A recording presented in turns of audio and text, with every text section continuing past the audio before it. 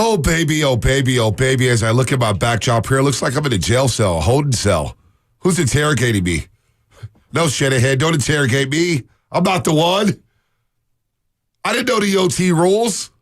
I didn't know anything about that. We're still stuck in Vegas. Oh, we're still stuck in Vegas. Good morning, everybody. Good morning. By the way, Lubin, where is my reads at so I can get this going here? Oh, here we go. Shout out to YouTube and Twitch. Brought to you by First NorCal Credit Union. Big shout out to Pete's Coffee for getting us out here in Las Vegas for the big game. Comcast Business Text Line. Look, good morning to everybody out there.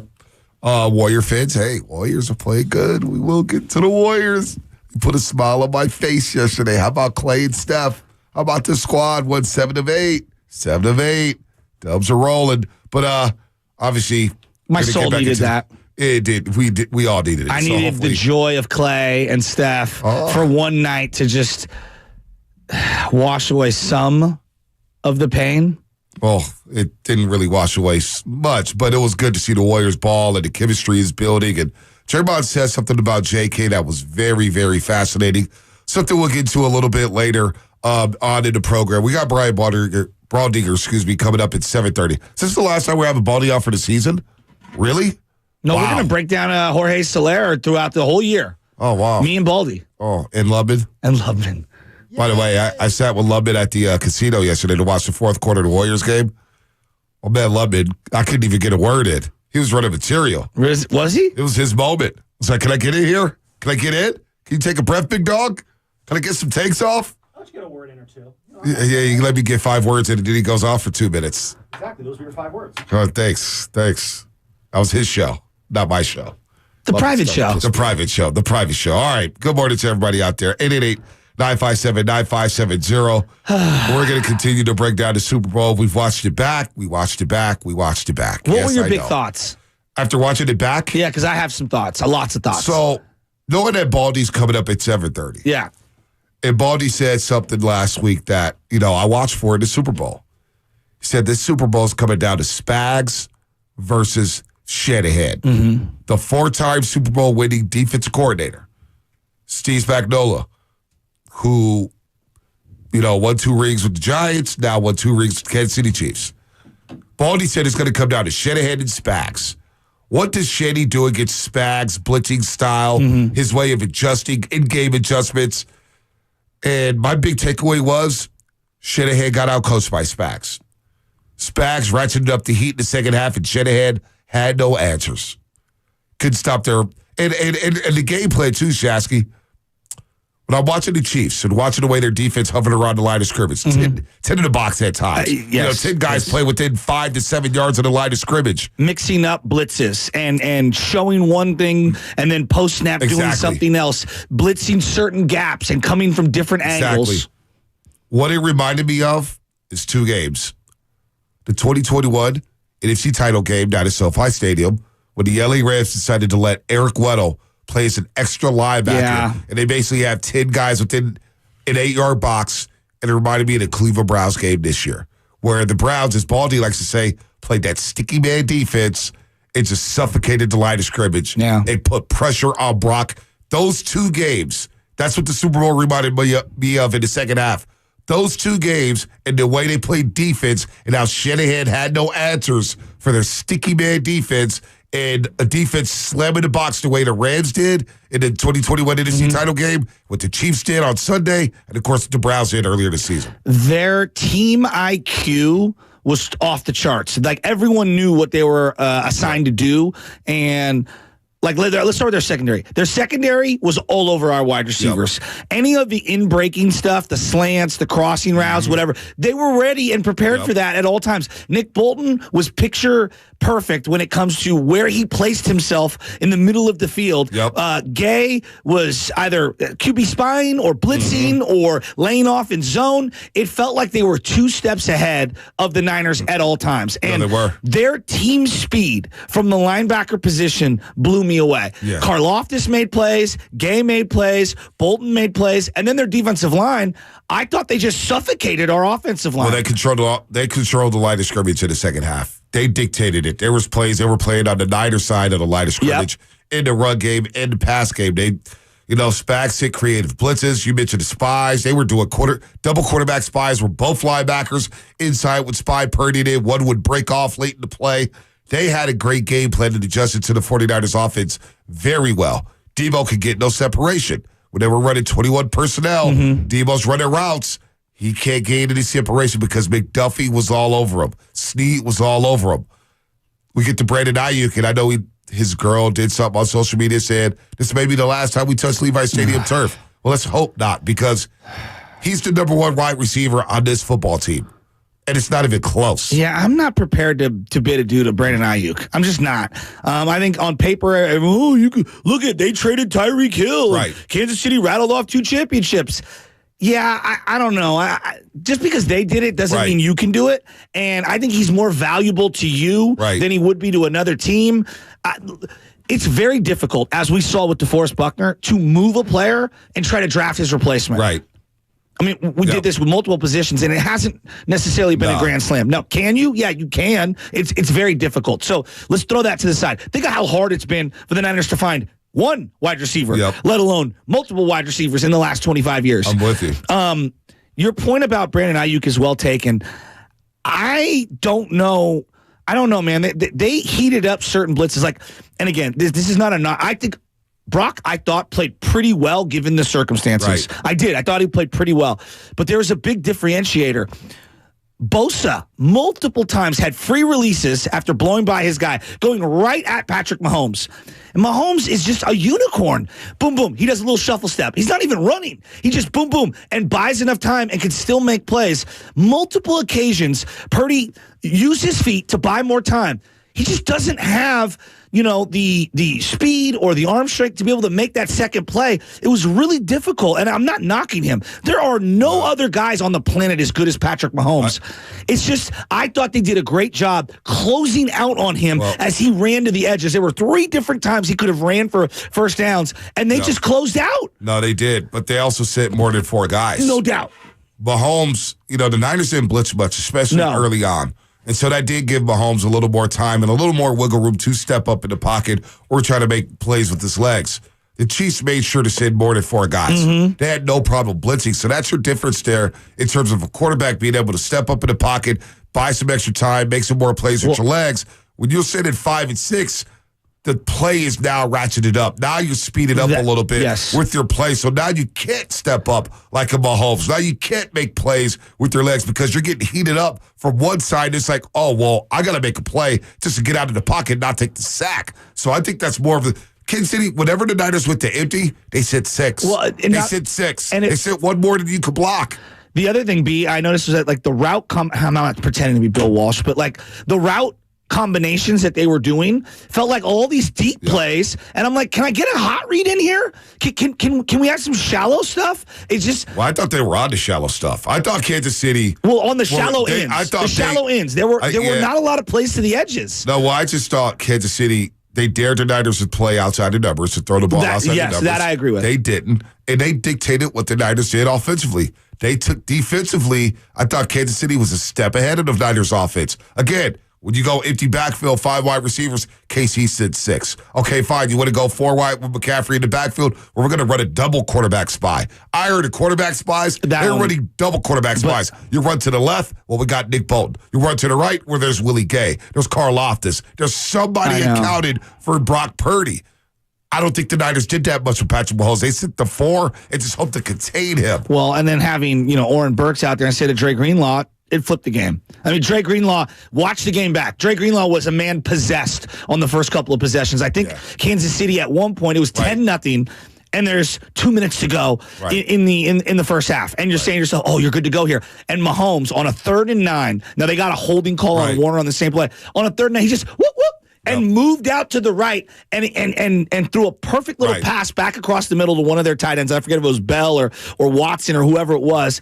And I'm just saying, like, God, they suffocated this guy, and they held him down, and they were getting stops, and just a simple little play, it breathed life into them, and they got that field goal before the end of half. And to me, I'm going to go back to it over and over and over again. I felt like the Niners lost their aggression offensively. I wanted to see them with 1:09 to go. They were down at the 15. Call the timeout. I wanted to see them call the timeout. Tony Romo brought it up on the broadcast, so that was interesting listening to the television broadcast and listening to Tony Romo in real time. And I'm like, wow, he agreed with a lot of things we said yesterday. The timeout with 1:09 left. To get the ball back. They brought it up on the broadcast. I brought it up in the seats. You're not going to touch the ball for an hour in real time. The 49ers in that football game didn't get a first down for 141 minutes. Was that what it was? It was something like that, yeah, because the third quarter, remember? Because it was really, 3 and out. The Niners didn't get a first down in over 2 hours of real time due to the long halftime, due to not having the ball at the end of the first half. So not being aggressive. And I thought Shanahan, even his pass plays, it was a very conservative game plan. It's almost as if he gave too much respect to Kansas City. But again, looking at Kansas City's defense, it's obvious, Spags, and I can't wait to ask Baldinger and this. their personnel. I felt like they picked apart the Cleveland Browns game. Yeah. Took elements of their game plan against the Niners. Took apart some of the Ravens game. Good call. And then they looked back at the 2021 NFC Championship game and said, this is how you slow down that run game. Let's slam the run. And that's what they did in the second half. They had over 10 guys in the box, Shasky. I mean, even on the completions on the slant plays, like the touchdown for Jennings is a great example. Right. Guys are on back hips. Yep. I mean, all those corners are ready to go making plays on the ball. Yep. That was one of the better secondary performances I can remember in a playoff game against the Niners since going back to the Legion of Boom. No doubt it was. I mean, they were impressive. And to your point, it did feel like their team IQ defensively was off the charts, and it matched exactly what Spagnuolo was dialing up. All right, let's go to the lines here. 888-957-9570. Let's go out to Boulder, Colorado. Boulder, Colorado. Nick in Boulder. What's happening, What's up, Nick? You're on the roast. Hey, guys. How are you doing? Good. I'm hurting. Yeah, I'm still shell shocked. I mean, we walked out of the stadium together after that game, and I mean, I could barely talk. So I'm actually 29. I was born February 2nd, 1995. Wow. So in my lifetime, I've seen a muff punt by Kyle Williams in the championship game, 2 failed cap fades in the end zone, one that was tipped by Sherman, and one that was just thrown over Crabtree's head. I've seen Tart drop a game-sealing pick in another championship game. I've seen a 10-point lead in the fourth quarter of the Super Bowl blown. I've seen all of our QBs get injured against the Eagles in the NFC Championship game, and now I saw that last on Sunday night in person, and right now I just don't know how I'm going to get over it. It's I thought it would get better after a few nights, but I still feel like this is our shot. Oh, just wait till KC televises their parade tomorrow. in Kansas City, Missouri. And then wait until they start talking with the microphones and discussing three-peats. You didn't see Scott Van Pelt or whoever it was on SportsCenter interviewing Patrick Mahomes from Disneyland? Oh, Mahomes looked like he was high as hell. He looked like he was loaded, and deservedly so. Just won another Super Bowl MVP. You know, the big takeaway. Nick, thank you for the call. It was good seeing you and Coach and your entire family. You guys are great people. Thank God you guys were there because I needed some of that therapy from Coach. Well, we needed somebody to hold us back, too. Well, that's a different story for a different day. A little violent there. You know, B, I look at this loss and I'm watching it back. You could look at every single personnel group, every single phase of the game, every single coach, and you could look at just about every single player and nitpick a reason why the Niners fell short. This is the ultimate pie chart of culpability game, if I ever seen one. I mean, the special teams unit, Moody hit some big field goals, and then they got a blocked extra kick. Now, you know what? The 55-yarder, the first one? Yeah. Kansas City came off the edge. If you go back and watch that first field goal, the Niners go up 3-0. We are very fortunate that kick wasn't blocked. 100%. Very fortunate. But nobody blocked the edge rusher. Coming off the edge, he had a free lane and almost blocked that kick. I mean, we weren't, you know what it was on the second rewatch, Shasky? In the areas you need to be buttoned up. The fundamentals, the basics, tackling, whether it's containing, but just little button-up stuff, illegal procedures. Pre-snap, knowing where to be. Kansas City beat us on pre-snap stuff. Just false starts, holdings, key first downs, situational football, just little things. And even overtime. Can we get to the overtime real quick? I think we didn't make a big enough deal of it. The fact that Kansas City and all their players are saying, we prep for this every week in the playoffs and twice a week during the Super Bowl prep and had meetings and broke down what we would do in overtime. Now, Kansas City said, and I believe them, if the Niners score a touchdown, Kansas City's going to score a touchdown and go for 2. Now, whether or not they convert that is one thing. But they had already said, Andy Reid said, we probably would have deferred. Now, in real time, I thought, this defense needs a rest. That's what I thought. But you know what? On the rewatch, and I've changed my mind on this, there's no doubt in my mind the Niners should have kicked that ball off in overtime. That is a monumental blunder. Even after the rewatch, they were gassed. But you get a long TV timeout, you get a long break. Did you get the coin toss? You know what? It's the Super Bowl. Suck it up. What if Kansas City has the opening drive and they were facing the 4th and 1? Do they go for it? I don't know. I just think the whole thing plays out differently. That's the way I view these things. I do too. But all in all, I think you got to kick that ball. Okay. The answer that Shanahan gave about the analytics and saying, we wanted to get the ball third. See, this is the difference between a great team and a team that's playing not to lose. The mindset should be all about you. All about the Niners and what we do. We dictate the offense. We dictate the defense. We dictate the tempo of the football game. So with that said, we dictate overtime. We're going to get a stop and we're going to score. Or we're going to score and we're going to get a stop and we're going to win the game. Why are we thinking about third possession? Well, but that's the big problem I have is I think, he said that and I want more elaboration on it. Your third possession, he said it's based on analytics. Right. Of what, college football, where you get the ball at the 25? There's no guarantee you're stopping Kansas City holding them out the end zone. But those analytics don't carry over. Yeah, but do you know what I'm saying? Yeah, no doubt. You kick a field goal, in case he's like, great. Yeah, now we know it's need 4 down territory. But what did I hear you. Now, we can argue about possession for a second. What did I say when it was 4 to 5? The field goal's not going to win this game. No, I knew in real time. And here's the crazy thing. But you have to kick the field goal in that situation. I would have. And that's where I'm like, I almost feel like you're handcuffed. And so I go back to you. In retrospect, you might be right that kicking it off probably was the better kicking it off was a better move. Because then you know exactly what you need to do. But then again, what if the Niners do score a touchdown? Are they celebrating?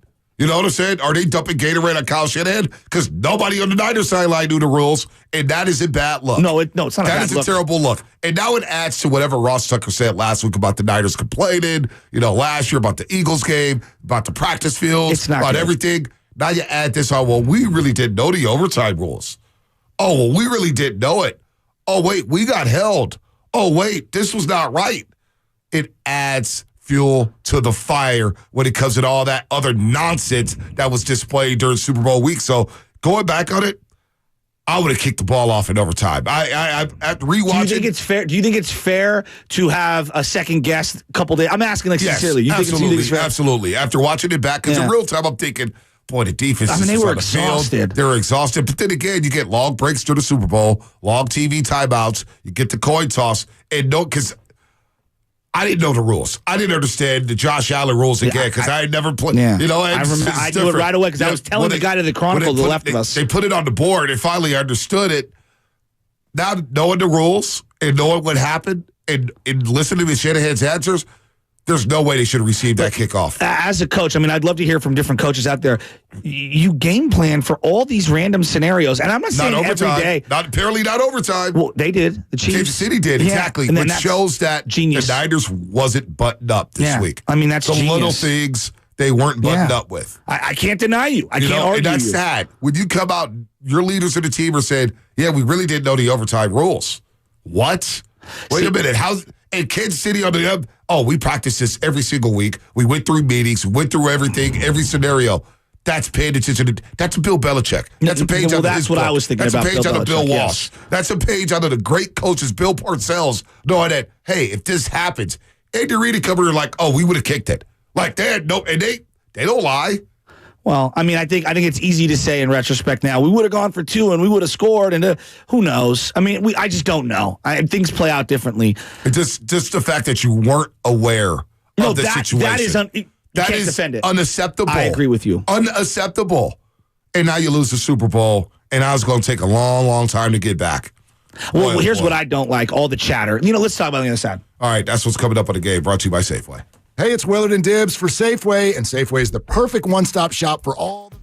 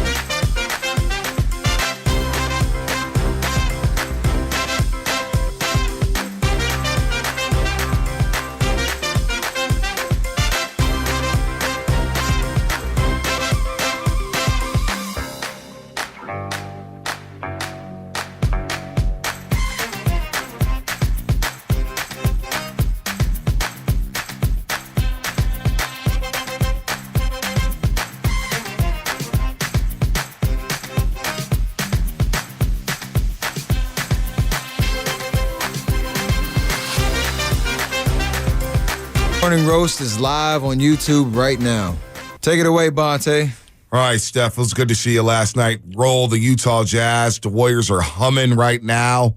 Humming. That's 5 in a row. 5 in a row. Wait. Brooklyn, Philly, Indiana, Phoenix. I do my math. Did my math well right there. A soul for correctly. a soul like Thanos? There you go. You can't have two teams be good at once in the Bay? I don't. Well, is that true? That's not true. I'm just, it's I mean, from the, you don't know. I'm not. I mean, come on, dog. I'm not. Basically, like, you can't have two superpowers simultaneously. Yeah, The boy doesn't know the zone. He doesn't know the zone. He doesn't know the zone. Where's Tony in Oakland? She probably couldn't get through yesterday. Lines were jam-packed. 888-957-9570. Get your calls in just a second. Get you a 95.7 game. Go to 95.7 game right now. breaking.com/957 to get you some 95.7 the game gear. We got all sorts of cool stuff. Niners apparel, Morning Roast apparel. It'd be really cool. You could get some awesome gear up at the shows here at 95.7 the game. Go to breaking.com/957. Niners lose the Super Bowl 25-22. Warriors blow out the Utah Jazz in Salt Lake City, setting up a monster showdown Wednesday night at Chase Center against the L.A. Clippers. Warriors are humming before the break. We'll get to them a little bit later, but I know you want to get in on Feliciano, but let's... The Niners look really weak right now. All the talking. You lose the game. Chirping. Way too much chirping. So Aiyuk's girlfriend basically says, this could be the last time we touch the Levi Stadium turf. And Brendan Aiyuk's brother on Instagram is out here Snapchatting and telling stories. This is the exact reason why we leave in San Francisco. Thank you, 49ers, for drafting my brother. We are forever grateful. BA to Vegas. Why does your all-pro 1,300-yard receiver have 3 catches in the Super Bowl? So there's obviously some unhappiness with Brendan Aiyuk, and this could be some posturing for a contract. But here we go with the family members talking. Here we go with the, hey, thank you for the memory, San Francisco. We went through this with Deebo Samuel.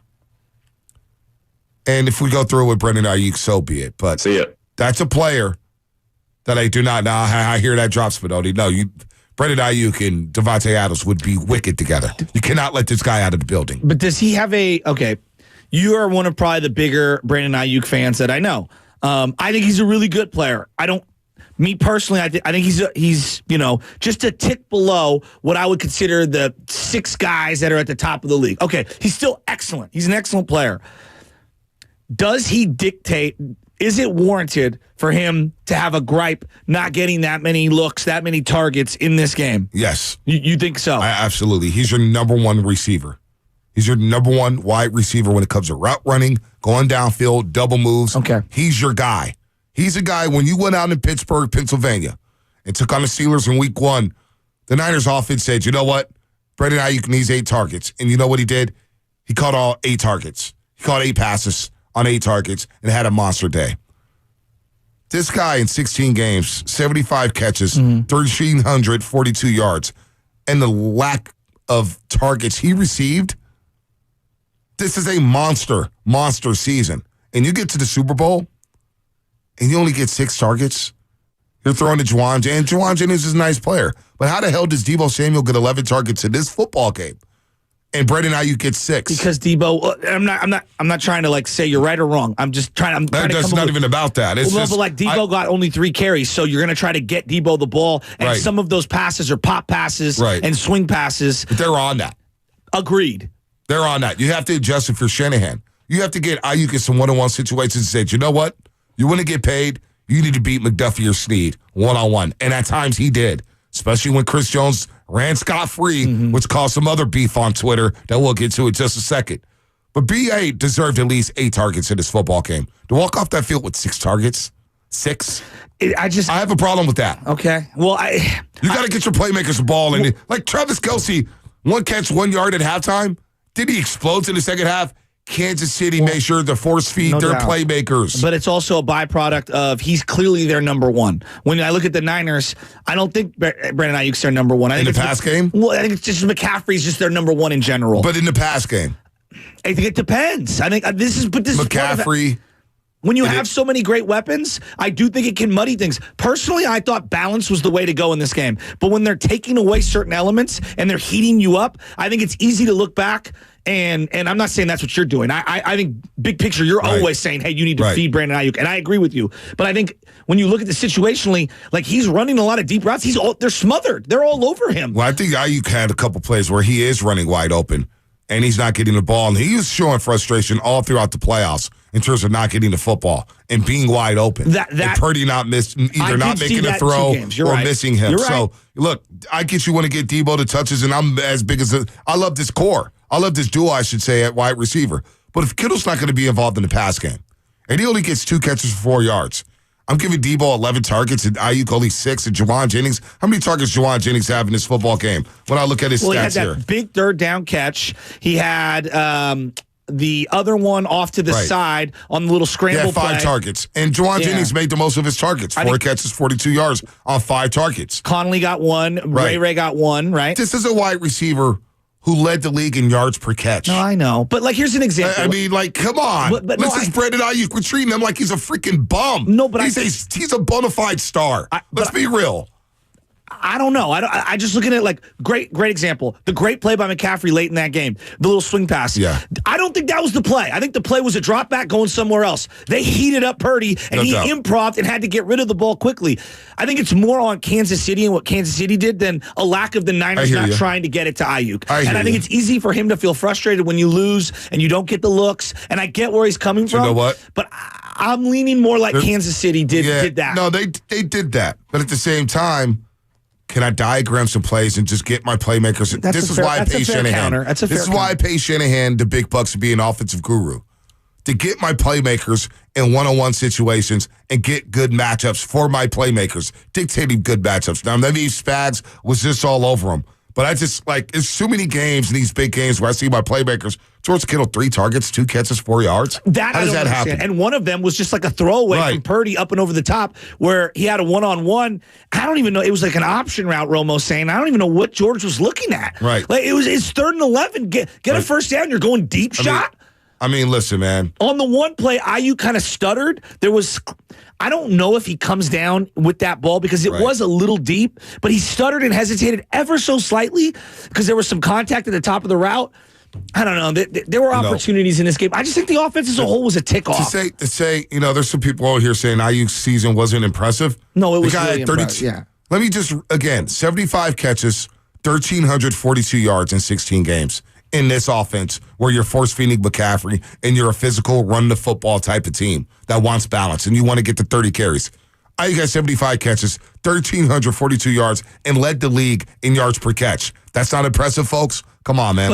I just look at more like the byproduct of our offense. When I think about our offense, I think of we're going to do the running game, and then we're going to do some play action, and then we're going to have the deep in cuts to guys like Brandon Aiyuk, and we're going to hit those layered throws.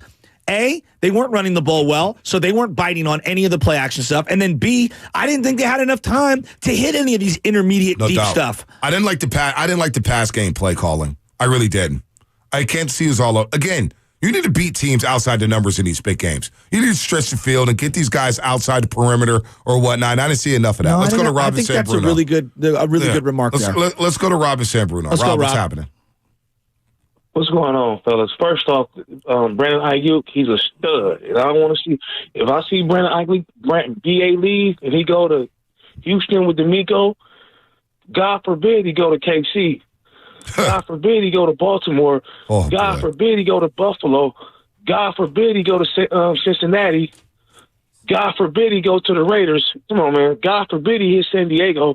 I mean, L.A. Chargers with Herbert and the boys down there. Don't do that. So, I mean, I thought he had a problem with the Niners years ago for what they did him a couple of years ago when they benched him for Mohamed Sanu.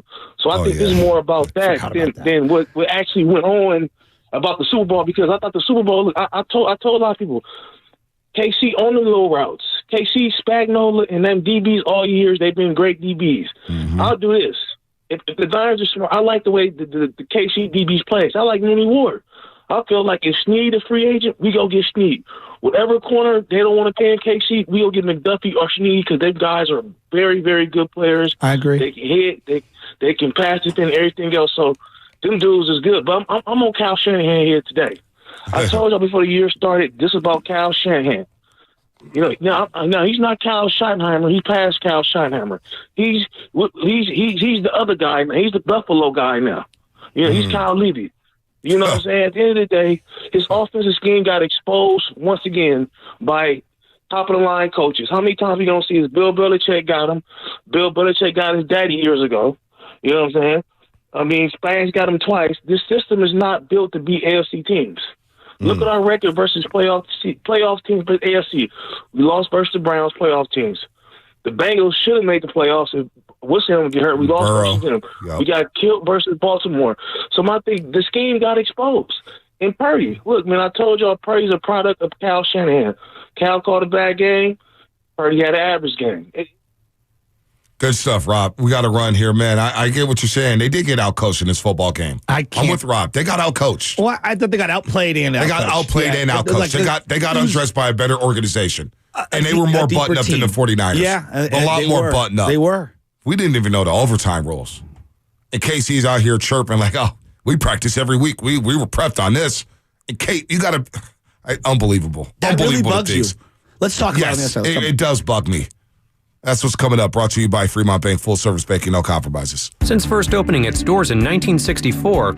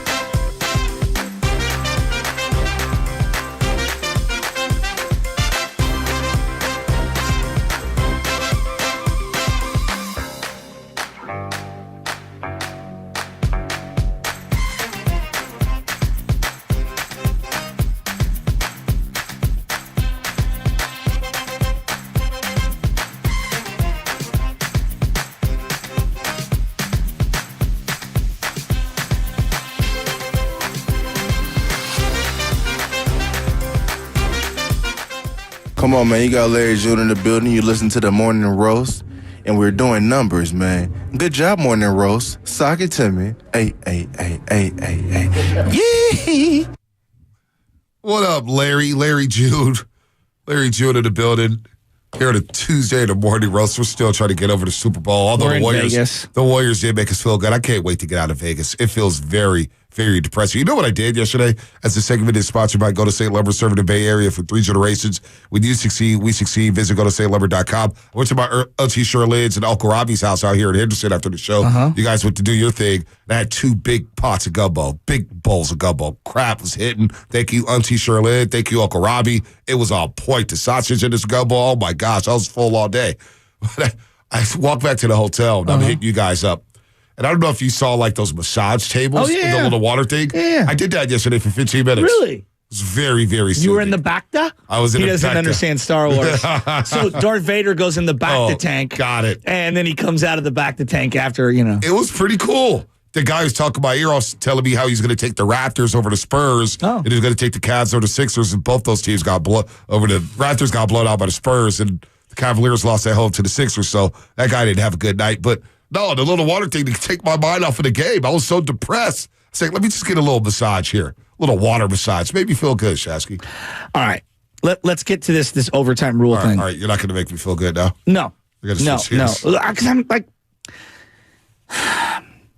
I don't pretend like I'm Bill Walsh. I really don't. Like, I love coaching. I love sports. But part of being a coach is you need to know the rules inside and out. Inside and out. Uh-oh, we got an echo. Echo, 1, 2, 3. 1, 2, 3. Oh, echo's gone. I guess it's just not me. So we're good now. All right. Anyway, point being is your job is to know every single rule and prepare your team for every single moment. Now, again, I'm not equating what I do to what Kyle Shanahan does. You have been in the NFL forever, all right? You should have a comprehensive knowledge of exactly what's going on, and then it is your job to explain it to your players. We assume, because professional athletes are in the bigs, whatever, that they know every team in the league, they know all the conferences, they know all the divisions, they know all the rules of the game.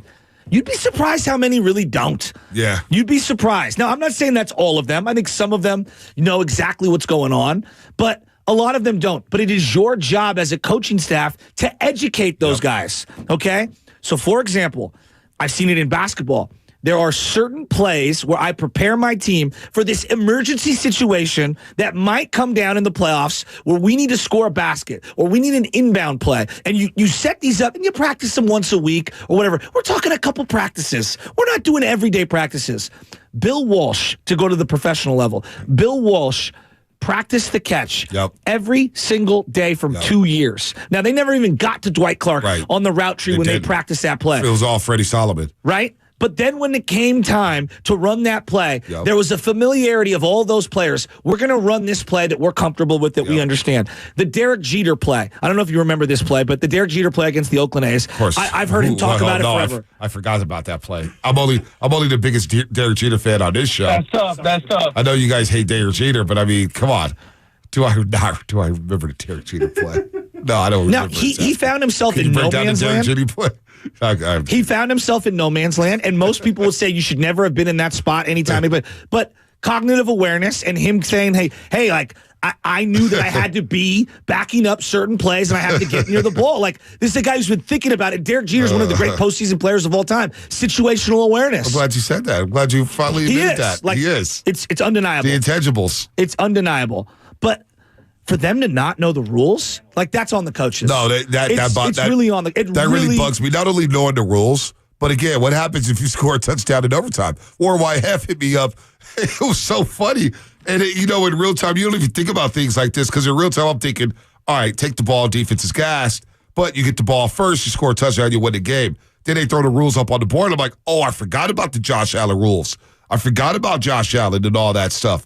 But then for Juszczyk and Armstead, and then you got Tranquil on the other side of the Kansas City Chiefs said, oh, we prep for this every single week in the postseason and twice during the week during the Super Bowl prep. We were on it. Our whole strategy about it, what we're going to do. The Niners had no strategy. Shanahan was thinking about the third possession of overtime. Well, I can't be thinking about third possession. What if you get stuffed? You put the ball. There's no third possession. What you need to be, we need to score and get a stop 100%. and win the game. So, have texted me yesterday, if we would have scored the TD in overtime, the Niners players would have rushed the field thinking we won. And we would have got a 15-yard penalty. It is embarrassing. And the more I think about it, and after watching the rewatch, because that's what we did, and I'm giving Kansas City credit, Spags dominated Shanahan. He outcoached Shanahan. And he was in his hip pocket. Their personnel's excellent. But they took away. I thought it was the same game plan, and it looked very reminiscent of what happened against the LA Rams in the 2021 NFC title game, where they said, Jimmy Garoppolo, you're not going to throw it deep. We're going to stack 10 in the box, and we're going to make you throw it deep. And we couldn't punish them. You couldn't punish them. The Cleveland Browns did the same thing this past year. Oh, we're going to suffocate you and make Brock Purdy throw the football, and we're going to make him flush him out the pocket and make his life miserable. And that's what the Cleveland Browns did. That sticky man coverage. You know how many times I heard Romo thinking about Baldy when he says sticky man coverage? Romo said that over and over on Sunday. Hey, look at the G's. They're sticky man coverage. And they kept 10 in the box in that second half and dared Brock Purdy to throw football deep down the field. They were sitting on the slants. They weren't threatened by the slants and the end routes. They said throw it outside the numbers. And for whatever reason, the Niners couldn't do that. But with all that said, I would have kicked that ball off in overtime now. I pivoted. I would have flipped it. I would have kicked that ball off and tried to get a stop right away because it changes the strategy of everything in overtime. But the fact that Shanahan mentioned analytics and a third possession in overtime. Homie, we may not get to the second possession, and they damn near turned it over on the first possession. Multiple times. And then they got bailed out with a penalty. But Bonte, he's basing his quote-unquote analytics off of the college game where you get the ball to 25-yard line in your own field. Like it's not equivalent. It's kind of embarrassing. No, and it really is. And like to me, like honestly, it's the worst thing you could have said. And the more and more I hear the Niners talk, and the more and more I hear about this situation, the only thing I could say is it's a horrific look for everyone involved. It is. It is. It's really bad. And now I'm not saying it's a fireable offense. I'm not going to go that far. But it's one of those things I can't unsee. Think about this. When I think of Bill Belichick, I think of him not calling a timeout and allowing Seattle to almost panic on the other side, even though they had full control. And then Malcolm Brown knowing situationally what they were going to do. And then the NFL films a week later showing us in practice Bill Belichick thinking 15 steps ahead, saying they're going to run this play on the goal at this time right now, and you're going to step in front and you're going to intercept it. That's a man who prepared his team for every single second. He's a man also, Bill Belichick, who told his team, I don't want you to stretch the ball out at the end zone because I'm afraid you're going to turn it over and we're going to score in these situations anyway. And I'd rather you be down at the one knowing I have Tom Brady. Than risking a turnover there. So, I cannot express enough the details lost the 49ers this game. Details, so bad. From top, bottom. I mean, I'm still thinking about Lynch saying, boy, we're at Mahomes' pro day and so Shanahan, maybe we need to rethink our whiteboard. We need to maybe reshuffle some things. So remember in real time when I was mad about that? I was like, why would you admit that? Furious. I was furious. Possibly. And now this guy's cost us 2 Super Bowls to Patrick Mahomes. And we still, listen, I'm telling you right now, I'll just put this out there to Ethos before we get out to the lives, because I know there's a lot of calls and I want to get to everybody. Luke in Boston, Manny on Dumbarton Bridge, Rhea in Lancaster, Antonio in Oakland. We're going to get you all before the break here. If Purdy doesn't replicate the season he had this past year, if he has any regression in 2024, we're going to be right back to the quarterback talk after the. You know it. You know it. Come on. You know it. If he doesn't replicate the success he had this past season, you don't think Shanahan's going to be looking elsewhere? All that lip service about Brock Purdy, you just wait. Now, we're not there yet. That's not a conversation for today. Good game. He had a pretty good game considering the circumstances. Yes. I feel very encouraged by him. Well, considering all your weapons let you down. Right. In some facet, whether it be the complete game or turnovers or not running routes, like every guy had a hand. I mean, Trent Williams is one of the greatest players the Niners ever had on their line. He had a horrible game. Yeah. I mean, Bonte had a horrible, and this is the other element about not being detail oriented and buttoned up. And I'm going to go there, and I will. I'm going to tell you this right now. if I was running a business and I saw one of my managers, one of the heads of my company, look a little disheveled on media day, I know it was cute and we laughed and it was funny and nobody wants to press Shanahan because he's got a lot of power and control. I'd have a very difficult time losing the way you did, not knowing the details, not knowing the rules, seeing all the chatter coming out, not looking back now in retrospect, saying to myself, that really wasn't a great look for you on media day. Now, I can't prove anything. I'm speculating. I'm going off of his normal behavior and the behavior I saw on Monday. In retrospect, at minimum, it's a really bad look. It's a really bad look. Well, especially when you're not buttoned up on the details, like you said. When you're not buttoned up on the details and that happens. No, I loved his answers. I thought he gave very thorough answers, but I don't know, This is a $1 billion corporation, and I know it's not the same as running Safeway or running Apple or anything like that, but just think about what companies you roll with. If you have one of your managers that loose at a big function that's extremely important, would Bruce Bochy act that way at a media day? No, maybe after the game, after they've won. Would Steve Kerr act that way? No. I mean, look, we all laugh. It's Shanny. We love him and everything. But then when you see them look unbuttoned and not know the rules in overtime, it's like, man, all these things, these are bad looks. They're piling up. It's terrible looks. And no one's running them out of town, but it's things that I can't unsee now. No, it's terrible looks. It was terrible looks. Let's go to Luke in Boston. Luke in Boston, what's happening? Hey, Luke. Hey guys, how's it going? Luke in Boston? It sucks. Going once? Yeah, can you hear me? Going twice? You guys back there? Can you hear me? All right. No, Luke in Boston. Let's go to Manny on a Dumbarton Bridge. No. Oh, we can't hear. Uh-oh. We can't. All right. Let me know when we take some calls. Let me know. Let me get the legal out the way. You are listening to 95.7 The Game, KGMG FM and AC1 San Francisco. Shout out to YouTube and Twitch, brought to you by First NorCal Credit Union.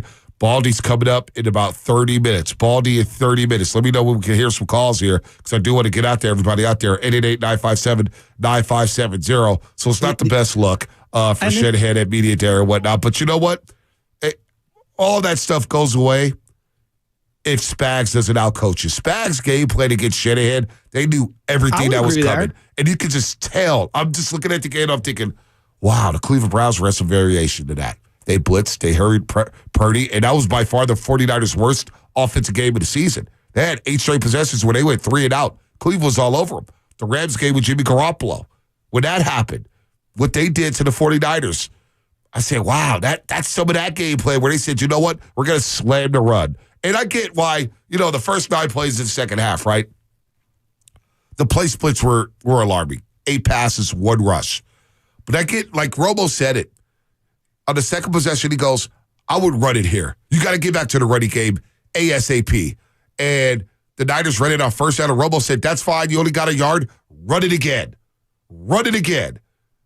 Get about 4 yards. Just settle the game. That was the second possession, I believe. Did Banks go full starting on that one? That was the first drive. Okay. That was a drive killer. That was a drive killer. That was after the interception. Yes, you're right. But Romo said, just stick to the run. Stick to the run. And they didn't do that. Well, it felt like in overtime they stuck to the run and they started to have some success.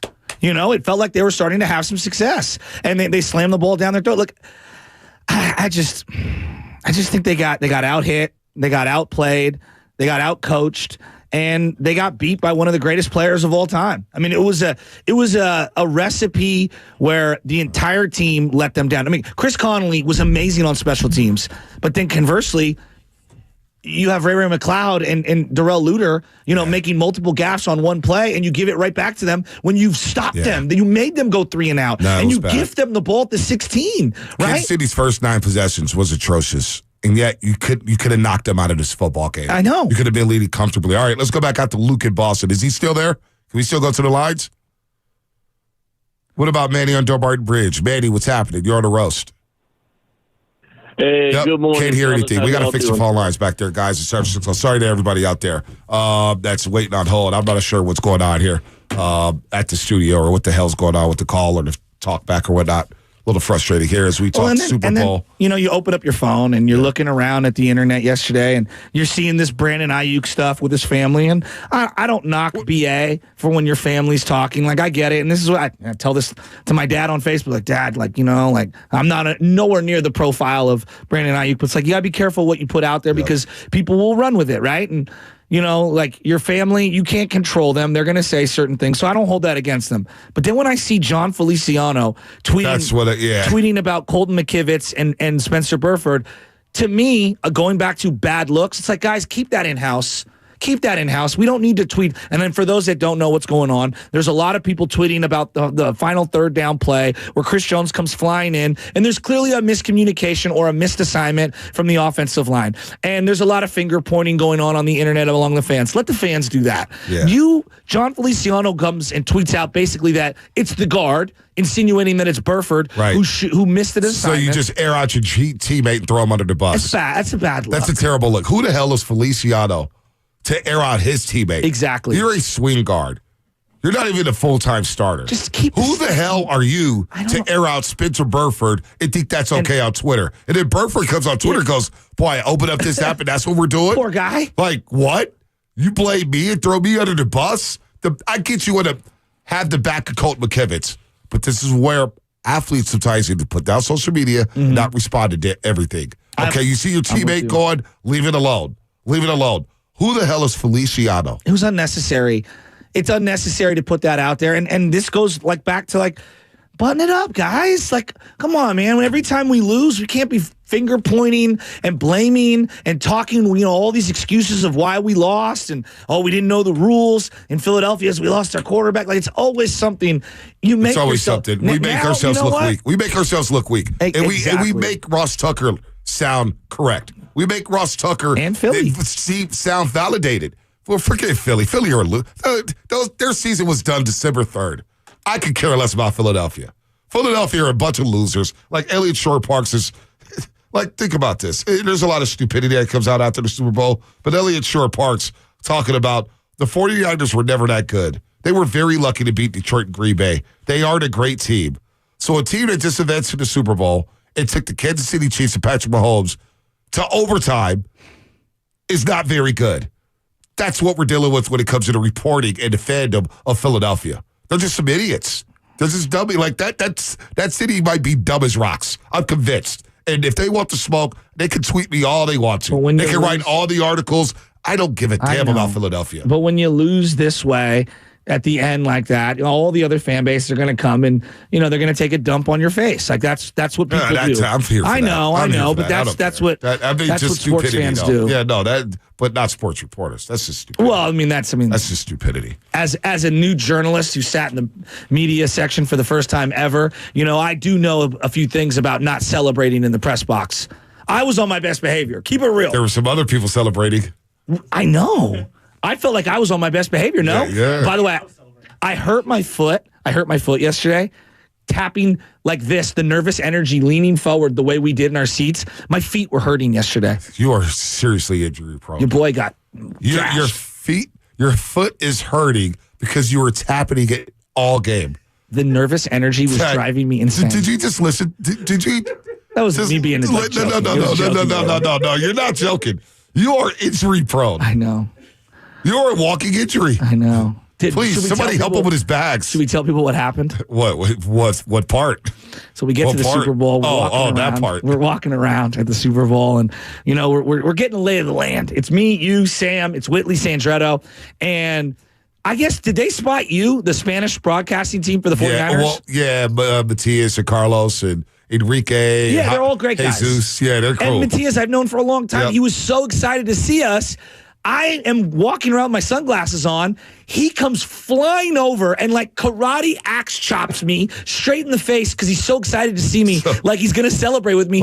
And he whacks my glasses, which cut my nose. Well, dude, the gash in my nose was humongous. So I go into the Spanish broadcast booth. We're taking pictures. I was bleeding. Booth. We're taking pictures in the booth, and I'm looking at Whitley. I go, Whitley, where the hell are they at? She goes, Shasky's in the first aid room.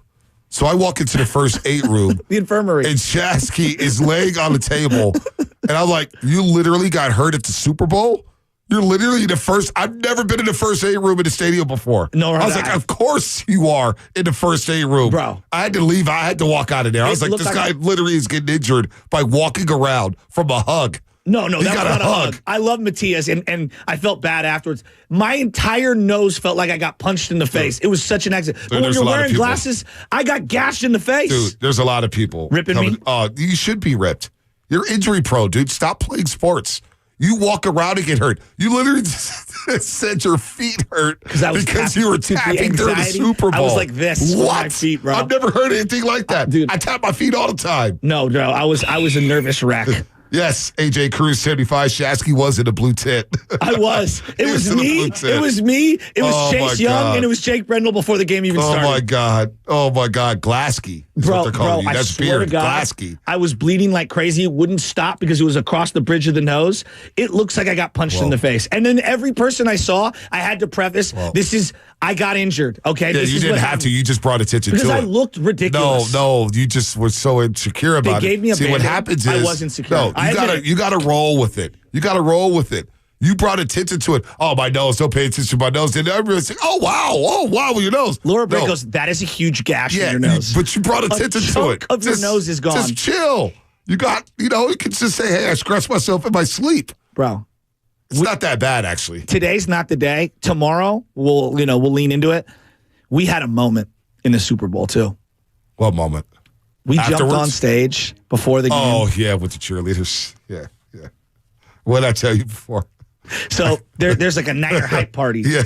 There's a Niner hype party. And we're going to get to the game. Trust me, we're going to break it down. But we got to smile a little to get through the misery. Oh, man. Our guy, who we did the Olympic Club Foundation with, who's an MC, great guy. He's really AJ, great guy. He's AJ like, what's Hirsch. up, boys? AJ Hirsch. And there's a DJ and there's cheerleaders on stage and it's all the Niner fans. And it was kind of dull because, they needed to get hyped up. And Sam Lubman goes, you guys should go on stage and hype up the crowd. And I'm like, okay. And Bonte turns and he goes, let's be legends. Let's be legendary. And I looked at him, and I swear to God, it looked like you were ready to have your 8 Mile moment. Yeah, I was. And you went on stage, and there's all these cheerleaders in the front row. And I couldn't get around 3 of these cheerleaders, so I'm on the side, and Bonte just elbowing, boxing people out. Next thing I know, he's at the front of the stage, and it's like he was dropping a double platinum album. Hey, man, the cheerleaders were moving while we had the crowd hype. They started playing Bang Bang Niner Gang, and the cheerleaders are shaking it. And I'm thinking, like, dude, I thought I was Master P for a second. I thought I was Luke Skywalker. You were dancing. I was dancing. You were hyping I the thought I had crowd my up. background dancers. I had the DJ hyping up the Where's crowd. the video? The video's on 95.7 Yeah, it's the on game 95.7 somewhere. the game. I swear to God, it's the funniest thing I've ever seen. I thought I was Master P. I had my moment. I've been waiting for that. Michelle doesn't know about that video She yet. doesn't. Well, and it does. She's already commented on it. I might have to hear about some things at home, but you know what? It's all for show business, baby. All right, we'll try to get the calls going, man. And How you I got performed tight? hurt. Oh, man. Some guys can't play through You did injuries. play I'm seeing so many comments about it. We had our moment. Hey, somebody posted a video of us 12 hours after the fact. It was like 12 hours earlier. And it's me and you dancing on stage with the cheerleaders. And then like 12 hours later, and it's me and you looking angry in the studio, talking about another Super Bowl loss. Oh my gosh, we're never winning the Super Bowl while we do Was this that show. Philly? Yeah, I don't know who did that. I think David Taylor may have done that. He was showing bullying them on the videos. Tedler. He's like, they were living for the sad moments. Hit me up for some Giants pre and post. I'll help you out this year. They trust Hit me up. They will not be. The makeup can cover the horrible scar on my They nose. will not be hitting you up. What's coming up in the game? Brought to you by St. Martin Lucky, California. Brian Baldinger, 7:30. Plus, we'll try to get to your calls. We'll try to get to your calls on the other side here on the roast. This Valentine's Day, Lucky invites you to...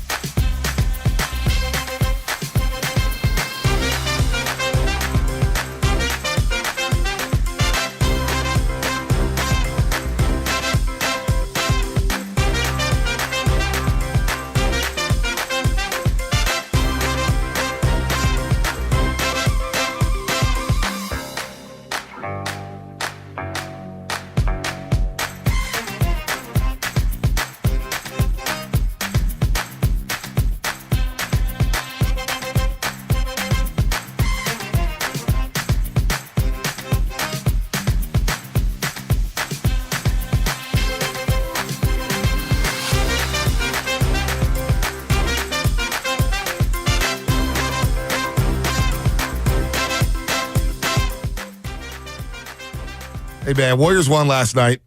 The Warriors are back. You know, I saw a tweet from Pilo. Our buddy Pilo. He's out here in Vegas. May still be out here.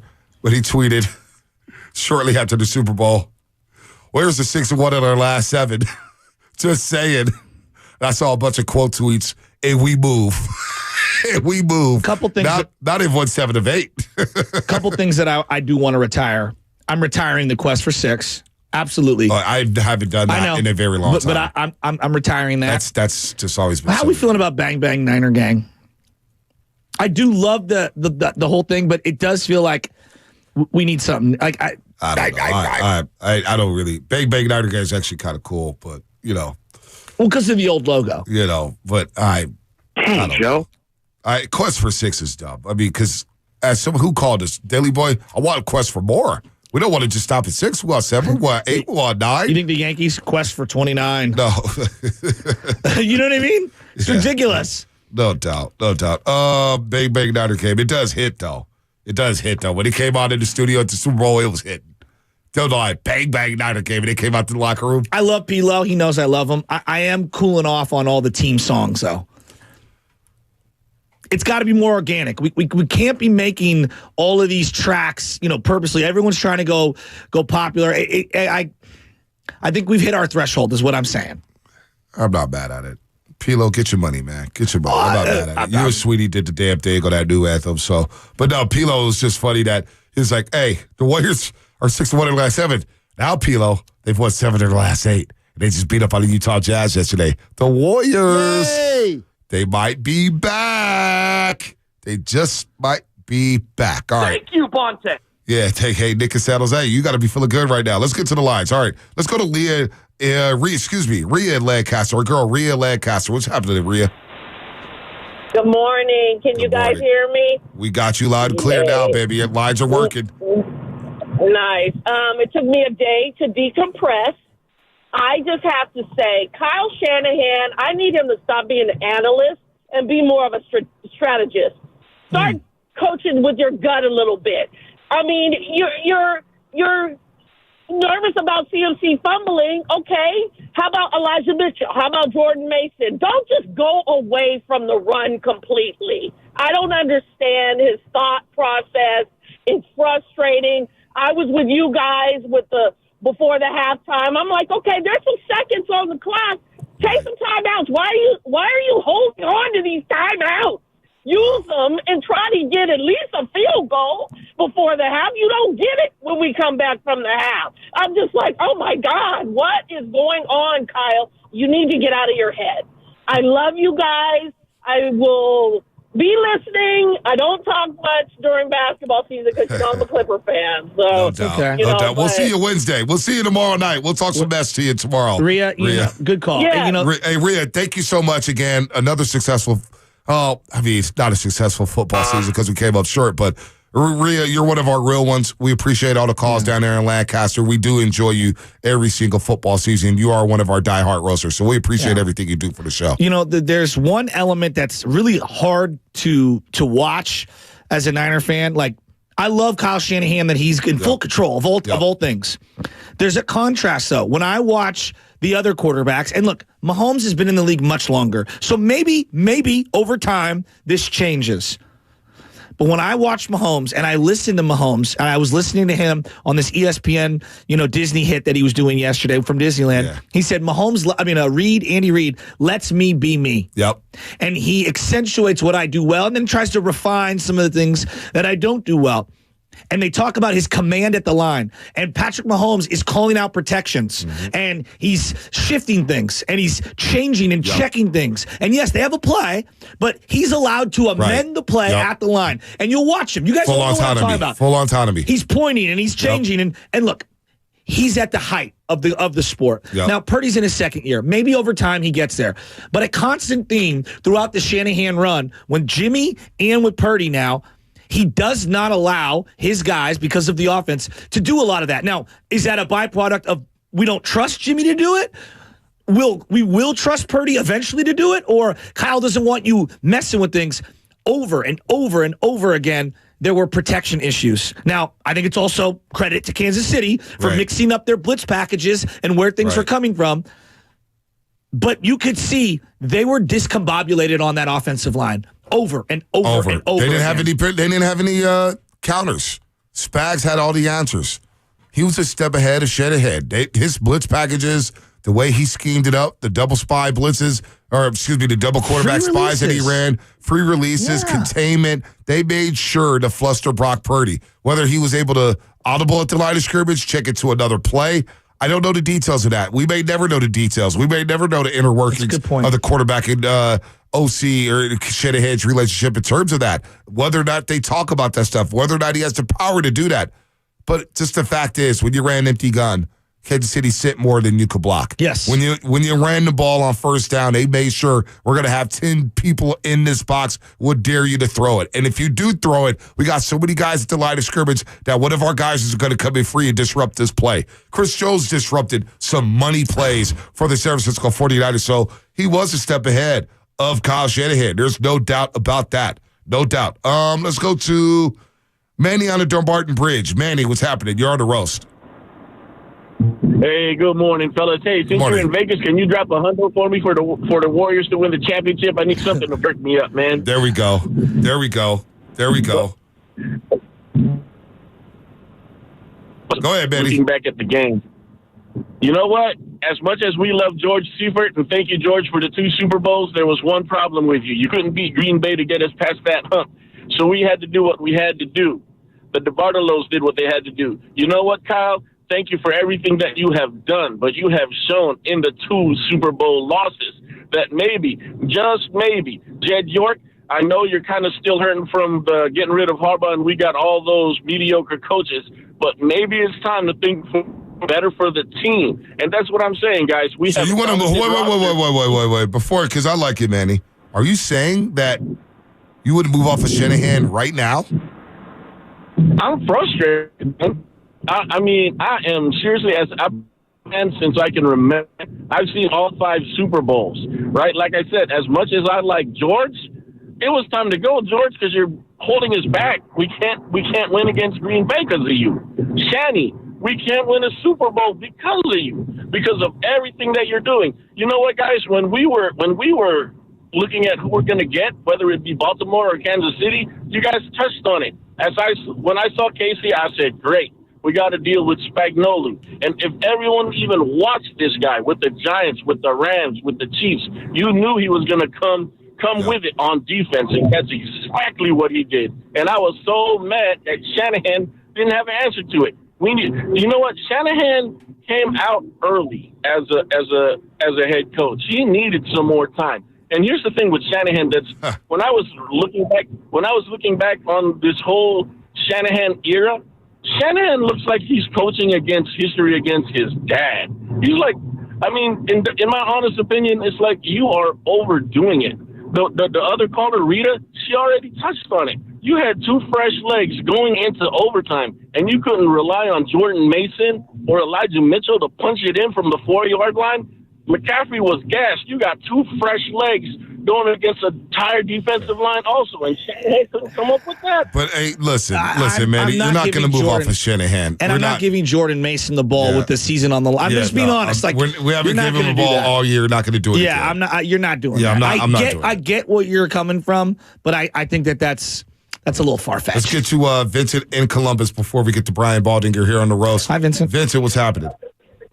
Hey, guys. Sorry about what happened, but the thing I was wondering, too, I don't know how they weren't prepared for the corn dog play. Like, they've run it in the Super Bowl last year, and I just think, like, a rule of thumb, too, is, like, when you have multiple receivers on one side of the field in the red zone, you should always have one guy stay outside, one guy stay inside no matter what happens. And I just think that it's kind of what cost it at the end. But I felt really bad for Fred, too. So they're going to score a touchdown in that situation. No, like the corn dog play, yes, it's going to get a lot of love and everything, but come on, man.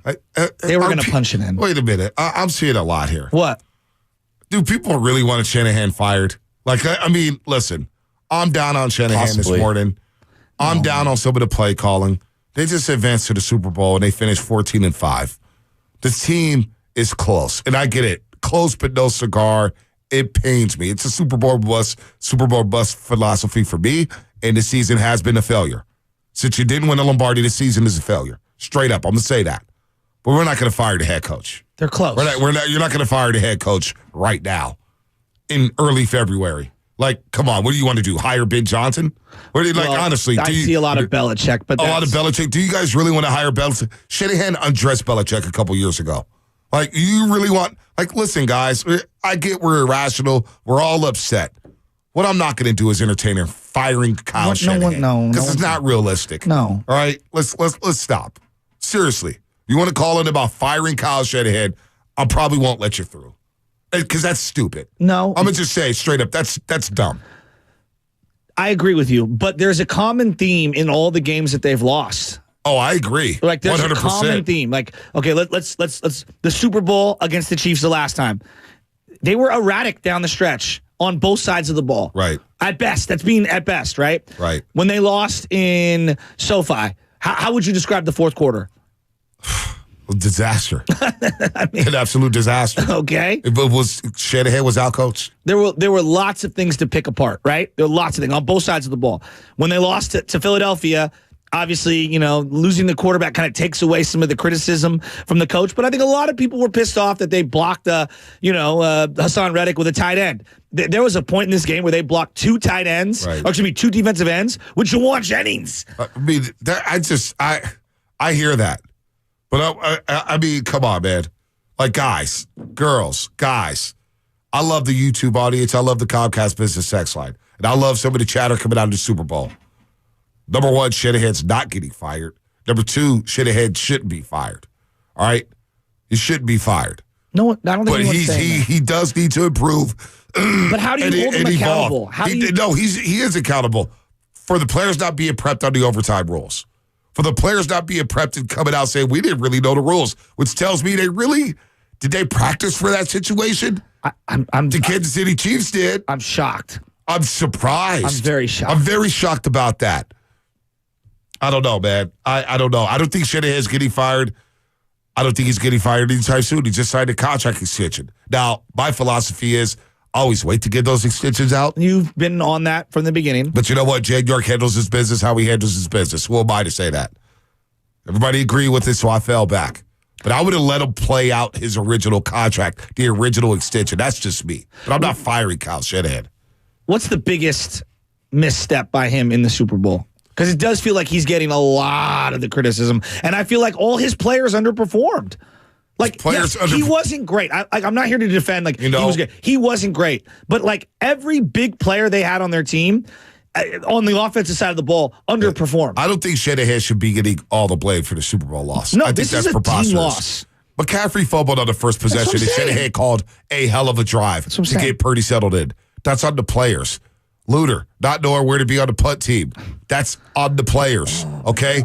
Block PAT. That's on execution. That's not on Shanahan. That's on execution. By the way, Conley played a really good game. I know we slept over it. No, Conley had a great game. He did play a good game. Keep going. I mean, but no, seriously. I mean, that's all players executing. False starts, holdings, legal bet.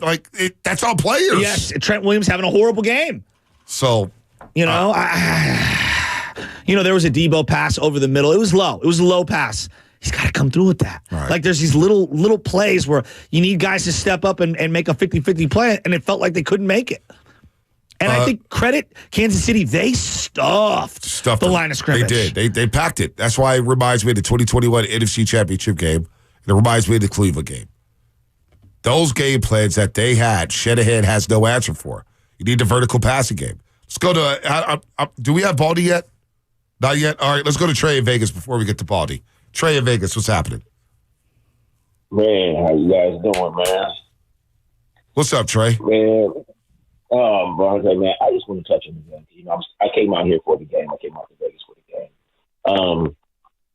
It's like you said something earlier that I want to touch on. I felt like the Niners didn't play. I didn't say they had to play a perfect game, but they had to stay free, perfect to win this game. And I thought Kansas City, they took advantage of those mistakes. Like you said, old boy getting hit by the punt, that was huge. That was huge. I don't think we don't put enough emphasis on that play because if you think about it, Kansas City was not even moving the ball. Still wasn't moving the ball because the Niners defense was still dominating. I think that play right there turned the whole game around because that gave Kansas City some life. Oh, we just got a punt. Now, what happened? The next play, they scored.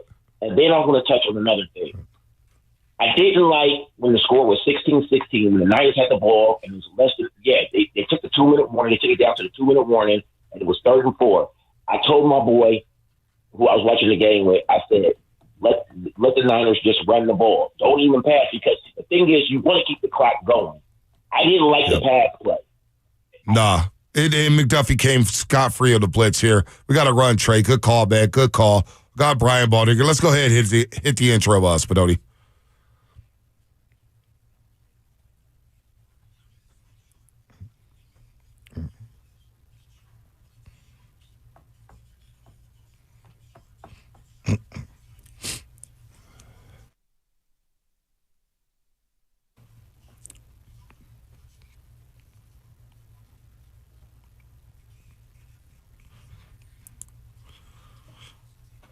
All right, our main man, Brian Baldinger, joining us on the Box Here Girls and Guest Line, presented by Golden State Lumber. When you succeed, we succeed. Visit GoldenStateLumber.com. Super Bowl 58 in the books. And it's good to have you on this morning, Baldy. It's so good to have you. Oh, we're going to be on for the next hour. Great. We got Baldy on for the next hour to break down this game. We'll take some calls in the second part of this interview. Cannot wait to do that. Baldy, Super Bowl 58. Let's start with this. Last week you came on the show and you said the matchup that will dictate this game would be Spags versus Shanahan. Shanahan versus Spags. And after watching it back a second time, I think it's safe to say Spags got the upper hand. Now, what did he do to gain that upper hand against Kyle Shanahan in the Super Bowl, Baldy? Well, they couldn't get the deep ball. I mean, they tried a number of times to Debo, to Aiyuk. They tried to get the ball down the field. They defended it, whether it was because of pass rush, blitz, or just great pass defense. And so that was a big part of it, was that. And then, they just like Kyle was trying to take his shots down the field to try to get big plays, just like after Tiggs' interception, they go right down the field and Aiyuk is there and the protection broke down. Just the way Kyle was trying to dial up his explosive plays, Spags is doing the same thing. He's trying to pick his spots to come after Brock Purdy. And, whether it was 3rd and 4, like you just explained, on that big play there before overtime, they couldn't do it. I mean, Spags he just sort of outmanned him in a couple of cases. Now, look, they also beat him also for Jawan Jennings' touchdown was against the blitz zero, and they beat the blitz. They had a good play on against it, and Purdy got the ball out fast. It was a good route, and they beat it. They beat it a couple of times, but they also lost to it a bunch. So, when you're looking at this, there's so many elements. I mean, Debo getting as many targets as he did, it felt like he was getting smothered no matter where he went. CMC was pretty ineffective after the first drive running until overtime. George Kittle not getting enough touches. Aiyuk not getting enough touches or looks. Where are you at in terms of the balance, the game plan, just what they were trying to do offensively before we get into the individuals? Well, they went 3 straight drives in the third quarter of 3 and out. I mean, nobody's getting any touches if you can't get a first down. I mean, that's 3 straight drives. You don't get a first down. You're not staying on the field. It's 9 plays. Yeah. And, you had field position, first down at the 44. Mm-hmm. And, they can't block up front. And you come away with nothing. That's a big turnaround, Joe. So, that's part of it was, third downs. You could say, okay, well, they're throwing it on first down, so they're not going to run it on second down. All that's true. The season dictates the balance of who gets the ball. Right. I mean, it's not game to game to game where, okay, you get 5 touches, you get 5 targets. I mean, that all gets dictated. That's going back to Bill Walsh. At the end of the year, the X would get 80 catches, the Z would get 60, et cetera, et cetera. Tight end would get 60. So that's dictated by the course of a 20-game season. When you do what they did on Sunday, you're going to get imbalances. You're going to get, okay, Kittle 3rd and 4 will throw it to you on an out route with leverage against the linebacker. Right. That's what you're going to get. But otherwise, I mean, man coverage, there wasn't a whole lot of separation a lot of times between these guys. Baldy, I kept thinking about you during this game, only from the sits. From the sits where I kept hearing Tony Romo say, sticky man coverage, sticky man coverage. And you always say that. It was after the Cleveland Niners game. And on the rewatch, I just want to know from your eyes, because you're the expert here. I felt like the Kansas City Chiefs' Spags, they took elements of the Cleveland Browns game plan middle of the season when they snuffed the 49ers and beat them 19-17. And maybe they went back to the 2021 NFC Championship game where the LA Rams kept Eric Weddle, who was at safety, in the box. And you saw like 10 guys within an 8-yard radius of the line of scrimmage, and they were basically daring the Niners to throw it deep. Kansas City, it felt like it was the same game plan. Sticky man coverage. We're going to sit on the end routes. We're going to be very physical at the line of scrimmage with Debo and Brandon Aiyuk, and we're going to make you throw it somewhere else. How much did Spags pick apart from that? Because it felt like I was watching the same defense from Cleveland and the LA Rams in those two instances. Well, they played a lot of, Cleveland plays a lot of man coverage, and they challenged those dig routes. And, they got the one interception. Yep. I don't think Spags takes anything from, I think he does what he does. Right. I think his guys are very well trained. They don't break down in the back end. I mean, the 49ers break down on the touchdown to Marquez Valdez-Scantling. I didn't see those kind of breakdowns by the Chiefs. Nope. Where they left the guy uncovered. I thought that, in fact, the shallow cross to Rashee Rice on 3rd and 6 in overtime, I mean, Richie James was uncovered. He could have walked into the end zone if Mahomes threw it to James.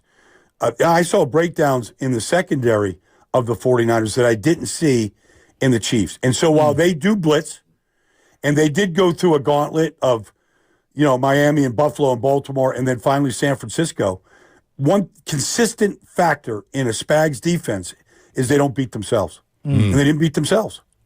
Yeah, I was really impressed with their linebacker speed. Obviously, their secondary makes unbelievable plays on the ball. And just up front, they were dominating the 49ers offensive line. It felt like one of the worst Trent Williams games like I've seen in a Niner uniform.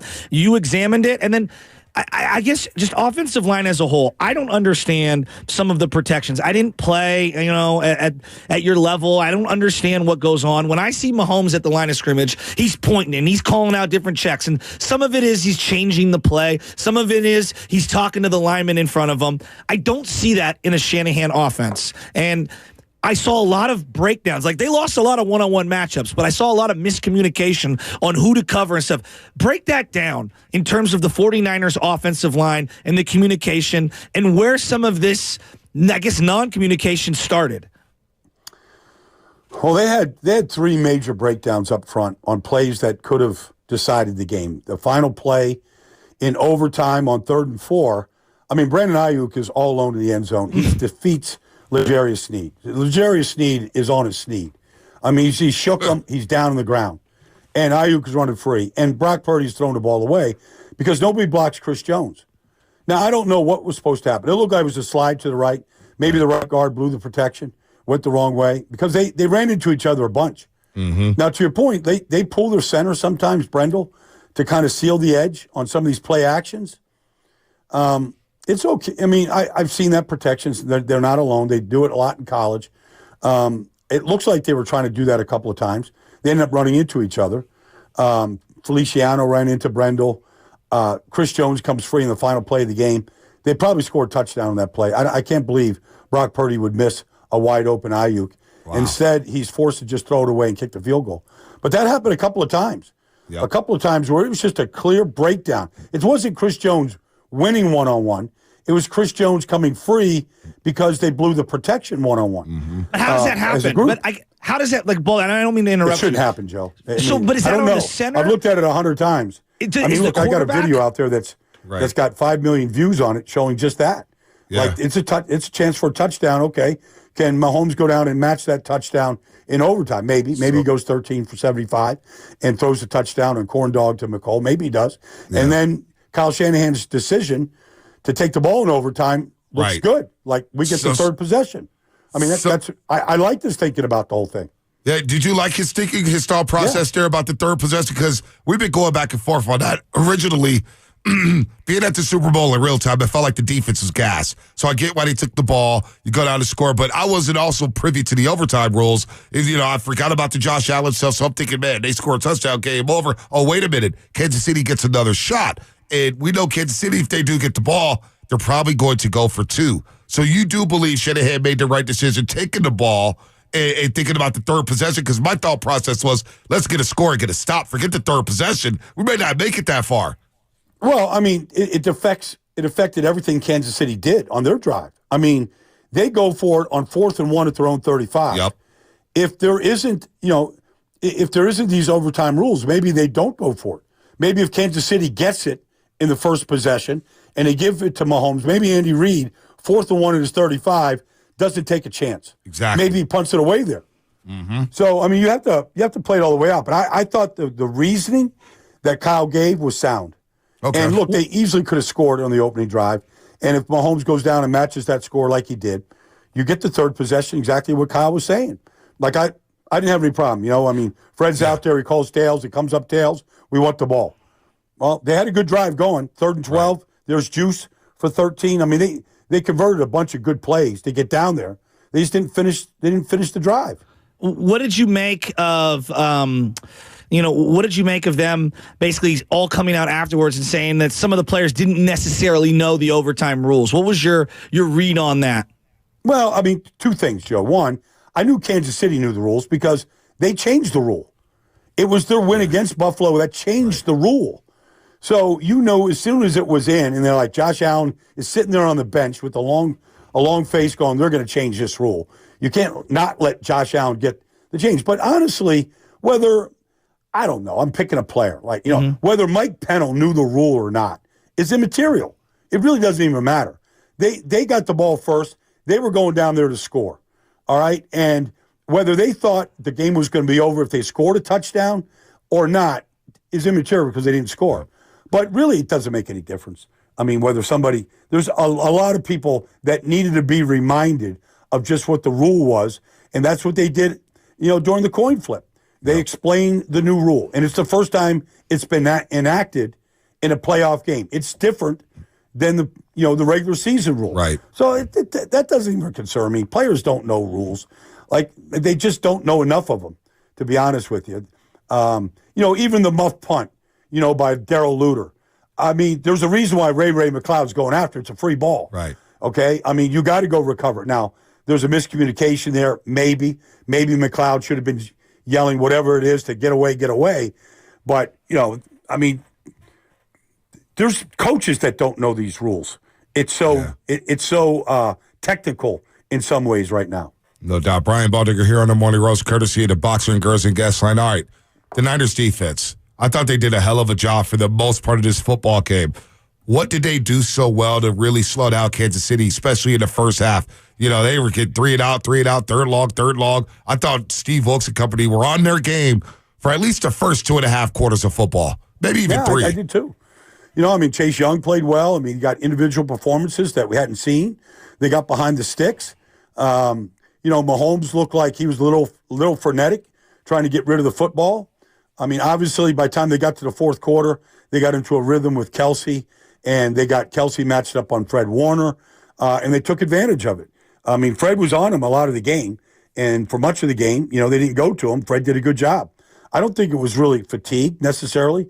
I don't think you go to, 13 plays in overtime, those number of plays are going to add up for any team, especially if Bosa's out there 95% of the plays and you're just trying to keep your stars on the field for as long as you can, and you lose Greenlaw. Like, you lose them, you lose a lot of speed and playmaking ability. But, for the most part, I thought they just played what they do. I thought they lined up and played, and Mahomes really couldn't get the ball down the field the way they wanted to. I thought Bosa was excellent for the most part in this game and was ferocious in terms of his pursuit. And Mahomes just kept making plays, even negating big losses. So Bosa was great. And then obviously losing Greenlaw. How much did that impact them, Baldy? Well, I remember talking to Fred week 1 against San Francisco this year. And, they have no tandem of linebackers in the league have started more games together than Dre and Fred. They play off each other. They communicate well together. They split duties together, whether it's covering the back, the tight end, man, zone side. Like, they're just seamless in how they play together. And, Fred had a great game, but, Dre was having a great game too. I mean, so fast to the ball that, Pacheco wasn't able to get going. The screen game was dead, like dead. for the most part. They got a couple, but, that they really just ruled the middle of the field, and they took it away. To see Dre run on the field with the excitement that he had, and to see that happen, it's inexplainable. Like your heart sinks for the kid, and really, that's it. Like that tandem of linebackers is second to none. They've been starting for 5 straight years together. Like there's nothing that either one of them do that the other one doesn't know what they're doing at the same time. Wow, and Norman Burks had the difficult task of trying to slow down Kelsey, and Kansas City noticed it right away. So what really got KC going there? Because you mentioned Baldy late in the game, a lot of breakdowns in the secondary there. What did KC do so well in adjusting and finding some open lanes in the pass game down the field? You brought up Watson last week. He had some big catches for Kansas City for some big first downs, a couple on third downs, the fumble recovery. You brought that up. You also brought up Tick Brown, who had a hell of a game as well. So you sounded good there, Baldy. But what did KC do so well in adjusting and getting those breakdowns for the Niners secondary? Well, I mean, the big thing was the defense kept bailing him out, to be honest with you, whether it's a Tig Brown interception or, Leo Chenal, stripping McCaffrey. The defense just kept him in the game. I mean, it's 10-6, 10-6, 10-6. You get the Luter, muff punt, and next thing you know, the 49ers break down, they take the lead. But I just thought it was just Mahomes. I mean, you got Mahomes scrambling. You got Mahomes on a 22-yard run on just a read option that they never run, and they ran twice. And, so you're getting a chunk play out of the run game. He ran for 69 yards or 66 yards. I thought that really helped them, like just stay on schedule to be able to put 3 straight drives together, in the fourth quarter and then in overtime. I'm glad you bring up Mahomes. I was telling me and Bonte are sitting next to each other. We're in the stadium. We're going crazy. I go, this guy's Michael Jordan, right? And it felt like in that first half that the Niners were winning the half, but you look up and they're only up 10-0 as they're marching. Kansas City's marching. There's 1:09 on the clock, and I don't know if you know this particular point, but they get down to about the 15, and I'm yelling after a Rashee Rice little handoff. I'm yelling, Bonte, they got to call timeout. The Niners do, to stop the clock, to get the ball back, because you cannot go into the halftime with just a 1-score lead. That was insufficient for me for how well they played in that first half, getting all the stops that they did. They didn't call timeout. They let the 30 or 40 seconds go off. They run another play. Kansas City burns the timeout. Then the Niners burn a timeout for some reason. And then they go to a gun run for a little handoff to McCaffrey and go into the half. I thought the ending of the first half, knowing you're not going to touch the ball in about an hour. For about a real-time hour, because Monte kept saying halftime's long. You might not touch the ball for an hour. I thought they lost a lot of momentum there, and it carried over into the second half. What did you think of the clock management right there? Because it was just, I thought they lacked the aggression. Sorry, I'm long-winded there. I was frustrated. No. I thought you have to create every possible possession you can have. Exactly. And I thought the timeouts could have saved time on the clock, even if it's 30 seconds. There's drives.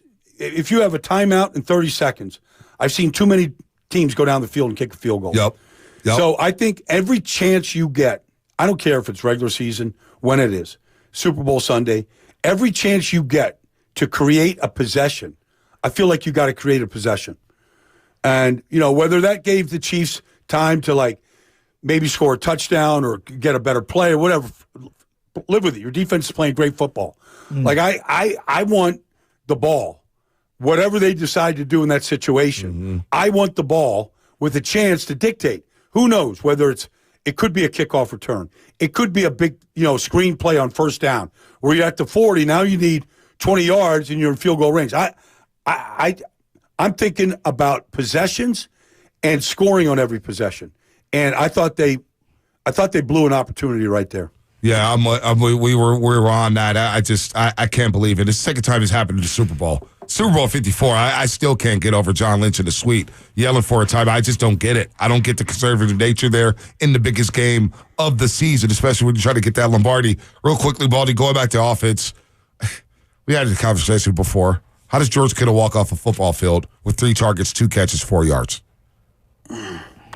Well, it's just the game dictates some of this stuff, Bonte. They're not going in there saying, okay, were calling these plays. I mean,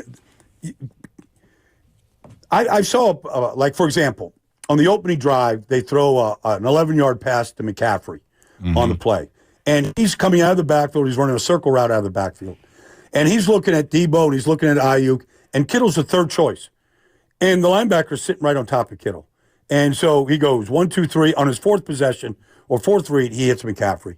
Like, you're going to throw it to the open receiver. Right, no doubt. It's not like they don't generally call plays to get guys open. They don't really call offense like that.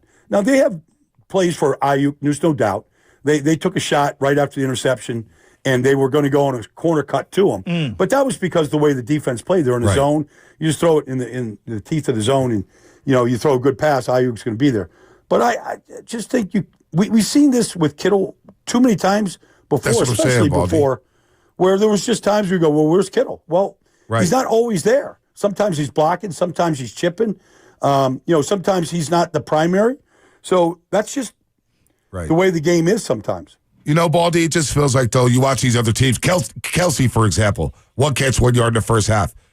KC made it a necessity to get him the ball in the second half, whether that's matchup based, whether it's, hey, we got to isolate him. We got to create something. It just feels like more times than not, the premium players on the 49ers offensive side of the football don't get enough. Now, Debo gets 11 targets, only 3 catches. Kansas City was in his hip pocket. He could gain no separation. Hamstring injury happens. They were all in his, they were shutting down Debo Samuel. But it just feels like more times than not, we don't get the premium players involved in the game plan. And I understand completely 100% what you're saying.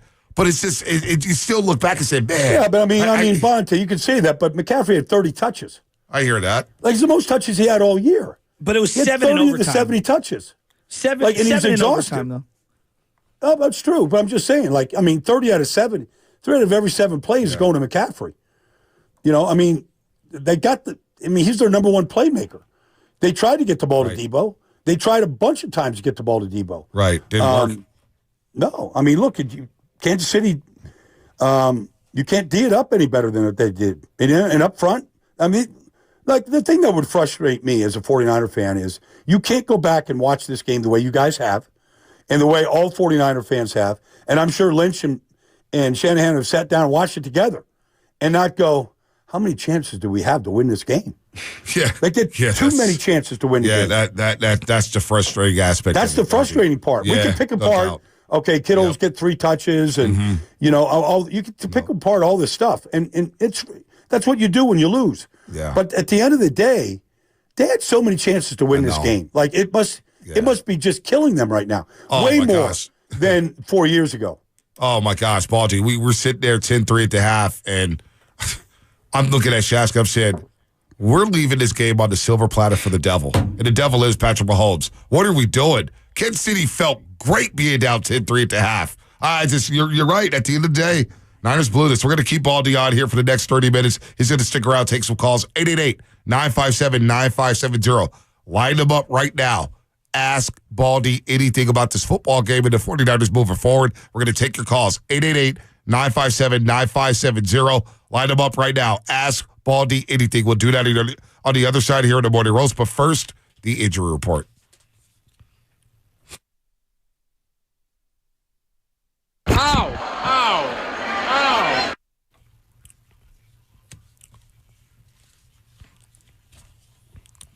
All right, a rough season for Logan Couture, and the Sharks got even worse yesterday after the Sharks captain experienced a setback in a lower body injury that cost him the first half of the season. Couture has been plagued by groin and abdominal issues all season long, limiting him to just 6 games. No talks have been had regarding shutting down Couture for the season, which, of course, the Sharks still have 31 games left, and they're looking to maybe get a top 5 pick in the upcoming NHL draft. That was the injury report brought to you by Boxer Girls and Northern California's premier workers compensation law firm, helping injured workers get their lives back for over 40 years. What's coming up in the game brought to you by Fremont Bank, full service banking, no compromises. Ask Baldy anything. 888-957-9570. That's coming up on the Morning Roast here on 95.7 The Game. In order for small businesses to thrive, they need to be...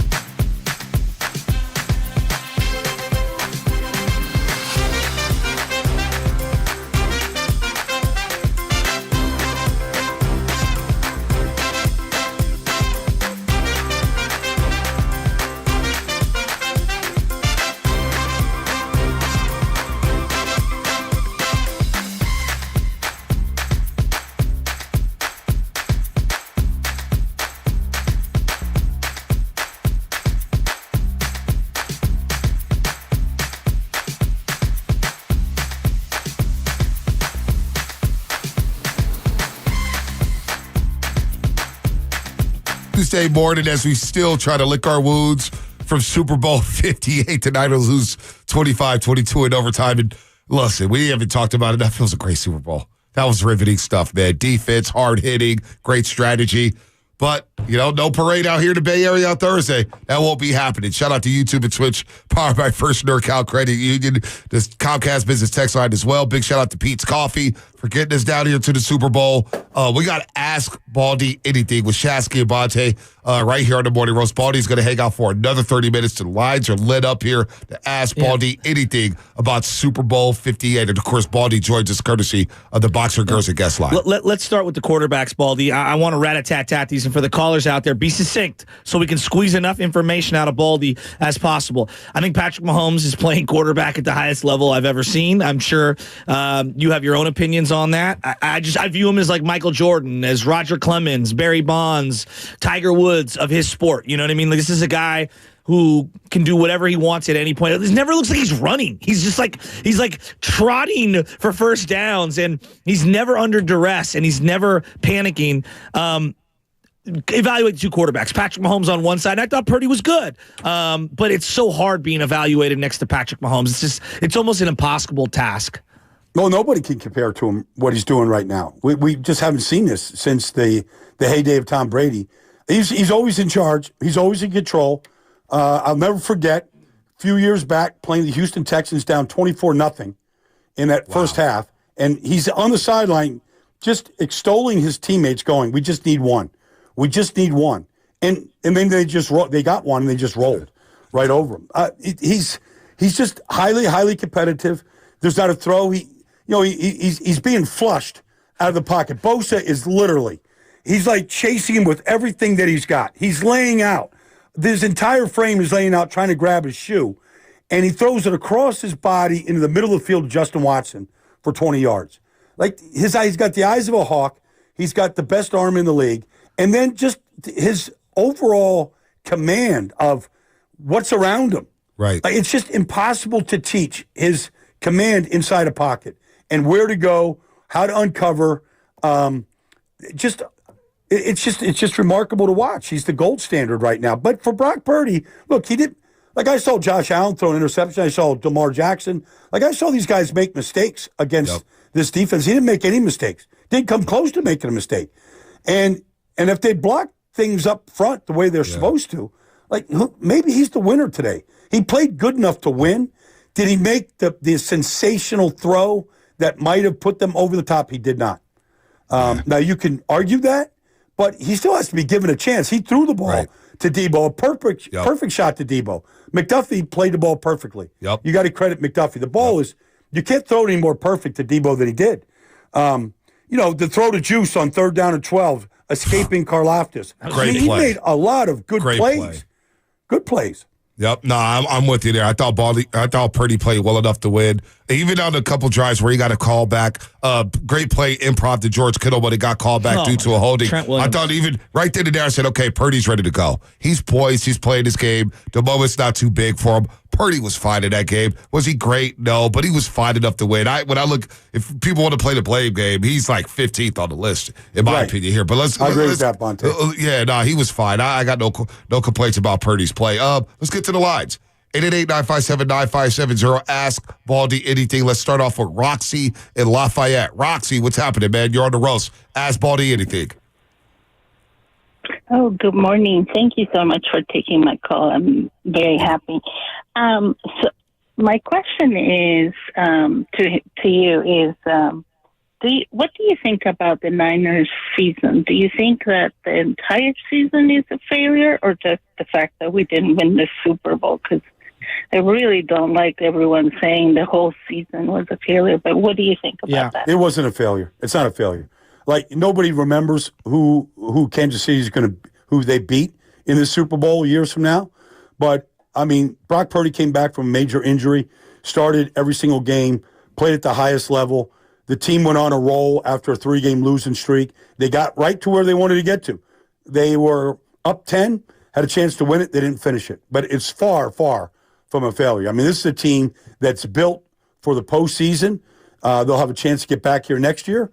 And every time you get to the postseason, you have a chance to bring home the prize. if we're looking to add something to this football team, and we can start off on the defensive side of football, Baldy, I believe they need a little more athleticism, maybe a little more speed. What are they lacking on the defensive side of the football here? They played really well in the Super Bowl. Thought it was their best game of the postseason. But if you could add something, would it be a free safety? Would it be another corner? Would it be another rusher? What is this defense missing, Baldy?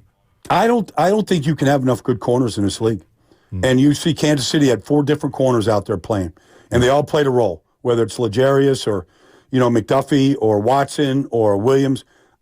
You can't have enough corners, because if you get good corners, then I think you can really get after the quarterback in a different way. And I just think I think I'm not here to bash Steve Wilkes, but there's no disguise to their blitzes. There's just none. I mean, there's nothing that ever surprises you. And so they tried it a couple of times. It wasn't very good. They kind of show you what they're doing. I just think you need more creativity in your pressures. The way, and I'm not comparing Steve to Spags, but Spags, you don't know what he's doing until it happens. On that note, Baldy, Bonte and I were noticing in the second half with Oren Burks in there, Gibson and Burks were just like they weren't communicating, they weren't on the same page. It was like they were frenetic right before the snap of the ball, and I contrast that with how calm and poised and how they were switching who was going to blitz and who wasn't and disguising things. Was that a byproduct of Oren Burks being in there and not Greenlaw, or was that maybe a hallmark of Steve Wilkes and the defense as a whole throughout the year? Well, you hope it's not because Oren Burks is in there. I mean, you always train the next guy up. Like he's in the same meetings, same walkthroughs. Like you always prepare as if somebody goes down. Now, to the 49ers, credit. I mean, Warner and Greenlaw are there every week, just about. So, but I mean, always, whether it's Flanagan fouls or whatever, like you're always training to get that next guy ready to play. They had to do that, at the safety position, and so Logan Ryan, they had to get him up to speed because everybody plays 3 safeties right now. So that's not an excuse at all. Did you notice that same thing? Yeah, I mean, I thought, look, there were some breakdowns. Clear breakdowns. And so it all starts with communication. If I go out to practice, the number one thing that I watch in practice is I want to be able to hear the practice. I want to hear the communication. I want to hear guys. I know Fred communicates, but it's got to be at all different levels.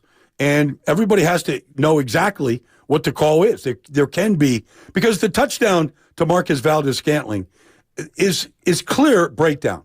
And I don't know if it's on Tig. I don't know if it's who it's on. But, they're all going with Kelsey or going on the back, and nobody covers him in. And Mahomes sees it literally, whether that was the target or not. Mahomes saw it as soon as he got the ball. They had no chance to recover. No doubt about that. Let's go back out to the lines here. Ask Baldy anything. Iliano from Sacramento. Iliano, ask Baldy anything. What you got? Baldy, love listening to you and the Cuz. You guys do great work as well. But here's my question for you guys. No problem. Here's my question for you guys. How's this loss feel for the Bay Area? Oh, boy, he's trolling us, Baldy. He's trolling us. That's fine. That's fine. You fans will be fans, Baldy. All right, that's all right. That's all right. They got a chance. Hey, look, they'll probably be in the parade on Thursday. Baldy, we know it's never one thing. We know it's never one thing when it comes to these. I look at the pie chart of culpability, and there's slices everywhere. What's the biggest reason why the 49ers didn't win this game? The Kansas City Chiefs fumbled 5 times. 5 times. Wow. They got 1. Yep. Look, we saw the ball on the bad pitch to Pacheco on that ball. We see the ball getting ripped out of Rashee Rice's hands. Like the ball's there. They couldn't get on a loose ball. That's part of it, is taking the ball away. They could not get the home run ball.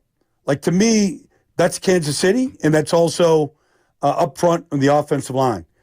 You can't make the fundamental mistakes in protection that they made, turn Chris Jones loose on the final play in overtime. You can't turn Chris Jones loose. It just can't happen. And so he's their best player by far and on defense. And to turn him loose in that situation, that's just unforgivable. Yeah, no, we're going to replay that in our minds for a long, long time. Let's go to Jay in Oakland. Jay in Oakland, ask Baldy anything. What you got, Jay? Good morning. Hey, good morning, fellas. Hey, I think the two plays that stand out for everyone is the third down play in fourth quarter and a third down play in overtime. On the broadcast, Tony Romo pretty much predicted what Spags was going to do and suggested that Shanahan has a counter. I guess my question to you, Baldy, is why didn't Shanahan have a counter for what Spags was going to do? And also, what play do you think the 49ers should have ran to counter that? Well, they ran the first third down you're talking about. McDuffie came on a blitz and he batted the ball down. And honestly, Aiyuk saw it right away. And I don't know if Brock couldn't see him because McDuffie was coming right in the B gap, 100 miles an hour. Look, you can have a choice here and go max protection on 3rd and 4 and put 3 receivers out there. And maybe you block everything up. And maybe they've got 7 guys defending out there, and you can't find an open receiver, and your quarterback is eating it. It's kind of a gamble. Sometimes it's better just to get guys out and just beat them. Like, they had a play to defeat that play. And, by time McDuffie was on him, he was throwing it to Juwan Jennings. Honestly, Aiyuk saw it right away. I thought the ball was going to come out quick before that blitz ever got there. Like it did to Jennings on the touchdown. Like the blitz came, like Bolton's coming free right at Purdy, but he got the ball out fast, and he hit Jennings for the touchdown. I thought the ball could have come out faster. I think he could have seen it quicker, and maybe they convert that third down. Well, it would have been right there. It would have been an interesting decision if they don't get it. 4th and short, maybe you go for it, and you make Kansas City burn the timeouts there, and maybe you're bringing home a Super Bowl trophy. That's a huge play. Good breakdown there, Baldy. Let's go back out to the lines here. Javier. The one scenario, Bonte, real quick. Yep, go the ahead. one scenario, I'm sure you guys have covered it. 2 minutes to go in the game. To 2 minutes and change, and they got a 4-minute drill, and they're halfway through it. And McCaffrey goes for 5. It's 2nd and 5. And they throw the ball, and, they don't account for the blitz of Bolton, and Purdy's chased, and he throws it to Kittle for no gain. Now, it goes down to 2 minutes, so now it's 3rd and 5. If you had run it in that situation, if you just run McCaffrey again, maybe he gains a yard, maybe he doesn't gain anything, maybe he gains 3 yards. The third down then becomes a run for sure. And now Kansas City, instead of throwing the ball away and the clock stops, maybe Kansas City has to use a timeout. Exactly. I don't know if it's going to change anything. I've played it out a couple of times, but it just seems like the clock is the idea, and everybody practices it, is the 4-minute drill. And they were in perfect 4-minute drill mode. And I felt like when they threw it and Kittle caught it, like that was maybe not the right call. Yeah, that's a good point there. Wow, I didn't even think about that one. That's a hell of a scenario there to catch there, Baldy. Let's go to Javier in Vacaville. Javier, what's happening? Ask Baldy anything here. We got him for about 8 more minutes here. What's up, Javier? What you got? Keep it short, Javi. I'm here to talk to Mr. Baldinger. So, Mr. Baldinger, I don't understand why, for one, the rep count of, Juszczyk is so low, why they don't use Juszczyk as, their F and leading in the zone blocking scheme to lead from McCaffrey. Number 2, why is the snap count so low? And then my second part is we're saying, the weakness in the offense, obviously the weak point is the interior guard play. So I don't understand the logic as a player in college and coach now at the varsity level. You use a 6-man protection. If you can't block up front, use a 7-man protection. Keep in Juszczyk. Have your tailback McCaffrey chip and lead. It doesn't matter if you have 5-man route. If you can't get open because you can't block. All right, so what's the question? What was the question there? I don't know what the question. I guess you wanted Juice. I mean, the first play of the game went to Juice.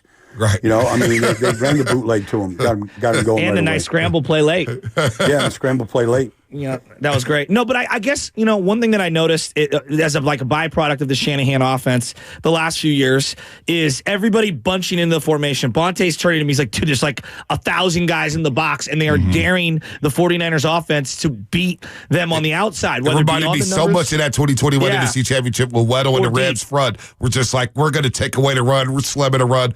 We're daring you to throw outside the numbers. Like, what could the Niners have done in that situation? Or is that a personnel thing? Is that based on the quarterback? Like, clearly it worked. Mm-hmm. Well, look, there's different type of game plans. I would say that that's a defensive game plan. Like, we're going to load the box. We're not going to let McCaffrey run wild. We're not going to give him lanes to split. And so you play 3 big linebackers like they did against the Ravens, and you go, we're going to come down with Chenal. I mean, when Chenal hits a guard, it's like a defensive tackle hitting him. Yep. I mean, he's 255 pounds. He's hitting Feliciano, and Feliciano's not getting any movement against him. But that's now, when you get Chenal like that, you got to make him pay in coverage. Like, I didn't see enough isolation against those linebackers. Like, I would take McCaffrey or Juice or Kittle one-on-one in space like you would Steph Curry, like against most of those linebackers. But I didn't see a lot of that in that game. Baldy, I never saw, and refresh, I charted every play multiple times. I didn't see one CMC on his left, Debo on his right from shotgun, which was a formation that I feel to be quite deadly because you're forcing them to cover both guys in space. Like, I didn't see that once in this game. Yeah. I look, there was some questionable things for sure, especially in that third quarter where they came out throwing it on first down. And they kind of went away from that. I understand 5 of the 22 runs by McCaffrey, he didn't gain a yard. So, I mean, they had trouble blocking those guys up front. And, you know, it was they played big defensive tackles in there. They didn't play nickel. They didn't play pass defense. They played run defense. And they had to beat them on the outside. Now, they got some. They got a couple plays, but they didn't get enough to, like, where you got those big runs after the catch for the most part. Yeah, I'm with you there, Baldy. I'm with you. They really shut that down. Let's go to Flea in Oakland. Actually, no, let's go to Robin in the city. Robin in the city. Ask Baldy anything. Robin, what's happening? Hey, I was going to kill you if you didn't get to me. Hi, Baldy. My name is Robin. I'm Miss Robin. So, hi, Robin. A couple of things I want to ask you. Hi, sweetie. I'm going to shoot this off, sugar. Okay, one, I just read that the players, some of the players didn't know the overtime rule.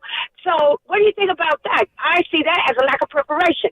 The second thing I want to ask you, and these already probably been asked, is why did Cal abandon the run game? It seems that every year Cal, that they go to the Super Bowl, that Cal abandons what he has got him there.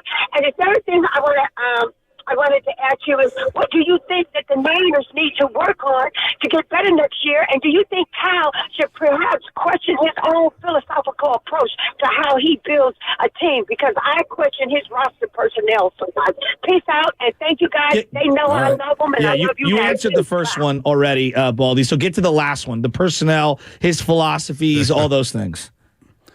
Well, nobody ever, I mean, there's not a single analyst out there, including anybody on your show, that thinks there's a problem with the roster. I mean, we talk about the versatility of Debo, what McCaffrey's brought, how Aiyuk has really developed into a number one, that Kittle was the first team All-Pro tight end. I mean, Juwan Jennings in his role, Ray McLeod catching a big ball in the middle of the field. The quarterback is a star. You could say, let's just get better up front. Let's just try. McKivitz played good this year, but can we improve? Feliciano filled in for, Burford. Let's see if we can improve the guard play. Can we improve the center? I don't think Brendel is Alex Mack, but not many ever have been. So, right. I mean, where can you improve? I mean, I think that's there's a lot of good centers in his draft. Maybe that's a position of need on this offensive line. Baldy, if there's one area looking at Kyle Shanahan as a whole, whether it's team building, play calling, in these big games, why does he keep losing them? What do you think he needs to either grow on, adjust? Like, what does he need to change? Honestly, look, I mean, Spags has done this 4 times. He's done this he's won 4 Super Bowls as defensive coordinator. Yep. Like, he just took down the number one, the MVP of the league, and reduced him to rubble. Like, this is like, you're going to get the very best of the best. You're not getting average coordinators in Super Bowl Sundays. You're getting the best. And so you're getting Belichick in a Super Bowl in Atlanta. You're getting Spagnuolo. Like, you're getting the very best. I don't think there's any shortcomings in Kyle. Everybody would say he's an elite play caller. He's an elite designer of offense. They went for it on 4th down in the first half, 4th and 3. They got the first down. They threw the wide receiver play to Jennings for a touchdown. I mean, he pulled some rabbits out. They just didn't finish the job, Joe. Like, they had plenty of chances to win this game. And we all know what they are, but they had chances. Like, he can't call the play and execute the play himself. The quarterback didn't make a mistake, didn't turn the ball over. But they stayed aggressive. They took the shots down the field. This Spags, like, to have a spy on him on third down, to have a free safety, a rat, to have the blitzes they have, like, it felt like at times they were playing with 12 defensive players. Baldy, how about Vegas for a Super Bowl city? I thought Vegas popped. I thought it held up well. Now, I wasn't out here for a week, so you may have a differing opinion, but what's your thoughts, man, on Vegas hosting the Super Bowl and everything that came with it? I thought it was awesome. You know, because a big part of this whole thing is fan experience. The game is the game. The game delivered. Most watched game in, Super Bowl history. But the week of, media days and where are we going to dinner and shows, it was awesome. It was absolute. It really delivered. It could have been a little warmer, maybe. Right.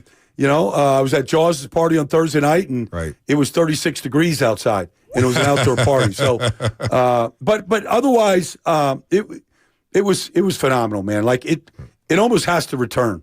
It's just that good of a place. No doubt. It's definitely in the Super Bowl rotation. I thought the stadium popped. I thought the sightlines were great. Everything about it here at Allegiant Stadium. So what's next for you, Baldy? What's next here, man? What's on your itinerary? Oh, man, I'm places unknown. I'll be out of the country on Saturday. And, I could reveal those places, but it's not necessary. No, there will be very little Wi-Fi. We'll just follow you on Instagram. The sun will be shining. And hey, Baldy. Super Bowl 58 will be, in my rearview mirror. You and me this summer, Baldy's breakdowns, Shohei Ohtani swing. What do you think? Oh, I'd love to do that. You get me out to a bowl game, Joe, and I would love to break that swing down. By the way, I want his pickoff move from the mound. I want his outside corner of the plate. Yes. I want his chin music. I want to break it all down. I love it. You see, Baldy, how Shasky always leaves me out the equation. It's just about you and him. You see how he does me, man? This is what keeps me out. That's because he knows that you'll be at some NBA championship. Exactly. With the Warriors. We'll see about the Warriors. They are hot right now. No doubt about that. They are hot. Baldy, you are the absolute best. We love you, buddy. Yep. Thank you, man. Thanks, guys. It's been fun all year. Oh, yeah, we'll do it again next season, no doubt about it, man. Take care. Enjoy your vacation. We'll be following you on Instagram, seeing you catching fish with the bare heads and eating sharks with the teeth, all that stuff, man. Baldy, you're great, man. Continue your success and have a great offseason. Okay, thanks, Bonte. Thanks, Joe. Appreciate you guys. Anytime, Baldy. Anytime. Brian Baldinger here on the Morning Roast on 95.7 The Game. We'll take your calls and continue to talk about the Super Bowl. Maybe, just maybe, we'll get into some Warriors, man, because my boys are playing. Klay Thompson, Steph. And how about Draymond Green? What about Kuminga? Oh, I love Absolutely Kuminga. incredible. Oh, how about Andrew Wiggins? How about the Dubs? Sorry. All right, let's break here. What's coming up in the game? Yeah, we needed a clock for a couple of those callers. Jeez, Louise. Ask Baldy anything. But limit it to one question. We didn't get that memo out. What's coming up in the game brought to you by Fremont Bank, full service banking, no compromises. Where are your phone calls here on the Roast? Hey, it's Willard and Dibbs for Safeway.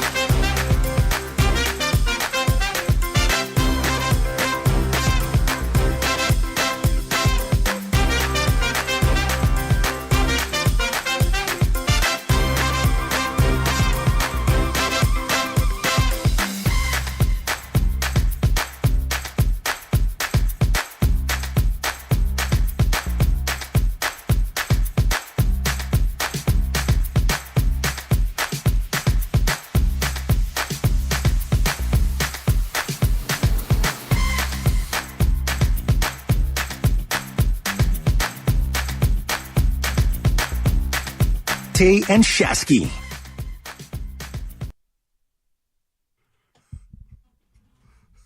We're going to replay Baldy the first part at 9:20. As Shasky and I are live in Las Vegas thanks to Pete's Coffee. Can I make an admission? Pete's Coffee, thank you so much for getting us down here to the Super Bowl. No, they're the best. Honestly, thank you, Pete's. I'm forever grateful. It's a great experience. Yep. I'm ready to go home. I am ready to go home. I'm ready to go see I'm my ready boy. to go home, too. I'm ready to get the hell out of here, get back to the house, get on the flight, and get out of Las Vegas. Last night was depressing. Like, I left the room and watched the Warrior game a little bit with Lubman, the final half of the fourth quarter. Did he do play-by-play? Oh, he did. I couldn't get a word in. I was like, damn. He was stepping all over me. He was like, I know I'm not doing a podcast with Lubman anytime soon. I'm not doing no podcast with him. Oh, Lubman's no. Piss me off. No. So, what do you think? We got into 4 months of Jorge Soler. Oh, my God. No, we got another 4 months of Warriors basketball. Thought I'd be taking vacation in April. No. Not with the way the Dubs are playing. That's 7 of 8, folks. 7 of 8. They've won 1, 2, 3, 4, 5 games in a row, tied for their longest winning streak of the season. They got the Clippers on Wednesday. Number 5. How about Klay Thompson? Klay Thompson? How about Steph?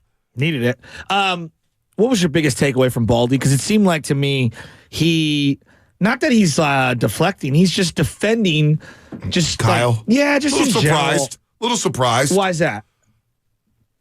Because analytics from old football heads are like, analytics, really?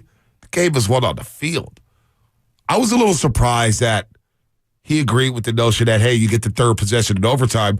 I'm not thinking about that. No, I was going more on the feel of my defense was gassed. Right, yeah, no, which is my original premise, too. Yes. It's like, get the ball. But, and I'll stick to that. But I'm going to pivot off of that, saying that maybe you should have kicked it off so you know what you need on the second possession. Kansas City kicks a field goal. Okay, if I get a touchdown, I win the game. Okay, but we kick a field goal, we tie. But it changes everything. I don't know. I was a little surprised by Baldy with that one. It didn't just, Spags just being in Shanahan's pocket. Spags is that good as a defensive coordinator. We're going to think of, whatever we thought of Dick LeBeau, we're now thinking about that with Spags. I mean, I might think higher of him. I do think higher of him than Dick LeBeau. Because Dick LeBeau, obviously, the architect of the 3-4 defense, the zone blitzing and all that stuff. What Spags has done to the Patriots in 2007 when they were 18-0, doing it again against the Patriots, and then doing what he's done against the Niners in 2 straight Super Bowls, 54 and 58, and really stuffing them in money time when it was time to make a play, time to get a first down. We know what happened to Jimmy Garoppolo in the fourth quarter, and we know what happened to Brock Purdy in this offense in the fourth quarter in overtime against Spags. Shanahan needs some answers. For some reason, these coordinators like Spags and Schwartz and Raheem Morris with the Rams, they get the best of Kyle Shanahan. So here's what I was thinking, long and hard. And you're going to say, Joe, it's extremely unlikely. And you're correct. So I admit this is fantasy land. I'm admitting this out loud. I think Wilkes was really good in this game. Yep. There were areas where I think there were certain situations we can nitpick at, but I think in general, this was one of his best games of the year, given the opponent. Right. That being said, and I've said it all year, I would bring in Bill Belichick. As a defensive coordinator, I would pay him whatever it costs. The 49ers print money. Well, they know Jed York wants to win, right? And I know he does. And he's proven that. And he's talked about all the money he's spent on players. If Belichick, and I don't think he would ever take a defensive coordinator position at this point in his career, but if there is ever a guy to go throw $20 million at, because it doesn't go against your cap. Right. It has nothing to do with your cap. If you want to go over the top and pay for someone, you bring in Belichick, and then it takes a little something off of Kyle's plate, and now he could just focus on the actual quarterback in the offense. When I saw Andy Reid sitting down next to Mahomes as they were struggling, not moving the ball and not sustaining drives, I saw him sitting on the bench next to Mahomes during the middle of the game. Kyle couldn't do that at all year because he was worried about what was going on the defense. You're not doing that when you have Belichick. Does Kyle going to have... This is Kyle's defense, though. Yeah, we know that. And he damn near broke a Microsoft Surface in overtime about some defensive personnel or defensive play that they had. So yeah, but he's when you bring in involved. someone that you respect to that level, like for example, and I'm using you as an example. When I talk about basketball, it doesn't hit the same way. Chris Mullin talking to you about basketball, which is totally like I'm talking about one of the greats who's ever played the game. What about Mike Vrabel? To me, why would I go get Vrabel when Vrabel's learning the Belichick concepts? Vrabel been a little bit better. He's got a big ego too, though. He does. And They that's both partly why have he's that, but maybe he's cheaper. But you're asking me for fantasy land. But I'm just going into fantasy land. So if it's I'm going into Belichick, fantasy land. So if it's Belichick, listen. If it costs me to go get him, his defense is really good. That means a scheme change. Absolutely. And I'm okay with that because one of the big takeaways I got from Baldy was he said Steve Wilkes and their blitzes, it's not creative. You know they're coming. Yes. And one thing about Kansas City, I'm with you. McDuffie on that third down, he's lined up. Like, is he coming? Who's coming? They disguise their blitzes very well. We know Bill Belichick. He disguises blitzes very well. But so does Mike Vrabel. But I think Steve Wilkes is going to move on. Mm-hmm. I think the Niners are going to move on from Steve Wilkes. There's just too much smoke there. And if I'm Steve Wilkes, why would I want to be here? I'm getting scapegoated for everything. That defense is good enough to win in the Super Bowl. Very good. I would agree. And for the most part this season, they were all right. The defense was good. Yeah, they were all right. The defense, especially when it comes to the name of this game is not to allow a team to score, right? And their points per game was good. Top 5. Yeah, it was good. Top 5. So that's what I'm banking on. Now, run game, I get it, some run. But let's agree the personnel wasn't all that either. Well, no, that kind of... This was like the weakest personnel this defense has had in the last 5 years. I would agree with that. D'Amico and Robert Saleh had way better personnel than Steve Wilkes. Losing Ibukam, losing Charles Omenihu, losing Al-Shair. All those guys would have made a play. Jimmy Ward? Huge loss. When you look at their safety play, right? Yeah. So I look at someone like Belichick and what's the flaw for Belichick? Well, he doesn't really know offense that well. And drafting players. Well, that's not what he'd be asked to do here. Now, look, Joe, this is fantasy land. It'll never happen. It'll never happen. So then the question is, Then the question is, does Kyle Shanahan want a scheme change? Are you moving from a 4-3 to a 3-4? So this is what Shanahan doesn't believe in the 3-4. He wants this Y9 4-3 But scheme. Belichick says himself that he doesn't have a 3-4 or 4-3. No, he goes this hybrid. Week to week. He's a hybrid. Which is kind of what the Niner offense is.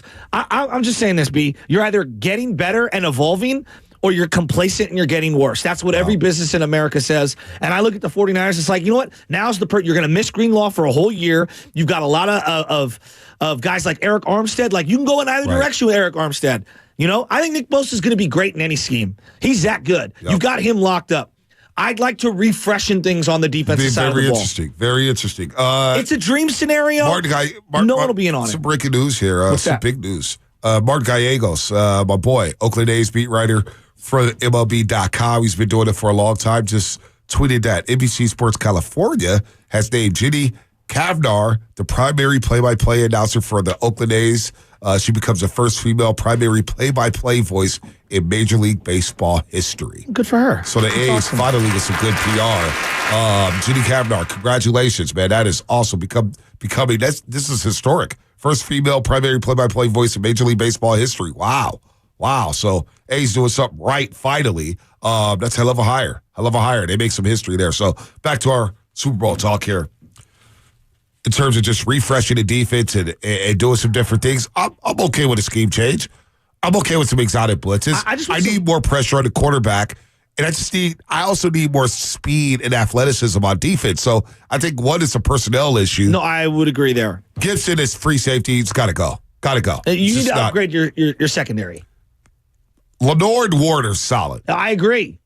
But the nickelback spot, the fact that you had to play Logan Ryan, who you just signed off the street late in the season, that's a whiff on Avery Thomas. So they move off of Avery Thomas and move off of Isaiah Oliver and get some big, physical, speedy corners like Kansas City. That is the model.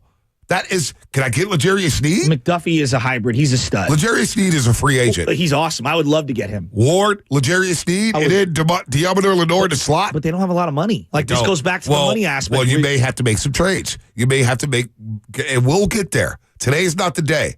But there's some guys that I think, you know what, you want to restructure your deal. If not, I may have to move off you. Look, seeing Kyle Shanahan slam that iPad, the Surface, whatever it's called, in overtime, I was like, he needs to get someone over there to take pressure off him. He needs to be able to sit down. You know what, though? He needs to be able to sit down and talk to Brock in the middle of a game like that. Like, he can't be. But he's never done that. Well, that's he's never done that. That's Brian Greasy. That's Brian Greasy. Shanahan's never done that. But also, Shanahan, I get it. He's the head coach. He's frustrated. He wants to throw to Microsoft Surface. Fine. You want to get mad about the defense in overtime? Fine. The defense played well enough to win that football game. Agreed. Kyle, this is on you and your offense. You got schooled by Spags. Steve Wilkes held up. Steve Wilkes held up his own end of the bargain against Andy But his Reid. players made plays. His players made plays. What? His players made plays. Look at the first 9 drives for Kansas City. First 9 drives for Kansas City. Punt, fumble, punt, field goal, interception, punt, field goal, punt. That was going late into the third quarter. I know, but they scored 13 going into the fourth quarter. You could dial up the great play, and if you get blown up at the line, or guys are glued on you at your hip in the secondary, like I give Kansas City players more credit than anyone has given them credit. I watching it back, I'm like, bro, those guys, their defense was really good. I mean, even underrated. I knew they were good going in. I was impressed. I came away walking away saying that's one of the better defenses I think I've seen in a long time. It's very good defense. And maybe very it's a one-game sample, but I'm looking at the body of work. It was a very sound defense. But Miami, Buffalo. But what we're talking about here, we're going to just scapegoat Wilkes? No, I'm not scapegoating. I'm not scapegoating. I could pinpoint every loss this season and say, yeah, that's not on Steve Wilkes. Every loss. I'm not pinpointing. I'm not trying to play the blame game. No, I'm not but either. he got a lot of heat this year because he was a new guy on the block. We could all agree personnel wasn't the same. It wasn't. All right, opposite edge, Drake Jackson disappearing after the Pittsburgh game. He spent the second round pick on him. He's done nothing. Okay? Isaiah Oliver, the free agent you bring in. Not good. But Wilkes hammered the table for that guy. He did hammer the table for him, and it didn't work out. It was because Wilkes, what did he say?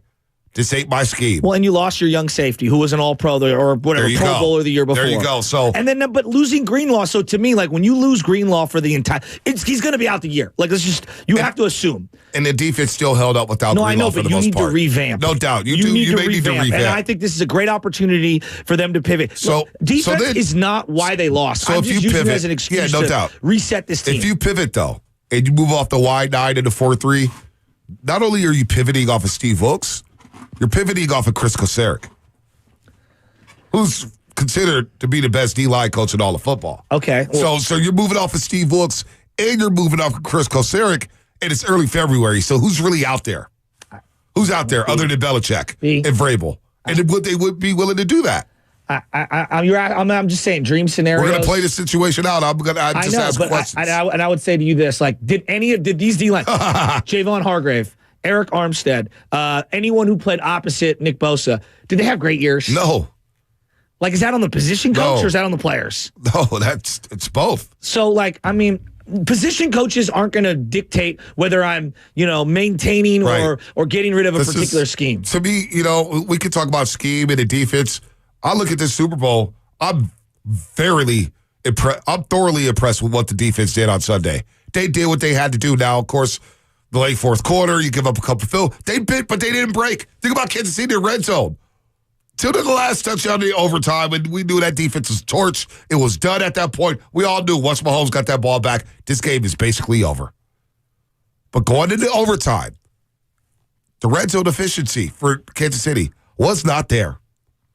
They bit, but they didn't break. So when I hear Steve Wilkes, sure, you want to move off of Steve Wilkes, fine. You guys have been blaming Steve Wilkes all season anyway. If I'm Steve Wilkes, I want to get the hell out of here. The hell. Why am I going to be here? I'm not even running my defense. I'm not running my scheme. Everybody blames me for everything. Fine, whatever. Get me the hell out of here. If I'm Steve Wilkes, get me the hell out of here. Number one. Number two, the lack of accountability coming from the offensive end. This is not the offense. This year, we deemed it as the offense needs to carry the defense and score that 30. And they didn't show up. But they got out-coached on that side of the football. So I'm tired of hearing about Steve Wilkes being blamed and we need a scheme change, this and that. You allow 19 points to Cleveland. You allow 6 points in the second half to Minnesota. It's a 17-10 game against Cincinnati in the fourth quarter early in the game. The quarterback threw 2 straight interceptions. So we're going to continue to blame Steve Wilkes and everything and talk about a scheme change. No, it's fine, whatever. But that's where all the money I'm not is. exonerating Kyle. That's what we're doing here. No, I'm not doing that. This is all Kyle Shanahan, man. 45% of your salary cap is on the D-line alone, right? And like, I just look at it as, did you bang your buck for that? No. If 45% of my team allocation is in 3, 4, 5 guys, then no, we didn't squeeze the lemon. So is that on Wilkes, the defensive line, or is that on Chris Kosaric? That's on personnel decisions. Shanahan? That's on personnel decisions in terms of free agency valuations. That's on players, getting older. Right. It's a combination of things. You know what it is, too? I'm watching the game back. We're getting to the lines. I know the lines are packed up. We're going to get to everybody here. I hear you. No, it's a great conversation. Because Kyle's not going anywhere. Kyle's not going anywhere. No, he's not going anywhere. But here's my problem with Kyle. And I'm thinking about this watching the game, and somebody on YouTube just brought this up, and he jogged my memory because I wanted to bring this to the table. Who was it? He said, Kyle can't beat cover 0 and cover 1. That's where I thought about Cleveland. That's Beard on YouTube. I thought about Cleveland and the Rams. I said, boy, we can't beat man defense. The vertical passing game is lacking in this offense for whatever reason. And Kansas City basically said, we're playing man defense. We don't respect Aiyuk and Debo enough. We're going to go man on man, and we're going to heat up your quarterback. Shanahan's a brilliant offensive mind. You imagine Mike Holmgren not being able to beat cover 0 and cover 1 all day long?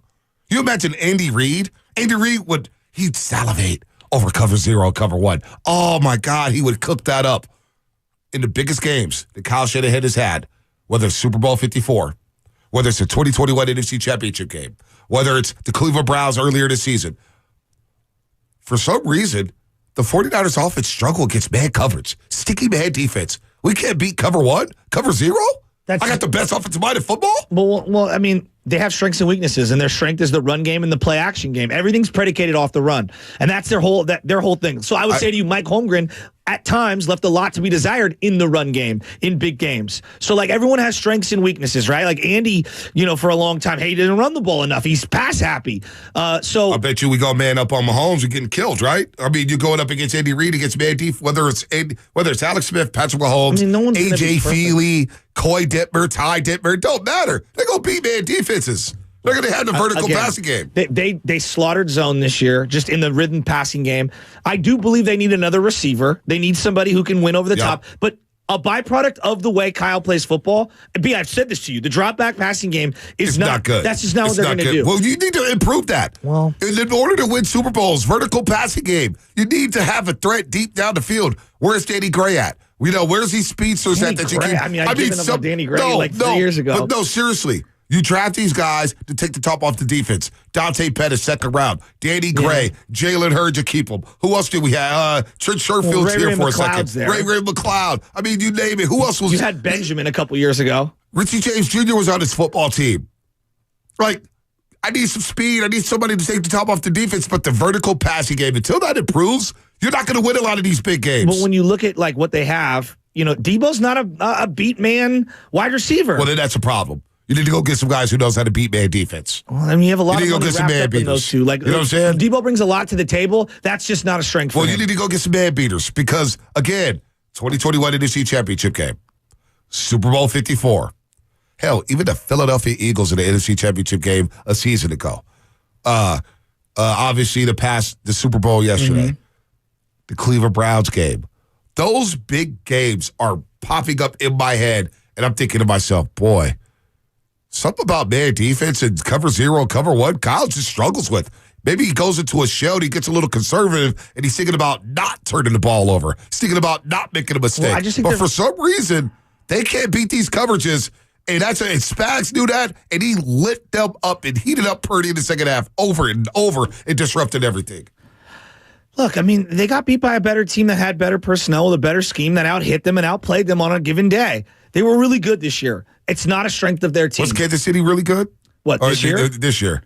I mean, I think that they played their best football when it mattered the most. Yeah, exactly, because around Christmas, nobody thought Kansas City was going to the Super Bowl. No, and they're probably going to get better, Monte, which is the hard part to. But they also have this unicorn at quarterback that makes things look different. You know what I mean? Like, he distorts everything through the lens of Mahomes. He makes everyone better. Like, Valdez-Scantling on 28 other teams is a nobody.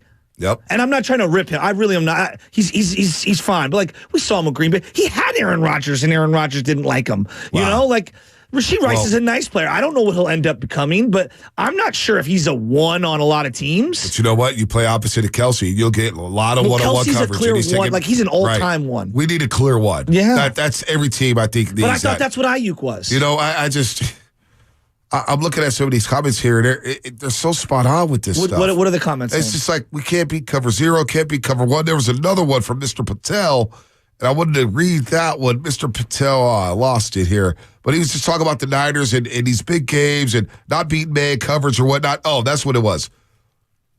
Kyle Shanahan at times coaches not to lose. He's not aggressive. He's What a does little that mean? conservative. Well, you're so worried about what the defense is doing. How about you just dictate the tempo yourself? Do what you do. Be aggressive. Like the great offense is like, you know what? We're coming at you. We don't care what you do. Well, they went up tempo one time early in the game, and they were trying. NBC or CBS was trying to do a graphic, and I think that was the play where Aiyuk did the double move, which was open, but like Never went back out to it. They never went back to it because honestly, B, there was a lot of first down stuffs. Yeah. Whether it's the run game got stuffed, there was an incomplete pass, there was disruption. So it's hard to get a rhythm in no huddle when the ball's hitting the ground or when you're getting stuffed in the run game. Yeah, let's go back out to the lines here, man. I just feel like when you lose the way that they did, the flaws get accentuated, and you're not going to be flawless. The way that the salary cap is and the way that the league is, you're going to have some strengths, you're going to have some weaknesses. If that's one of their weaknesses, they need to improve on it. But like that's another big game, though, Shasky. I know. Super Bowl 54, fourth quarter. What did Kansas City do? We're going to heat up the quarterback. We're going to play man defense outside. We dare you to throw outside the numbers. Failed. All right, 2021 NFC Championship game, LA Rams, SoFi Stadium. We're going to stack the box with 10, play man defense, and dare you to beat us deep. Dare you to beat us with a throw. Failed. All right, Cleveland Browns, Jim Schwartz. We don't respect you. We're going to play sticky man coverage and snuff you all day in a run game. Niners, what did they do? They failed. Now, a lot of people will blame Jake Moody, but let's be real. You had 8 straight possessions when you went 3 and out. You had 3 plays with 3 minutes left in the game, and you ran 16 seconds off the clock. Let's stop with that. But I hear everything you're saying. But like the other part of me is like, I just say, that's a coin flip game, man. You lost to one of the greatest players of all time. Like, yes, there's about a dozen plays on both sides of the field where if it goes the other way, either team is winning. But that's how close the margins are. Think about it, though. The Niners control both these Super Bowls against Patrick Mahomes. He stole them from you. I know. He stole them from you. You controlled this football game, but the offense was lacking. The offense wasn't converting. The offense was committing false starts. The offense was committing holding calls. The offense was fumbling the football. You know what I'm saying? But was Shanahan the reason Trent had a bad game? Trent's an old-timer. Was Shanahan the reason that Debo didn't look like himself, especially after the hamstring injury? They weren't buttoned up, and that falls on the head coach. You're the offensive play caller. You're the offensive guy, and your offense ain't button up. That's on you, buddy. Feliciano going down, and then Burford's got to come in. Well, Burford's been a starter, though. Yeah. He's been a starter. But that is a weakness for this team. He's been a starter. Let's go to the lines. Let's go to Flea in Oakley. Flea, what's happening? I feel like You're on I'm the roast. defending Shanahan. Yeah, no, I'm not trying to rip Shanahan. He's a good coach. We're having a conversation. But damn it, you can't beat man coverage in these big games over and over again. It's the same thing. But the blueprint is out. I know, but their team is, we are a run-based team that is going to work all the passing game off of rhythm and timing off the play action. We need to evolve.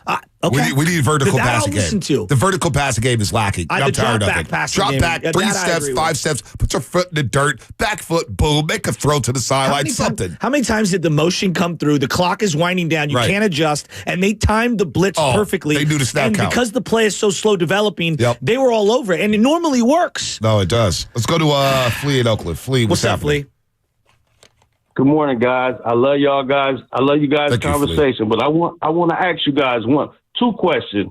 When y'all seen Baldy whenever y'all seen that play when the right side let dude go, how did y'all feel? That's one thing. When y'all seen Aiyuk come wide open, the dude fall down, Aiyuk got his hands up because the right side of the defensive offensive line made a mistake in the Super Bowl. If Purdy would have seen that would have been a touchdown 9 times out of 10. We had a great chance of winning the Super Bowl. One thing. And the other thing I want to ask you guys, my first one was like, when y'all seen that play, how y'all felt? And then my next thing I want to ask you guys, do you guys think Shanahan is a great offensive coordinator who needs a head coach that's more aggressive and button up so those type of things in the Super Bowl don't happen? Offensive line missing plays, defensive line holding, where you come in the Super Bowl and you telling your guys, hey, we ain't got no time to have no penalties, especially in the fourth quarter, because with all the mistakes, the defense played well. if you guys got to really think about it. You stopping the guy all first half. Yep. And your offense don't pretty much do nothing. We making mistakes. We not scoring the ball. That's on Shanahan. Yeah. And nobody is saying that Shanahan needs a head coach. He's an offensive coordinator. Well, he's going to be a head coach for a long time, and I think he's proven to be a very solid head coach.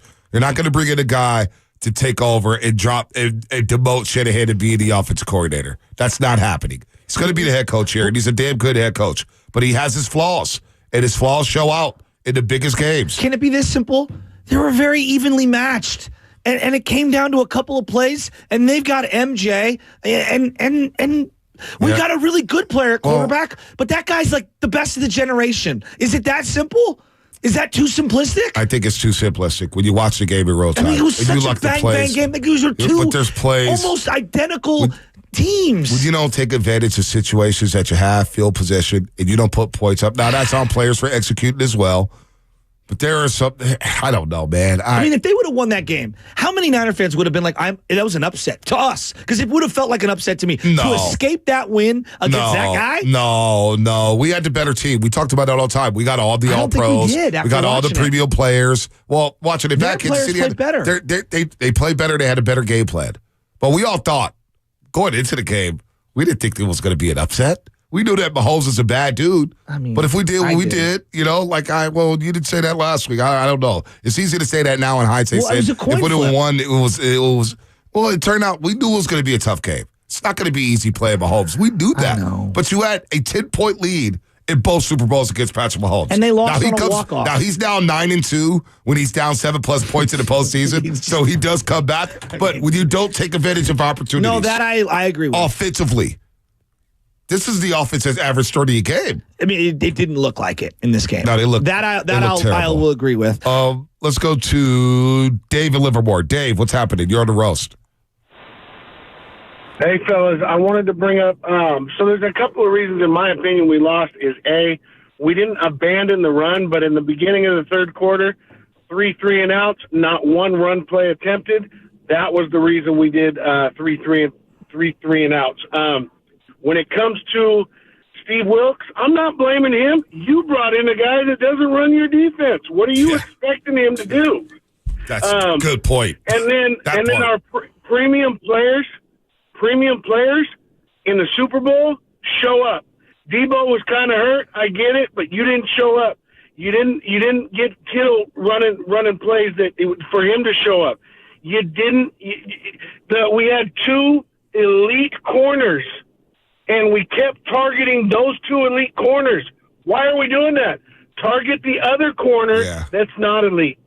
You know, it's good. They were attacking McDuffie like he was just some chump. That dude's an all-pro cornerback. Well, there's one element that we brought up Kittle, and I know Baldy kind of poo-pooed it. Yeah. And I disagree with Baldy on that. And Baldy's our guy. Forgotten more than I'll ever know. Baldy's our guy. But we could disagree, and I disagree.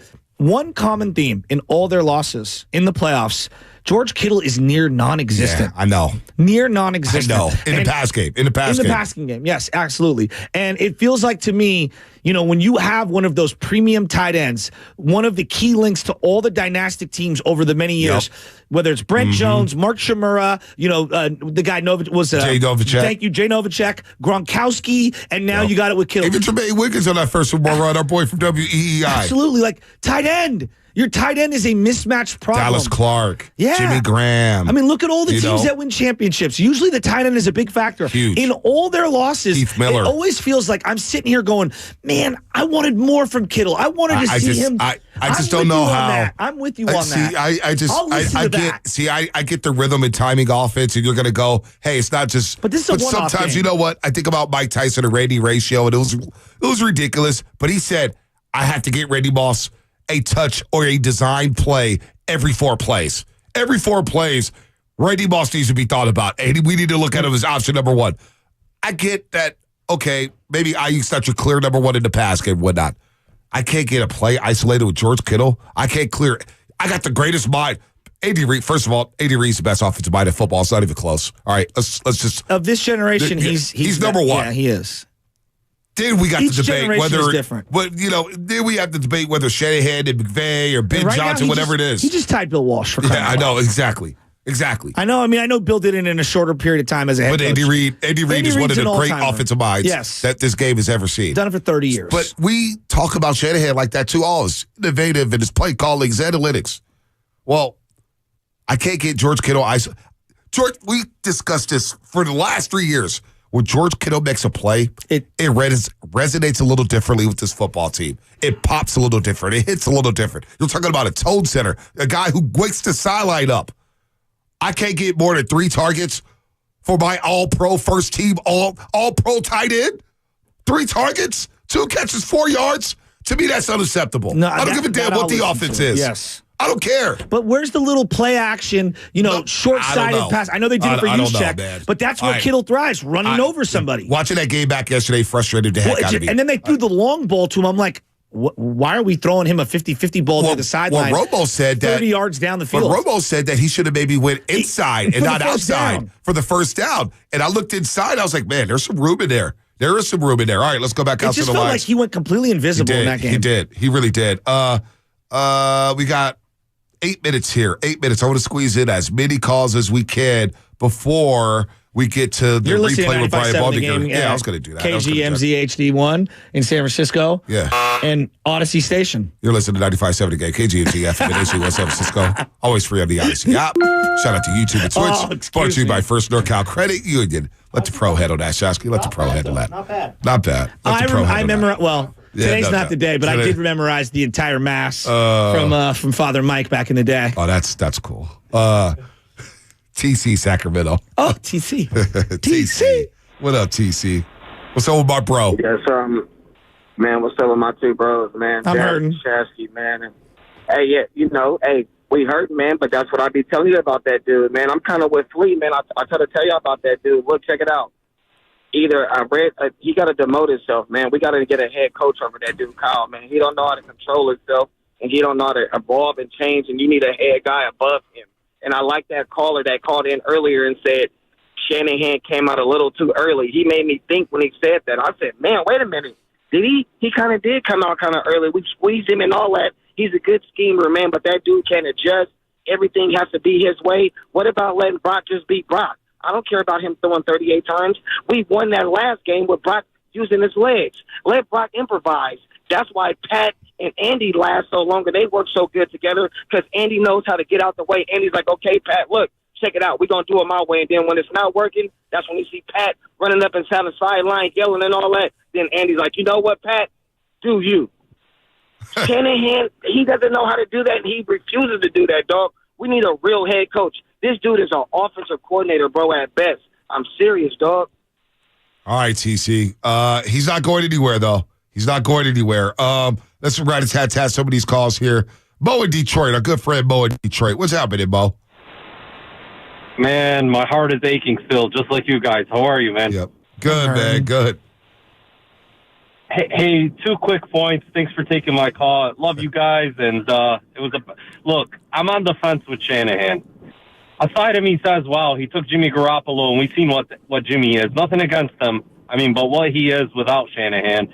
And he took him to a Super Bowl, and he took Brock Purdy to a Super Bowl. It's pretty impressive resume, but then he kind of reminds me, Shanahan, he's a great coach. He's got all the tools. It's just like, I feel like we're like the Lakers when they got Phil Jackson to get over that hump, or when the Pistons got Larry Brown to get over that hump and they won the championship. I just feel this team needs somebody that's been there before, even though he has. How many more times are we going to have to learn our lesson that I'm sorry, I have no reason to believe he could close the deal for us anymore. He's a great coach, but I just think we need that Phil Jackson now to take us over that hump. We need somebody that's been there before. He's in that. I hear you, Bo. I hear you, Bo. Good call, Bo. So here's Good call. Here's what I hear you, but I disagree. So go Dusty ahead. Baker. Yeah. He finally won the championship late. Yeah. Was it because of Dusty that they lost every one of them? No. I know we could pick apart and the Cubs it wasn't won all Dusty. No, It wasn't the all players Dusty. didn't perform. But it kept growing and growing. And then eventually he finally broke through and he ended up winning one, right? Like Andy Reid, same thing. Kept losing. And eventually he breaks through and win one. It's going to happen for Kyle at some point, it feels like. I am stunned how many people want to move off of Kyle after that game. I am stunned. I'm not going to lie. I'm harsh on Kyle today for that Super Bowl, But by no means do I think the 49ers should be firing Kyle. That, to me, is crazy Let's talk. say they would have lost the Green Bay game. Would the anger be higher or lower? Yes. It would be higher. It would have been higher. Okay, Trust me. What about Detroit? At halftime, I looked at our text thread, and there was talks of Belichick replacing Shanahan during the NFC Championship game. So thank the heavens they didn't lose to Green Bay. Oh, my gosh. They would have lost to Green Bay. It ain't just Shanahan we're talking about. We're talking Purdy. We're talking Debo. We're talking Wilkes. Oh, it's a disaster. Hell, by this time, we're talking full straight 4 hours of Golden State Warriors basketball beating the Utah Jazz last night. So is this just being irrational in the moment, or are we going to take a deep breath? I think we're being irrational in the moment. We got to take a deep breath, folks. We're not firing Kyle Shanahan. They were so Shanahan's close. not getting fired. Or demoting Does he? himself. Yeah, no, that's silly as hell. I mean, just Could think you about imagine? what guys. Jed. Guys, I want you guys to think about it. All the Jed, callers I'd out like there. to demote myself. All the callers out there who are on this premise. I love TC and Sack. I love some of these calls. Do you realize how ridiculous you sound by somebody at the top of their powers, at the height of their career? Oh, I'm just going to demote myself and become the OC of this football team. Like, just think about how ridiculous that sounds. Like, think about just honestly. You cannot really believe that Shanahan's going to get fired nor demote himself. Come on, Could you that's imagine crazy. Steve Jobs? We had a bad quarter, and I'm going to demote myself. Hey, Albonte Hill, you know what? My takes have been so damn weak on the morning roast. I was going to give my spot away to Sam Lubman. I'm going to produce the show. I'm going to wake up an hour earlier and just produce the show. Or you could just let me be the air chair. Yeah. Or hey, I'm going to demote myself and let Shasky run the show. It's just Butcher and Friends. Good Lord. Call it Bath? Oh my gosh. The Butcher Shop. Yeah, let's Brought to you by Daisy Dips. Daisy Dips. Let's go to Pete in Mountain View. Pete in Mountain View real quick. Hey, what's up, guys? I just had What's a up, couple Pete? comments. I'm a first-time caller, long-time listener, but I just wanted to get you guys' opinion. I wanted to know what you thought. I felt like they were running the play action so much without establishing the run, and it just cost them the game. And I wanted to make a second point. It's been a while since I played Madden, but I'm sure a lot of listeners played their share of Madden. And I'll tell you this: if I played 100 games, that matchup, I am never letting Kittle end with 4 yards out of 1,000 games. Yeah. I'm sorry. I know that's a weird analogy, but come on. I don't know. I'm going to take my call off the air, but I hear you. First team All-Pro tight end.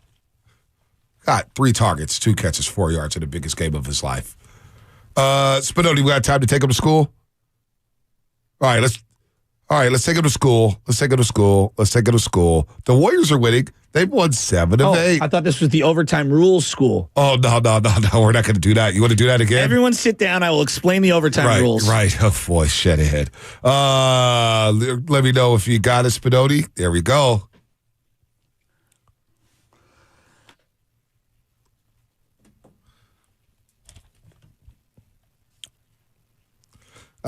Taking them to school. Warriors are heating up, and after last night's win, they might even be on fire. Looks like Stephen Curry, who was always on fire from deep. Here's Curry. Curry for 3. Takes a right side triple. And Curry is on fire here in the fourth quarter. It is now 119-100. Curry had 10 points to start the fourth quarter. He's got 22 now.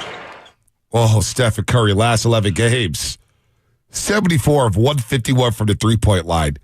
He's making nearly 7 threes a game at a 49% clip. And he's made 241 threes this season. Stephen Curry, folks. He's back. And the Dubs are rolling right now, 7 of 8. Let's go, Warriors. That was Taking Them to School, brought to you by Peralta Community College District, Spring is free at Lady, Berkeley City, Merritt, and the College of Alameda. For more information, visit peralta.edu. What's coming up in the game brought to you by the Farmer's Dog. More of your phone calls, plus a Baldy replay right here on the roast. Crack, crack, crack. From better poops to more energy. When you switch your...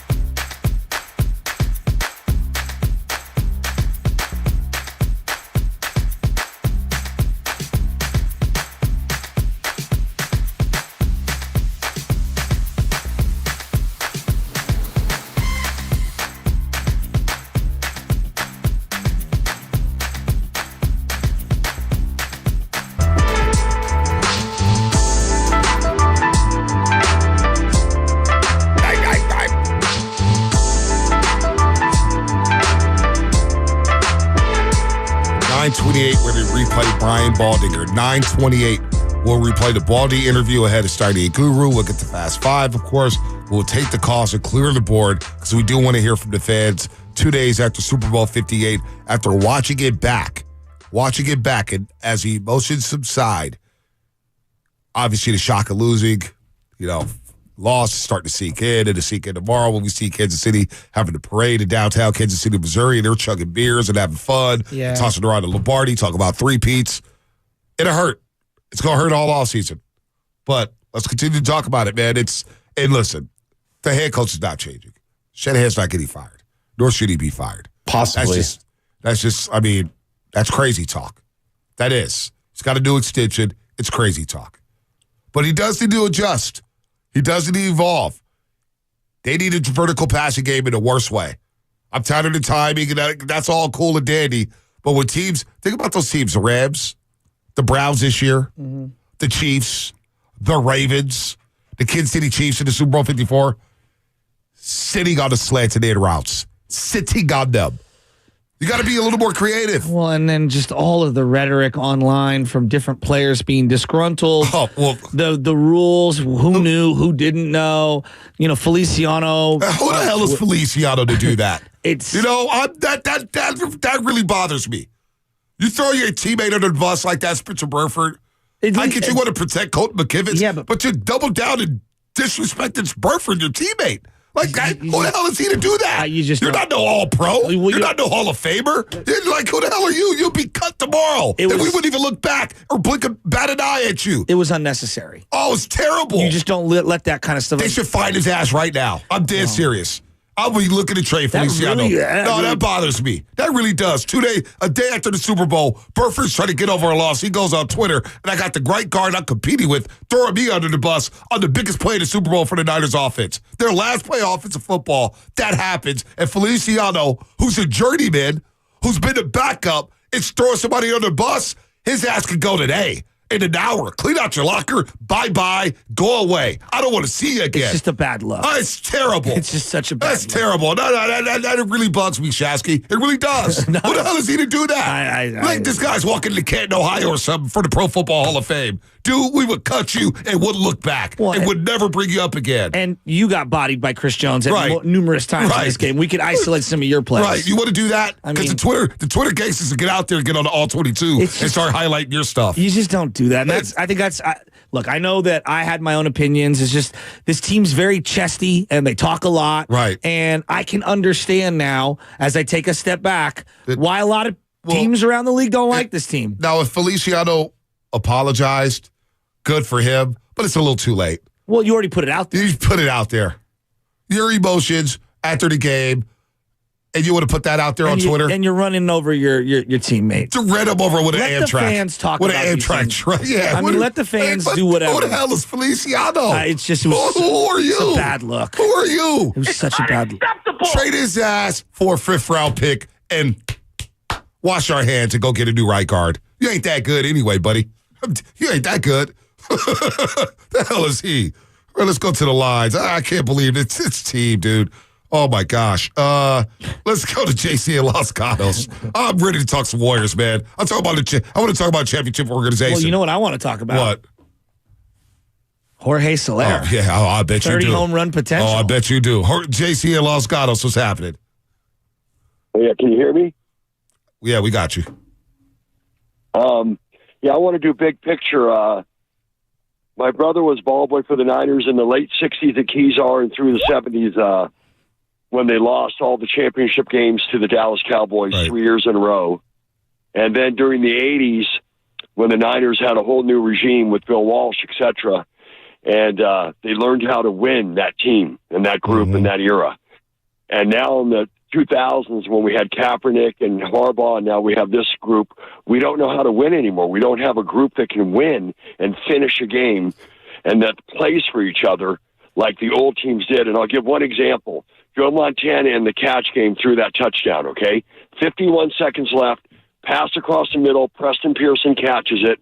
He's running free for a score to win the game. Yeah. And Eric Wright, number 21, makes the diving play to save the game. That's what we're lacking now on the 49ers. The very next play, Danny White fumbles. Yep, no doubt. Let's go to Butch in Danville. Not Butcher. Butch in Danville. What's up, Butch? Hey, guys. One of the advantages of not being a fan of either team is you don't get emotional and you really can see the game how it is. And the 49ers played an excellent game there. The coaching was great. Wilkes was great.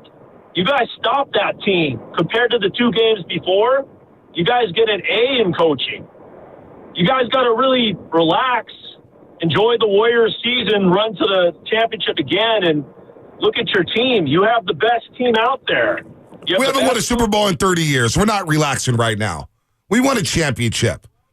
Who do you say you root for? Who do you root for, Butch? Butch, who do you root for? I'm a Steeler fan. So, I'm in the same boat as you guys. No, you're not. No, you're not. You guys have been mediocre for a decade. You guys brag about being 8-8 now. Oh, Mike Tomlin's never had a losing record. He's 8-8, 9-7. Whoop-de-doo. Whoop-de-doo. Whoop-de-doo. Don't tell us how to act about losing. We haven't won a Super Bowl in 30 years. Well, and I don't make evaluations based off of a one-game sample. Right. I make evaluations off for a cumulative season. Exactly. So, for example, Chase Young had a great game. What were you saying to us at the break? Great game, but please don't pay him. No. What did he have? You said he had the highest grade, apparently, according to PFF. Okay. I am not signing Chase Young based off of just the Super Bowl game. Like me, if I'm running a team, I'm signing him on whether I think he can fit long term and what was his body of work like and how good was he, what were his strengths and his weaknesses. Steve Wilkes is not being evaluated off of just this game. No doubt. I'm evaluating Steve Wilkes over the totality of the season, right? And just seeing how things are going. My scheme change and me having these ideas, I'm not viewing Eric Armstead through the prism of a 3-game stretch in the playoffs. Right. Eric Armstead has had 2 back-to-back seasons where it's been injury riddled, and I love Eric Armstead and what he represents for this team, but can I pay him $20 million a year moving forward? No, I'm not doing that. I'm not either, Shasky. You're spot on. I'm not either. I'm not making decisions based on Now, are things enhanced? Yeah, there are certain things enhanced. Like Mahomes, I'm not evaluating him on the regular season. You know what I'm evaluating Mahomes on? The freaking 4-game playoff stretch he just went on, and that's why he's the baddest dude ever. So, a couple things here before we get to this last call, and we'll get to the Baldy replay. One, Steve Wilkes was the best coach on Sunday for the 49ers. He was. There's no doubt about it. No doubt. Number 2, we're not firing Kyle Shanahan. That's ridiculous. And I don't want somebody on Twitter or somebody to post us and, they were talking about firing Shanahan on the Morning Roast. No, we were not. Joe Shasky, the butcher at Bison Hill, was not talking about firing Kyle Shanahan because you guys like to throw stuff in our mouths and twist words and stuff like that. Just like, hey, I see some of the Warriors takes. It's like, we didn't say that. But number 3. Thank you for defending me. Yeah, there you go. Thank you for inviting me to the Baldy breakdown of Old Towny Swing. I appreciate that. Number 3, to tell us how to act after a Super Bowl loss here, we're overreacted. We haven't won a championship in 30 years, okay? We're going to watch the Chargers, Niners highlights from Super Bowl, whatever that was, in 1994, and it's going to get grainier and grainier and grainier. Be like, damn, remember when they won a Super Bowl? Yeah, I was 12 years old. I'm going to be 42 next September, okay? I'm going to be 42 years old. It's been 30 years, buddy. We've 30 years. 3 Super Bowls since 2012. So don't tell me or tell this fan base how to act about losing another Super Bowl when we had the game in our damn hands. 2 Super Bowls in a row, we had the game in our hands, and you just lost it. So, yes, we're going to be fired up about that. And if you ain't fired up about it, then maybe you're just not a real fan. That's what I'm going to start doing, calling out people. If you're not upset about this loss, after controlling that game for the first 3 quarters defensively, don't tell us how to act. They've lost 4 NFC Championship games and 3 Super Bowls in the last 12 years. Come on, man. 4 NFC Championship games and 3 Super Bowls in the last 12 years. Come on. Come on. Don't tell us how to act or we're overreacting. Sure, we got talent. But the talent ain't won a damn championship, and we need to involve the passing game. It's been very heartbreaking. Did you see this stat? I'll throw this one at you before we go to Baldy, because I know we have to go to him at some point here. Let me slam this one to you. Okay. The 49ers have won 62 regular games in the regular season and the playoffs in the past 5 seasons. 62 games, playoffs, regular seasons combined, last 5 years. The only teams to win more in a 5-year span without a Super Bowl, the Bills from 2019 to 2013, the Patriots from 05 to 13 during their Super Bowl drought, the Eagles with Andy Reid, and the Bills of the early 90s. Wow. The Niners are in rarefied air here. Right. You're not fiery coaches. Rarefied air. All right, let's get to Baldy here. Brian Baldinger joined us earlier today for the last time this season, which is a sad moment.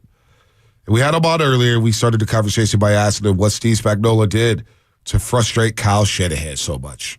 They couldn't get the deep ball. I mean, they tried a number of times to Debo, to Aiyuk. They tried to get the ball down the field. They defended it, whether it was because of pass rush, blitz, or just great pass defense. And so that was a big part of it, was that. And then, they just like Kyle was trying to take his shots down the field to try to get big plays, just like after Tiggs' interception, they go right down the field and Aiyuk is there and the protection broke down. Just the way Kyle was trying to dial up his explosive plays, Spags is doing the same thing. He's trying to pick his spots to come after Brock Purdy.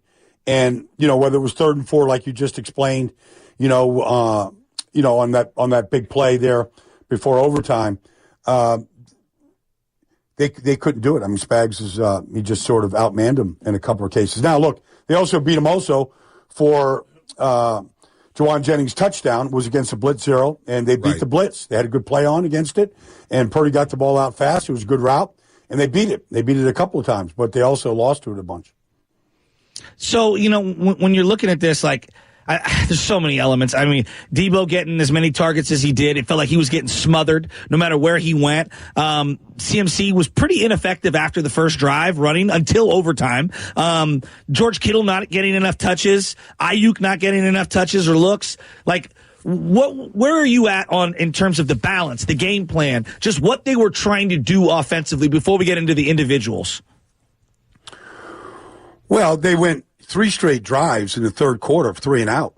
I mean, nobody's getting any touches if you can't get a first down. I mean, that's 3 straight drives. You don't get a first down. You're not staying on the field. It's 9 plays. Yeah.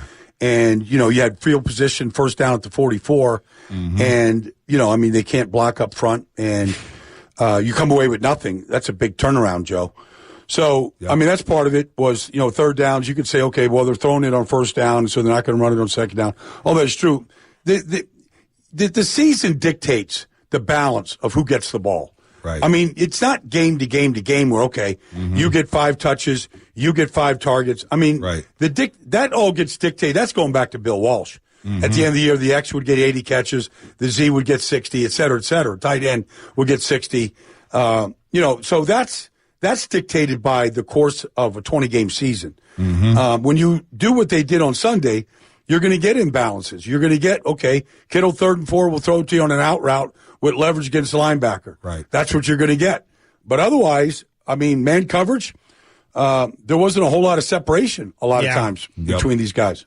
Baldy, I kept thinking about you during this game, only from the sits. From the sits where I kept hearing Tony Romo say, sticky man coverage, sticky man coverage. And you always say that. It was after the Cleveland Niners game. And on the rewatch, I just want to know from your eyes, because you're the expert here. I felt like the Kansas City Chiefs' Spags, they took elements of the Cleveland Browns game plan middle of the season when they snuffed the 49ers and beat them 19-17. And maybe they went back to the 2021 NFC Championship game where the LA Rams kept Eric Weddle, who was at safety, in the box. And you saw 10 guys within an 8-yard radius of the line of scrimmage. And everybody daring the Niners to throw it deep. Kansas City, it felt like it was the same game plan. Sticky man coverage. We're going to sit on the end routes. We're going to be very physical at the line of scrimmage with Debo and Brandon Aiyuk, and we're going to make you throw it somewhere else. How much did Spags pick apart from that? Because it felt like I was watching the same defense from Cleveland and the LA Rams in those 2 instances. Well, they played a lot of, Cleveland plays a lot of man coverage, and they challenged those dig routes, and, they got the 1 interception. Yep. I don't think Spags takes anything from, I think he does what he does. Right. I think his guys are very well trained. They don't break down in the back end. I mean, the 49ers break down on the touchdown to Marquez Valdez-Scantling. I didn't see those kind of breakdowns by the Chiefs. Nope. Where they left the guy uncovered. I thought that, in fact, the shallow cross to Rashee Rice on 3rd and 6 in overtime, I mean, Richie James was uncovered. He could have walked into the end zone if Mahomes threw it to James. I saw breakdowns in the secondary of the 49ers that I didn't see in the Chiefs. And so while they do blitz, and they did go through a gauntlet of, Miami and Buffalo and Baltimore and then finally San Francisco, one consistent factor in a Spags defense is they don't beat themselves. And they didn't beat themselves. Yeah, I was really impressed with their linebacker speed. Obviously, their secondary makes unbelievable plays on the ball. And just up front, they were dominating the 49ers offensive line. It felt like one of the worst Trent Williams games like I've seen in a Niner uniform. You examined it, and then I guess just offensive line as a whole, I don't understand some of the protections. I didn't play, at your level. I don't understand what goes on. When I see Mahomes at the line of scrimmage, he's pointing and he's calling out different checks. And some of it is he's changing the play. Some of it is he's talking to the lineman in front of him. I don't see that in a Shanahan offense. And I saw a lot of breakdowns. Like, they lost a lot of one-on-one matchups, but I saw a lot of miscommunication on who to cover and stuff. Break that down in terms of the 49ers offensive line and the communication and where some of this, I guess, non-communication started. Well, they had three major breakdowns up front on plays that could have decided the game. The final play in overtime on 3rd and 4. I mean, Brandon Aiyuk is all alone in the end zone. He defeats L'Jarius Sneed. L'Jarius Sneed is on his Sneed. I mean, he shook him. He's down on the ground. And Aiyuk is running free. And Brock Purdy's throwing the ball away because nobody blocks Chris Jones.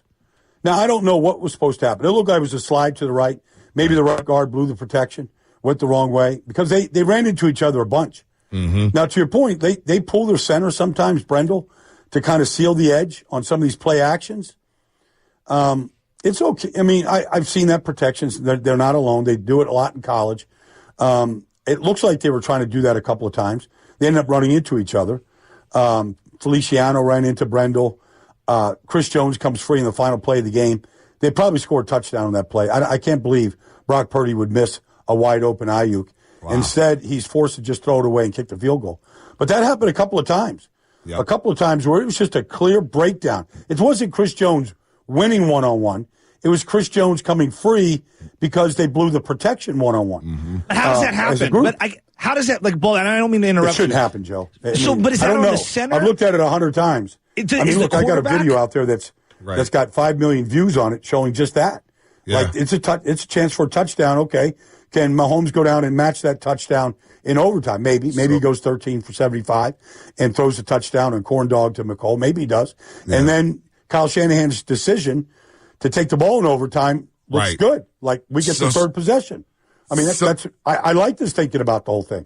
Yeah, did you like his thinking, his thought process there about the third possession? Because we've been going back and forth on that. Originally, being at the Super Bowl in real time, I felt like the defense was gas. So I get why they took the ball, you go down to score, but I wasn't also privy to the overtime rules. I forgot about the Josh Allen stuff, so I'm thinking, man, they score a touchdown, game over. Oh, wait a minute, Kansas City gets another shot.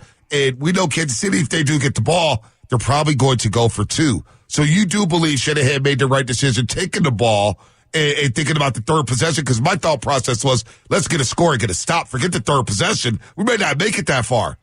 Well, I mean, it affected everything Kansas City did on their drive. I mean, they go for it on 4th and 1 at their own 35. Yep. If there isn't these overtime rules, maybe they don't go for it. Maybe if Kansas City gets it in the first possession and they give it to Mahomes, maybe Andy Reid, 4th and 1 at his 35, doesn't take a chance. Exactly. Maybe he punts it away there. So, I mean, you have to play it all the way out. But I thought the reasoning that Kyle gave was sound. Okay. And look, they easily could have scored on the opening drive.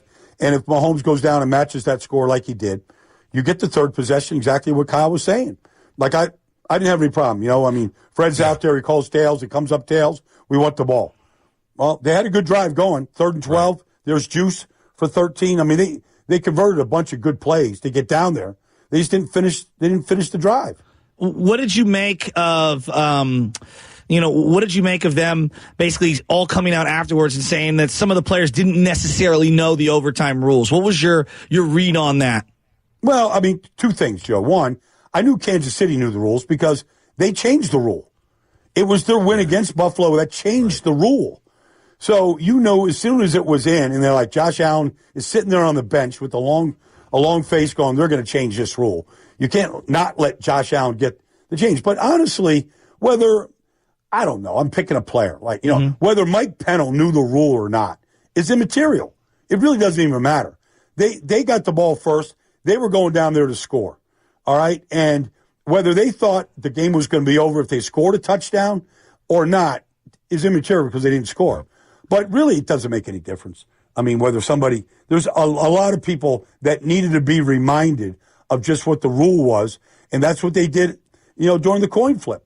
They explained the new rule, and it's the first time it's been enacted in a playoff game. It's different than the regular season rule. Right. So that doesn't even concern me. Players don't know rules. Like, they just don't know enough of them, to be honest with you. Even the muff punt, by Darrell Luter. I mean, there's a reason why Ray McLeod's going after it. It's a free ball. Right. Okay? I mean, you got to go recover it. Now, there's a miscommunication there, maybe. Maybe McLeod should have been yelling whatever it is to get away, get away. But, I mean, there's coaches that don't know these rules. It's so technical in some ways right now. No doubt. Brian Baldinger here on the Morning Roast, courtesy of the Boxer and Girls and Guest Line. All right, the Niners defense. I thought they did a hell of a job for the most part of this football game. What did they do so well to really slow down Kansas City, especially in the first half? They were getting three and out, third long. I thought Steve Wilkes and company were on their game for at least the first 2.5 quarters of football, maybe even 3. I did too. Chase Young played well. I mean, he got individual performances that we hadn't seen. They got behind the sticks. Mahomes looked like he was a little frenetic, trying to get rid of the football. I mean, obviously, by the time they got to the fourth quarter, they got into a rhythm with Kelsey, and they got Kelsey matched up on Fred Warner, and they took advantage of it. I mean, Fred was on him a lot of the game, and for much of the game, they didn't go to him. Fred did a good job. I don't think it was really fatigue necessarily. I don't think you go to, 13 plays in overtime, those number of plays are going to add up for any team, especially if Bosa's out there 95% of the plays and you're just trying to keep your stars on the field for as long as you can, and you lose Greenlaw. Like, you lose them, you lose a lot of speed and playmaking ability. But, for the most part, I thought they just played what they do. I thought they lined up and played, and Mahomes really couldn't get the ball down the field the way they wanted to. I thought Bosa was excellent for the most part in this game and was ferocious in terms of his pursuit. And Mahomes just kept making plays, even negating big losses. So Bosa was great. And then obviously losing Greenlaw. How much did that impact them, Baldy? Well, I remember talking to Fred week 1 against San Francisco this year. And, they have no tandem of linebackers in the league have started more games together than Dre and Fred. They play off each other. They communicate well together. They split duties together, whether it's covering the back, the tight end, man, zone side. Like, they're just seamless in how they play together. And, Fred had a great game, but, Dre was having a great game too. I mean, so fast to the ball that, Pacheco wasn't able to get going. Mm-hmm. The screen game was dead, dead, for the most part. They got a couple, but, that they really just ruled the middle of the field and they took it away. To see Dre run on the field with the excitement that he had, and to see that happen, it's inexplainable. Like, your heart sinks for the kid, and really, that's it. Like, that tandem of linebackers is second to none. They've been starting for 5 straight years together. Like, there's nothing that either one of them do that the other one doesn't know what they're doing at the same time. Wow, and Norman Burks had to difficult task of trying to slow down Kelsey, and Kansas City noticed it right away. So what really got KC going there? Because you mentioned Baldy late in the game, a lot of breakdowns in the secondary there. What did KC do so well in adjusting and finding some open lanes in the pass game down the field? You brought up Watson last week. He had some big catches for Kansas City for some big first downs, a couple of third downs, the fumble recovery. You brought that up. You also brought up Tick Brown, who had a hell of a game as well. So you sounded good there, Baldy. But what did KC do so well in adjusting and getting those breakdowns for the Niners secondary? Well, the big thing was the defense kept bailing him out, to be honest with you, whether it's a Tig Brown interception or, Leo Chenal, stripping McCaffrey. The defense just kept him in the game. It's 10-6, 10-6, 10-6. You get the Luter, muff punt, and next thing you know, the 49ers break down, they take the lead. But I just thought, it was just Mahomes. I mean, you got Mahomes scrambling. You got Mahomes on a 22-yard run on just a read option that they never run, and they ran twice. Mm-hmm. And, I mean, so you're getting a chunk play out of the run game. He ran for 69 yards or 66 yards. I thought that really helped them, like just stay on schedule to be able to put 3 straight drives together, in the fourth quarter and then in overtime. I'm glad you bring up Mahomes. I was telling me and Bonte are sitting next to each other. We're in the stadium. We're going crazy. I go, this guy's Michael Jordan, right? And it felt like in that first half that the Niners were winning the half, but you look up and they're only up 10-0 as they're marching. Kansas City's marching. There's 1:09 on the clock, and I don't know if you know this particular point, but they get down to about the 15, and I'm yelling after a Rashee Rice little handoff. I'm yelling, Bonte, they got to call timeout. The Niners do, to stop the clock, to get the ball back, because you cannot go into the halftime with just a 1-score lead. That was insufficient for me for how well they played in that first half, getting all the stops that they did. They didn't call timeout. They let the 30 or 40 seconds go off. They run another play. Kansas City burns the timeout. Then the Niners burn a timeout for some reason. And then they go to a gun run for a little handoff to McCaffrey and go into the half. I thought the ending of the first half, knowing you're not going to touch the ball in about an hour. For about a real-time hour, because Monte kept saying halftime's long. You might not touch the ball for an hour. I thought they lost a lot of momentum there, and it carried over into the second half. What did you think of the clock management right there? Because it was just, I thought they lacked the aggression. Sorry, I'm long-winded there. I was frustrated. No. I thought you have to create every possible possession you can have. Exactly. And I thought the timeouts could have saved time on the clock, even if it's 30 seconds. There's drives. If you have a timeout in 30 seconds, I've seen too many teams go down the field and kick a field goal. Yep. So I think every chance you get, I don't care if it's regular season, when it is, Super Bowl Sunday, every chance you get to create a possession, I feel like you got to create a possession. And, whether that gave the Chiefs time to, maybe score a touchdown or get a better play or whatever, live with it. Your defense is playing great football. I want the ball. Whatever they decide to do in that situation, I want the ball with a chance to dictate. Who knows whether it could be a kickoff return. It could be a big, screen play on first down where you're at the 40. Now you need 20 yards and you're in field goal range. I'm thinking about possessions and scoring on every possession. And I thought they blew an opportunity right there. Yeah, we were on that. I can't believe it. It's the second time it's happened in the Super Bowl. Super Bowl 54, I still can't get over John Lynch in the suite yelling for a time. I just don't get it. I don't get the conservative nature there in the biggest game of the season, especially when you try to get that Lombardi. Real quickly, Baldy, going back to offense, we had a conversation before. How does George Kittle walk off a football field with 3 targets, 2 catches, 4 yards? Well, it's just the game dictates some of this stuff, Bonte. It's not, they're not going in there saying, okay, we're calling these plays. I mean, I saw, for example, on the opening drive, they throw an 11-yard pass to McCaffrey on the play. And he's coming out of the backfield. He's running a circle route out of the backfield. And he's looking at Debo and he's looking at Aiyuk. And Kittle's the third choice. And the linebacker's sitting right on top of Kittle. And so he goes 1, 2, 3. On his fourth possession, or fourth read, he hits McCaffrey. You're going to throw it to the open receiver. Right, no doubt. It's not like they don't generally call plays to get guys open. They don't really call offense like that. Now they have plays for Aiyuk, there's no doubt.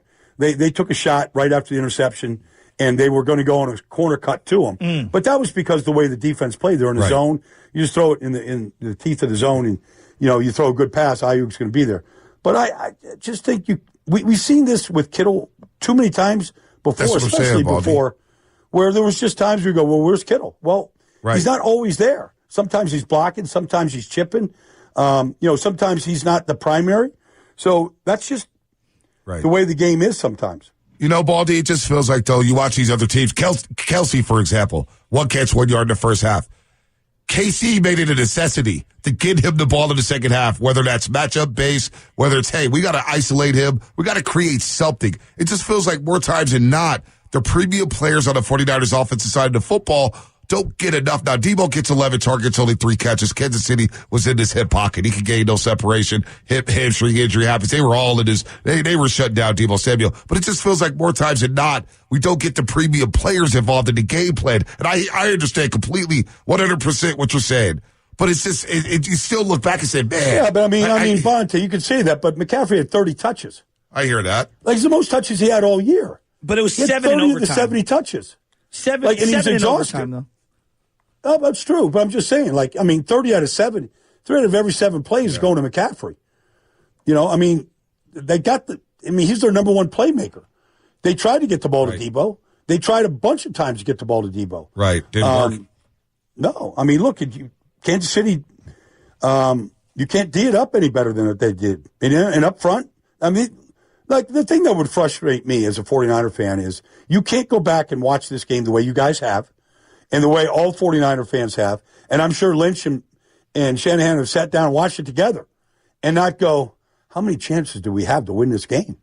Yeah. Too many chances to win the game. Yeah, that's the frustrating aspect. That's the frustrating part. Yeah, we can pick apart, okay, Kittle's get 3 touches and, you can pick apart all this stuff. And that's what you do when you lose. Yeah. But at the end of the day, they had so many chances to win this game. Like, it must be just killing them right now. Way more than 4 years ago.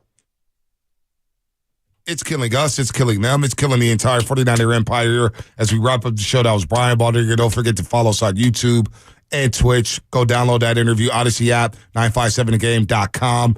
Last thoughts here, Shasky, as we get ready to go back to the airport and go home.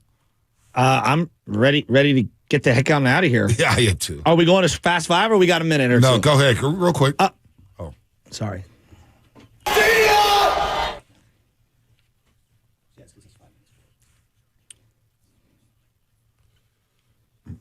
All right. Stretch this one out, Shasky, if you got a minute. Stretch it out. I will. So last night. I shouldn't have to tell you. I don't have to tell you that one. Last night, me and the Lub decided to go take a stroll down the strip. And I said, I'm really looking forward to go getting something to eat, And I hit up the Crow. I hit up my buddy Scott Taylor, who have a little more, Vegas chops and understand where to go. And they recommended all of these different steakhouses. So this steakhouse will go unnamed. I book on open reservation and open reservation. I go, damn, there's a lot of open spots. And Lubman and I waltz on down. We go down. Go, wow, this place is nice, fancy. We go in. I ask the waitress or the hostess, excuse me, what's her favorite cut? She points to this one. I'm looking at it. I'm going, $450. Well, I don't know about this. You don't know about that, Mr. Two Houses? Mr. So we sit down and we look at the menus. And I'm looking and I go, oh, crab. They got a big crab meal, $70. Yeah, that's the appetizer. Oh, my God. Then I look over at the right-hand side and I look at all the main courses. There wasn't anything under $350 on the right-hand side. I look at Lub. Lub looks at me and I said, yeah, I think this is out of our price range. Yeah, we work a radio. We are not high rollers. And we got up, we put our coats on, and we walked out. Hey, even TV Bonte says that's a little too pricey. We walked out the wrong door first. We walked out the wrong door, too. We ended up going to, is it Lulu or La La Noodle? La La Noodle, it was excellent. All right, that's good. Excellent. That's good. We had pot stickers. Love talked my ear off. I needed oxygen. I even had a beer with him. You know what I did? My first alcoholic beverage in a long time. I didn't have any beer. I didn't have any alcohol. By the way, I have a drink ticket if anybody wants it. I had Pizza Hut last night. Who goes to Vegas and gets Pizza Hut? Well, I didn't want to walk out the hotel room. I didn't want to go out and get food. I looked at it and I was like, you know what? I basically watched the Warriors game, got some Pizza Hut, and went to sleep. It's like a cover of the magazine. They're like us. It's Bonte Hill, looking disheveled, going through a casino with Pizza Hut in his hand. It was quick and easy, which I wanted. Now, did Lubman talk your ear off when you saw him? I got 5 words in with we watched the last half of the Warriors game. I was on FaceTime with Bully and Tella. As I walked up, they say, what's up? We're watching the Warriors game, and Lubman's just talking and talking and talking. And I'm trying to have a conversation with him. And he kept just cutting me off and talking and talking and talking. So I was like, all right, he just wants to get some takes off. He's excited. Go ahead, Lubman. You know what his nickname is? Just some advice, Lubman, when you go on your next date, let the lady talk. It's better for us to listen and let the lady talk. So somebody has to say it. I'm just trying to give you some game. What do we call Sabonis? The hollow man? Empty calories. Well, that too. I call you the monologue man. Well, you see, Bonte, we were not on a date last night. We were trying to plan a show for today, so that's why I was talking so much, because that's my time to talk. My final thought, though, while we were asleep, Farhan wasn't? What is this? Usually it's the opposite. Usually he's always asleep. Jorge Soler coming to the Giants. I like it. Get a guy who can hit some dingers in the middle of the lineup. Let's do it, baby. Baseball season, pitchers and catchers report in 2 days, I think. And Joe Shasky reports to SFYBL on the 24th, a Saturday at Kimball Park, where I'm emceeing. Phil Ginsburg, head of Park and Rec, and the mayor, London Breed, will be there. Bonte, please bring baby Chess. What time is it? It's from like 10 to noon. Saturday? Yeah, next Saturday. Not this Saturday, next Saturday. Okay, maybe I will show up. Please I will come. show up. Yeah, no, I'll come. I'll even get you the VIP parking. Yeah, thank you. Thank you very much for that. Hey, listen, my final thought is, how about them Warriors? How about them Warriors? You guys are talking about Jorge Soler and pitchers and catchers. Hey, don't look now, but the Warriors are in the box. They've won 5 in a row. What's in the box? They've won 7 of 8. They've won 7 of 8, folks. Hey, listen. Right now, the Warriors in its standings are 3 games behind the 5th seed. 3 games behind the 5th seed. The Golden State Warriors, that is. Oh, they're in 10th place, but they're 3 games behind the Phoenix Suns in the loss column.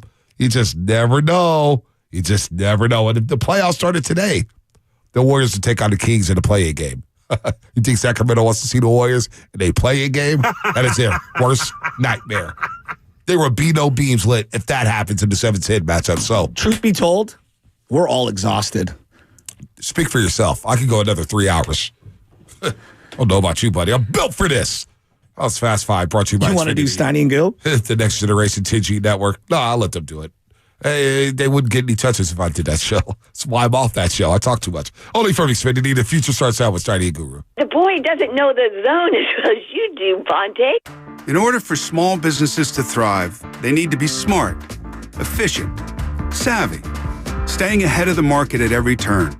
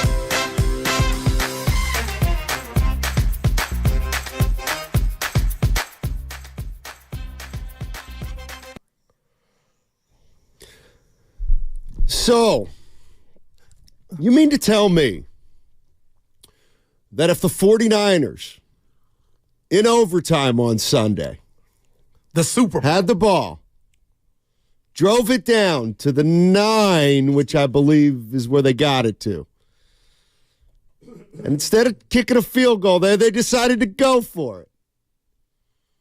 And they hit our main man, Kyle Juszczyk, with a little swing pass that turns into 6. You're telling me the 49ers would have run out into the field, Juszczyk would have thrown the ball into the crowd, and the 49ers would have celebrated like they just won the Super Bowl. That's what would have happened, I think. I don't know. That's the way it's starting to sound. When did you come up with this? The boss did. Hey, I think wasn't it's me. unfair. That was the boss. But you checked like his it's own true. record like at the police station. You told the detectives you didn't know the rules, and then Armstead did the same thing. But I have to believe that would not have happened on the biggest stage in the most watched program, not game, sporting event program. So he would have. So Juszczyk would have scored.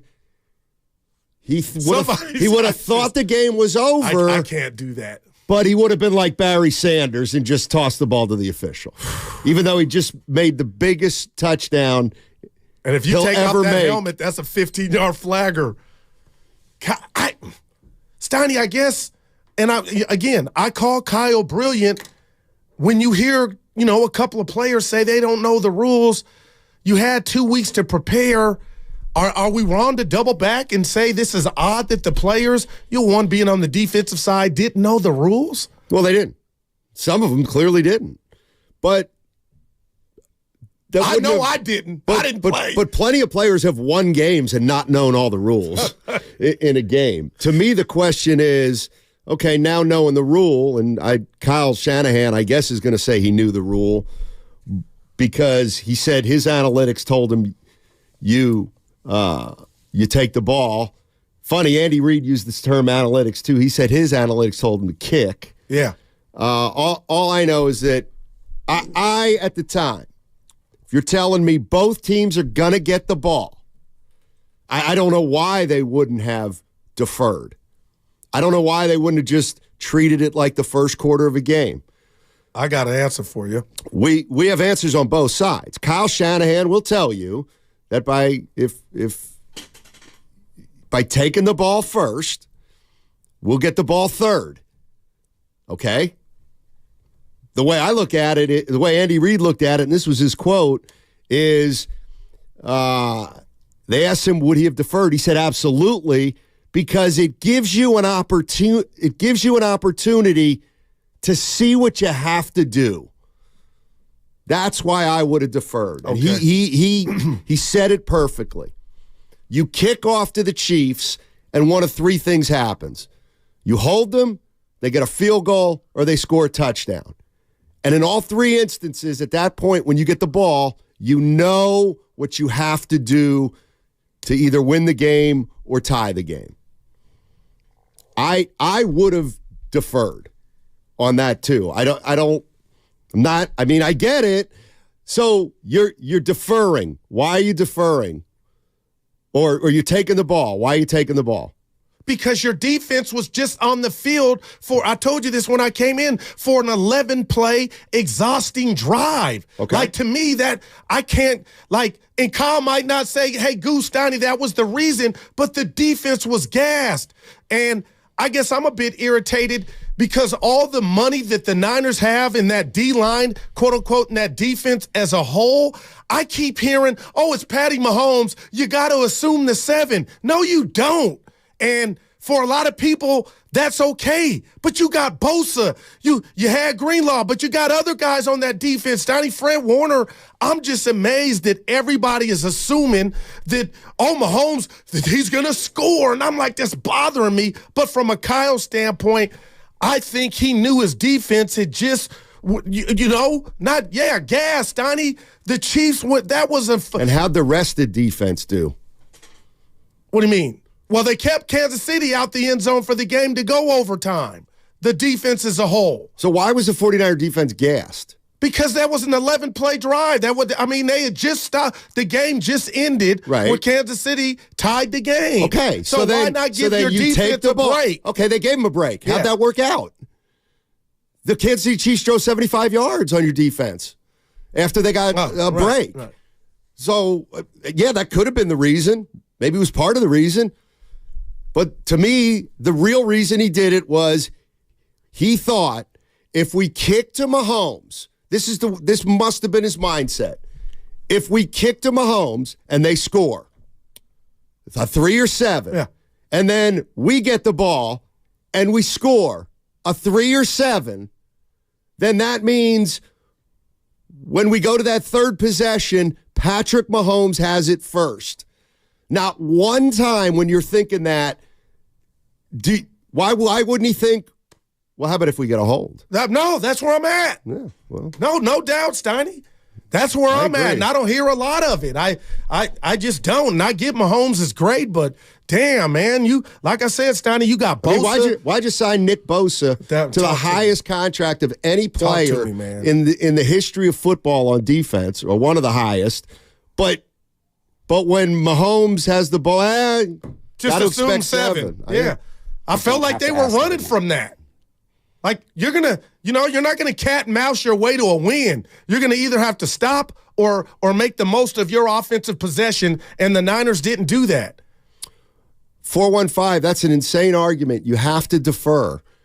You have to. Your probability to call plays when you know what you need to do is a huge. I'm with you. I'm with you. I would have absolutely deferred. Did I think it cost him the game? Well, I don't think it cost him the game, but I don't think it was the smartest decision. Well, you had a chance to stop him. 888-957-9570 is the number. What are you thinking about a day after the game? You know, I always feel like the 2 days after the game. I feel like the day after the game is like when you talk about a game in the locker room 5-10 minutes after the game. But it's Tuesday now, and a bunch of other stuff is crossing my mind about stuff like that, the overtime. Like, why would you do what you've been doing all year there when you win the toss and you know you're playing at least 2 possessions in probably a quarter? What about this one? I was in the lab watching last night, and I know I said this to you yesterday at some point, and I vaguely remember your answer. I didn't put it like this, but what if I'm watching that game, and now when it's said and done, Patrick Mahomes is sitting there, him and Andy Reid with 3 Super Bowl rings. Steiny, what if I made the case the Greenlaw injury wasn't as severe as the Brock Purdy injury against the Eagles, but it was almost as crippling? Because what you're asking the Niners defense to do, and they did it for so many minutes of that game, but when he went out, it was almost like your heart and soul of your defense was gone. And go figure, all of a sudden, you know, we see Kelsey come alive in that second half, and we see the Chiefs do or run a better and more efficient offense than they did in the first half. So all in all, that Greenlaw, no excuses, because I think that's what you kind of said to me yesterday, Steiny, paraphrasing. But what if I said that Greenlaw injury was just something the defense couldn't overcome? Well, then, if you're saying the Greenlaw injury is something the defense couldn't overcome, like last year, many of us said, well, once we lost Purdy, we had no chance. Okay, if you're going to say once Greenlaw left that game, we were pretty much done, well, then why would we examine the rest of the game and point fingers as to who cost us what and why we lost the game? We lost and I'm not, you think you win that game with Dre Greenlaw, then there's really nothing to see here. You're coming back with the same team. And you try it again.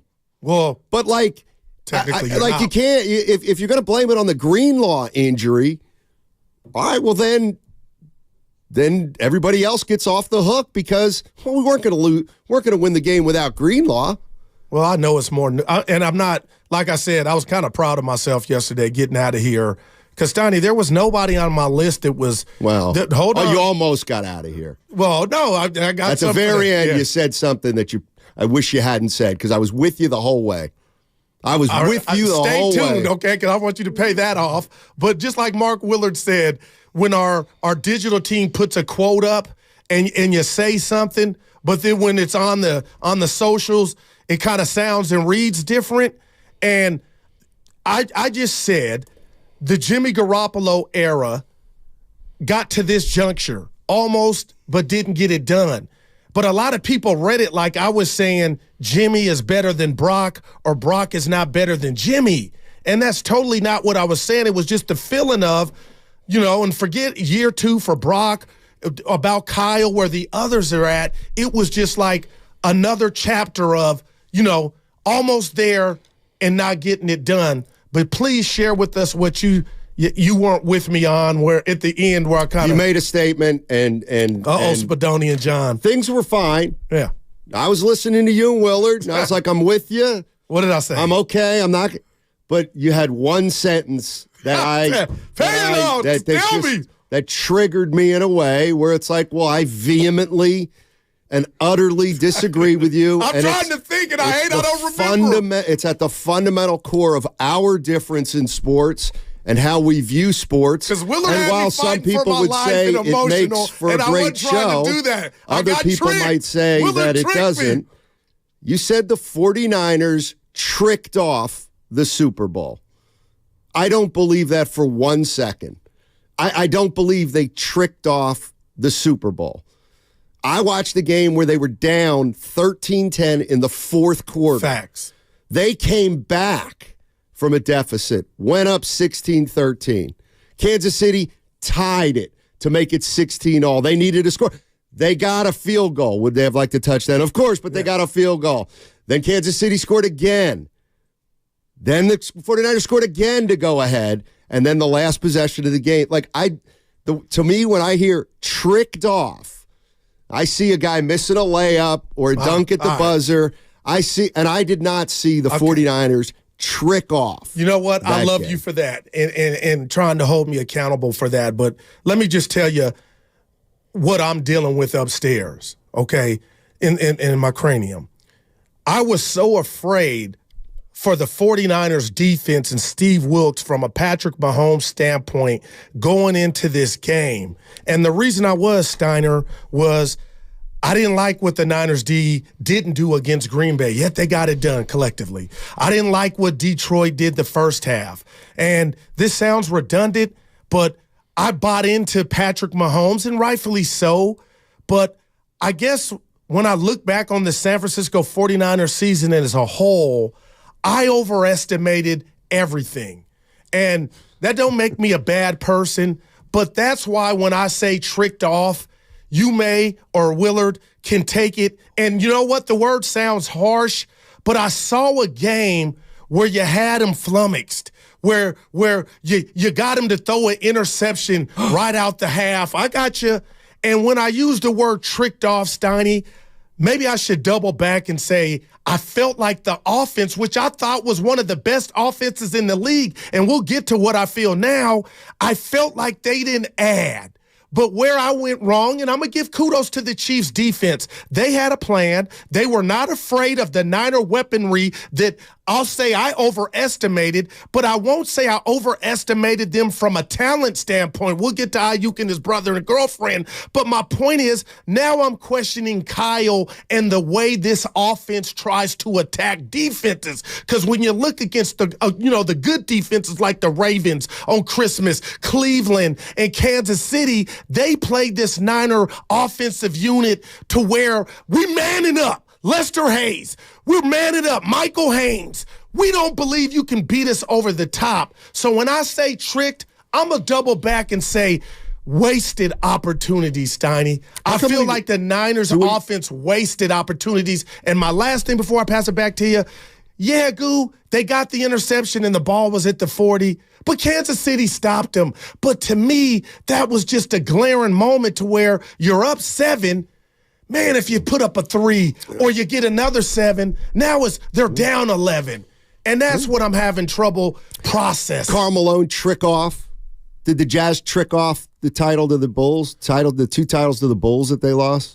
To Michael Jordan and Phil Jackson? You know what? Did they trick it off? I got something for you. No, but I'll say Karl tricked off that possession when he didn't see Michael from behind swipe that ball out of his hand. And then did Byron Russell trick it off because he got because he couldn't? Offensive foul. I'm just saying, like, I hear you. I'm looking at the quarterbacks that have played in the Super Bowl in the last 5 years: Patrick Mahomes, Jalen Hurts, Matt Stafford, Burrow, Brady.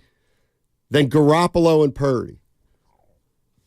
So the 49ers have gotten to the Super Bowl once with Garoppolo, once with Purdy, and both times they were beaten by Andy Reid and Patrick Mahomes.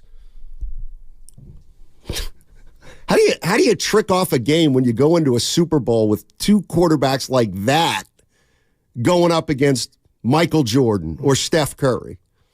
I think we're being like, that's what I mean. I think we're not giving enough credit to what Mahomes has done, who he is, and how he's 9-2 in games where he's down 7 points. So in the postseason. So we got to look at it both ways. And the 49ers, they got beat. Like the way I almost look at it is, they got beaten 2 Super Bowls by maybe the greatest quarterback of all time. And they had a quarterback who, let's not sugarcoat it. We laugh at him right now, Garoppolo. Okay, I know. And Brock Purdy, who's in his second year. Yeah. So, but as a whole, Steiny, I get, and I love Patrick Mahomes. I guess I was shocked that at halftime, the Niner defense was able to hold that unit, and we saw what happened with Kelsey to 3 points. So, he's Michael Jordan, Steiny, but for a majority of that game, you had held Jordan in check. Right. And you kept giving him opportunities for him to come back. Okay. I get you with the trick. I do. But you're not going to take it back. No. Because I feel like they didn't add. And now, maybe this is not for today's show, I'm hearing stuff from Snead, from Kansas City, the linebacker. He said, we knew what the Niners' game plan was, and we wanted Brock Purdy to throw the ball. That don't make me change my opinion of Brock Purdy, but now I'm just... Well, of course. Like, isn't that what everybody would want to do? Like, everybody said, like, it might not be the most appetizing thing, but look at that team. You don't want, you want Purdy to beat you because McCaffrey can, Debo can, I kind of get that. 925, we talking Warriors at all today? No, we're not talking. Why? Who are hot as fish grease? Yeah. And Curry is. You know why we're not talking about Warriors? With them. Let me tell you, you're the reason we're not talking Warriors today. Oh, so you must have been reading X last night. No, I haven't gone on Seriously? that. You ain't been on it? No, Since Vegas? I defended you. A lot of people were like, oh, Stoney, but what, they're going to win it now that they're 500? Just like the 49ers are going to be, they're a dynasty. They're on the verge. 2 weeks ago, they're on the verge of a dynasty. The Warriors were in the San Francisco 49ers, according to Guru, were signing. I can see them winning multiple titles. Multiple. This thing could be a dynasty. It was there. Right. But you know what? Here we are Tuesday, and it's not a dynasty. In fact, they're chokers. But you didn't call They tricked off another Super Bowl. How do you go from dynasty to trick off another? I'm not. Yeah, I hear you. But No, hey, no. But the Warriors are hot. And now you can judge the 49ers like they should have been a dynasty because you had said they're not done. The Warriors. No, they're not. Yeah. They didn't make a move. I think they're actually up to 10th now. Yeah, 10th. Oh, 10th.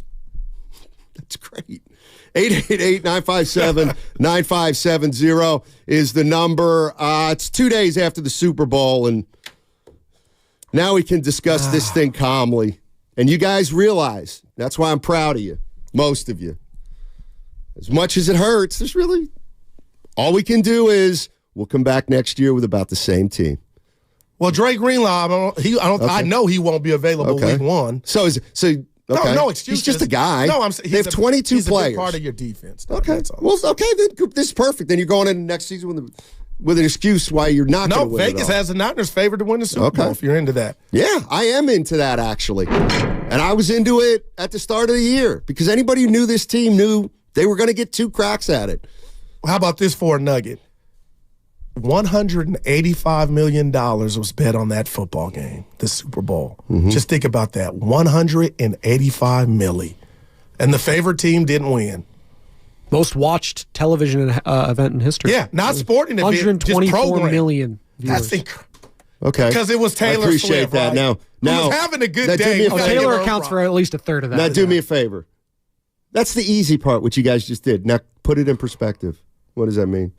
Those numbers. Means an awful lot. How many people? What was the number again? It's like the Cat Williams interview with Shay Shay Castani. Well, I bet it's nothing like. I bet it's nothing like that. But are you trying to compare it to like the moon landing? Yeah, I don't know. Okay, you're throwing $190 million. I don't know what that is. But just Yeah, I'm trying to compare it to the moon put it in landing. your wallet, your middle bank. I'm trying to put it in. It was the most, everybody, the world stopped almost. Okay, what's 2? What has 2 been? See, what's number 2 in the history of all time? All right, hold on. Why Is you it the do this, moon landing? Ladoni? But I'm sure it's not. But I'm going to just tell you this. I'm just wondering. The cameo Thank of you. Beyonce 510. just aging with wine. I don't know if you caught her in the booth with Jay Steiny. No. She's gorgeous. Yeah. 510. Thank you. What? 49ers got beat. Well, They straight did. up got beat. Well, they did. KC's defense was better. Spags. Chris A. My guy Chris A. That was And Spags beat Brady twice in the Super Bowl. He was defensive coordinator for the Giants. God, it's amazing how these great coaches can make the Niners trick stuff off. What's up, what's up, Johnny? He likes you. Keep in mind that's Johnny! that's American viewership. Thank you. The Champions League final for soccer in Europe has 450 million viewers. Grow up. Did anybody in this room? Hey, America, grow up. Different continents. Yeah, thank you, Spadoni. Grow up, America. And are those Nielsen Just saying. ratings too? We don't know, John. Then why do you think the Champions League finals now played in America? So there you go. I just can't What's get your into point? soccer. America runs sports is my point, Steiny. Oh, yeah, Steiny. Wait, when Manchester United plays in their championship games, it's in the United States? Correct. All the time? No, just recently. They moved New over here York? to do that. What's Yep. some of the NFL plays in Stuttgart? Not That's the what Super teams Bowl, are though. doing. The biggest championship in Europe for club football is Okay. played in America. We don't even have Once. a team that plays over there. They played How once crazy is out here, that? right? Yeah, they're gonna keep playing here Why? Tradition now. It's because they America. want this market. They need it. They need us. They can't get it. I'm just trying. Beat it, soccer. You ain't going to be football over here. You know that. You know that, EPL.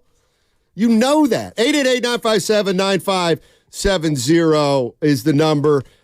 2 days after the Super Bowl, calmer heads prevailing. How you feeling today, 49er fans?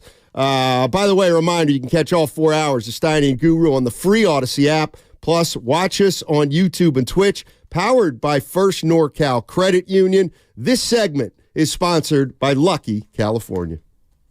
This Valentine's Day, Lucky invites you to celebrate the one person you...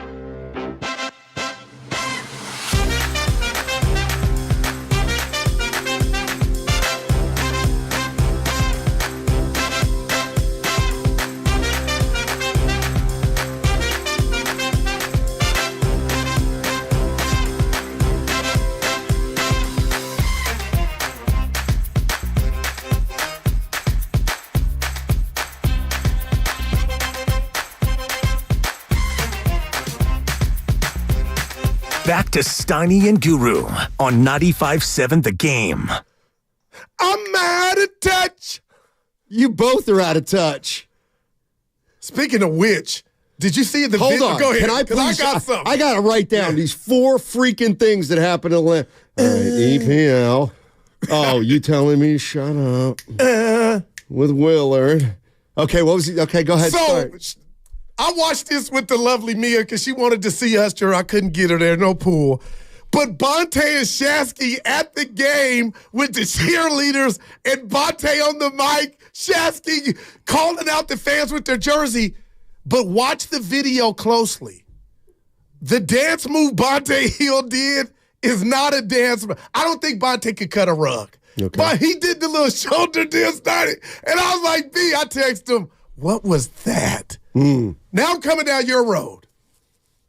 Next time I get into a squabble or a little beef, get my back, brother. Me and Willard were going at it. I was waiting for you to get your boys back. I told you when you came in. This dude ran off. Get this. I told Guru. I'll get to you, Spadone. I told Guru, be careful of Willard today. You might be a little overmatched. You might be overmatched with Willard today. Sure enough, he got you. He started to stick it to you. And he brought up my IG Live, which was a blur to me. So you don't remember. You don't remember. He got me. You yelling at him. I wasn't yelling. Yeah, I was emotional. Him trying to get you, stick it to you, stick it to you. And I said, well, one thing. And you said, shut up and let me fight my own battles. And now today, I'm supposed to stick up for you. Boy, the streets was like, where was Steiny at? Where was Steiny? Yeah, Norm might have mentioned. You owe Steiny an apology. You told me to shut up. And you know what? Diz was like, let go the ahead, record Goose. reflect. I shut up. I didn't say a word. Oh, boy. Now. I love you all. Yeah, Bonte and Shasky, they were getting one down. question. That was dope, man. Spadone, real quick, because you are the expert. Never claimed. How many English Premier League finals have been played in the United States? Never said English Premier League. This surprised me. He's right. How many EPL championships have there been in the United States? You're talking about Champions League. Okay. I never said English Premier League. I think you got to check. And there's also no finals in the English Premier League. So there's no playoffs either, Steiny. Yeah. Get your facts straight. I think I got Get back to me. Now, Manchester United has never played Liverpool for the title on American soil. It's at Wembley Stadium. Everybody knows stuff like that.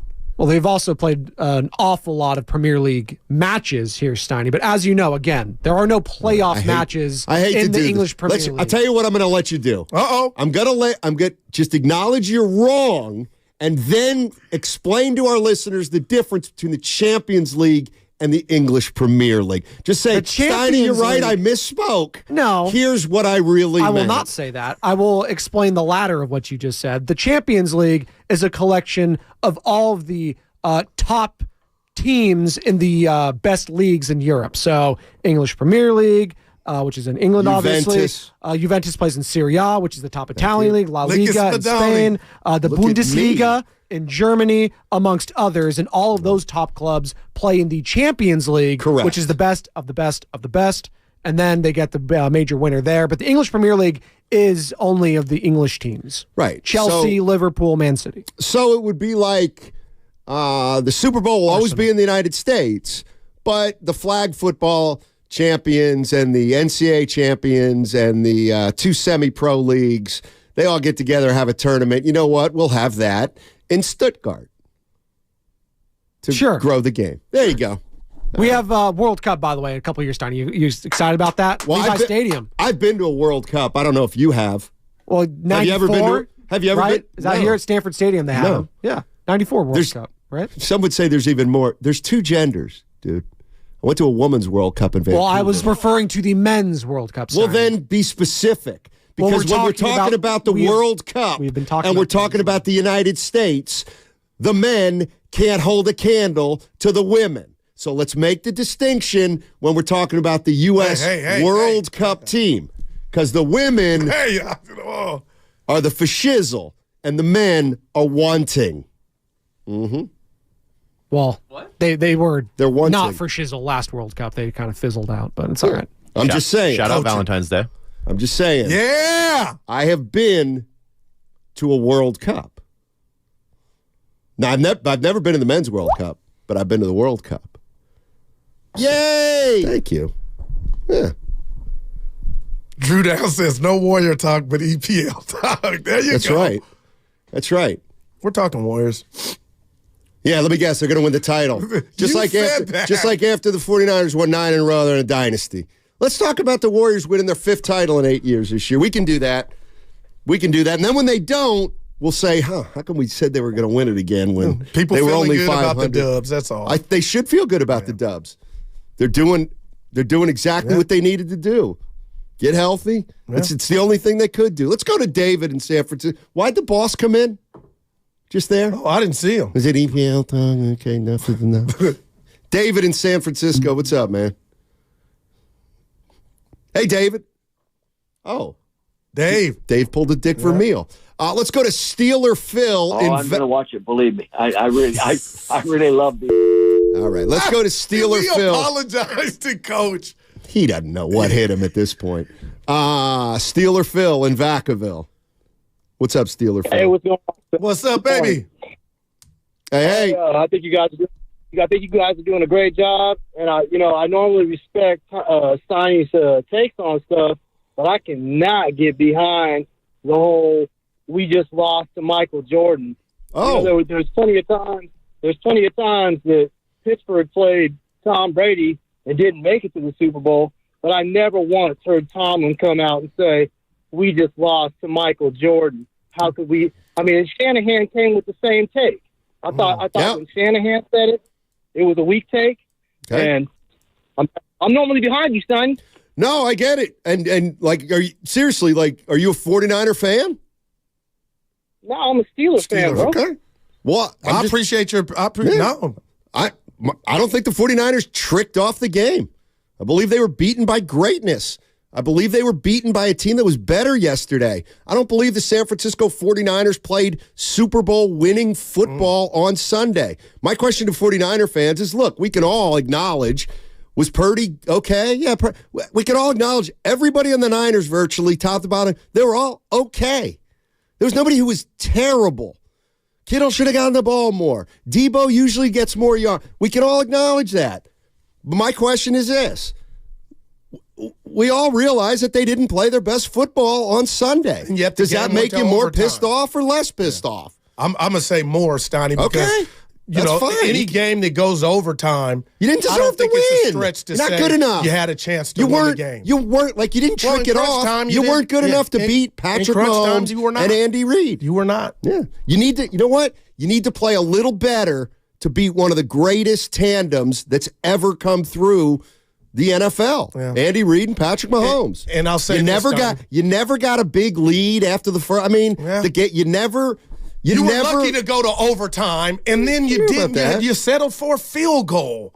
I know that's not what you wanted to do, but you, in hindsight, you think Kyle right now would come in here and pull up a chair and say, you know what, Goo and Steiny, looking at it now, I should have went for it instead of 3. If the respect for Mahomes is where it's at now, like there's no way to beat him, you guys had him, but you let him off the hook. Rest in peace to the great coach. Ryan's in Mission Viejo. What's up, Ryan? How you doing, man? Hey, good morning, guys. Thanks for the call. I really appreciate what you guys do, letting us vent like this. Sure. I kind of want to I'm going to try to condense this as much as I can. I'm 36 years old. I think I speak for a lot of 20, 30, 40-year-olds that are Niner fans. I was 7 years old the last time the Niners won a Super Bowl. I barely remember it because I was outside playing football for most of that game. I was a kid, I came in to see that they had won. I was super happy because my dad was happy, but I don't really remember it. So as an adult, all I know is losing 3 Super Bowls. And there's a common theme, and it's Kyle. It's Kyle Shanahan. Well, no, I got to stop you right there, and I'm going to let you finish. Kyle's not a common theme. He's a common theme in 2, not 3. It had nothing to do, because you said we've now lost 3. Well, he's not a common theme in 3. He's a common theme in 2. Go ahead. Totally agree. I misspoke there. You're right. In the last 2 Super Bowls, the common theme is Kyle Shanahan. Okay. And I think that because in 2019, I think they were ahead of schedule. I think they exceeded expectations. It was amazing for them to get to a Super Bowl. And I do think that at the time I thought, hey, if they just upgrade a little bit at quarterback, they clean some stuff up, they use this experience, they'll be back here. Fast forward 4 years later, they did upgrade at quarterback. They upgraded on offense in general. And maybe they took a little step back on defense, but it was right there ahead of them. I mean, I thought this is the year. They're going to do it. And they didn't. So I kind of feel I'm starting to become a little more numb to these losses. So I talked to my dad about it after the game. I'm like, what needs to change for them to finally win a Super Bowl? Yep. Kyle's not going anywhere. So what can change to have this team get over the hump? What do you say? I think it's my dad said it's just luck. You need the opposing team's starting linebacker to tear his Achilles when he's running on the field. You need to. Well, you got luck the first 2 playoff games, kind of. You know what I mean? You need to recover more than one of the 5 fumbles that they give you. I mean, you need the football to bounce your way a little bit, and I feel like I agree with you partially, Steiny. Like the better team won. You ran up against the coaching tandem of Spagnuolo and Reed. That's just almost impossible to beat when they're on their game. Mixed with Mahomes, like I get it. The better team won, but I don't know. I'm just like I'm at a loss. Like I do feel like I'm proud to be a Niner fan. I'm never switching up, but I just don't know what the answer is for them next year. That's all. I'll give you a bro hug. Ryan's my kind of guy. No, Ryan, he's you our know kind what? of guy. That was my kind of guy. That was because he's got perspective. Hey, Ryan, there's nothing. You know what? There's nothing to do. There's nothing to do. We lick our wounds. That's what we'll do. We hope Purdy gets better next year. Speedy recovery for Greenlaw. It hurts now, but you know what? Those 2-a-days are going to be coming soon, and then we get excited again, and then we say, you know what? Maybe Brock Purdy. You think I'm kidding, but I'm actually not. Maybe Brock Purdy can get a little bit better. What do we say? What do we always say about year 3? Year 3. That's where players take big jumps. Well, guess what? It's Purdy's 3rd year next year. Maybe he masters the offense even that much more. 1 more year. That may be the difference. Very well could be the difference. Man, I just can't get it watching that game again. I keep saying that, Stoney. Just think about what you said yesterday that was somewhat profound. Which one? The Niners didn't play their best ball in the playoffs. They didn't. Okay, so now that led me to believe the savage pick against Green Bay that we all saw, he dropped it. Detroit, you're down 24-7. You kick a field goal. Detroit fumbles. They give you mouth-to-mouth resuscitation. Like, that changed everything. Stoney, at the end of the day, that's what that muff punt was. You can't be mad at a guy that didn't know where the ball was. But I just feel like when that caller talks about luck, the Niners may have used all their luck to get to that stage, and there was no more left in the bottle. If you're into that. Because that was a fluke turnover, but it was major. 3rd quarter, it gave them it was like 7 points here. Yeah, like the break no the 49ers doubt. got. No doubt. I was talking to Spadoni earlier. This is what got me off on a bad foot with him. Talking about Kyle Shanahan, and I'm like, in a way, we talk about monkeys and gorillas, and now, does he have a winning a big one problem, and he can't win the big one, and if he can't win the big one, what's the use of him? And I was like, well, to me, you look at the last 5 Super Bowls, you look at the quarterbacks, Mahomes and Hurts and Stafford and Burrow and Brady. You went into the Super Bowls with Garoppolo and Purdy. Yeah. Okay, so let's just do this. I'm like, you ain't winning a Super Bowl against Patrick Mahomes with either of those 2 guys. Sorry. Like that. I could come in and be like, yeah, hold on, Spadone. Analysis over. You lost to Andy Reid and the Kansas City Chiefs, who had Patrick Mahomes. You tried to beat them with the team that's pretty good, but with those 2 quarterbacks. Like, Sorry, you ain't going to do that. Now, if you want to take it a step further and say, well, it's on Kyle that he got to the Super Bowl with those two average or slightly above average quarterbacks, we can have that discussion. But I do not believe that Kyle's gone into a Super Bowl after seeing the games that I've seen. Like, I thought the 49ers had a better team than the Chiefs. So did I. I don't think that anymore. Wow. I think the Chiefs' defense is better than the 49ers' defense. Well, that gives the edge to the Chiefs because they've got a better quarterback. To that point, I got to defend Kyle. I don't need to the 49ers' defense. Yeah. Stoney, What have they been dominant? Yeah. Like, what have they done? Like, I get what you, have they man. done? What's their defense done? The 49ers. I get you. But what about Kyle telling Brock, if I can get Brady, you won't be starting? So, I don't want to say credit, but maybe it finally dawned on Kyle that he needs that type of dude to win on this stage. But I will not, and I'm not saying you said it, Steiny, for the Brock Purdy component of this, he was the starting quarterback, but how close can you come to winning the Super Bowl than what we just saw? So I know you're not saying there's no way he can't beat Patrick Mahomes on that stage because it went to overtime. Maybe he's got to be better.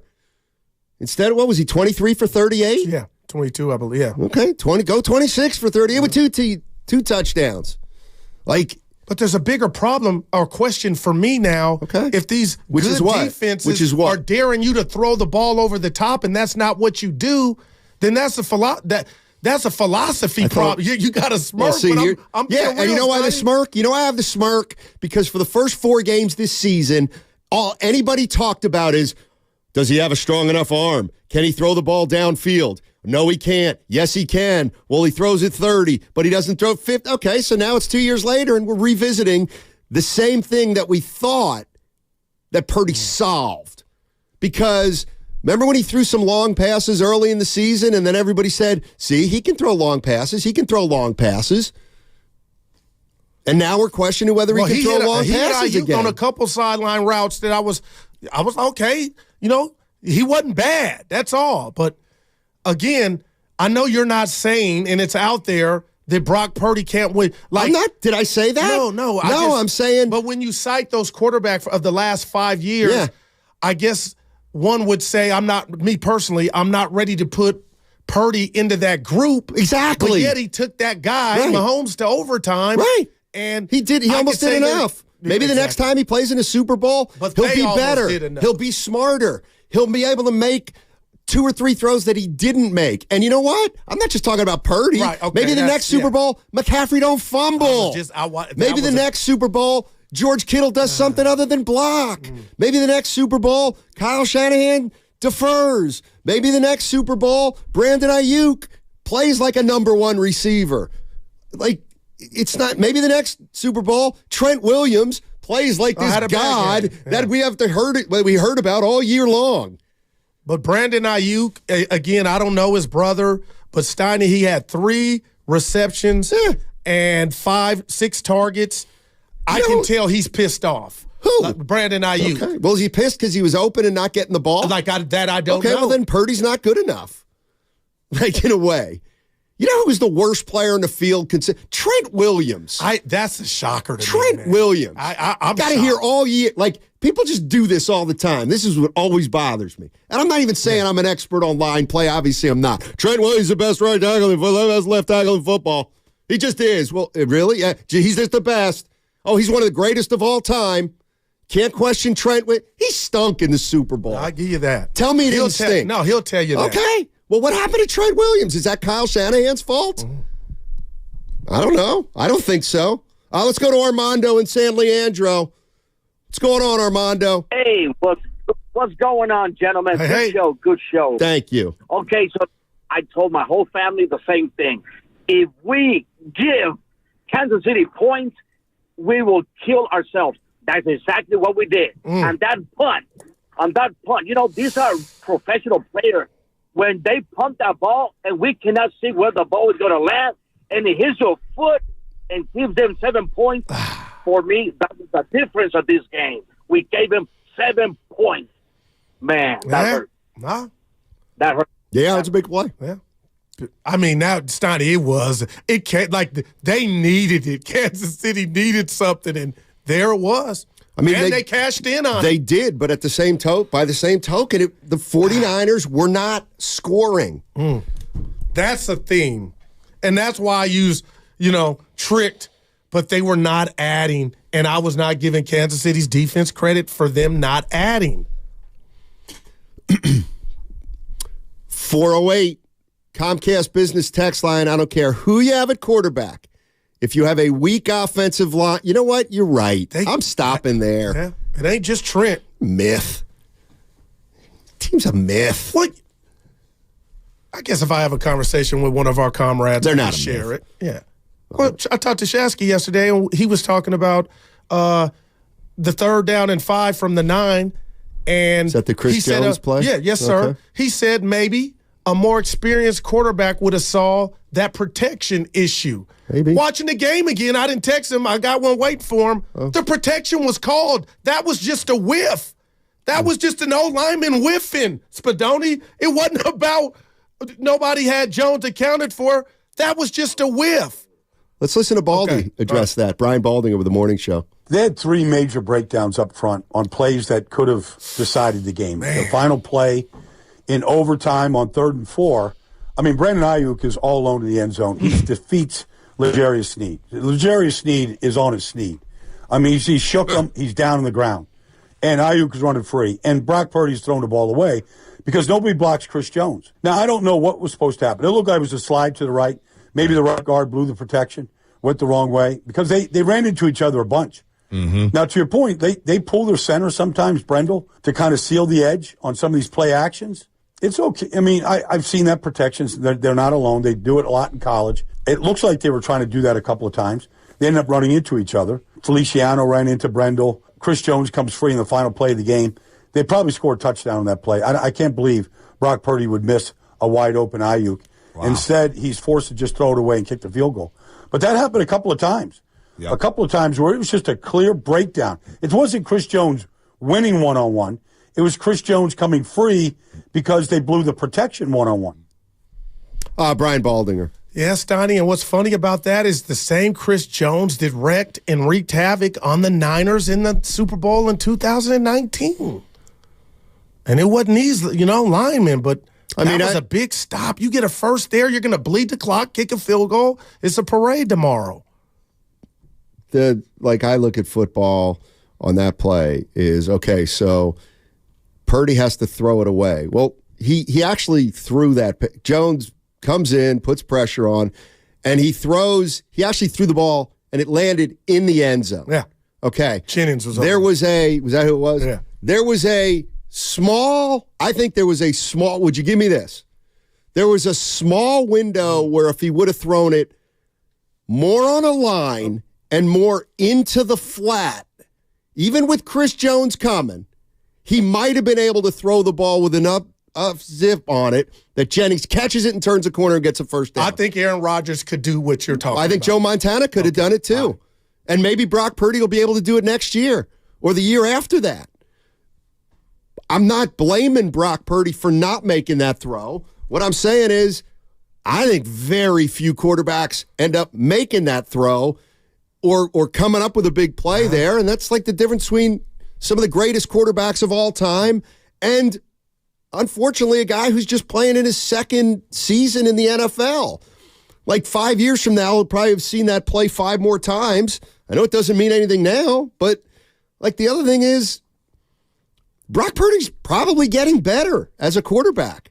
He's certainly going to learn the system better. He's going to master it more. A lot of pressure on him now, Stein. Why? No, I'm just saying his contract situation, and let's just say he took a step or two. Nobody wants to hear this, but if he took a step back, then you really got some thinking to do about is this the guy? But are you going to give him? Aren't you worried about Josh Allen taking a step back? I'm not. Josh Allen's not my quarterback. My quarterback is Brock Purdy. There's nothing to do.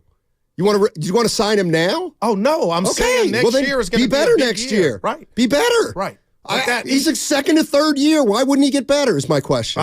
Because it happens. Okay. Yeah. Well, then you got bigger problems than just the quarterback position.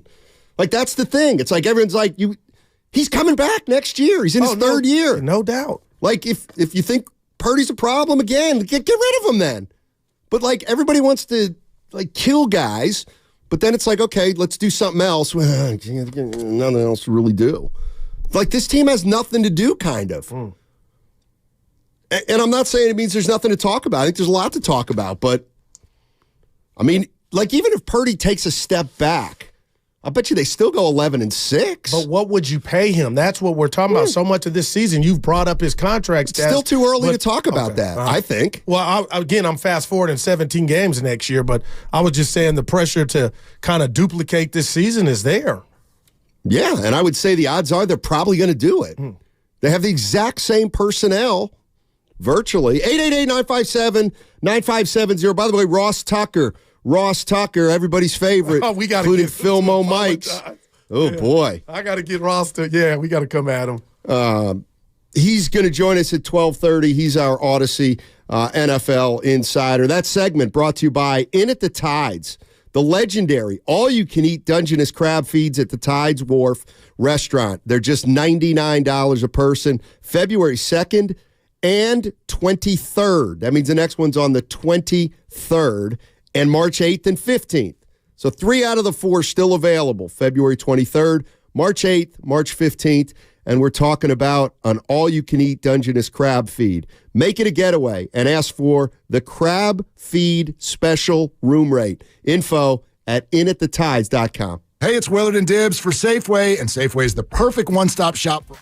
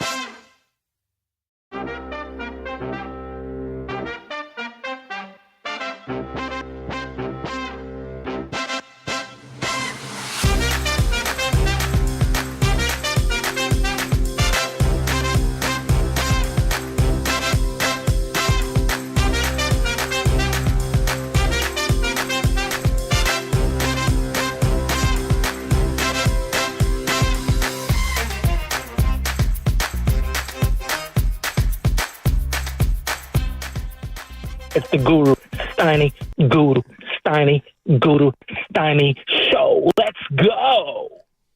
Yeah.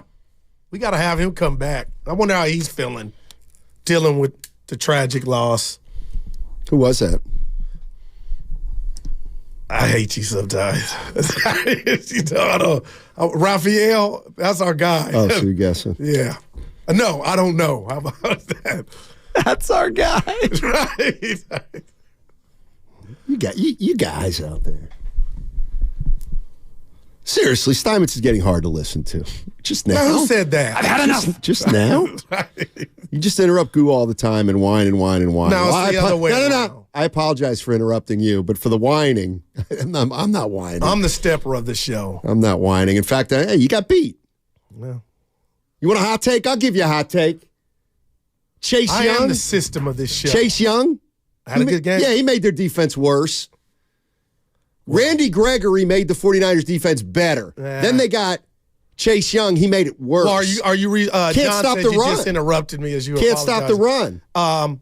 You retaining the services of one Chase Young. No, absolutely not. After the Super Bowl, I'm on the fence, Stein. I'm not. going you. What'd he do? He was no difference maker. Well, what did Chase Young do? I don't know what happened to the D what down did he the do? stretch. You're right. Okay, I'm just asking. But I will. He showed up Was Sunday. he noticeable? I guess that's the price of admission. But he was noticeable. Steiny, that D was playing, man. Oh, yeah, they were playing. Yeah. Until the end. Yeah. Well, they should play. They got the highest paid defensive player in all of football. How'd he play, by the way? Bosa. How was he? Was he the best defensive player on the field yesterday? He was felt. I'll say this. He wasn't as good as Chris Jones. No, well, I ain't got nothing for you there. I'm just saying. Give me this about Greenlaw and the injury, because the more I just think of, you've been around. Well, we've been around.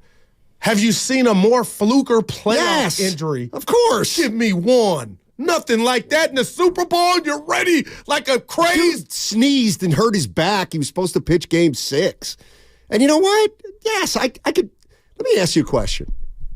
I'm trying to think about, that's behind. Oh, Steiny cut his knife in the kitchen coming on the day he's supposed to pitch, but we don't see it. This was. I don't know what he did to get ready for that game. Then maybe I'd call it. He had been hampered for a while. Oh, okay. Well, that little torta. I'm just saying, Steiny, he's a warrior. How does a guy get hurt just jogging onto the field? You answer that. Like people say, "Oh, such a fluke." How? Okay, I'll turn it around. Well, he had how does it happen? Irritation the last month or so, Steiny. So it was so he was hurt Durant already. Yes. So then it's not fluke. If he's not healthy, how can it be a fluke? Just when it happened, man. Yeah. Boy, I couldn't believe. Then I was like, you know what? He's going to come back in just like Debo, limp off. Bobby Brady come right back, and to see him on that court and emotion, and Fred saying he was crying, Fred Warner, and then they come out and get an interception. You're thinking they're okay. Tim and Danville. Get this segment started, Timmy, because Guru didn't. Hey, Timmy. Hey, guys. I'm so agitated right now. You always are. No. What's up, buddy? No, Spinoni started. They're the boss, too. Go, what you got, Timmy? Lucas, I'm going to knock out. Oh, yeah, Lucas is What's up, Tim? How you doing, What buddy? up, baby? Hey, guys. Hey, thanks for taking my call. I agree with you, both of you, and I'd like to add a couple points. So I was at the NFC game, the championship game, and the 49ers, to me, there was luck. It was luck. I think the Green Bay game was luck. Man. I think that we expected that for the Super Bowl, and I went to the Super Bowl too, and I'm tired. We expected they're going to have a breakout game. Yeah, they're going to have a breakout game. This is the third game. They have to have a breakout game. They didn't. And I want to make 2 more points, please. One is we keep saying the defense played great. For the first half, they were phenomenal. Thank you. Oh, he said phenomenal. Tell me the second half, but tell me the second half, though. How does Kelsey get like 90 yards in the second half? How is it that our 3 guys, but Kittle, Debo, and Aiyuk, I think had less yards, all 3 of them combined, than Kelsey, okay? And the last series with KC, right? All we had to do is one stop. Thank you. Just one stop to win that game. Yeah. We couldn't do it. So to me, they played half a game. We got a whole game, and it's just a classic mess. I'm tired. I'm disappointed. I wouldn't say I'm still that. a fan, but Tim, anyway, I feel your pain. I'm going to Tim. stop you, Yeah. Tim. It's not a classic mess. To him, it is. They went to 4 NFC championship games in the last 5 years. They've been to 2. It's not a classic mess. A classic mess is what Detroit used to be. Are you The familiar with- 49ers are a perennial playoff team, and they're the favorite to win the NFC next year. That's not I'm not Philly. telling anybody not to be hurt about the loss. Don't tell me it's a classic mess. It's not a classic mess. Are you familiar I'm with the pushing word back on this. frustration? That's fine. It's not a classic mess, and I don't believe they tricked off the game yesterday. But again, he's just sharing with you, Steiny, and just another. You almost got it done, and you didn't. Right. And Blue they ball. did. I'll agree with all that. But it's not a classic mess. Yeah, but that's you all I'm can't tell saying. Timmy not to feel that way. You I didn't. disagree with it. But if Timmy feels that way, is it he okay? feels no, that way. no. What he said is wrong. He can feel as frustrated or as angry or as mad as he wants. This is not a classic mess. That's focused on just that. This team's been to the NFC title 4 out of 5 years. A classic mess is the Arizona Cardinals. Like that's I get it. That's all I'm saying. Here, but you know what? Let's put a couple rats on the table. Brought to you by Echo. Oh, thank you. If you What you got going? Okay. Okay. See, my boy, Okay. You know what? He's loose. You know what? Let's play it the other way. Yeah. Oh, Steiny. Okay. Oh, Steiny. No big deal. Nothing's ever a big deal to you, Steiny. Your big deal. They lose 2 Super Bowls. You don't care. Hey, give participation trophies. Hey, they got outplayed. Nothing to see here. Okay, let's do it the other way. Oh, you're really, really mad. You're frustrated. Okay, what do you want? What do you want to do? Let's start with Kyle Shanahan. We doing anything with Kyle Shanahan? No, Steiny. Okay. What about the starting quarterback? Do we make a run? Let's talk about it. Do we make a run at Kirk Cousins? He's a free agent. I would say no. Okay, what about Tom Brady? He's still in retirement. I would say Do we no. make a run at Brady? I would say no. Okay. So we're coming back with Shanahan. We're coming back with Purdy. We got Brandon Aiyuk, who, by the way, is under contract. They don't have to give him a long-term contract. So, they'll probably work something out with Aiyuk. Probably. He'll be back. Do what you said, Steiny. Okay. Run it back. Okay. But for now, the hurt is still hurting. That's fine. Yeah. But be hurt. What's there to do? Like, unless you have if you have moves you want to make. Like, if you do want to move off, I'm more open to that if you're going to be, here's what I don't like. Well, complaining about Kyle Shanahan, but not saying, you know what, let's move off him. Well, they reacted to the decisions in the game because that was the last one. That's all. Nobody, I think, to me, there is not one decision that he made that you can point to and say, from A to B, that lost them the game. I don't see that. He just made decisions. Was kicking a field goal on 4th and 4th and 9 the wrong decision? I don't think it was the wrong decision. 888-9. We got a bunch of calls. I see it. Go ahead. My only thing with Kyle, Yeah, go Steiny, ahead. I would have liked to see him call a timeout, knowing that, and I heard the guys this morning break up an astute point. Bonte was saying it was going to be 60 real minutes of time before you got the ball back, with Usher going for 30. The Chiefs having the ball, maybe you give your right arm to call a timeout, knowing the Chiefs were at the 15 and possibly got a good chance to score. Maybe you're just ultra aggressive. But then it goes back to, okay, you're a Ferrari until it's time to race. Yeah, you can look at, maybe we'll turn it over, but a lot of people thought that's what Kyle would do with Jimmy. Not think about the what could be, but what might happen.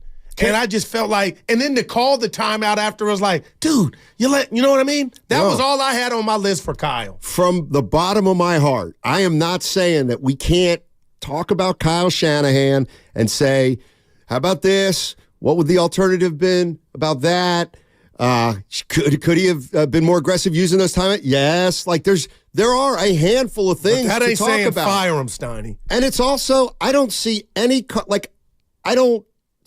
correlation with the way he coached that game and blaming him for the loss. Right. To me, that was a classic. 1 through 53 was not good enough. Kyle wasn't good enough either. And he wasn't on the O-line either. Let's go to Michelle in San Jose. Hey, Michelle, what's going on? Okay, don't kill me, but I am going to ask that decision. Had Kyle known the new overtime rule, would he make the same exact decision in receiving that ball or let his defense go up and try to stop Mahomes and see what Mahomes score? Will it be a field goal? Will it be any points? Will it be 7 points? What will it be? And then give Kyle the chance to run up a play to make sure we outscore him because of, we let the defense go up first. Well, hold on. He knew the rules. What's that? She's saying, did you think Kyle? I don't know. She's assuming he didn't. I don't know. Oh, my God. Now, like, I don't know. Well, what do you think? The boy genius knew the rule. Maybe the players didn't. Spadoni? Spadoni, you think he knew it? I think he knew the rule, but I think it's a bad look that the players didn't know. But I think he knew it. Baldy actually talked about it this morning. The Morning Roast asked him. You can find the entire interview, search 95.7 The Game on YouTube, powered by First NorCal Credit Union. Brian Baldinger on Shanahan receiving the ball in OT. It affected everything Kansas City did on their drive. I mean, they go for it on 4th and 1 at their own 35. Yep. If there isn't these overtime rules, maybe they don't go for it. Maybe if Kansas City gets it in the first possession and they give it to Mahomes, maybe Andy Reid, 4th and 1 at his 35, doesn't take a chance. Exactly. Maybe he punts it away there. So, I mean, you have to play it all the way out. But I thought the reasoning that Kyle gave was sound. Okay. And look, they easily could have scored on the opening drive. And if Mahomes goes down and matches that score like he did, you get the third possession, exactly what Kyle was saying. I didn't have any problem. I mean, Fred's out there. He calls tails. It comes up tails. We want the ball. Well, they had a good drive going. 3rd and 12. Right. There's juice for 13. I mean, they converted a bunch of good plays to get down there. They just didn't finish. They didn't finish the drive. Yeah, I don't think it was sound. I actually disagree with it. I thought I wouldn't have done it. Wow. I just wouldn't have. Here's the thing. If the rule, first of all, this was a second Super Bowl where the rule was different. The first Super Bowl where it actually came into play. All right. So I gotta believe at some point they gotta talk about, hey, Kyle, by the way, it goes into overtime. Okay, what if it goes into overtime? Well, if it goes into overtime, Kyle, the first score does not win the game if it's a touchdown. Yep. Okay. So in other words, if they score, we score, the game's not over, we're still going to have to score or get a hold dependent. Okay. That, right? Okay, so now you win the toss. I get this third possession, but the way I look at it, it's hard to explain, but I look at it as, first of all, you're playing a whole quarter, but the third possession's a long time away. I just wouldn't. It may not even happen. Exactly. Andy Reid said it this is man. He said, if you would have won the kick, would you have deferred? He said, absolutely. He said, that's what our analytics said. By the way, Kyle Shanahan said that the Niners analytics said to kick. Yep. Or I'm sorry, take the ball. Andy Reid, it gives you an opportunity, meaning getting the ball second. It gives you an opportunity to see what you've got to do. That's why I would have taken the ball second.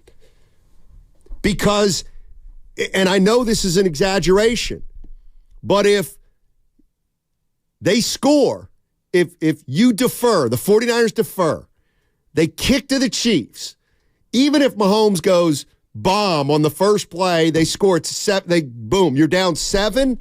You know what? If you're so scared of the third possession, then go for 2. If you score a touchdown, then go for 2. That would make sense. Why did you go for 2? Because we didn't want to give Mahomes the ball back. That makes sense. So yes, I do. I think that was a mistake. Now, did it cost them the game? Well, it didn't help them. They had opportunities to win the game after that on offense, on defense. But I think, yes, strategically, I thought it was a mistake. Steiny, I appreciate that. I disagree. I think any coach in that situation should should defer. But what about getting the ball and let's just be proactive? To me, it comes down to psychology. We score 7, and now Kansas City has that on their mindset of, damn, we can't F up. We have to score. And I got Beard in the YouTube, First No Cal Credit Union YouTube chat, 3. You didn't score the right 7. And he was like, well, Kansas City would have went for 2. I don't think anybody would have went Dan Campbell in the Super Bowl. That game would have been prolonged. So I'm taking the ball to set the tone. You're doing everything different than you've done all season long. This is the single first time. Yeah, but this is the first time with the new rules, though, Steiny. That makes the game longer. Yeah. See, that's the thing. I would love to score and give it to you, and you nervous. You did score. Well, you scored the wrong type of points. What if you scored touchdown? Now you got a chance to have Kansas City stress out and know, guys, we got to get this in the end zone. Right, and now you're giving good. That Guess feels what? like another and you know what you're doing now? Yeah, good. Then you're giving Mahomes 4 downs. You're giving him 4 downs every single play. You're giving the greatest quarterback ever 4 downs.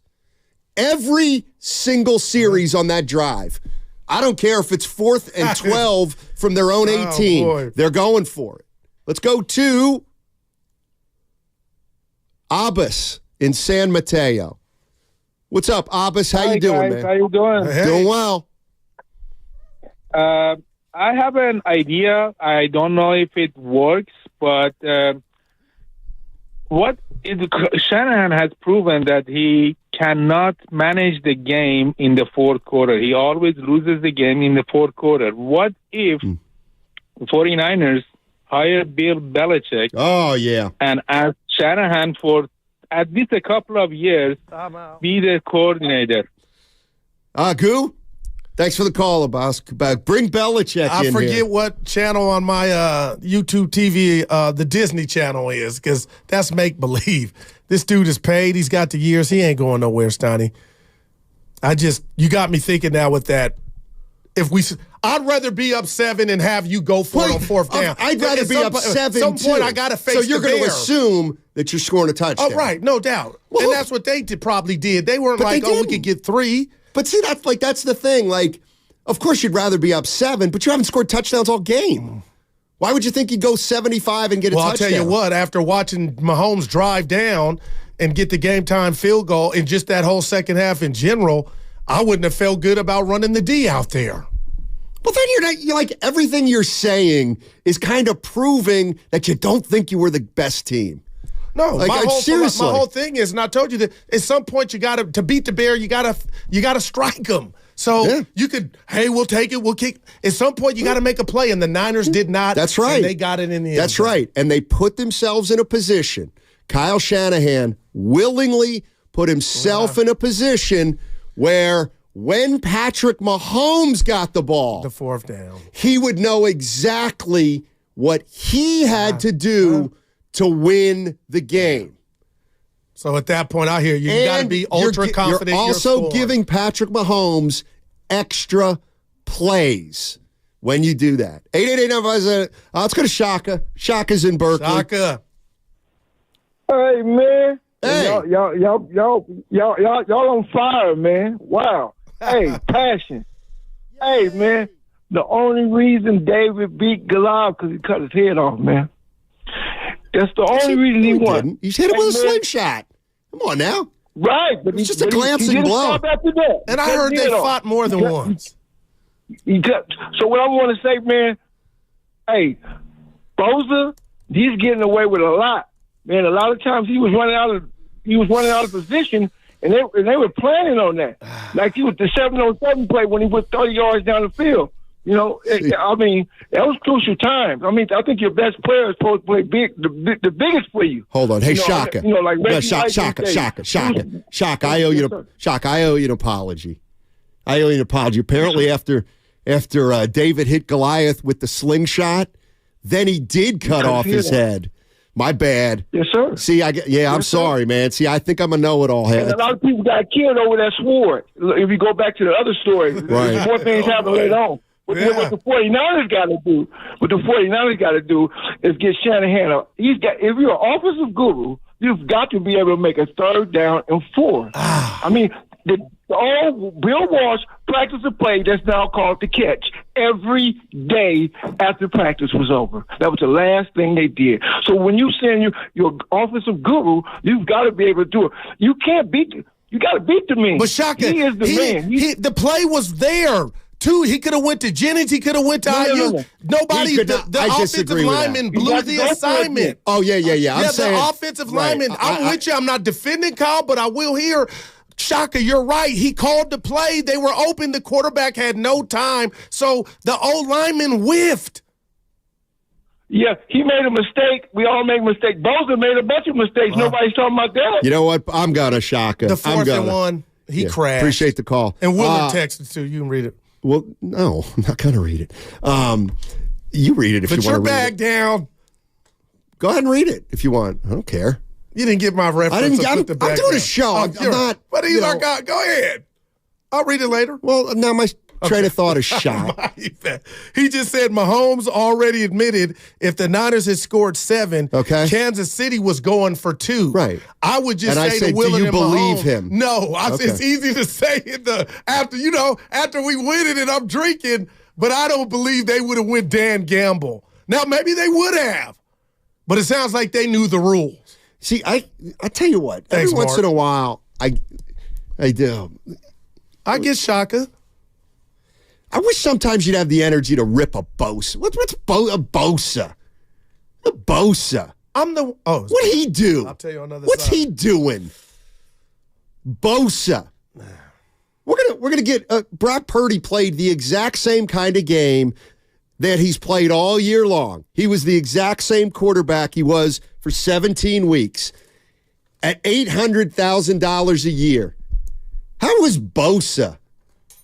How's he doing when the chips are down? See, like when you want to come out a guy for Lemon Moody and all, why don't you come down Bosa? You know why? Because you're scared. Of course. You know why? But he blew the 4th and 1. Oh, so did you have a good game or did he blow it? 888-957. Hey, that segment was brought to you by Free Bosa. That segment was Bosa. Businessman Bosa. That's what my buddy Baltimore Joe calls him on 95.7 The Game. By the way, that's... Wake up. Okay. Breakfast. And nature-made vitamins. Whatever your morning sounds.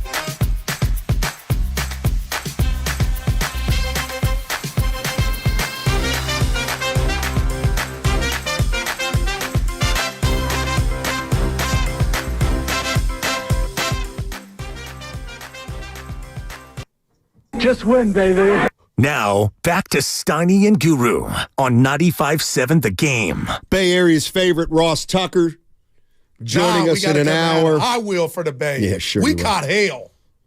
Speak the for stuff we yourself. talk about during the break. Speak for yourself. Need a podcast. Everybody already thinks I'm a hater, so they're mad at you, not me. Boy. Do they think that of you? Yes. Yeah. Yeah. Look. Here's what I'm getting at. You want to be a champion, then you got to play like a champion. You can't be Nick Bosa, okay? Be the highest paid player in football on defense, okay? And then we spend the last 2 days talking about Chris Jones. You think they're talking about Nick Bosa in Kansas City? No, they're not talking about Nick Bosa in Kansas City. You know why? Because Nick Bosa didn't wreck the game. Well, he had 2 tackles for loss. That's great. 6 tackles Chris Jones for wrecked the game. Chris Jones made the biggest play that a defender made in that game. Right. Yeah. So, like, you've got the highest paid defender in football in the biggest game on the biggest stage, and he wasn't the best defender in football on Sunday. He wasn't. Chris Jones played like a champion. Bosa, not quite. Like, Travis Kelce played like a champion. George Kittle, not quite. Valdez-Scantling, Hardman, guess what? They each caught a touchdown pass. Aiyuk didn't. Debo didn't. That's why one team wins and one team loses. The 49ers did not do enough to call themselves Super Bowl champions. They did not play like the best team in football on Sunday or in the postseason. You know what? Now, does that make you upset if you're a Niner fan? I get it. Or does it make you say, you know what? We just got to be a little better next year and we can win it all? Well, a couple of things to that. You are right. The Kansas City Chiefs made more plays. They won, and they'll have the parade. I think it's today. But in regard to George Kittle, Steiny, I didn't see him drop 8 balls or 6 passes. I just put that stylistically, he wasn't in the game plan.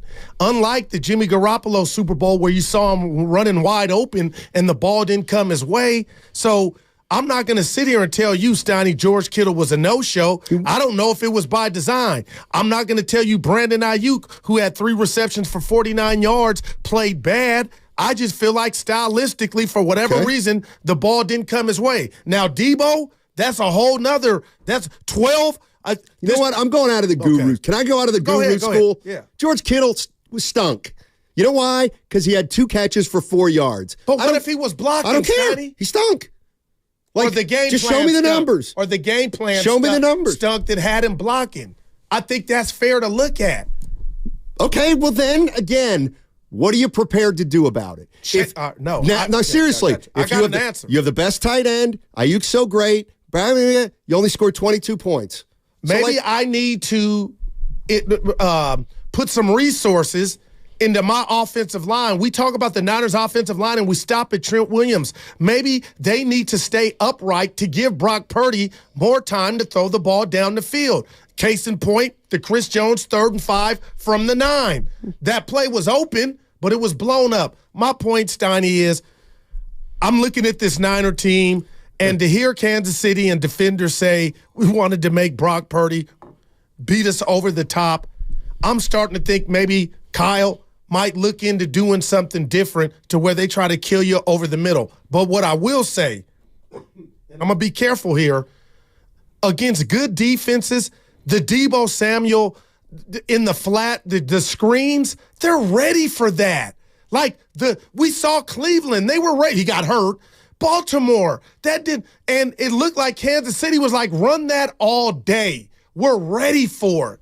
So again, I'm starting to think maybe Kyle and whatever how he's using this weaponry that I think is better than you think. Maybe there's something in the offseason where they'll try the plan of attack downfield. Now you want to change the 49ers' plan of attack. Well, not after 3 seasons of there is nobody more creative than Kyle Shanahan. But now he's got to throw the ball downfield. More bombs. Yeah, you tell me, because you're not going to get rid of personnel. But I know they all got to be better. Is better than 3 receptions for 49 yards. So where do we place the blame at? On him. I really think you're being. I place it on the players. George Kittle. Why? I think they had his ass blood. He was blocking. Right. He wasn't dropping balls. Look, if he could catch the ball like Kelce, they'd use him like Kelce. He's not as good as pro, man. That's great. And he's so good, they don't even throw to him. Yeah. They threw to Juszczyk had more. Though. Okay, like you can get past, you can do that. But then when you get to the stage playing the big boy defenses, so they went away. Let me just make sure. Let me just make sure I get this. They abandoned the run. At times, Steiny. But you want him to throw to Kittle more. It's come on, man. Man. I just don't want to look at a box score where George Kittle was looked at three times. Then blame Purdy. Then blame Kyle. Then blame Kittle. Like, nobody was good enough. Well, that's a fact. They just weren't. Was the game plan, Steiny? Because they kept getting the ball offensively and they couldn't add. Now everybody's got a different answer. Right, that's a good point here. These questions that are so easy to ask and impossible to answer. It's like 925. We've been talking about bad protection. Their line stinks, but we want Kittle to go out and catch balls. Yeah. Well, why isn't he? Because their O-line is weak. That's why he doesn't catch balls. That's why he's got to block. Well, do we need to upgrade the offensive line? Well, clearly, right? But again, I hear that, and I agree with that. I kind of agree. But you kind of just said George Kittle was a no-show. He was. But now I think we know why he was. Damn he was Guru, blocking. if a Chief did what he did, you'd say the same thing. You just don't say it because it's a Niner.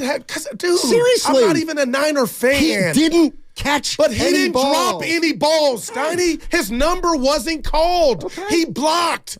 And we've established why he blocked. Right, because he's not good enough. He's not good enough to get the ball to. I guess what I'm saying. What's so hard to understand about that? Analogy of my early 2024. It's like asking a baseball player, why didn't you get 4 hits when I got 2 at bats? I only went up to play twice. I couldn't get 4 hits. You sent me to the dish and this twice. is what you do. No, you say George Kittle is the best tight end in football all year long. He's even one though of them. when we look at the numbers, I guarantee you, I don't even have to look at him. I'll bet you half his games this year, he had 4 or fewer catches. But that's where he's had a million. What do you That's mean? coming from the game plan. It's not him dropping balls. That's what he I'm can't get telling you. open. All right, now you're what if I told you that? I don't believe that. Okay, well then say Brock Purdy doesn't hit open men. You're saying that. Well, it's got to be something. No, he can't hit an open George Kittle if he's back there blocking. We've established that. I mean, okay. You want McCaffrey to run more, but you want Kittle to get thrown more. I wanted the Niners to win the game. Well, I'm glad. And their offense They was didn't play stuck well in enough. neutral. That's right, because the Chiefs' defense is better than the Niners' defense. Or maybe Spagnuolo was better than Kyle. Or Wilkes. Maybe he's better than Wilkes. Well, no, I saw a defense. And by the way, they got 1 touchdown outside of the turnover. Hey, Goo. Come on, don't throw rocks at the D. Hey, Goo. Yeah. The 49ers defense, whether you like it or not, gave up 22 points in the last 3 quarters of that game. Okay. That translates to 30 points over the course of a game. You know how many times the Chiefs scored 30 points in the course of a game? 3 times. 3 times. Yeah, but I'm just telling you. Yeah, I'm subtracting 7 from that muff punt. Okay, you can do that. And they had 3 at halftime, Steiny. That's fine. That's fine. And they had 5 chances to win the game. I got something for you. And they never did. I got you. Why didn't they? Baldy on the Niner D. Okay. The big thing was the defense kept bailing him out, to be honest with you, whether it's a Tig Brown interception or, Leo Chenal, stripping McCaffrey. Yep. The defense just kept him in the game. I mean, it's 10-6, 10-6, 10-6. You get the Luter, muff punt, and next thing you know, the 49ers break down, they take the lead. But I just thought it was just Mahomes. I mean, you got Mahomes scrambling. You got Mahomes on a 22-yard run on just a read option that they never run, and they ran twice. Mm-hmm. And, so you're getting a chunk play out of the run game. He ran for 69 yards or 66 yards. I thought that really helped them, just stay on schedule to be able to put 3 straight drives together, in the fourth quarter and then in overtime. Mm-hmm. And I got from the 510 starting on the text line, Guru, you got to blame Purdy. I'm just I didn't come in here to do the show, and I know you're not saying, I just feel like you're making it seem like I'm giving guys passes. But I just wouldn't say George Kittle was bad. What happened to the weaponry? That's where I told you I was wrong. Okay. And now I'm starting to question Aiyuk and Debo against man coverage. Why aren't you questioning Kittle? Because I didn't see balls thrown at him to where he dropped them or he had cup hands. I believe the system. Did Aiyuk drop any balls? No. Did Debo Samuel drop any balls? Yes, he did. One was almost an interception. One. Well, and there were a couple overthrows. It's collective, man. I just maybe Kyle's got to revisit, or you get your whole line in order, and I can have you go out and catch. Can't stand we lose one game, and now Kyle, the greatest play caller of all time, that's what we've called him every regular season. Now they need to change their scheme.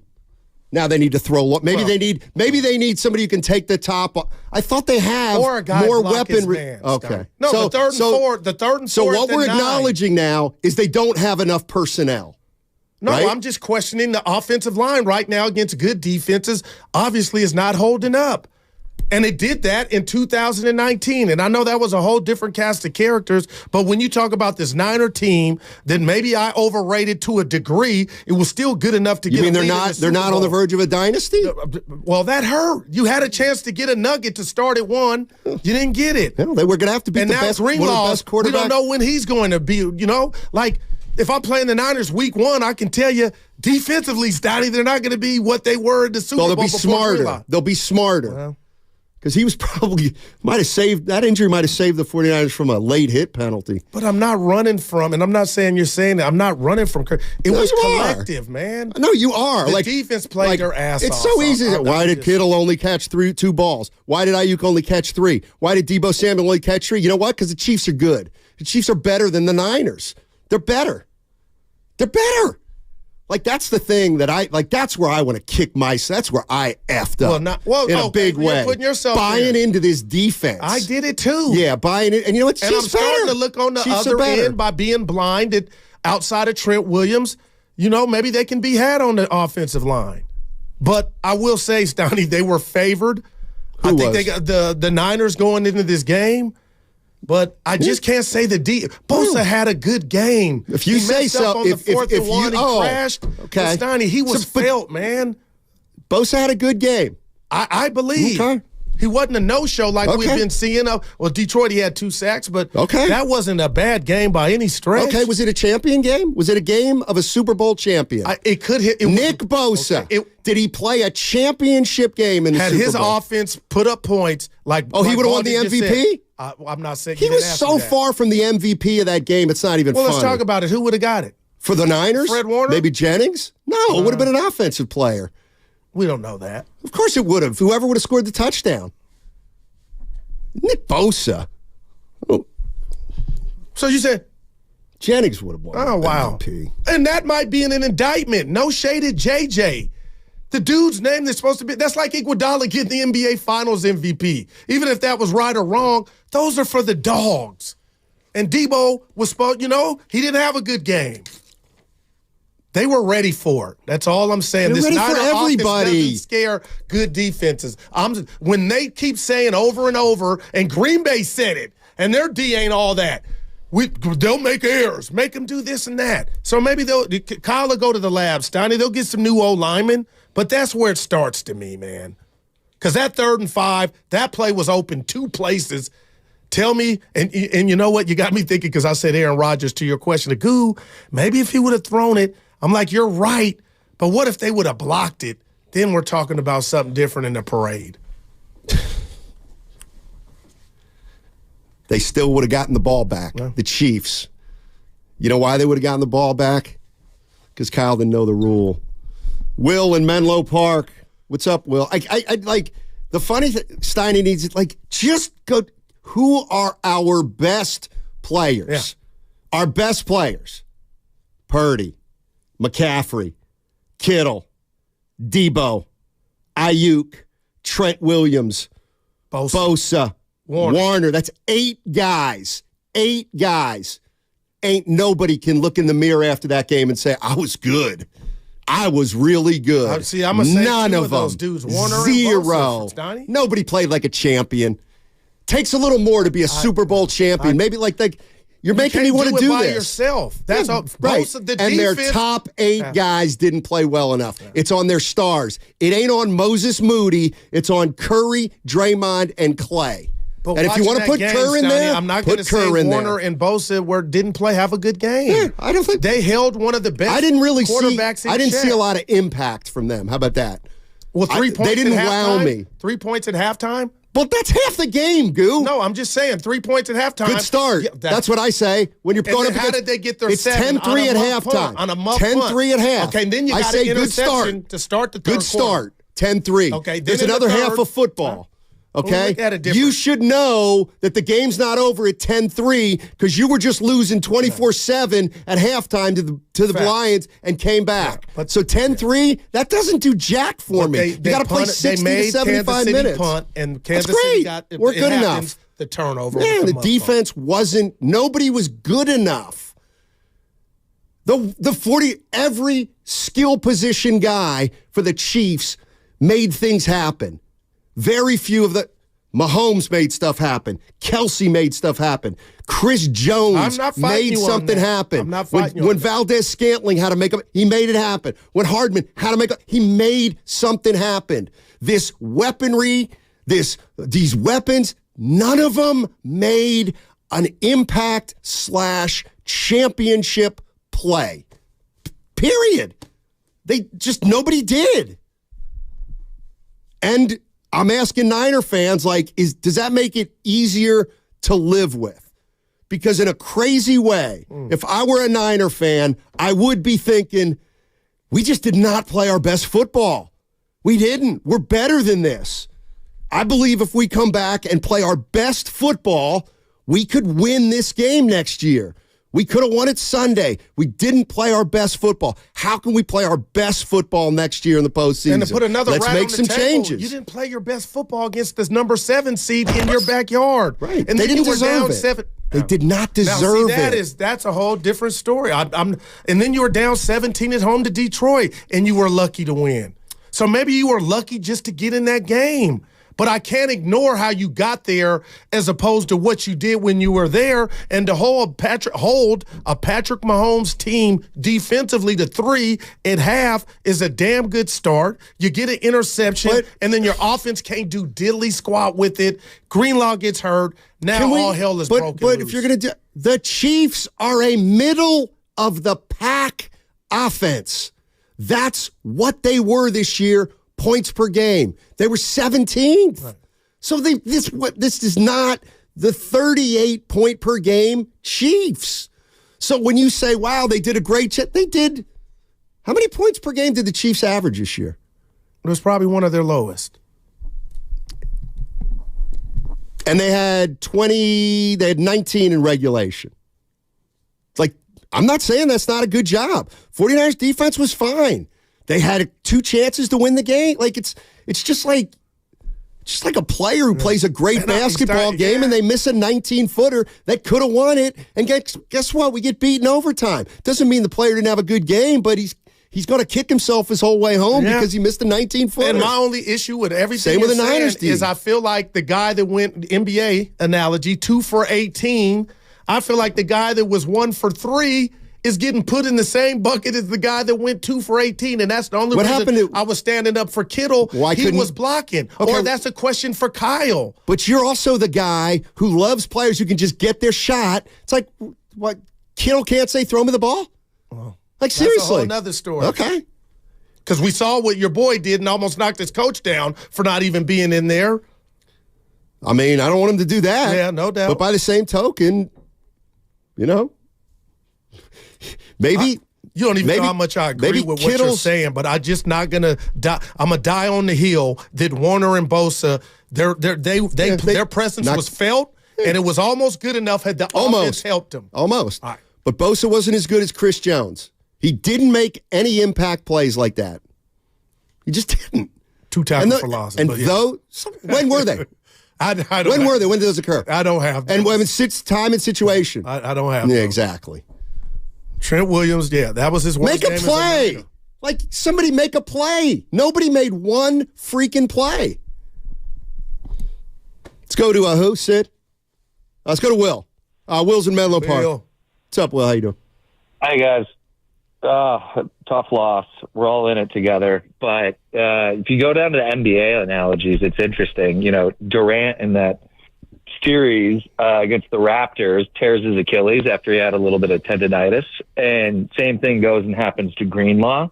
And it doesn't allow Bosa and Warner to rush the pass like, Durant would allow Clay and Steph to be freed up. And so, I think that was Greenlaw looked like he was on some sort of pills. I mean, his energy was absolutely infectious. But at the end of the day, it's called special teams for a reason. If Jake Moody, if we don't have that blocked extra point, that game's over. If Ray McLeod, rather than trying to return that ball, dives on it, we don't lose that possession and Kansas City doesn't score it. And so those two things to me ended up being the biggest factors. Juwan Jennings ends up being MVP of the game. And I think the reality is the first half was an A-. CMC doesn't fumble and Trent doesn't have back-to-back penalties that kills that drive. I think the game is an A, and the Niners end up winning. And the reality is, I think the second half was a C. It was a C effort. It was average, given how talented the roster is. Thanks, Will. Yeah. And C doesn't win you Super Bowl. No doubt. And I'll say, you hit me with that 16, however many points they got in the second half, the Chiefs. Did you say 16, Stoney? They got 22 including overtime, but 16 in regulation. They got 22 in 3 quarters. Yeah, so 16 in regulation. My thing is, they got they were so nothing on offense. The defense kept going back out there, and they just got wore down. No excuses, but that's what happened. Well, if there are no excuses, and you just got beat, why can't we just come back next year and be better? That's all they can do. Exactly. Right. But my point is, now you're going to be, Fred Warner will be, I don't know who will be alongside of him. It won't be the young man that was out there in the Super Bowl, I don't believe. But, I mean, Stoney, the reality is your guy, Greenlaw, is not going to be ready for next season. And you know what I say to that? I'm sorry. But he was the Tasmanian devil. I'm not saying he's not a good player, but we're already going to say they're not going to have Dre Greenlaw next year. Well, then you know what? Right. Yeah. Then we got to go. 888-957-9570 is the number. That segment sponsored by Robert Half. Robert Half research indicates 9 out of 10 hiring managers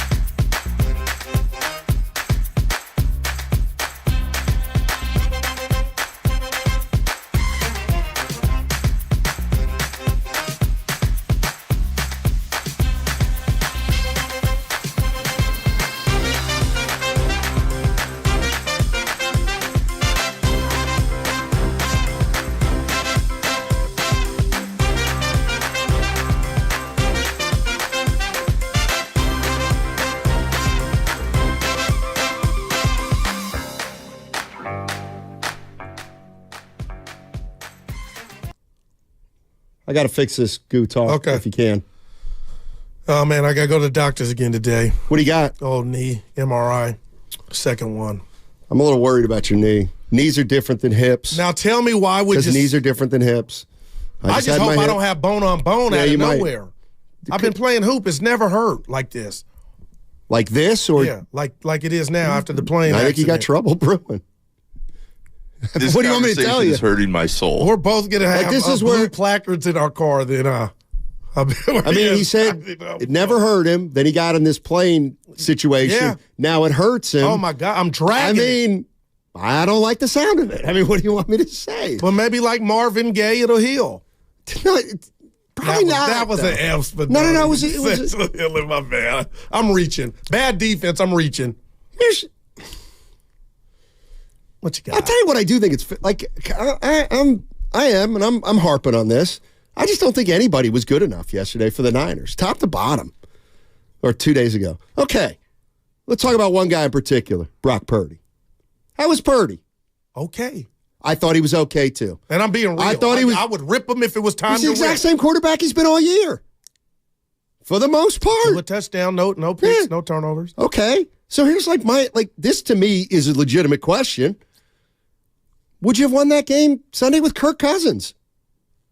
No? I wouldn't say no. Okay, John says no. Okay. That's fine. My answer would be, like that. I don't know. No, I wouldn't diss Kirk My answer would be maybe. I don't know. But let me ask you this. Why don't you go out and get Kirk? Get in overtime, How about Steiny? this? If you say nobody was up to snuff, how does a game get in overtime? Because they're a good football team. Like, they're a good team. But to beat the Chiefs, you got to play your best game. They didn't play their best game. They just didn't. But, why wouldn't... You know what? Oh, you don't like you're not throwing downfield a little more? You don't like the Kittle's game? Go get Kirk Cousins. I'm not being a jerk. Yeah. Why wouldn't you just go get Kirk Cousins? He's a free agent. You have money under the cap. Just go. I'll bet you'd come here for 2 years. Yeah, but it's bigger than that. If he's under duress, we're going to see bad Kirk Cousins. Okay. Well, so no. So Cousins doesn't elevate him. I just think it's a philosophy issue with the playbook of Kyle Shanahan and what he likes to do. And I'm wondering if all season long when they were stopped or stymied, defenses are talking. They're saying we're not afraid of Purdy or the Niners throwing the ball over the top. So I'm not saying they don't have the weaponry. Maybe what Kyle's doing has been figured out when good defense can implement this system. It's just a thought. I'm not saying fire everybody or everybody I thought was good is now bad. I guess that's where I'm just like, okay. He's going to have to take the next step. Let's take a step back.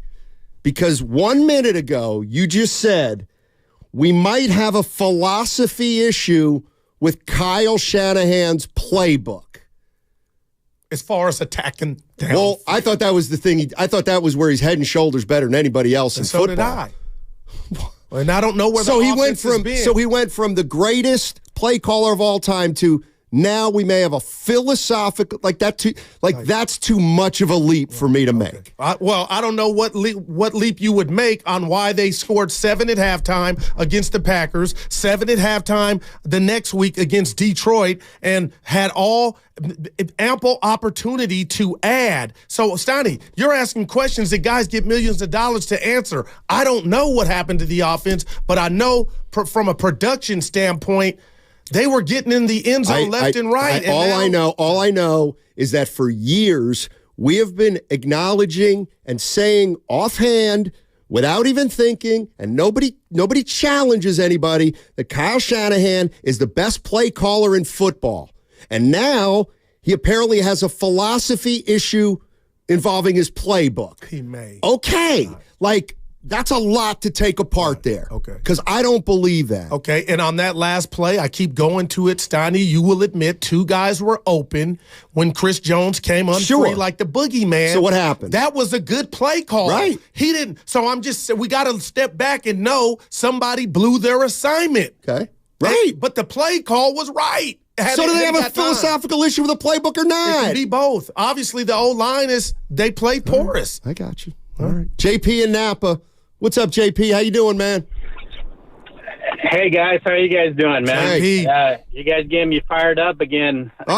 After watching I was losing again, but yeah, I mean, to your point, I mean, both of you guys made good points. Yes, we didn't play as good as we should have played, but on the flip side, we do have the best players in the NFL, and we should have won that game. I think what came down to it was we got out-coached. We got out-coached on the defensive side, and we got out-coached on the offensive side. Wilkes looked lost at times, and let me take a step back on that. Wilkes is known for only rushing 4. So what happened in the playoffs is there were play calling against that, and that's why we got into negative positions with both the Lions and the Packers, because they figured that out. We didn't make any changes.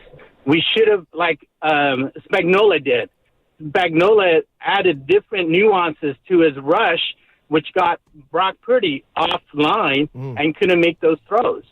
Especially at that last one, the last throw where he had Jennings open for possibly the winning touchdown. And that's why we're not talking about Bosa. We're not talking about Warner. We're not talking about Gregory. All these great players that we have, we were just not put in the right position. And I think if you look back historically, we keep getting new defensive coordinators because everybody gets hired out. Spagnuolo turns down teams. He's doing something right, and he's built a solid defense. But not only that, he's a great play caller. And he outcalled Wilkes, and Reed outcalled Shanahan. I mean, okay, so who all would right. have thought So do you think Mahomes was going to run 22 yards on that? So do you think the coaching problem is an issue big enough that you got to deal with it? I think we need to stop and not let all these DCs go. Well, that's I mean, we want to keep them. I mean, we have to. But that's the price of business. Yeah. But let's talk about Shanahan specifically. That right, because they're doing a great job doing their job, right? So not doing that. But yeah, I think it's a coaching, and that's why it came down to those few plays. I mean, why did we throw 6 consecutive times on those 3 and outs? And, didn't give it thanks for the because they were in a second and 15. Yeah, no doubt. You and they Willard were second and 15 yesterday. at one Talk to point. him. It wasn't first or second and 10 all the time. They were behind the sticks. And I'm not question Kyle all you want. Is he perfect? No. Is he a great play caller? Yes. Does that mean he can't make play calling mistakes? Of course he can make play calling mistakes. But if you want to blame him, blame him. But then go to man up. Man up and say, you know what? He'll never win it. Get him out of here. But everybody wants it both ways. Everybody wants it both ways. Well, you've been in a relationship. You've been married. Sometimes you need to work on stuff. Okay. People don't just go to divorce. Yeah, so let's bring him back and say they're the greatest team until they don't. That's right. But that's not what we're doing. That's not what we're doing. What we're doing is so easy, it's ridiculous. What we're doing is success, greatness, losing, failure, no in between. That's what I think we're doing. Well, when you start looking at how close this team has got under Kyle, it's not just one instance. It's fair to just say, okay. And I'm looking at it you're asking me where was Kittle? I don't have those answers. And I'm wondering what if he's not open? I don't believe that. I know you don't because you don't but you don't believe when I say, well, Deebo Samuel's not a great route runner. No, I don't know that. I'm just telling you what a million people are saying. Deebo's best route is the bubble screen. The Jets. If Brian Baldinger said, dude, he wasn't open. He couldn't get open against that guy. Then that would matter, right? That would matter. Yeah, but I didn't hear that in that conversation. Okay. And when we talked to Baldy in Vegas. Okay. I'm just telling you that George Kittle has never been a monster pass catcher. He's known for being a great blocker. He's a great tight end, don't get me wrong. But what makes him what's his best attribute? Well, it's blocking. That's why they keep him in, like to block. But we've seen him excel and have monster games in the passing game. Right. But you know what? Maybe he can be guarded. Maybe he can be covered. Well, it'd be Kelsey nice can't to find be. out because the Well, only maybe Kyle would say that. But like this is to my core, real quick. It's when something's obviously not working, then all is on the table to question and ask why. Maybe if you use Kittle in the passing game, Kyle, maybe you have 29 and not 22. But when it's working, we'll shut the F up. But when you got 7 at home and have back-to-back playoff games and then have an opportunity to add offensively, I don't think it's far-fetched to come in and say, hey, what the hell's going on? Let me tell you what I do. Because we all don't think it's the players. You guys had umpteen all-pros. What's going on? Why is this thing not giving us more production? I think that's fair. I don't think it's unfair, but you also think you're coming in on a Monday after the Super Bowl, and we're going to see Christian McCaffrey, 140 yards rushing, 90 through the air. George Kittle, he had 7 receptions for 92 yards. What about Aiyuk? Aiyuk had 10 catches for 175 yards. Like, you're not rolling up 590 yards of total offense in the Super Bowl. Like, Christian McCaffrey touched the ball 30 times. That only leaves a certain amount for everybody else. But what I heard yesterday was we abandoned the run. Okay, so we abandoned the run. That means we want Christian McCaffrey to run it more. But we're also why did Aiyuk only have this, Kittle only have that? Well, one of the reasons is because there's not enough plays to go around if you're going to give McCaffrey the ball 30 times. Sid in San Bernardino. I got to do it. I haven't done it. Hold on, Sid. Sid, hold on. And I'm a little light, but I got to do it. Hold on. I'm going to San Bernardino. Ring-a-ding-ding. All right, all you. Ding. Yeah. Mark Knopfler. Hey. Oh, boy. Hey, I'm feeling a little better, man. Cool. I've been getting over what's going on the last day or two, but I'm over it now. I'm kind of numb to it. But, man, I just want to say this, bro. If you stay ready, you ain't got to get ready. You know what I mean? We've been here many a times. Am I right or wrong? Right. Twice. We've been here many a times, man. And I just want to get to the simple fact of the schemes of Kyle Shanahan.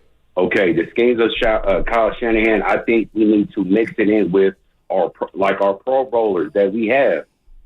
Like, they see something different on the field. Give them a chance to let them play when the scheme ain't working. Mix it in. Just don't let it be all about the scheme. That's what Andy Reid does. That's why he's like the big homie of the NFL right now. Shanahan got big homie by Andy Reid. He got big homie. He just big homie them. He's like, I know more than what you know, and I'm going to show you right now. Because at the end of that in the fourth quarter, when Kansas City had the ball in their hands, they could have scored and won that game. But Andy Reid was like, nah, let's just kick a field goal real quick, and I'm going to show you how you get it done in OT. When you sit there and look at the coin flip in OT, when Fred Warner was walking out there, tell me this, you guys. Did Fred Warner look like he knew what was going on? Because to me, he looked confused. Who? Fred Warner? Wow, I didn't even look at that. Going out for the overtime coin flip. Maybe because they didn't know the rules. I'm going to give you one. But I'm just saying. The caller was on fire with the big homie and sugar-free reference. You ain't got to get ready if you stay ready. But, Steiny, there's no way Andy Reid bypassed the game-winning touchdown in OT to show Kyle some more stuff to guarantee the win in OT. From the Comcast business text line. What you got? And this is, I thank you so much, 650, for allowing me to clarify. So, Steiny, what should we be doing as a fan base? No, you should be pissed off. You should be frustrated. You should be mad. You had a chance. You had multiple chances. Like, you should feel however way you feel. You feel like Shanahan blew it? You can feel like, feel any way you want. What I'm here to say is, When I look at the 49ers and how they played Sunday, I don't think they played their best football. And I think to beat the Chiefs, they're going to need to play their best football. So they didn't Sunday. That's what I feel like. I look at this team. I see everybody coming back. I'm not telling you, oh, don't let it hurt. I'm not saying that at all. But I'm looking at the Kansas City Chiefs and I'm saying they may have one of the greatest quarterbacks of all time. They have one of the greatest coaches of all time. They have one of the greatest tight ends of all time. And you got beat. You got beat Sunday. So you can be as mad and disappointed as you want, but I'm saying, how do you come back next year and you might not have to be a lot better. You might just have to be a little bit better. And that's where I would be encouraged. Because if all we have to do, if we're the Niners, is be a little bit better, and I get it, you got to go through the whole season, we can be better next year because we didn't have anybody play great in the Super Bowl. Like, maybe next year a few guys will play better and we can win. That's the only thing you can do. I got a question for you here, and you said, excuse me, hearing you say that, Steiny, how would you, this is going to sound crazy, but it's a real valid question. How would you describe Kansas City's performance in the Super Bowl, who had 3 points the at exact halftime? same. I think and that's exactly fair. I don't think the Chiefs played much any better, but they have Mahomes, and they have championship pedigree. Like, this is what I mean. Like, did Brock Purdy play well enough for the 49ers to win that game? Yeah, they could. That would have been a win in some games. Yeah. Why wasn't it a win? Well, to me, it wasn't a win because they have Mahomes. Now, then we can go a million different directions. Do the 49ers need a Mahomes? Well, I mean, if you need a Mahomes, then we're all kind of screwed, really, because there's only one of him. Yeah. I mean, I just, like, I'm not, of course you can be, I'd be, if I were a 49er fan, I'd be like, oh, that one hurts. There's no doubt. Yeah. But I'm also not saying that, like, there's nobody to blame. I think we can be better next year. I'm not mad if you're prescribing that to the fans or however they feel and whatever their antidote they're using. But, Stoney, I'm going to put the rat on the table, brought to you by Atco again. You got me thinking yesterday they didn't play their best football in the offs. So you're assuming, and they're going to pretty much run it back. But what if you don't get past Green Bay in the first? Like, now I want to rewind, and maybe today's not the day, but maybe I missed something. Oh, they got past Green Bay, nothing to see here. It was cute. Oh, they got past Detroit, but now I think there's something there at the core. What? What's at the core? Why did this offense take a step back and the defense simultaneously to where this monster of a team was lucky as hell to beat those two teams? So then you get to the biggest game and you're doing everything, but all of a sudden you can't get the ball in the end zone. Okay, if that's the way you feel, we need to make changes. I don't believe that. Or get answers, because I don't know the changes that need to be made outside of the glaring one. Like, what answer? Like, you're not, like, I don't know that we're going to get answers about, like, why specifically. No, what are the questions? Like, you're asking me. I don't have any questions. We got to the Super Bowl. We lost. We lost to a champion. We weren't as good. And I took it from you. Right. Why did they not play their best ball, Sunday, in the playoffs? Well, this is where, because you're playing playoff teams. It's like when you look at coaches' playoff records, they're not going to be as good in the playoffs as the regular season. Why? Because everybody gets eliminated and you're playing against great teams. I would look at every player that's ever played a professional sport, and I'll bet you the percentage of players whose numbers get better like, your numbers come down because you're playing playoff teams game after game after game.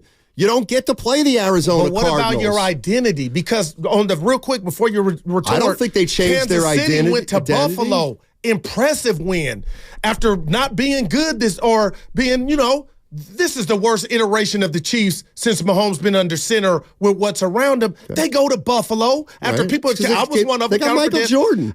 Go get Michael Jordan. And then you go to Baltimore and go get Jordan to quit complaining. Like, you messed me up with that one. I mean, seriously. Like, that's where, like, sometimes everybody is, man, it's time. Brock Purdy's not beating Mahomes.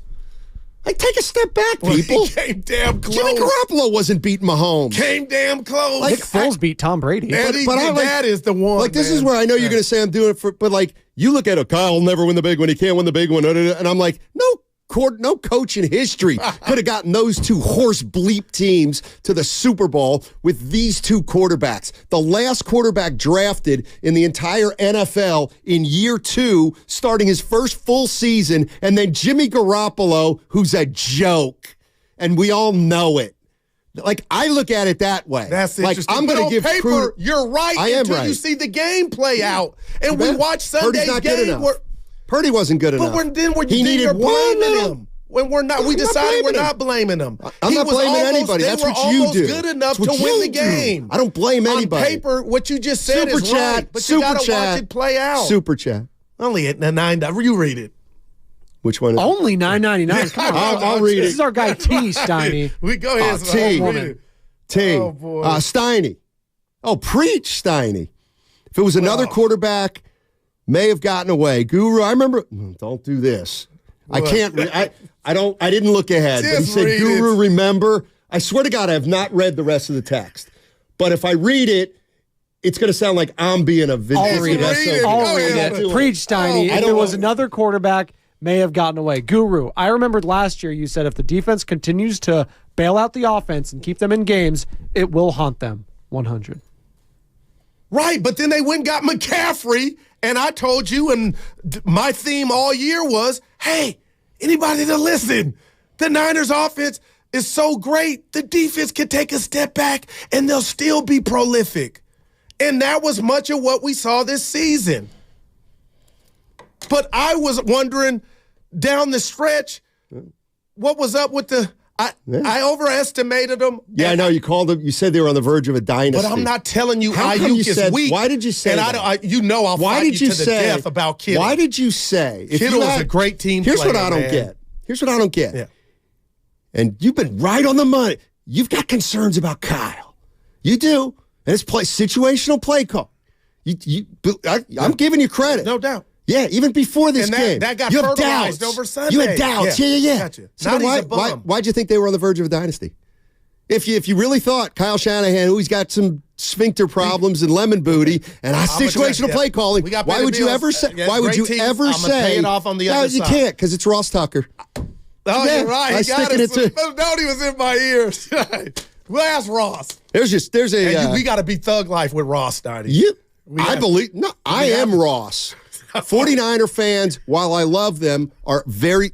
By the way, did you hear? Was it Nate Burleson? What did he say? Somebody did. No, it was Eric Dickerson. Eric Dickerson. Get the Eric Dickerson. Niner fans, you know I love you. That's why I'm telling you. We'll get it next year. We're going to get this thing next year. My soul. We're going to get this thing next year. Trust me. I've seen enough sports. There's no reason to panic. It's right around the corner. Also a reminder, you can catch all 4 hours of Steiny and Guru on the free Odyssey app. Plus, watch us on YouTube and Twitch, powered by First NorCal Credit Union. Chin up, 49er fans. Freedom is all about choices, and while there is only one Jeep brand, you have the freedom to choose from an epic lineup of Jeep brand vehicles. Hit the trails with the versatile Classic.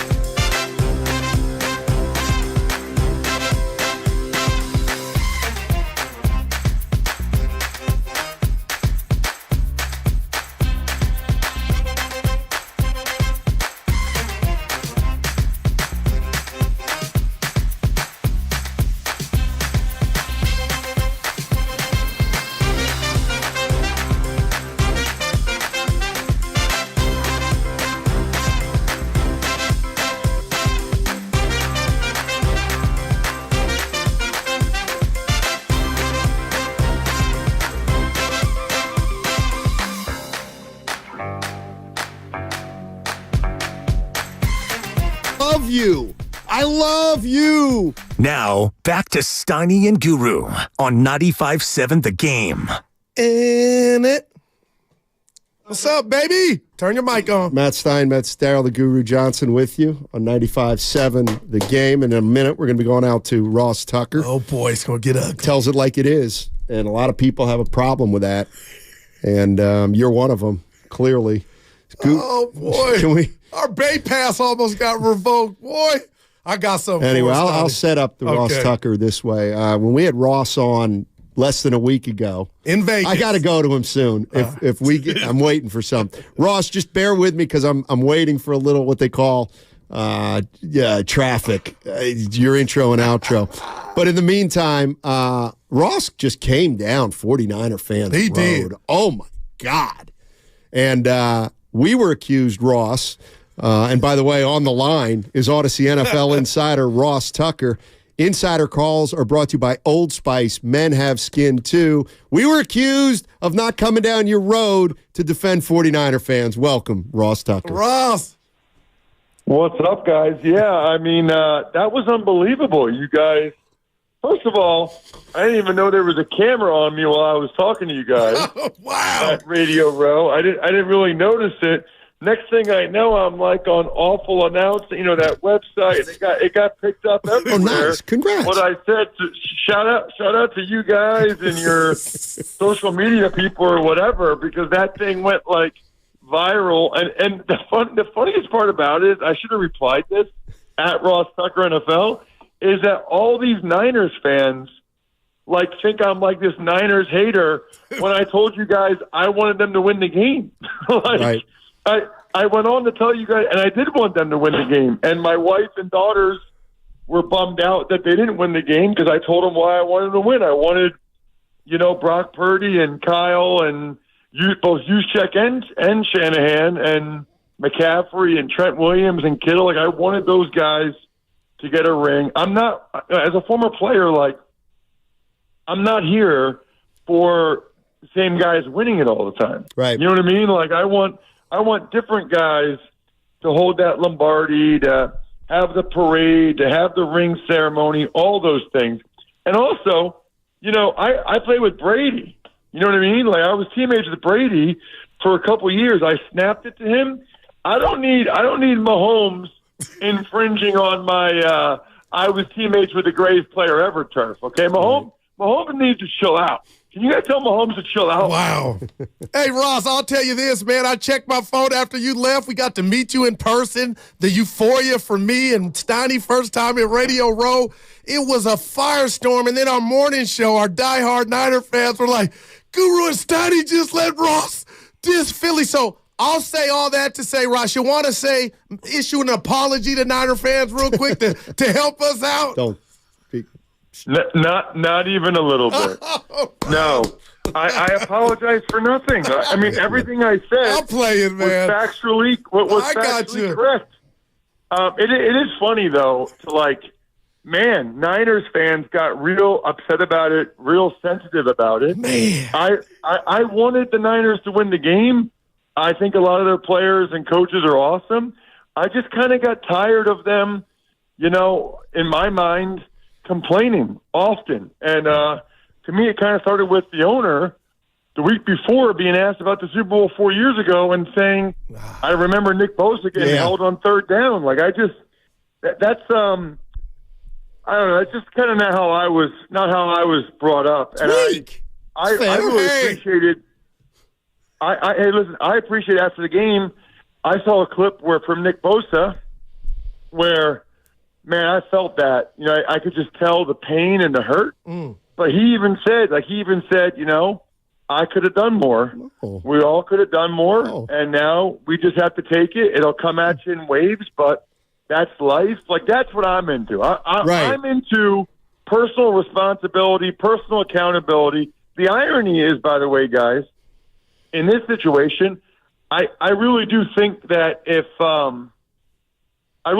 Greenlaw and Kittle don't get hurt, I think there's a really good chance the Niners win that game. Because even Kittle getting hurt and the rookie tight end getting the holding penalty, the Niners were going in for a touchdown until that holding penalty. They were going in.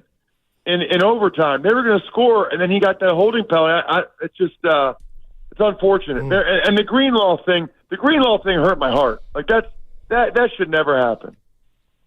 Ross Tucker joining us on 95.7 The Game. Insider calls are brought to you by Old Spice Gentleman's Blend Body Wash, providing exfoliation plus 24/7 moisturization because men have skin too.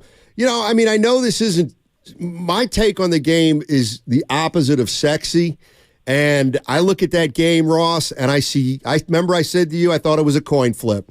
And you said you thought Kansas City wins 6 or 7 out of 10. And I just looked at that game, and I go down all the players for the Niners. Purdy, Kittle, McCaffrey. I'll throw Kyle Shanahan. Like nobody, they were all fine. But to win a Super Bowl against the Chiefs, you got to be, it's got to be Super Bowl caliber. And I don't think any 49er is looking in the mirror saying, I tell you what, I played a hell of a game.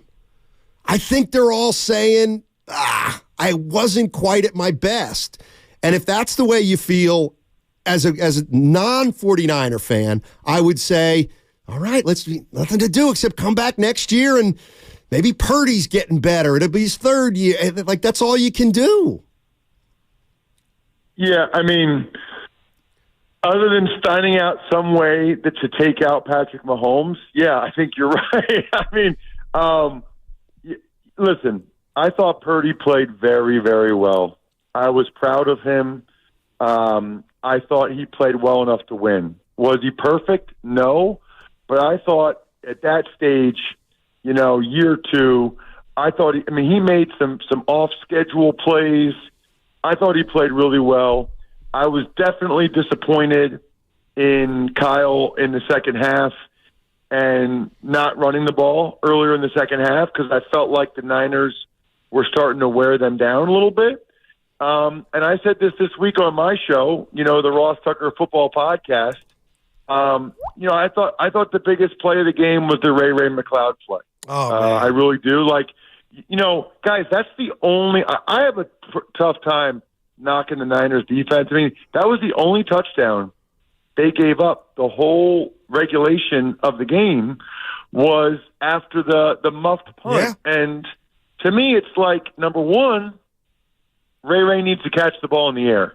Number two, it's his job to make sure it doesn't hit Luter in the foot.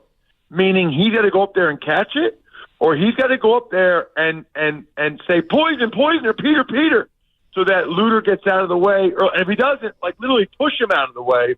That doesn't happen. But the thing that just blows my mind, Ray sees the ball go off his foot. He correctly goes to get the ball. And maybe it's just because these guys are so gifted and they've been able to do stuff like this their whole life.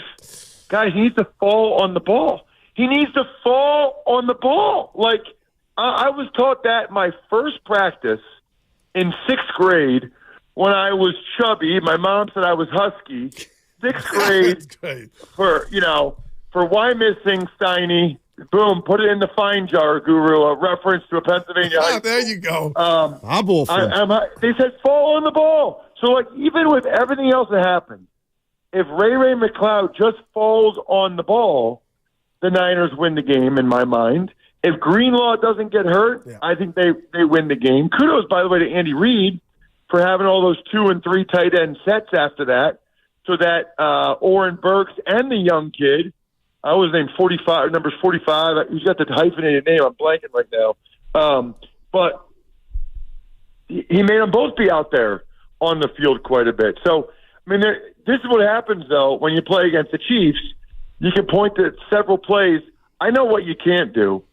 After Mahomes makes a mistake and you're Jair Brown and intercept the ball, you can't get no points. Oh, there. man. You can't get no point. You must make it a 2-score game again. You cannot muff a punt. That's 2 years in a row that special teams might have been the biggest reason why the Chiefs beat the other team. The Eagles had that punt return last year with Kadarius Toney, and then this year the Niners. And so this is what happens. We can all point to the one play here, the one play there. The reality is Mahomes is good enough for the Chiefs to overcome their 1 or 2 plays whereas these other teams just haven't been. No doubt, Ross. That was fire. Let me just tell you this. The beauty of Steiny and I is we can look at something and have two entirely different perspectives, and none of them are wrong. I don't think there's any shade after just myself watching that game twice in its entirety. I told Steiny and the listeners, I feel like the Niners let that go. Is he right where a lot of the guys didn't show up, but yet you let Mahomes and company hang around? The defense was stout in the first half to where if you would have added, especially after that interception, Ross, maybe things would have went different. But this is what I want to get from you. All year long, I overestimated and sold Steiny this offensive weaponry from the 49ers. And Ross, the truth be told, 7.5 points at Green Bay at home, 7 points against Detroit in the playoff game at home, and then the inability to add. And now I'm looking at that offensive line outside of Trent Williams, who had his worst day. Ross, why are opposing defenses like Kansas City, like Baltimore and Cleveland saying, we just dared the Niners to throw the ball up top? That, to me, if I'm Kyle, doesn't sit well with me. And do I look myself in the mirror, Ross, and say, do I got to dial it up maybe a bit different? Yeah, well, I don't think it was Kyle's best game. Although, listen, let's give him a lot of credit for the throwback pass from Juwan Jennings. That was sweet, right? Like, that gets you in the end zone. That was sweet. I thought he should stick with the run more than he did. I was disappointed by that. I thought that was an advantage that they didn't take advantage of enough. I mean, I think it was, late third quarter before they even ran the ball once, which bothered me. I think you're both right, to be honest with you. And trust me, I'd rather say I think you're both wrong, but I think you're both right. I mean, yeah, he didn't describe it. He didn't, and he does this a lot. My friend Daryl the Guru Johnson. Here's what he said yesterday in the heat of the moment. In the heat of the moment, when he was a little emotional, Daryl the Guru said, the 49ers tricked off that game against the Kansas. They tricked it off. I feel that way. And I said, I don't think they tricked it off. I thought they got beat. Who's from Reading? Who's from Reading? And who's not? Ross, don't fall for the peer pressure. But, Ross, I just feel like the Niners could have won it. Ross, they had it. They had the game, Ross. They didn't have it. I know Mahomes is great. When did they have it? When they intercepted the first possession after half, and if you get 7, like Ross said, I understand that. But they had the opportunity, partner. And I know Ross is the guest. I know Ross is the guest. I really thought for certainly 2.5, 3 quarters, I thought the 49ers were the better team. Wow. For 2.5, 3 quarters, I thought they were the better team. And I thought, they were up 10-0, and then they get the interception. But the longer the game went, the longer they let it go, they allowed the Chiefs to come back. And because here's what I would say, Steiny. I understand what you're saying, but I kind of feel like Ray McLeod and the special teams and even Moody with the shanked extra point that got blocked, I kind of feel like if anybody tricked off the game, it was the Niners special teams. Wow. It was Ray and Moody. I would love to see that game and what happens if Ray just falls on the ball. I'd love to see that game what happens, because if Moody doesn't miss that, doesn't have the extra point blocked, then they're up by 4. Then Andy Reid has to go for it with 5 minutes left, rather than tying it up. And so then, there's a very real chance that they don't get it. Although, isn't it unbelievable? Like, I think, let's say Andy Reid had to go for it on 4th down. I think everybody in the galaxy would put any money they have that Mahomes would have converted it. That, to me, is the difference, right? Like, you think about the 3rd down after the 2-minute warning, the Niners had a chance to put the game away if they get a 1st down there. Or even in overtime. The Niners, when they had the gotta-have-it plays, first play after the 2-minute drill and 3rd down in overtime, they couldn't get it done.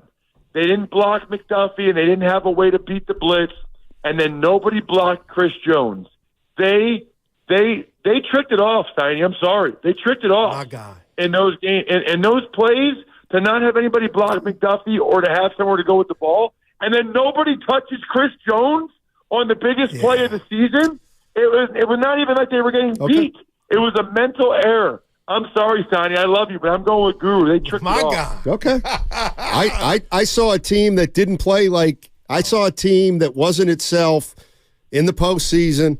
I saw a team that just wasn't good enough to be a Super Bowl champion, whether we're talking about the Packers game, whether we're talking about the Lions game. You're talking about the whole playoffs. Exactly. I'm saying in the Super Bowl, I thought that was the best game they played of the three. I think it was, too. They were the better team for most of it. See, when I think of a game that's tricked off, I think of a guy missing a layup with 7 seconds left.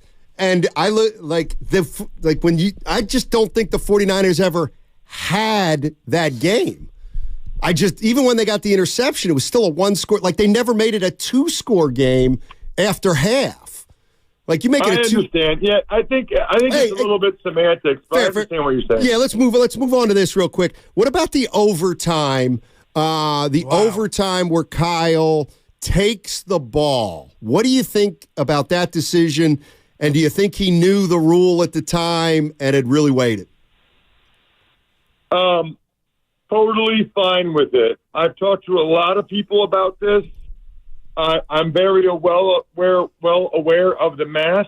The only thing I know for sure is that if you want to take the ball second, like the Chiefs said they did, then you have to go for 2, right? Like, you either have the information advantage of going second and knowing how many points you need and being able to go for a 4th down, or you have the third possession advantage.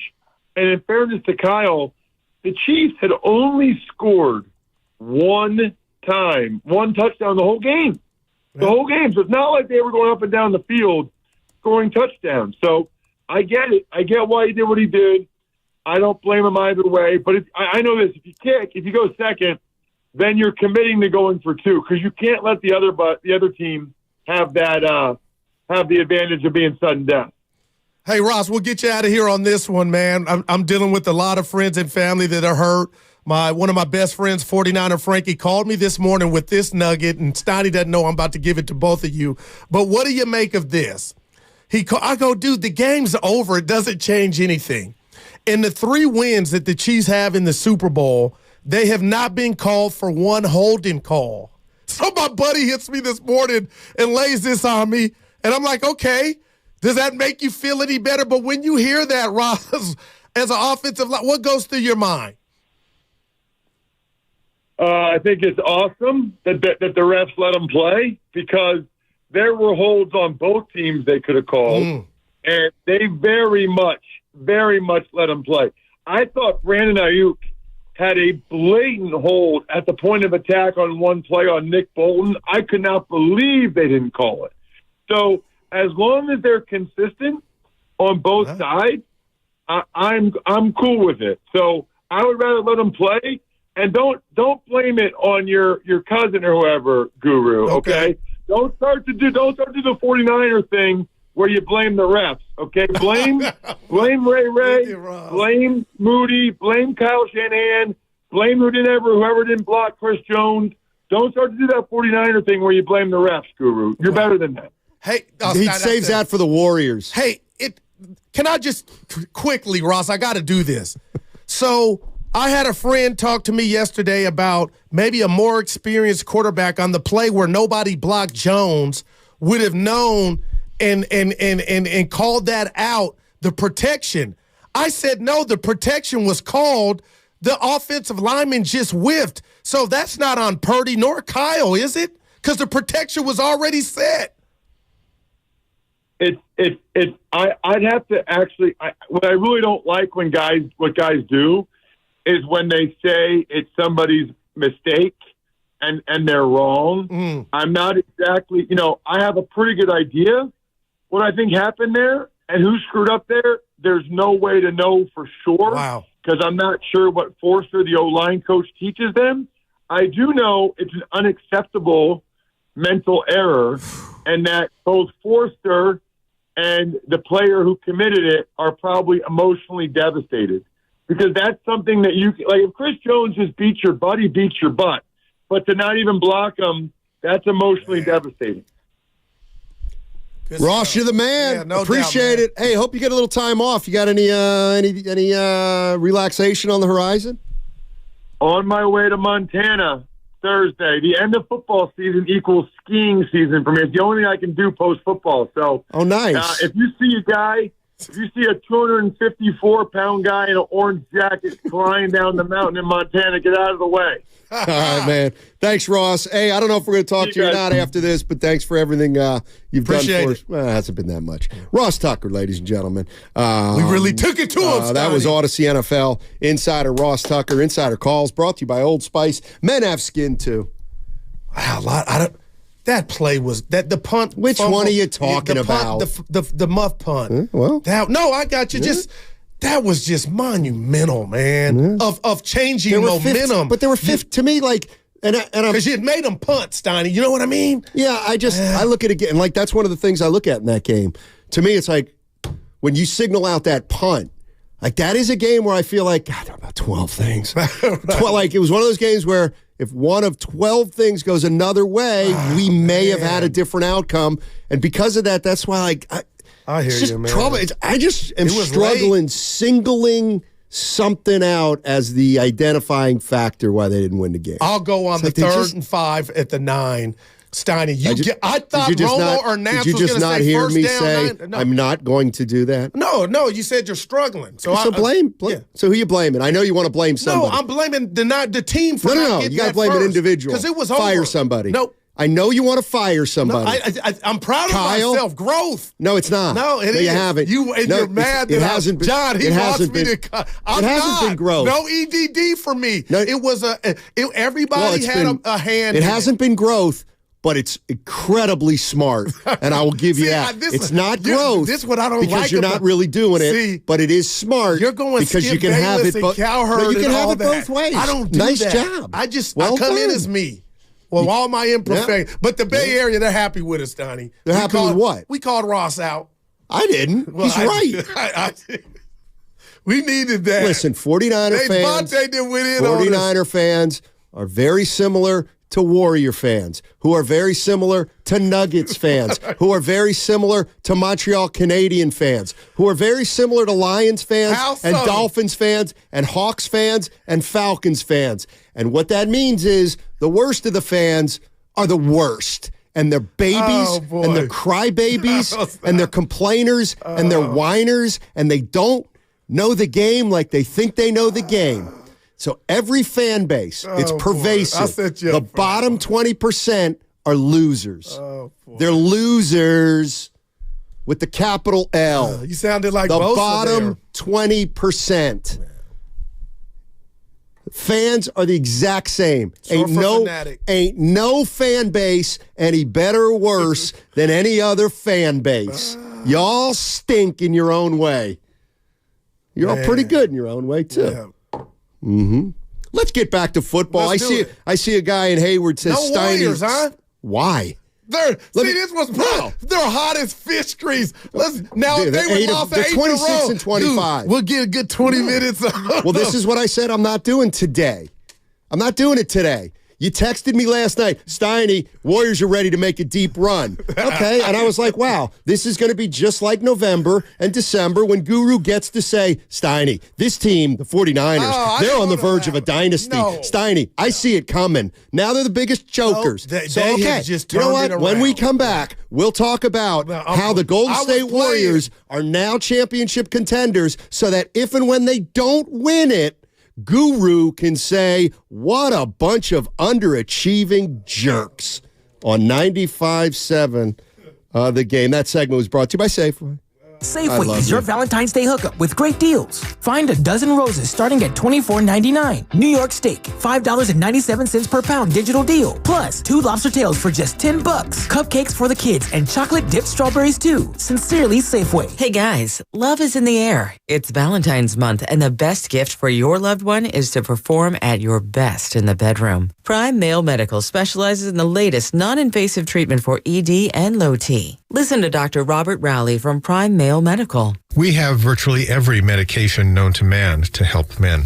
We specialize in acoustic wave therapy, sublingual lozenges, which bypass the digestive system, making them faster and more effective, injectable medications, and testosterone treatment for those patients who need it. Impotence problems can be treated in just one visit. So don't wait. Give the gift that keeps on giving and let Prime Male Medical help you today. Listeners get a PSA test. Testosterone.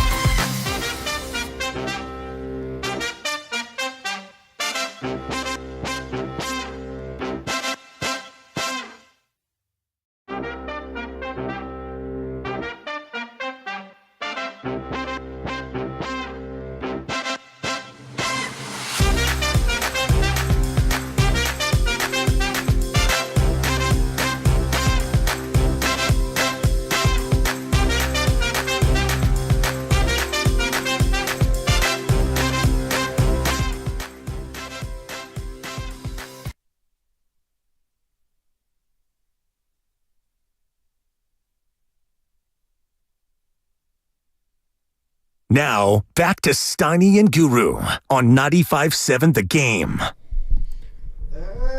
Sometimes things are so apparent to me that, I wish they were as apparent to Goo. Oh, boy. People see, I think, you know what, Goo? I do think that once in a while there may be two people out there in the Bay who just turned on the radio for the first time and heard you and me. But they just heard that. And they must think, what a D that guy Like is. some of my friends, but then they meet you, Steiny. But if you watch on YouTube, like the boss always says, it plays different. Like you're a bully. Your voice is a natural bully, and you take advantage of it. But then he always goes, but not everybody is on YouTube and Twitch. I'm a big boy. I got it. Steiny. Maddie, how come? Why didn't the Niners? Why didn't they look like the Niners in the playoffs? How come they did? I'll tell you why, because they played good teams. What do you mean that? Well, I was going to say they beat Philly. They beat the Giants. Okay. They scored 30. Not a good They team. beat Arizona Not a twice, good 35 team. and All right, 45 points, That's three. respectively. Okay, give me some more. They beat the Washington Commanders. That's four. The second to last week of the season. might be onto They something. played the Ravens. They got their ass kicked. When they played December 17th against Arizona, they scored 45-29. That's four. So I'm just looking at their okay, so if you want to even go further, go Eagles. Well, they stunk. That started a stretch where the Well, that Eagles was stunk. we thought it was a My big game. point is, of course, the Packers had won 7 of 9 Yeah, but coming they were in. 9 of 8. They were 7 and 9. Yeah. They won 7 of 9. No doubt. They And were I 3 was and late to their 6. party. They were the hottest team maybe coming into the postseason. no doubt. Okay, But the Lions won 12 or 13 games. That one I understand. You don't get to more. play the Cardinals in the playoffs. You don't get to play the Giants in the playoffs. But when you talk like this, You don't get to score 48 points because you did it against horse crap teams in the regular season, and you bought into thinking that we were actually watching a juggernaut when actually we were just watching a pretty good offensive team play an awful defensive team. I'll do this then. What about the year before where they got to the NFC Championship game because they earned it? That's a badass. And then Who's a badass? I don't know who you're talking about. Were last year up until losing to the Eagles at Philly. We know what happened, but they earned that. So this was we could go down their schedule then. This is a good team.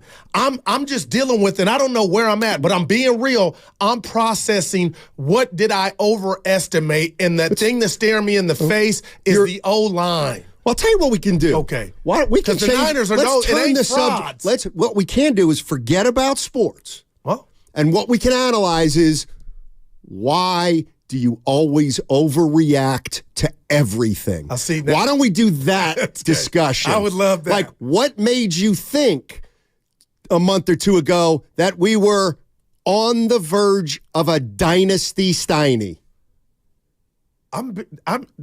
You're laughing. I'm smiling. Look what McCaffrey. Everything that the Niners were They fumbled on the first series. No, everything Believe it the or not. Niners had put on film, even if it were against the Jaguars or whatever, Steiny, Well, it take was that real, into account next it was time. tangible, it was Kyle, and it wasn't just me. So No, it I was. am Mostly shocked you. collectively No, how they shut up. lost, but Shut up, to man. their Go credit, ahead. man, Steve Wilkes and that Yeah. defense, I know you say nobody.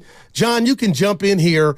Bosa was ain't helping felt. you. Bosa was felt, and so was Bosa was Warner. felt. Like, I'm not going to ignore. See, this is why are you saying Bosa was felt when we just had Ross Tucker come on and say Nick Bosa said I could have played better? No, I missed that. Did he say that during the interview? Yes. I mean, it's like the Mahomes thing Willard told us. So he's just kidding. No. Bosa actually thinks he played Nobody's going to great. be Leon from the Bud Light commercial. Oh, I played great. Steiny messed up. Show me somebody who played an A game. Name me one Niner who played an A game. I want to say Jake Fred Luton. Warner. I think Fred Warner has a case. Okay, for that. no Fred doubt Warner about played it. lights out that great. entire game. And what That's about great. Bosa too? No, he's not. He Bosa messed was up not on an the A. 4th and 1, man. How is Bosa an A when he didn't get a sack? But two tackles for losses. And what about the pressure? Guru, don't Stein? do this. What about the pressure? Guru, he's the highest paid defensive player in football. I didn't don't do we ain't this. talking contract. But he was out there too, Stein. Yeah, he was out there, but he didn't make an impact to Chris Jones. Not one damn time. GPD and Hayward. What's up, GPD?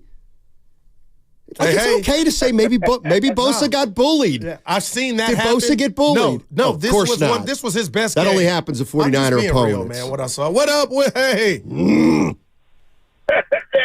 Hey, you guys, I love you too, man. You guys really make my day. Thank you. But listen, Steiny. Yo. Guru, Steiny got a point. And Guru, you got a point. They did trick it off, but it boils down to this. Steiner's made it to the Super Bowl. They're the second best team in football. They got out-coached, and they got outplayed. I mean, Mahomes, look, if you lose to two GOATs, a GOAT coach and a GOAT football player, man, I mean a GOAT quarterback? Yeah. Man, come on, dog. Brody ain't got nothing to... But I was here, too. Did a great job. The Niners, you know what lost the game for them? They made mistakes. The mistakes will do it to you. And they got out-coached. Andy Reid out-coached Shanahan. Is that... Appreciate the call. Yeah. Here's what I love. And because I got something for you. Yeah, it's the kind of thing Grandpa Dan. I kind of like doing, just to do it. According to the biggest homer in the Bay Area here in the Comcast business text line, the 408. Bosa played an A-plus game. I'm not saying A-plus. Yeah, okay. Yeah, okay. But if you want to tell me take that to Pro Football Focus along with your I'm L. looking for it. Dude, I was looking for it while you were talking. Out of here. Steiny, he wasn't Lawrence Taylor or Michael Strahan. You're guessing. No, I'm just not. Like I'm I guessing. watched the game twice. Just like I'm guessing. Bosa was making plays, man. And you're just going to dismiss two tackles? No, and you're right. Okay. Hey, Goo. If this were any other argument, you would be like, I don't care about pressures. It's about sacks. Well, that's funny because you know what? If I would have said he had 2 sacks, you'd have been like, well, Goo, it's not just about sacks. So I was going to use that same thing. Man. Okay. You know what?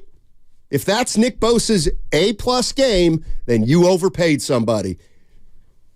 I'm not that one is A-plus game. I'm not Please. saying that. Damon Chang says Bosa C+. I don't care if he's a B. It wasn't a Super Bowl winning performance from Nick Bosa. Give me a break, everybody. Who performed like a Super Bowl? That's funny. Who did we have on today that said, hey, Warner, he's played better? Oh. Was it Tucker? Somebody said Ross Tucker. Somebody said, Warner's been better. Well, things changed when he lost his running mate. With Greenlaw, everything. If I'm Andy Reid, nobody wants to see anybody get injured. But I'm looking at you, partner. Oh, it was easier to slice up that defense without him. He was out there like the Tasmanian devil. Well, then just blame the loss on Dre Greenlaw getting hurt. And we'll come back next year and we'll beat the Chiefs. Okay, we got the sound. Let's hear it, John. Good stuff. Talking to Fred, week 1 against San Francisco this year. And, they have... No tandem of linebackers in the league have started more games together than Dre and Fred. They play off each other. They communicate well together. They split duties together, whether it's covering the back, the tight end, man, zone side. Like they're just seamless in how they play together. And, Fred had a great game, but, Dre was having a great game too. So fast to the ball that, Pacheco wasn't able to get going. Mm-hmm. The screen game was dead, dead.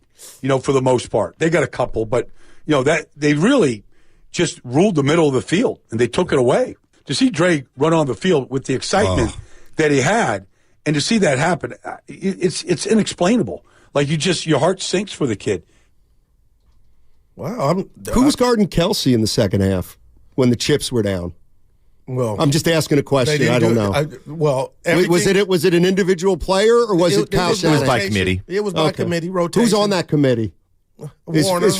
Warner's on there. Oh, Fred Warner's on that committee. He was on the same to committee guard that was the best tight end in football. To one catch in the first half. He was down there covering. But Uncle Looney agrees with you, Steiny. Fred Warner, he wasn't that good. I guess me and John. I don't know. I'm just saying that there was my eye test told me that no 49er was kicking ass yesterday. Well, if you remember at the fourth quarter with 10 seconds left, they tried to throw that back shoulder to Travis Kelce like they did in the AFC Championship game against Baltimore that went for a touchdown. Fred Warner was on him on that play and broke up that pass. Pass defended.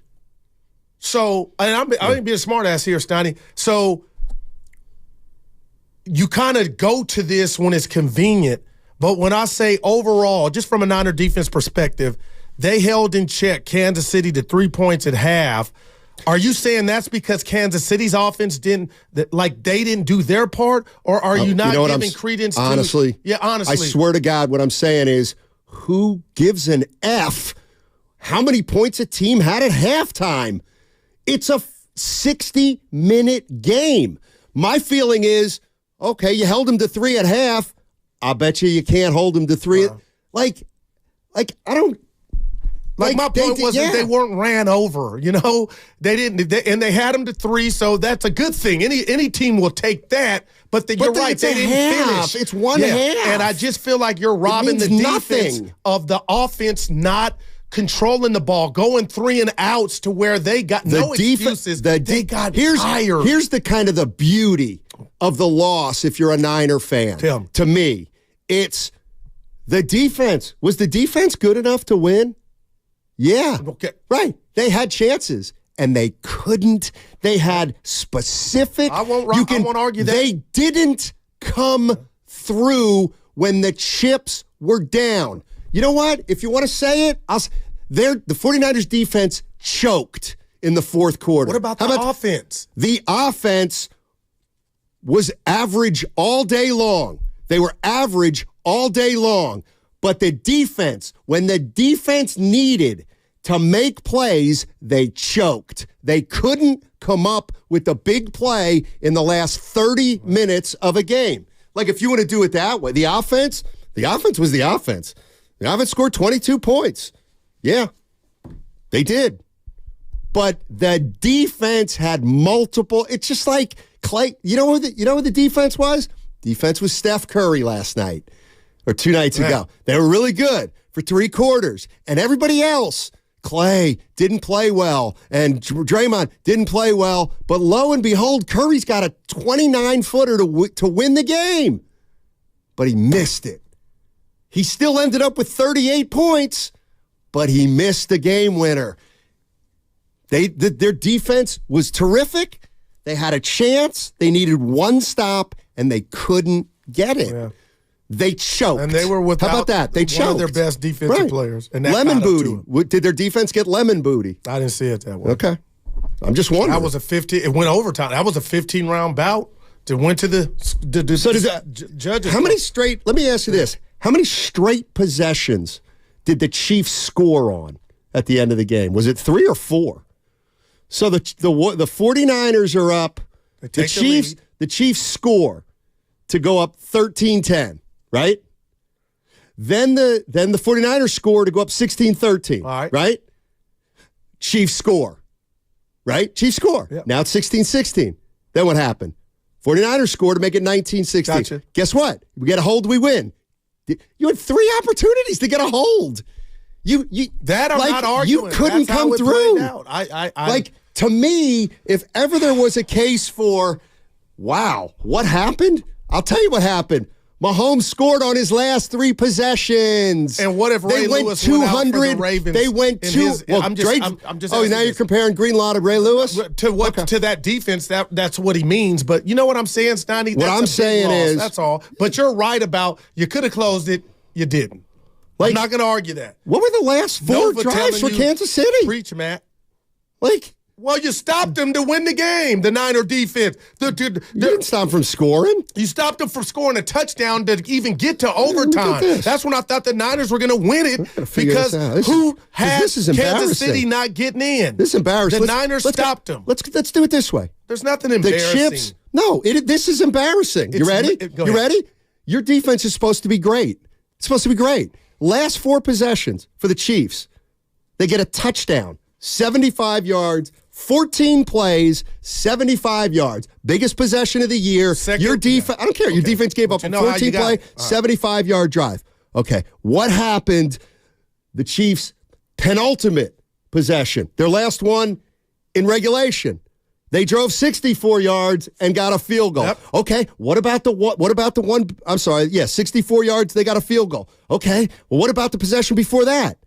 They went 69 yards and got a field goal. Okay, what about the possession before that? Now, that's the one on the punt return. The bottom line is the Chiefs scored on their last 4 possessions from the start of the fourth quarter to the end of overtime. Right. The 49ers but you got won't admit one of them stemmed from a turn-up. Then we can't talk if you don't care. They couldn't you're not stop being real. Yes, I am. Yeah. The last 3 possessions, the 49ers could not stop them. Right.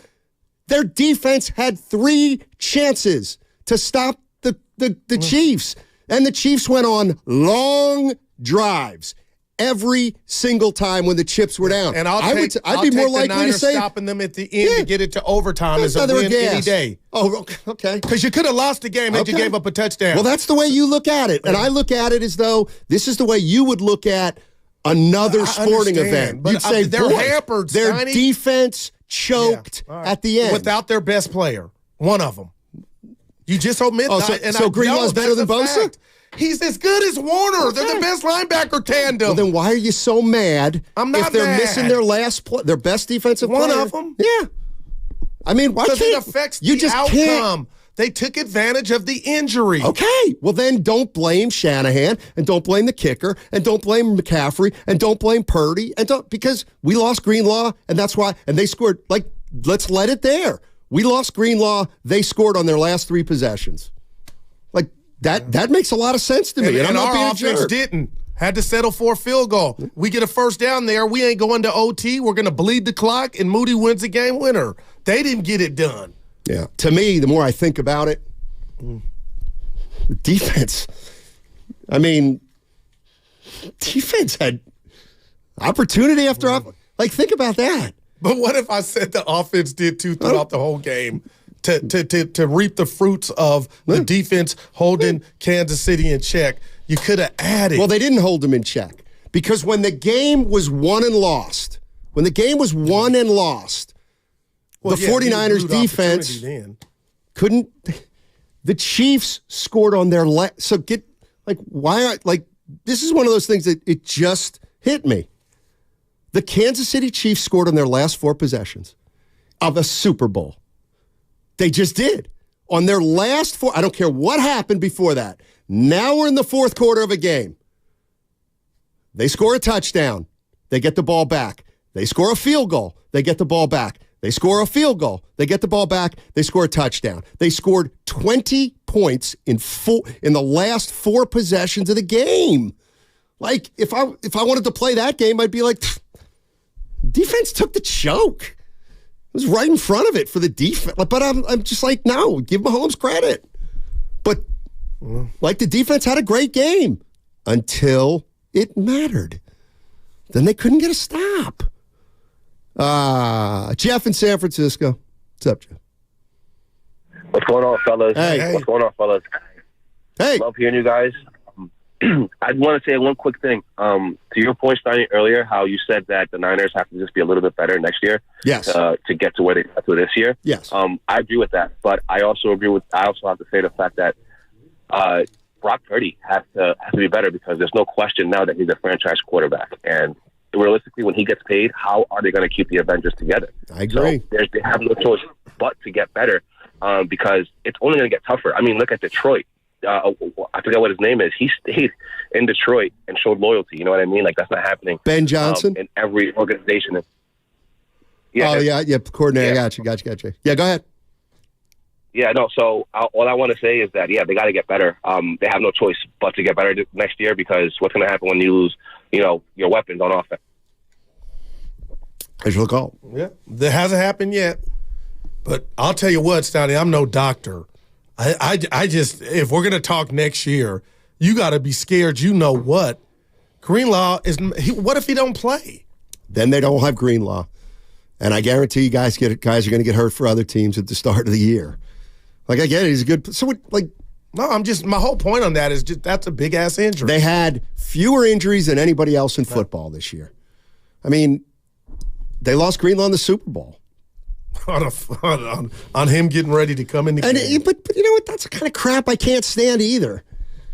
They're supposed to be the greatest defensive unit of all time. Mooney Ward, all-pro. Bosa, all-pro. Armstead, let him eat. Chase Young, different dynamic. Warner, great. Lost one guy, was shot. That's not how football works. Well, they're not saying that. I'm just saying that's a big injury. Let's go to, and I don't want to say it's not. I'm Vic in Newark. What's up, Vic? How you doing, man? I'm good. How are you guys? Dynamite. So, Guru, objectively, the Niners lost the game. Everything, the margins were paper thin. Mahomes was better than Purdy. Their defense was better than our defense. Freak accidents happen. A couple plays here and there. Block field goals. That's just how the game works sometimes. And, the biggest takeaway is that the Niners probably lack one thing that the Kansas City Chiefs have, and that's the clutch gene. As an organization, as a team, they don't seem to have that killer instinct yet. Maybe they'll get it next year. Who knows? I appreciate the call, but to the 49ers, are they lacking the clutch gene? I was just thinking of the play that would have got him the first down, the 3rd and 5 from the 9.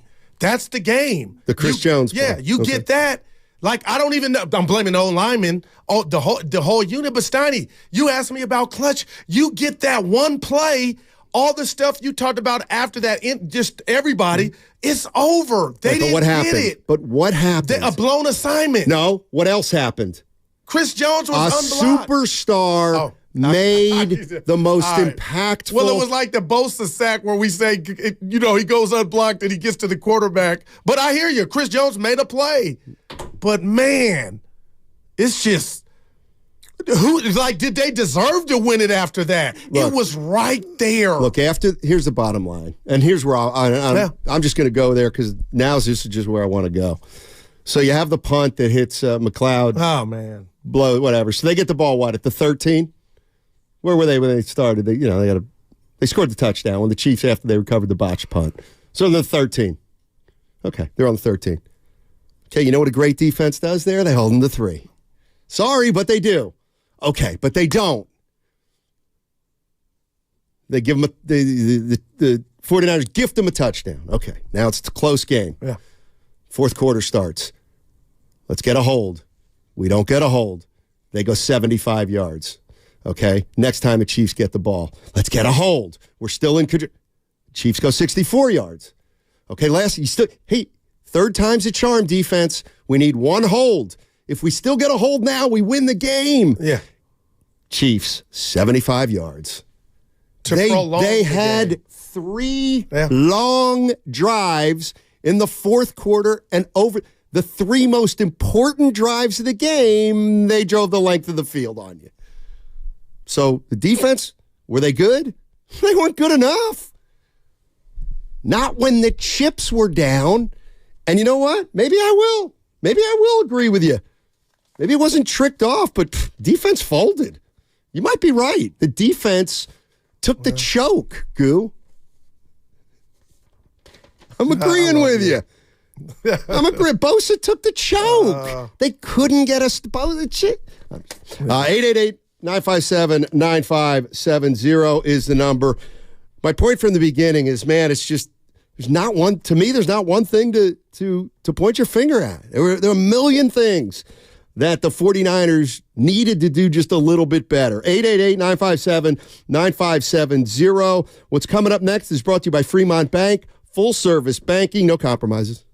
Are you interested in new career opportunities in the Bay Area and want to make a difference in your community?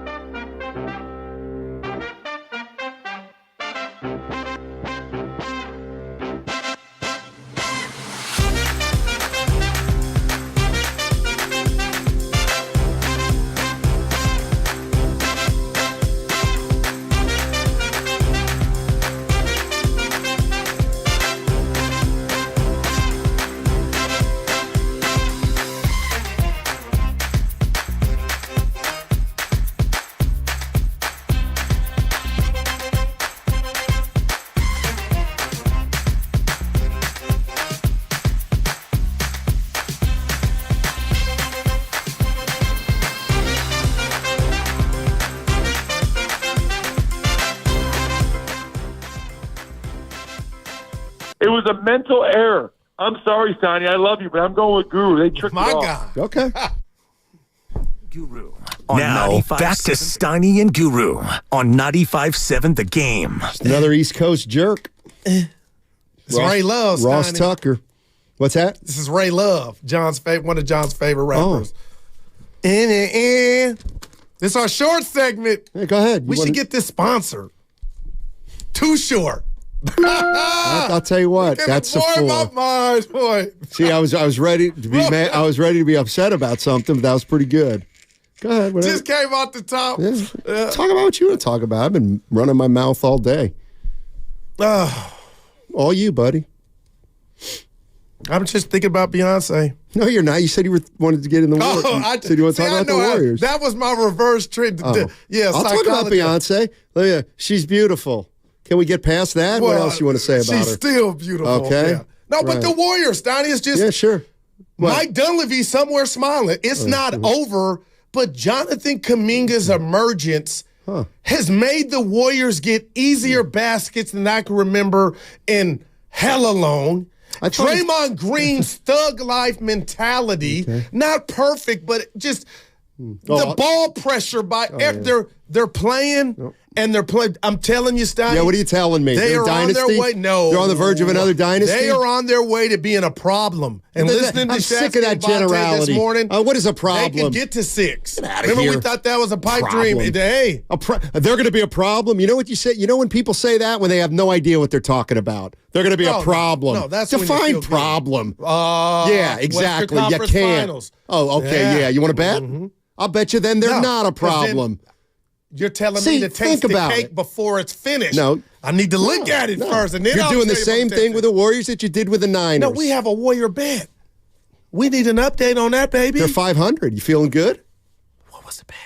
They'd win 25 road games. Hey, I don't. So they need to go 14-4. Hey, yeah, we have another bet too. Oh, Sacramento. Yeah. Oh boy. How you feeling about that? That's coming down to the wire. Well, they're out right now on a 47-game win pace. Yeah. But anyway, it's still ugly. Yeah, the Warriors, Stein. This has been a GP2. Has provided Pajemski. They just you gonna go down the roster and tell everybody's great? No, it feels that way. Quinones when you call on him. I'm just telling you, man. I just like what I see. Yep. Klay Thompson taking his role. Had a good game last night. Right. But, man, good test tomorrow against the Clippers. Going for their, 6 in a row? Like, man, I didn't see this happening. And Steph is playing, what word am I looking for, John? Just probably free. Something over the top. No, I'm going to give you two. Playing the just free, man. He's playing like a badass. He's playing the best basketball of his career. Nothing is difficult. There's no constipation with the offense. They're moving, man. Yeah. I like it. Someone on both would call ends. Steph lately a problem. Oh, Steph's more than a problem. Oh my God, good Lord! What he just and then the game winner Saturday night. Yeah, night. Like I'm back. I am back. What's people new? get You'll mad be gone. at this on YouTube? Yeah, you'll be gone you in a week. Not talking to Dubs. You'll be gone in a week. We got you back. covered. You'll we got be a gone. Dubs extravaganza coming. Hey everybody, Guru's back on board the Warriors. Why are you mad that they're playing better? I'm not mad that they're playing better. What I'm done with this crap with you. I'm done with a 5-game winning streak equals we're winning the Super Bowl. So I'm sick of we've won 8 of 9. Now we're to the Western Conference Finals. I'm sick of it. I listened to you all year talk about the weaponry of the Niners and the weaponry. And this is a dynasty and Purdy. And this is the first of many titles. And the offense. And then for the last hour, Steiny, what happened to the offense? I think I may have overreacted. Okay, here we go. Okay. I'm out. There's a headline. I said they had the ingredients. Okay. Ingredients are still there if they cash in next year. But this is about the Warriors. Right. And they're going back to the finals. You had them in the coffin. So did a lot of other people. And it looks like they're not dead yet. They didn't make a move. Okay. And now you can't come over the top with that vitriol. Here he comes. Going down your list of what's wrong recreating with history. No, we're excited. Recreating We're excited. history. You can't steal that. I know I can't. Yeah. I don't want to. It's just the Warriors. It's temporary, feeling good, right? Until tip-off of their next game. No, that's one. No, I mean I get it. No, Stoney. It's no, bigger yes, than that. Guru. They're it's not showing bigger life. than that. They're showing life, brother. Yeah, yep. They are showing life. They are showing life. They're now 10th in the West. And once again, you now say they can get to the Western Conference Final. I didn't say that. Yeah, you did. You said it could be a problem. No, it started with they're going to be a problem. Okay. Then you wanted me to break that. But you can't steal my joy. No, I don't want to steal your joy, but I'm also not wasting a conversation about the Warriors winning a title. Yeah. You know, because that's what happened this 49er season. I let you talk all year about how I get paid to talk. No, but I didn't. That ain't got nothing to do with it. And your ass wouldn't have been able to say nothing had they scored the touchdown. But they didn't. So miss me with what you had to sit through. But they didn't.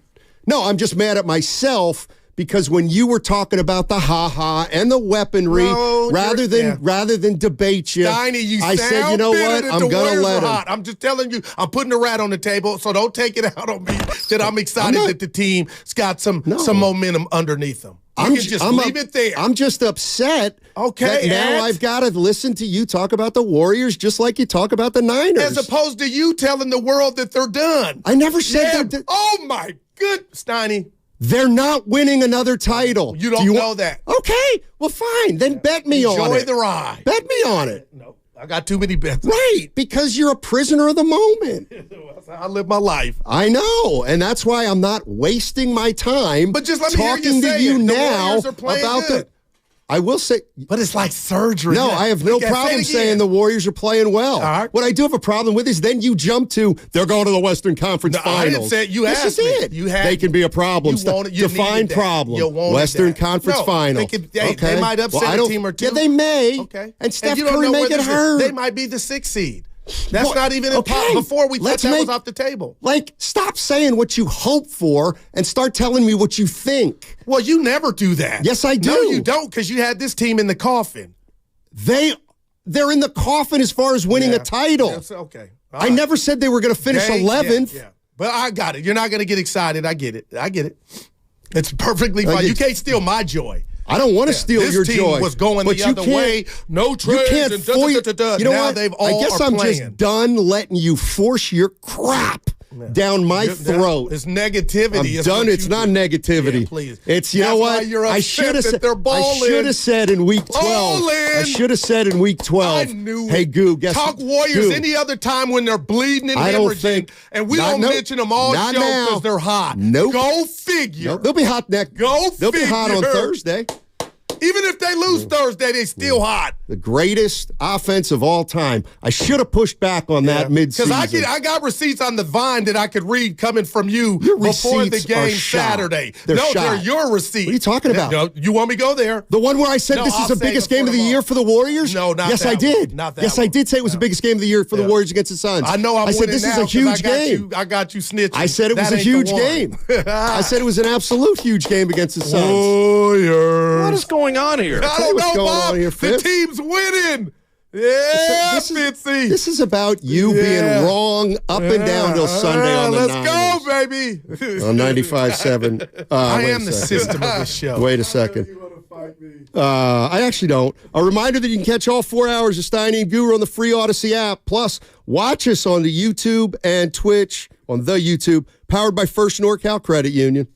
Safeway is your Go Valentine's Warriors. Day hookup with great deals. Find a dozen roses starting at $24.99. New York steak, $5.99.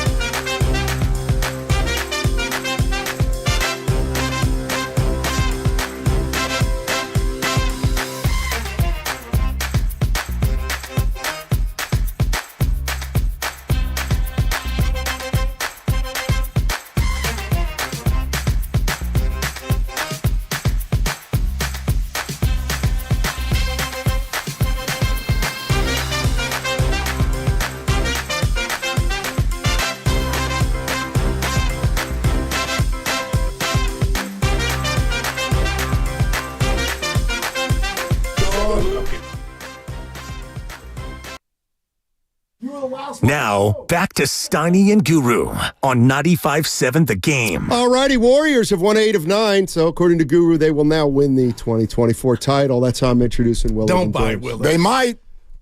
Can't prove that they won't. I have a theory. I told you I wanted to share it before Steiny came in the room. It's about the Niners rewatching the game. I just want to get it off quick. What if I told you, no excuses here, the Greenlaw injury and when it happened and what they were trying to do, and it got off to a good start, is not the Brock Purdy injury in the NFC Championship game, but maybe just a couple steps, levels below in regard to the impact on the rest of that game? I mean, there's no way to know. Right. It's not, look, I mean, my No answer excuses, my man. answer is going to be probably unsatisfying. Like, he's a star player. So, yeah, it hurt. It hurt. He's a star player, and it hurt. But to say that they would have won if he had stayed in is also not fair. And so, the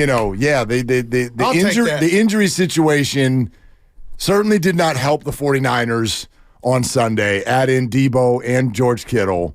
It did not help. And Lenore and Jair Brown on the same play. Yeah. And they were not available for overtime. So if you look at the overtime defense, and Steiny, you and I were talking out in the common area about, if they get one stop and you get to overtime and you look at that defense and there's Flanagan Fowles and there's George Odom and there is Ambry Thomas and they're all on the field. And these are guys you were not counting on playing. And I wonder what Travis Kelce's stats were after the Greenlaw injury, because he was a real menace to that offense when he was out there. He was all second half. And obviously that's when Dre didn't play. But, I mean, a Chiefs fan would sit here and go, Amenahu was fantastic for us this year. We didn't have him. Tooney is one of our top offensive linemen. We didn't have him. Nobody wants to. To me, it's a very different conversation when you see something like what happened last year to the 49ers. It is different when you lose your quarterback. Outside of that, you don't get any sympathy in the NFL for losing players. Steiny here went down the last 3 drives for the Chiefs where they scored 4, and I was just like, I get that and no excuses, but damn if you would have had Greenlaw, maybe one of those is a stop. That, you know what I mean? Like, man. And the first one could have won the game. The first one was a freebie. The first one was set up by Ray McLeod, pretending like he was at an Easter egg hunt in North Marin. It's like, dude, fall on the ball. You're trying to like bend over and pick it up. Just dive on it. He didn't. I still think one of the many mistakes. Yeah, it's on Luter more than him, but fine. Anyway, but when you are the punt returner and the ball is loose, and you know that the ball has been touched by your team, you dive on it. And so it was one of the many moments, and I was mentioning yesterday about Low Neal, attention to detail, and there were so many little details that they missed, and that's why they lost. I think today is about that. And it's a hard pill for 49er followers and fans to swallow. But this wasn't even just in the game. It's since the game. What has been shown is that the Chiefs were a hell of a lot more buttoned up.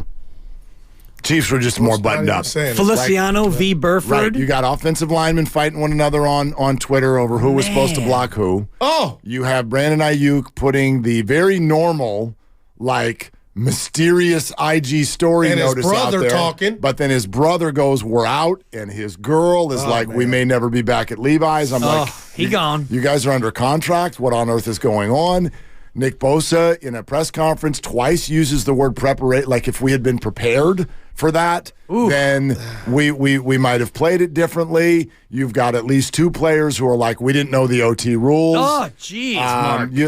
Stop. Put this all together, and at minimum, bad look, because the Chiefs are all lined up like we knew the rules, and we were going for 2 if they scored a touchdown and we got 1. Well, Mecole Hardman didn't know the rule, and he scores the touchdown, and he doesn't know what to do until Mahomes comes over and goes, dude, we won the effing Super Bowl. Well, maybe he thought the clock had run out. Whatever. On the quarter that doesn't count. Exactly. Looked up and he's like, clock scored 0. He wasn't sure. Win? Yeah. Did I just go for 2? We're down 1. Mecole started the year as a Jet, so he's not thinking Super Bowl. He's like, come on. Good throw, Aaron. Yeah, exactly. Oh, wait, that was Patrick. No, it's tough, man. And I think maybe the question of the day, when mistakes like that are made, and I think that you two were touching on this off and on all day, and I think you could have a fair answer both ways.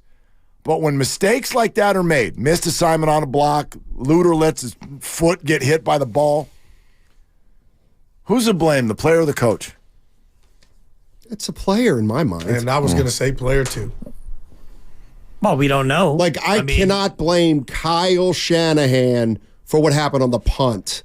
Now, the play where Chris Jones, I have no idea what happened there. You have Spencer Burford went the wrong way. Right. Okay. Well, he went protection left. was then right. to me, it's on Burford. He went left, and he was supposed to go right. Okay. Yeah. And you watch the replay, and the center and the left guard, they both slide to the right. And then so you wind up with 3 guys slide to the right. We did this yesterday. We wind up with 3 guys, 3 Niners blocking 1 Chief. Is what, and you have yes. He ends up just standing there. You can tell. He turns and you left see and he's like, McKivitz, there's nobody here. I'm like, and that's he's why over there. McKivitz is being blamed because McKivitz is waiting for his guy who is coming, by the way. So he's waiting for the guy who's off the frame. The video killed McKivitz because the video video killed the football star because everything that's all over, you can't see the end who McKivitz is blocking. So it looks like McKivitz is blocking it, but he's not.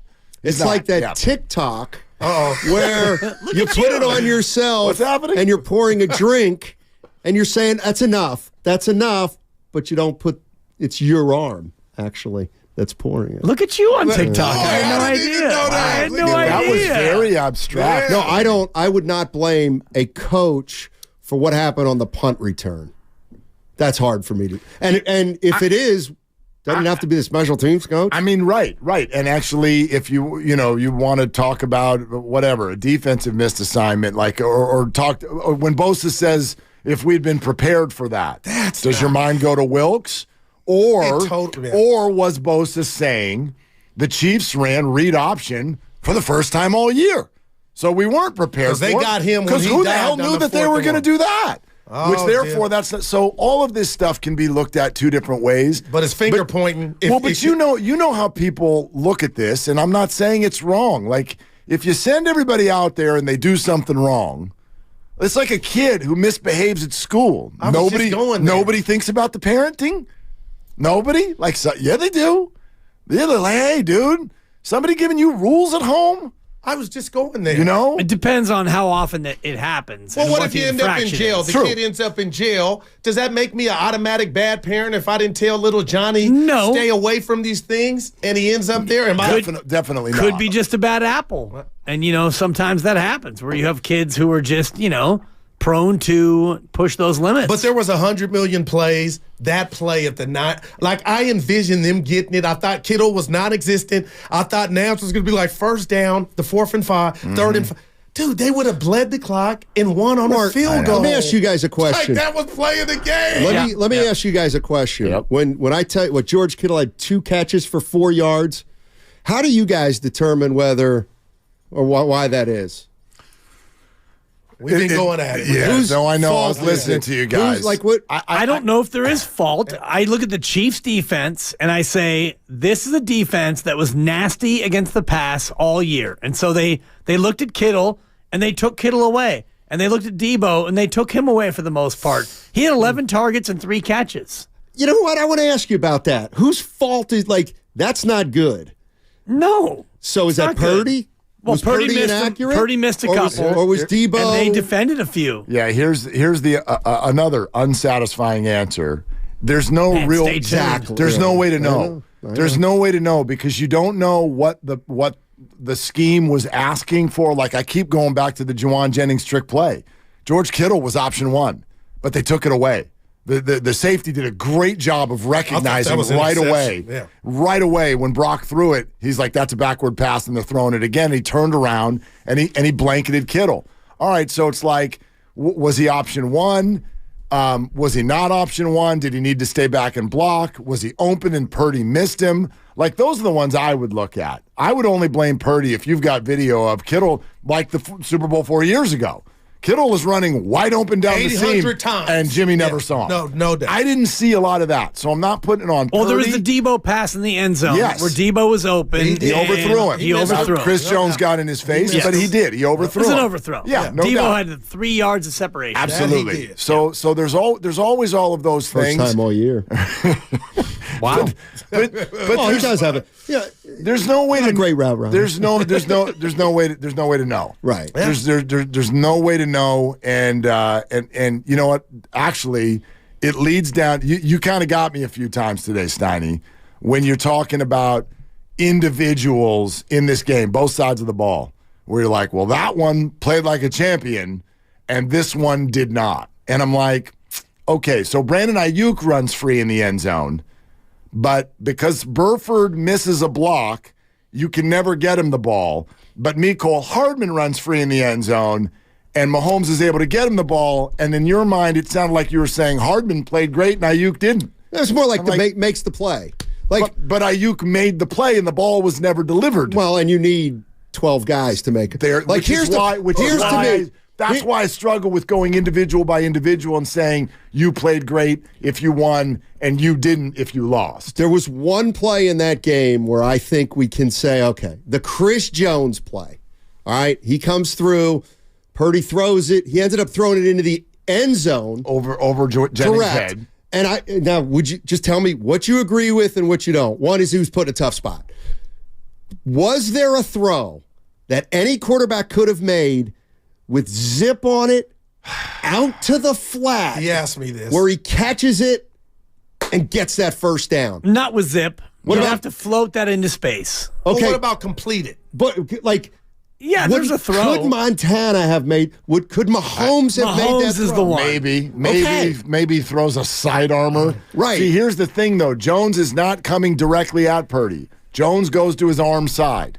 The throw that Purdy could have made was Aiyuk by himself in the center of the field. Well, he didn't see him. He didn't see him. He didn't see him, and I don't blame him for that. Right, There's no way that that one to me you can't is, go through progression. Jennings is the primary, for sure. Like nobody's saying, well, he had Aiyuk up. Well, he did, but he did. Hey, you're listening to the 95.7 The Game, KGMZ FM and HD1 San Francisco. Always live on the free Odyssey app, Twitch and YouTube, powered by First NorCal Credit. And remember, guys, it's third down in that spot, right? So you get a first, it's over. Yes, but you don't want to just throw it up for grabs. Right. So you're not just going to make that throw and hope. Right. If it's fourth down, you throw it and you throw it up for grabs and you hope your guy makes a play, but it's third down. So you're going to lose the 3 points. You're going to lose the ball. three. So you're trying to live to fight another day. Or something quick in the flat to McCaffrey, maybe. Or Debo. I'm just on that. Chris might Jones not work, is a gargantuan human being, and he was unblocked. His second time against the Niners in the Super Bowl, he wrecked their last drive. I know, but I don't even give him credit for this one. He was unblocked. You could have run through there and disrupted that throw. Well, Spags gets credit because he was bringing 6, and he clearly flummoxed whatever Kyle Shanahan called. Well, Burford went the wrong way. I got some for you three. But that's a win for the defensive coordinator. I guess. Burford went the wrong way. The guy went the wrong way. Yeah. But even if Burford blocks a guy, there's another guy coming, and Purdy probably still has time to make the throw. He totally does, because as you know, all you had to do, you just had to disrupt him for a blink of an eye. Right. And that's a touchdown. That's it. And Burford is big enough to have done that. What and that goes back to Bosa's word, though, of preparation. Are they saying it's your fault? Are they? You didn't see this? No. We would do it. So here's, I'll do this as quickly as I can. A content creator puts the video of the play up, and he took a shot at which offensive line? McKivitz. Oh, boy. He goes, McKivitz. Feliciano jumps into the chat and goes, that's not McKivitz's guy. But now where Feliciano made a mistake is then the conversation continues and says, but there's, 2 guys, blah, blah, blah. Someone needs to chip him. Feliciano comes in and goes, if the guy who's supposed to block him is there, then the play works. Burford, he doesn't use Burford's name. Burford, though, comes in and knows he's that guy and jumps into the chat and goes, geez, I woke up to this. Thanks a lot, bro. Wow. Get better soon. Because remember, Feliciano got hurt in the game. Yeah. Feliciano came out the next day and goes, I was hungover, and I was trying to protect one teammate, and in the process, I upset another, and I apologize. But that subject matter is something to get in the fight about. Honestly, but on behalf of Spencer Burford, here we go. Apology not accepted. How about on behalf of like I got a phrase for this whole thing. Yeah. Text me, bro. Yeah. Don't do this on Twitter. This is our new world, man. Damn, social media. Like what? I mean, I got mad at myself after the Super Bowl I couldn't turn it off. You were on X. We talked about it yesterday. He was on. Well, I started the first statement with him we had a great party. What a game. Oh, wow. You look pretty reserved up in Napa with your girl.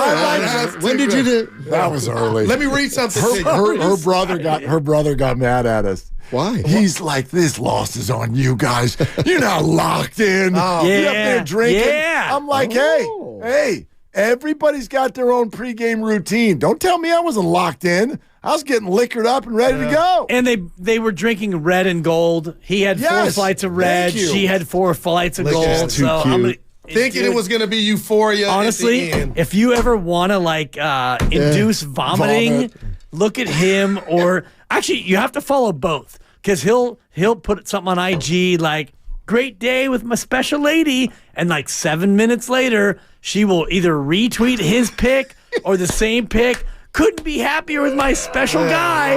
And I went home and, supper's like, are you okay? Nope, just checking Mark's Twitter. So tomorrow's a big day for you, Will. Hurling. Yeah.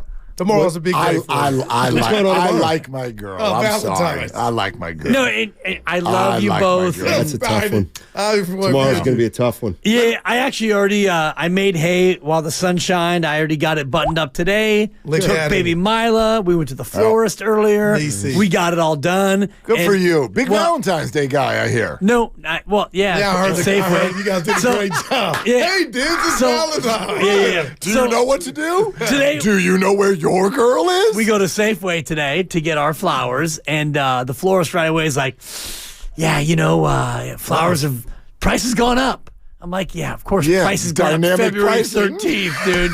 Just, It's like the Dodgers are in town or something. hit me, baby, one more time. What? Yeah. I know they signed someone. Dude, Jorge 38 Soler. homers. I'm going to do 36. a four-hour podcast. Is That's it true. 36? It's 36. That's Former 38. World Series MVP. Thank you. First player. They haven't had a player hit 30 home runs in 20 years. Since Barry Bonds. Ready for the Man. stat? Well, this guy doesn't count until he does it. That's right. I He also get that. gets hurt a lot. But here's the stat you can bring to your coworker and make it. You'll sound so smart. Jorge Soler has hit more homers per at bat in his career than Bryce Harper. He homers more often than Bryce Harper per at bat. They're winning the World Series, aren't they? No doubt. Yeah. Ready for the really controversial Per statement? at bat. You ready for DH, the really he'll be the controversial DH, yeah. statement? They're not done. Right. Yeah, they got some guys out They're there. not done. Give us a Whatever. name. He's Yeah. gonna do more. It's Farhan might as well live in Missouri, the show me state. I look That's- forward to but all this was a the good Giants one. are going to the World Series talk with Daryl the Guru Johnson. Not done Willard, yet. my- We're going to do that from That- March that- through stop. elimination That day. Joey Bart trade for cash considerations is coming. Oh, yeah. My partner's mad at me. Why? Because he wants me to blame somebody. He wants me to say somebody from the 49ers should be fired. And I just can't muster that. But L'Jarius Sneed said, I don't know if you guys heard, linebacker for the Chiefs, cornerback. He said, we knew what they were going to do, and we wanted to make Brock Purdy throw. Okay. So I'm asking you before. But there's a new have I strategy against overestimated the 49ers. Niners' offensive weaponry because the Ravens were barking?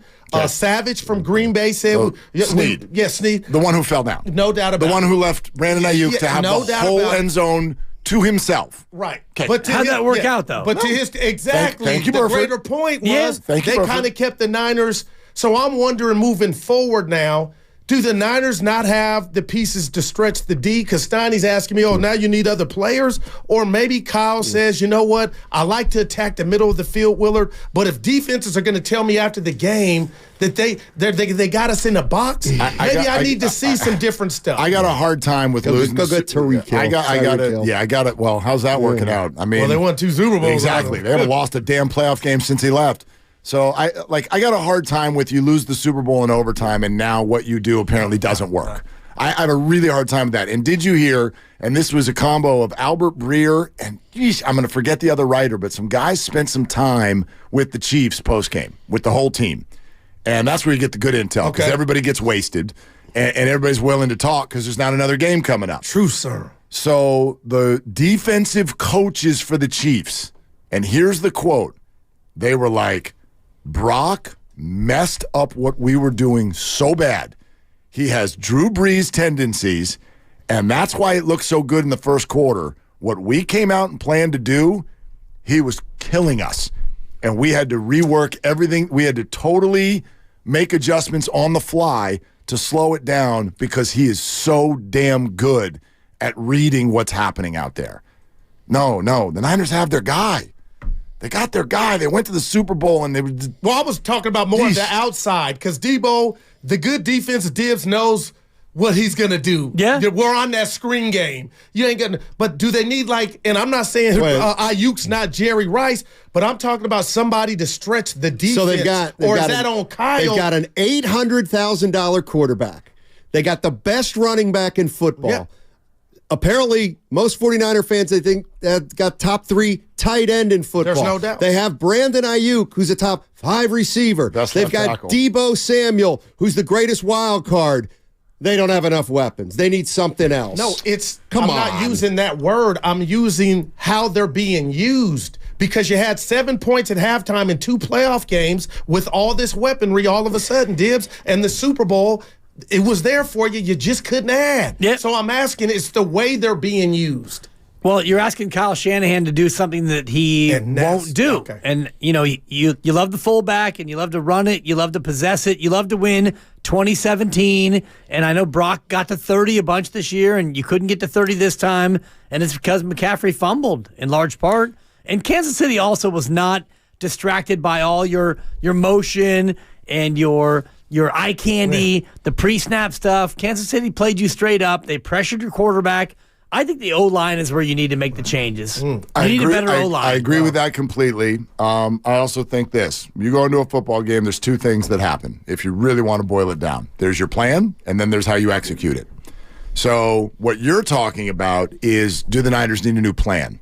I would argue no. They would need to execute their plan differently. I don't think you can say the 49ers should have won and then in the next sentence say there's a problem with Kyle Shanahan's plan. Well, no. If they should have won, then the plan worked. The execution of it did not. And that's what I would argue was more of what happened in that football game. Yeah. I believe, and this is why I don't want wholesale changes. I agree with Dibbs. Offensive line, that needs to be more effective. But I would argue it's and I likely, said they tricked it off. It's likely that I could write down 4 plays on a piece of paper right now, and if any one of them goes the other way, the Niners probably win the game. I just saw one of them. Yeah. Which one's that? Oh, I don't know. Kelsey for 26. right and by the other Fred one, Warner. 3rd and 6, and they go 0 blitz. Blown coverage. Yeah. I think blown the coverage. change is going to be a new defensive coordinator. Yeah, and I agree with that. I said it 3 weeks ago, and It's going to be interesting. You know who's what? You know why I believe? Because your boy Lo Neal.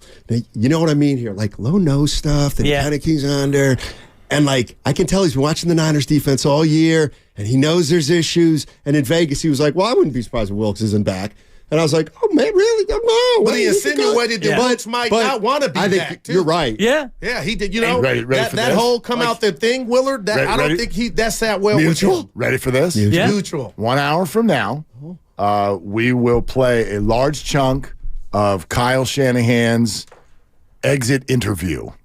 And he was asked this very question with regard to the future of Steve Wilkes. Okay. And stuff. All right. And stuff. I just got one. And he was finish. He was sober when he answered it. It was what you asked. If Juszczyk would have scored, would you think he would have celebrated the touchdown in overtime? I think he would have ripped off his jersey to see a new custom jacket made by his wife. Exactly. With the Super Bowl logo.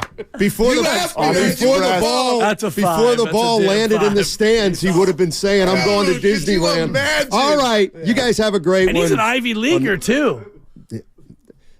That's your Ivy League. Okay. It's Hey, not.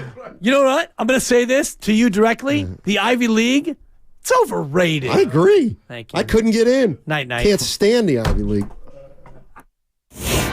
They're longtime friends. Let me tell you something real quick about Dibbs that I'm sure not everybody knows. And first-time partners. Hang in there, big guy. There'll be brighter days ahead. Now these 2 homegrown Bay Area boys finally come together to take over sports talk. Get the hell off of my doorstep. Major League Baseball, you stink.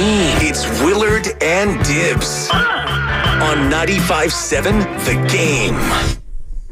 I heard it over and over today. I'm not gonna lie, Dibbs. Steiny got me a couple of times today. Yeah, you ever do that? You ever do that? You're driving around, and I do this all day. You know me. I'm like chicken head cut off, and the way our day goes, because I could get the kids to school, and now it's 8:30, and I'm like, okay, I got to be in the city by whatever, 1:43. Sure. And you got to go to Safeway. Right, you got to go to every day. Twice. Today? Did I go twice today? No, only once, but the day's young. I'll probably go again tonight. Because you probably go to Safeway, I would say 12 times a week on a 7-day week. Ooh, over under 11 and a half. Okay. Yeah, it's tight every time. Boy, Vegas knows how to set a number. But anyway, so driving around, and there's Steiny and Goo. And do you ever do this? And I'll say it right to my brother's faces, where you're like, because I'm listening to us. Every day. I don't listen to anything else. Music is for the drive home. Sure. I'm listening to us every day. And every now and again, God damn it, I got to push the button. Turn it off. Turn it off. Turn it off. Look. Well, here was the statement. There's no off button. I want to know. Well, I always turn it right back on. Okay. I drive a couple blocks. Is it Steiny or Goo? It's everybody. It's everybody. I would do it to myself if I were driving around listening to myself. I do it to you. Yeah, exactly. We're all nauseating. Anyway. Put on program 3 over here.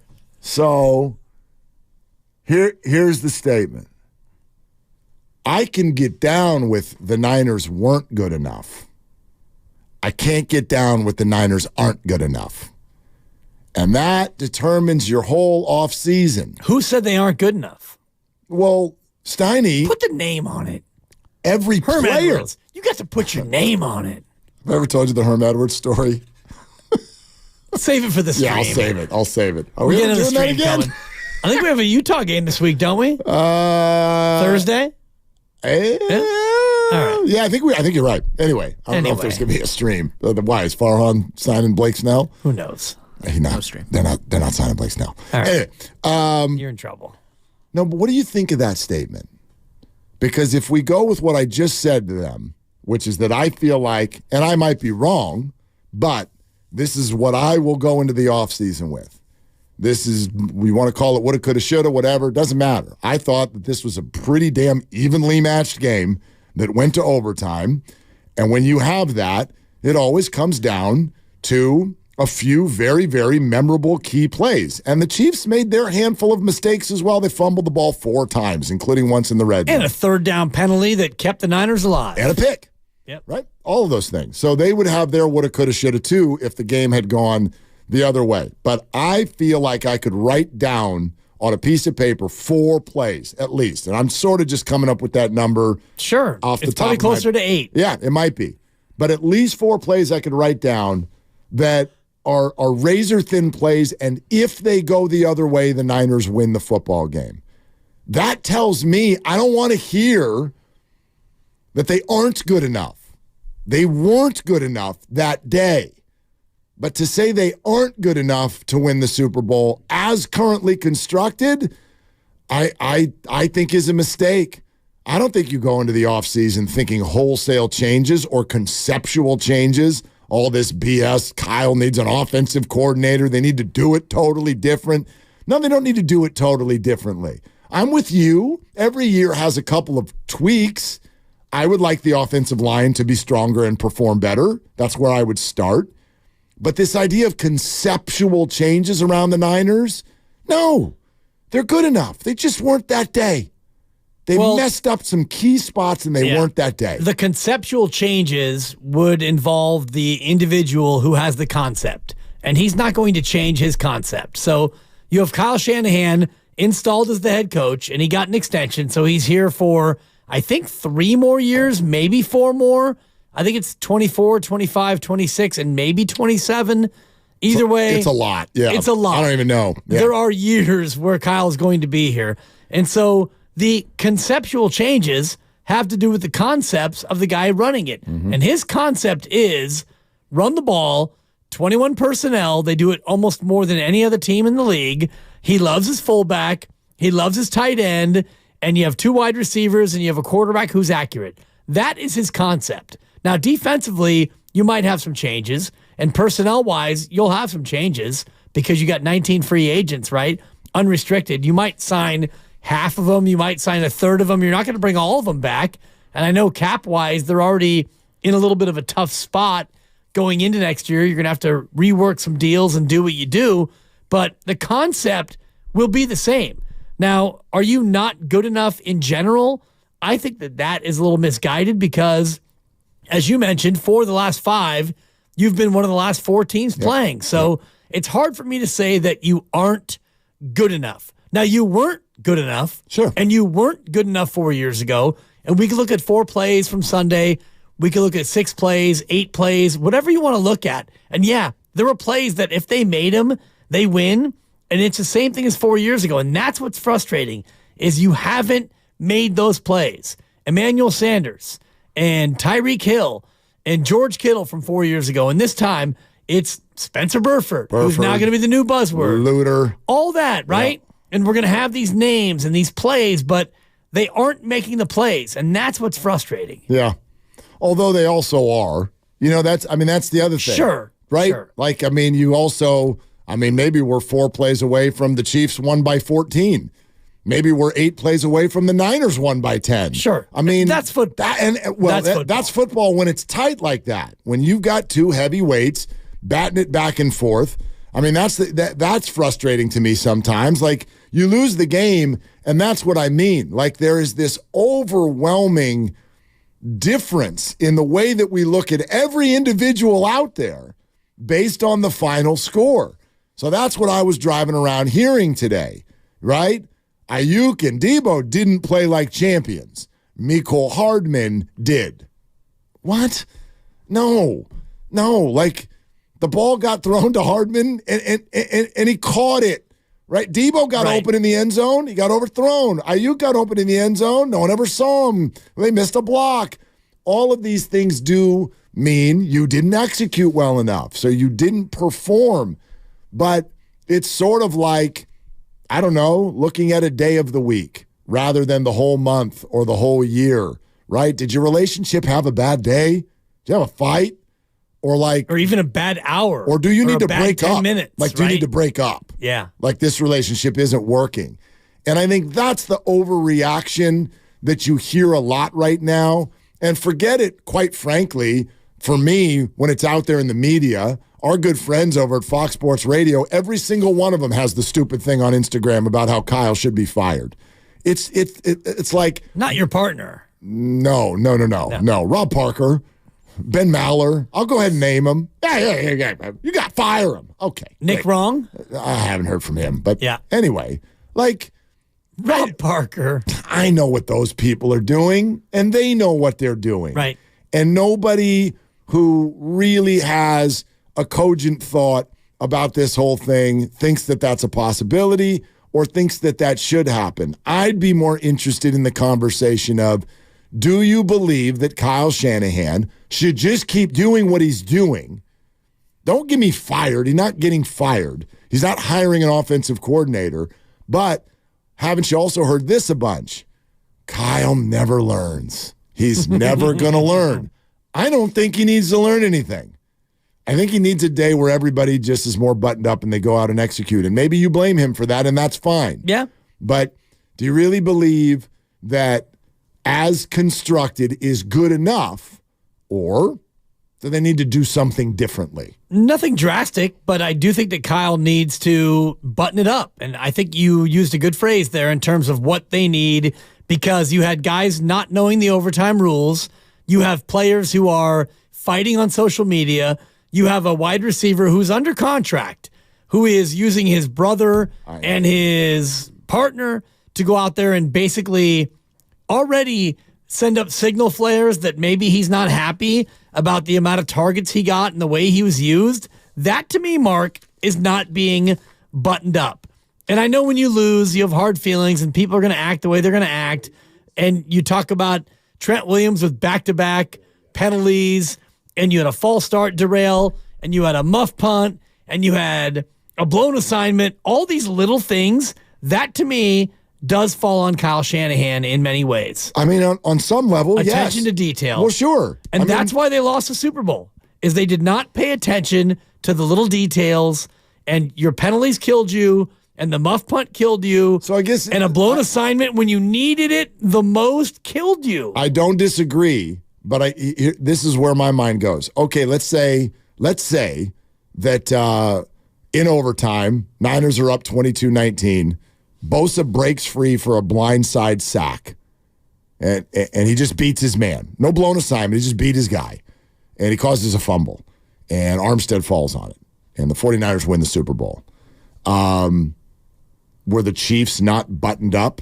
And Andy Reid, therefore, because they made that same list that we have in our head. It depends on if the assignment was blown. The Chiefs have that list too. Right. Mahomes threw a pick. They fumbled 5 times, Mark. Pacheco fumbled and one in the red zone. And that penalty. Mahomes fumbled twice. Pacheco, James, and Rashee Rice. 5 fumbles. And James actually kind of fumbled twice, didn't he? I mean, Didn't he drop the ball and then he got it back, popped up in the air? Anyway, this might be the most under-discussed thing about the whole overtime discussion that we're all having, which is that the Niners went 3 and out. They went backwards. They got the ball, and they went backwards. And only because a Chiefs defender held Juwan Jennings did that drive even think about continuing so that we could get to the point where we can talk about Chris Jones being unblocked and Burford's missed assignment and should you go for it and touchdown versus field goal and do you defer and all of that stuff. All of that stuff would have been blown to smithereens if Jennings doesn't get held because the Niners would have punted, Mahomes would have thrown to Kelsey twice, and Harrison Butker would have walked out and ended the game, and the Chiefs would have won 22-19. And to that point, that's exactly how it would have gone. The sequence started in the overtime, pass, pass, pass. So that's where people, and I know there was a false start in there that made it 2nd and 15. Again, attention to detail. You come out at overtime, you throw it, incomplete. Aiyuk with the false start. And, you're all eager to point fingers and say, I didn't get the ball enough. You put your team in 2nd and 15 because you couldn't, compose yourself on the line of scrimmage. You wanted to break out that badly. He got duped by the CB. He pressed him. And you can't get duped. I know. At that point, at that level. But so that's a good question that you're asking. Attention to detail. Right, but I do struggle with this. I don't know the answer. Sure, your attention to detail as a group is the responsibility of the head coach. But then whittle it down to each act. Is it actually Kyle's fault that Brandon Aiyuk went, that's Kyle's fault?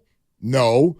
Is it Kyle's fault or Wilkes' fault that Fred Warner, and it wasn't even Warner, but the Kelsey long play over the middle, total blown assignment. It was Warner. Okay. He jumped to the inside. Right. He took away the inside leverage, and he got beaten to the outside. Logan Ryan, we flinch, and touchdown, Mecole Hardman. 4th and 1, Nick Bosa doesn't know that they have zone read in there. Burford goes the wrong way. Luter has his foot in the wrong spot on a punt. All these things, they're not Kyle's fault, but they are Kyle's fault. Yeah, I get it. Coach or player. We can get into it. 888-957-9570. In 45 minutes, we're going to have an extended piece of today's exit interviews, largely with Kyle Shanahan. Some very interesting questions and answers put out there, including the future of Steve Wilkes. Now, we also got to get to this Aiyuk thing and the whole wide receiver core for the 49ers, because what the hell is up? What is going on? So all that's coming up next. Glad you're with us today. It's Willard and Dibbs. Flooring Authority. Selection, expertise, price, guaranteed installation. Visit floorstores.com.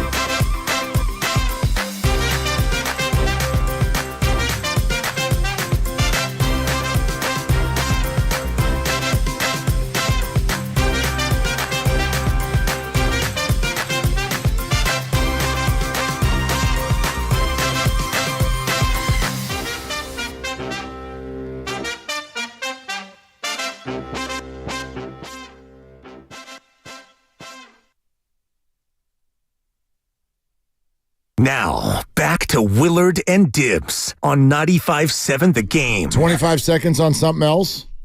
Yeah. Because we never get to do this. Because the Oakland A's are a complete bleep show. They are frustrating. They are disingenuous. They are liars. They are money mongerers.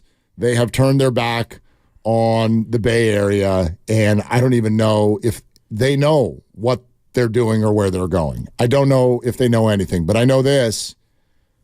They hired Jenny Cavner today to be the first ever lead play-by-play voice of a major league team who is a female.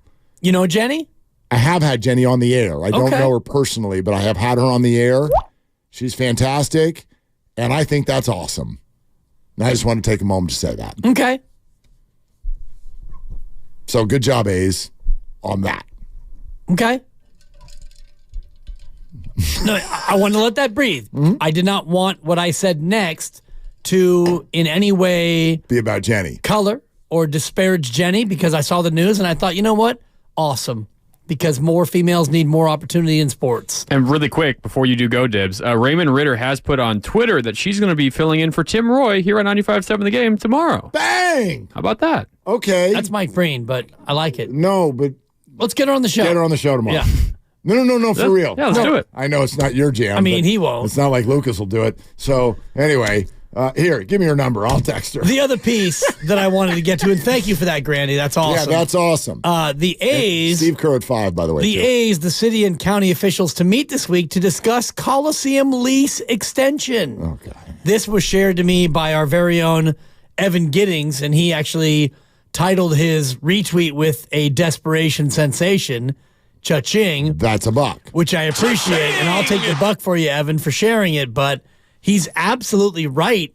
And if you're an A's fan, how do you feel about this? I mean, the A's are here for one more year, but the A's are now looking, they're coming back hat in hand because they've got nowhere to go. Right. But so if you're an A's fan here locally, do you want another additional year knowing full well who they are and where they're going to go? You don't. However, there's more to it than that. In other words, like this is a negotiation sensation. That's also a buck. Like for instance, Bill Shaken wrote 5 minutes ago with regard to this news that you just said, great opportunity for the city of Oakland to insist that John Fisher relinquish his right to control development on the Coliseum site after the A's leave. He won't. So, I mean, why would you? That's a multi-billion-dollar piece of land. Okay, fine. Then no, there's nowhere for you to play. Okay.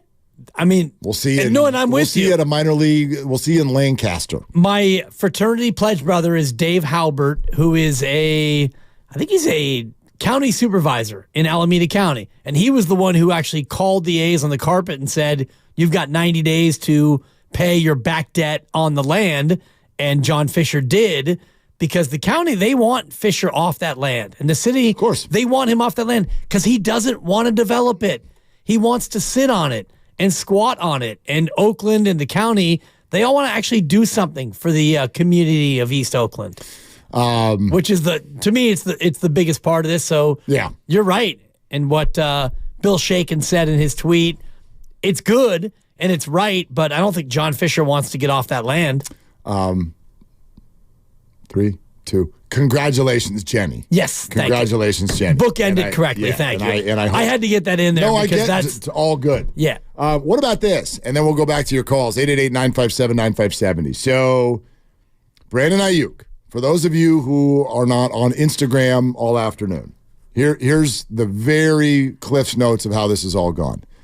Brandon puts out on his IG story, and guys, correct me if I get a little bit of the wording wrong, but something along the lines of the eyeball emoji and don't forget what got you here. Was that what it was, essentially? Don't forget what... And everyone, this is the normal thing, and it's the most wide receiver thing ever. Debo, A.J. Brown, DK Metcalf, Tyreek Hill, on and on. We're going to go to social media, and we're going to start... We're not going to scrub Instagram yet, but we're going to start with a mysterious message so that people go, what's he mean? Is he mad?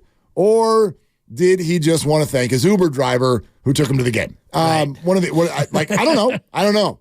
But then it seems to get confirmed that Brandon is trying to put a message out because his girl puts on a TikTok from inside the car outside Levi's Stadium, and she's sort of, the way her eyes go, it makes it look like Brandon is sitting right next to her in the car. You can't see him, but she puts her eyes on him and kind of references him.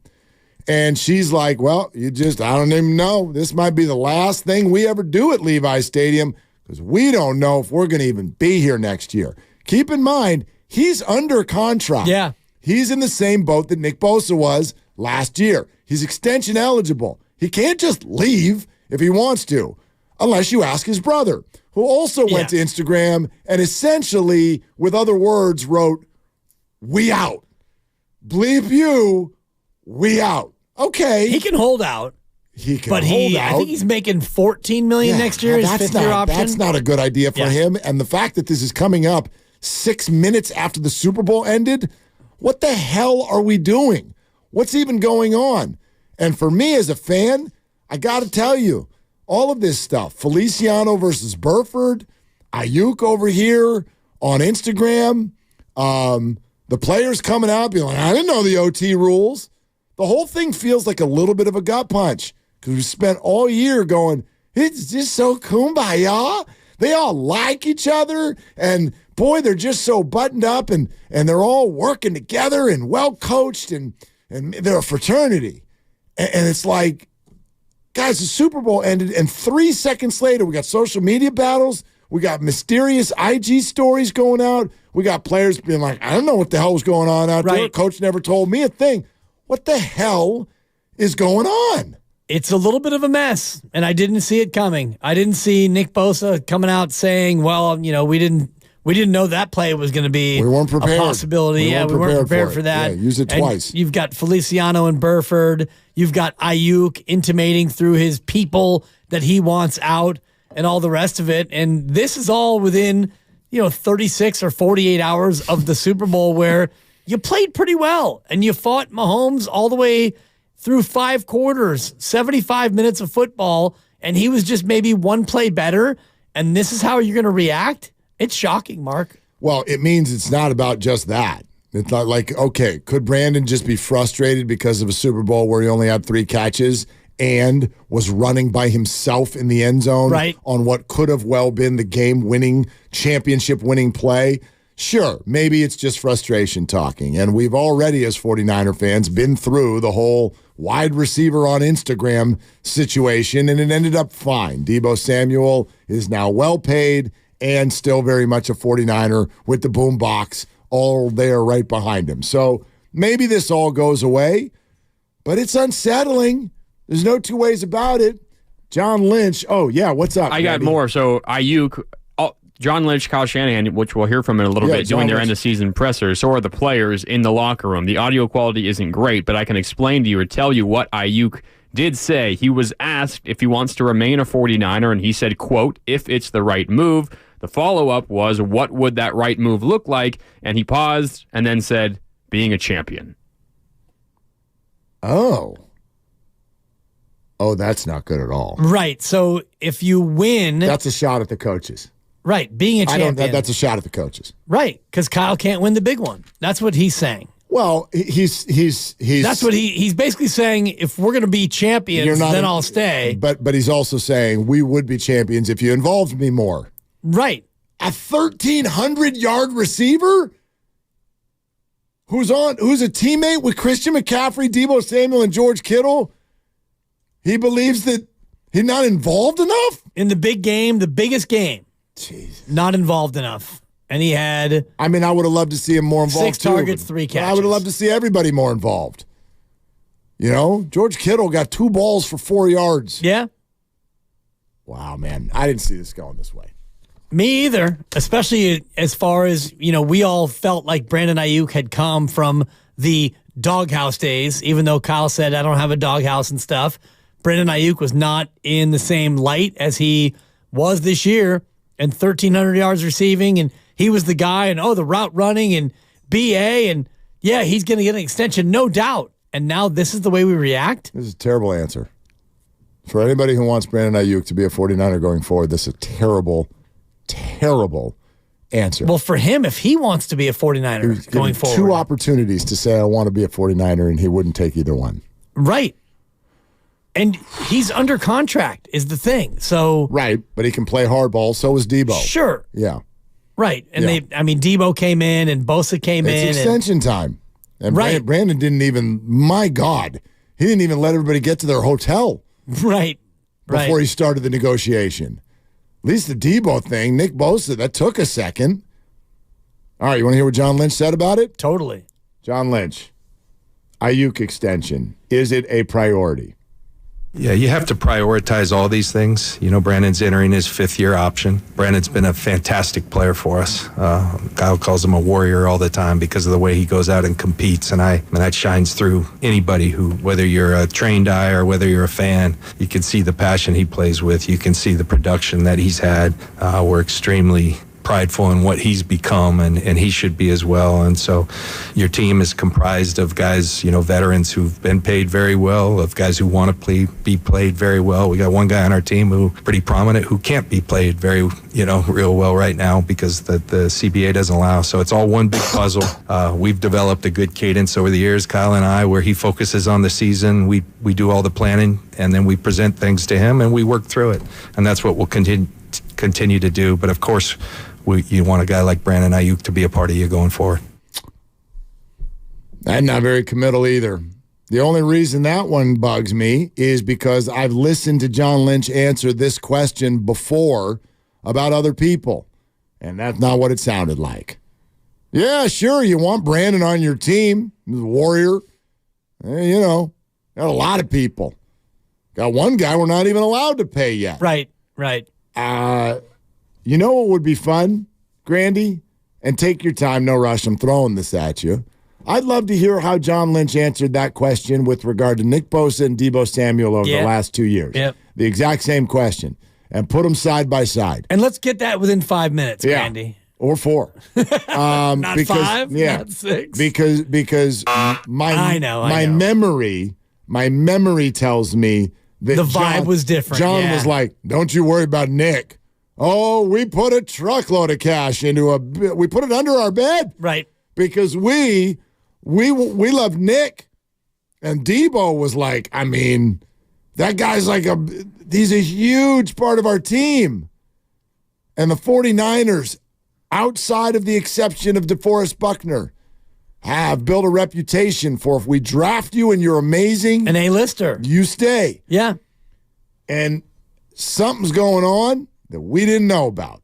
Right. Between Brandon Aiyuk and the 49er organization. And maybe because both of them stepped into these answers and kind of went, hey. Right. Yeah. Exactly. Well, if Brandon wants what he might command on the market, which would be at least 25. Let's say, I was going to say 5 and 100 with, $55 million guaranteed. 5 and 100? That's 20 a year. Oh, God, no, it's going to be way higher than that. Maybe it's 4 and 100. Yeah, 1,300 yards. Debo's making 24. Right.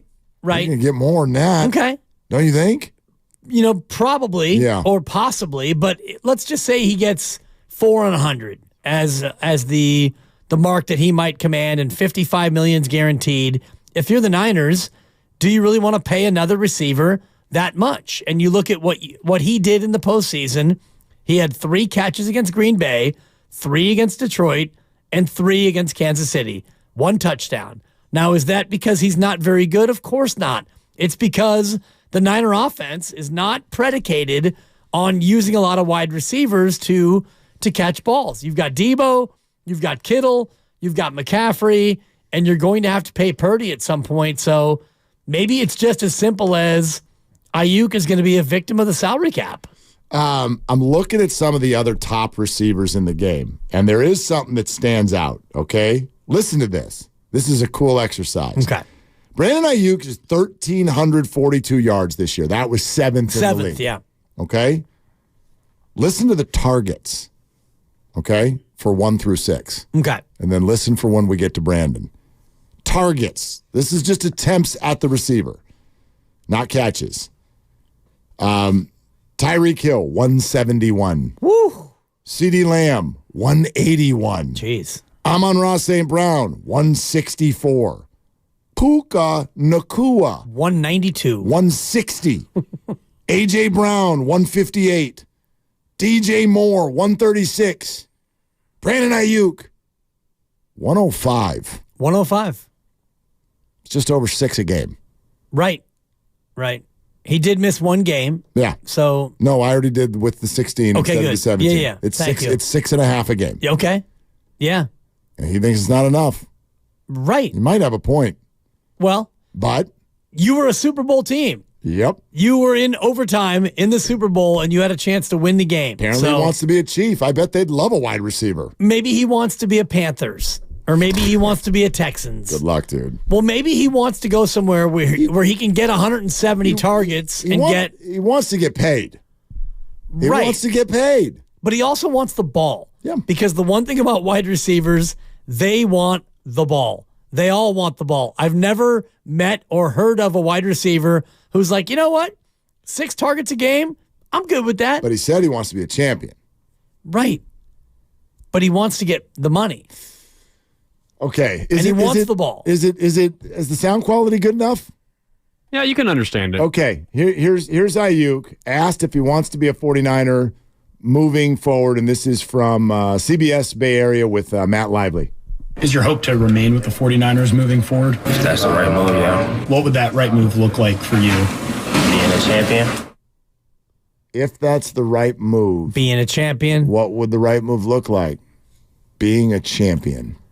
What would being a champion entail? Throwing me the gosh darn football.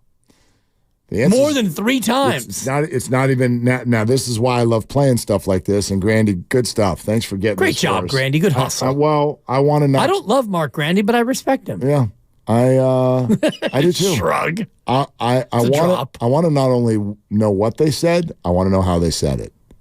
A little terse. That's a little quick. It's a little terse. You want to be a 49er? If that's the right move, what would that look like? Being a champion? Okay, bud. Who? Well, you won the George Halas Trophy. Yeah. Is that good enough for you? Somebody pooping your Cheerios? Like, what's going on? What's going on? I did not see this coming. I didn't either. Didn't you think Brandon Aiyuk was happy this year? I thought he was happy this year. Well, he was happy when he was getting the ball, and he was top 10. He was top 7 in yards. What happened to the playoffs, Mark? 3 catches for 32 in a win over Green Bay, 3 for 68 in a win over Detroit, his only touchdown in the postseason, and 3 for 49 in a Super Bowl loss, including him being wide open in the end zone where he scores the touchdown on that play. They win the game, and he's that guy. He's Mecole Hardman. He had 5 more targets than Justin Jefferson this year. Justin Jefferson missed 9 games. Justin played 10 games. Oh, so he missed 7 games. I apologize. 10 games. If you go down the target list, Justin has got 100. Brandon Aiyuk's 105. And you have to go all the way down to number 24 on the list to find someone who's under 100 targets. You know who it is? George Kittle. George Kittle. George Pickens, who was upset the entire year and played for a team that hates throwing the ball, had 1 more target than Brandon Aiyuk. But he also averaged 17.9 yards per catch, which I would argue has something to do with the system, the team, right, and the quarterback. Right. And where did that rank? And it's hard to tell because some guys would have like 3 catches for... He's number 2 behind George Pickens. Okay. George Pickens, though, did it in 63 catches, Brandon in 75. Right. Pickens had 1,140 yards. Aiyuk had 1,342. Pickens 18.1, Aiyuk 17.9. The only other 2 over 17 per catch, Amari Cooper and Noah Brown, who only had 33 catches for the Texans. Right. And this may be as simple as, posturing, contract posturing. Normally you don't see that this quickly after the Super Bowl, but clearly he's frustrated. You heard the sound, right? Brandon Aiyuk is frustrated. One more from John Lynch, asked if they plan to keep all of their high-priced players this offseason. Yeah, there's some challenges. I hope so. I think we're set up to do that. It takes putting the whole thing together, and there's also things we have to plan for, going forward. So you can't just be reckless. We never will be. It goes back to the draft being so critical because those guys, making and contributing to your team are very critical. But it goes back to the whole piece. So it's early. We've been obviously looking and planning for these things. Now we get to include Kyle and his staff on those talks, and we'll have a great plan moving forward. I got a whole new feeling about the 49ers. This is not the way I thought the offseason was going to start. Right. At all. You go from, great effort, Super Bowl or try again, and now it's Super Bowl and I'm going to be sick. You got offensive linemen fighting. You've got a wide receiver who's under contract, who's open for an extension, who doesn't sound happy.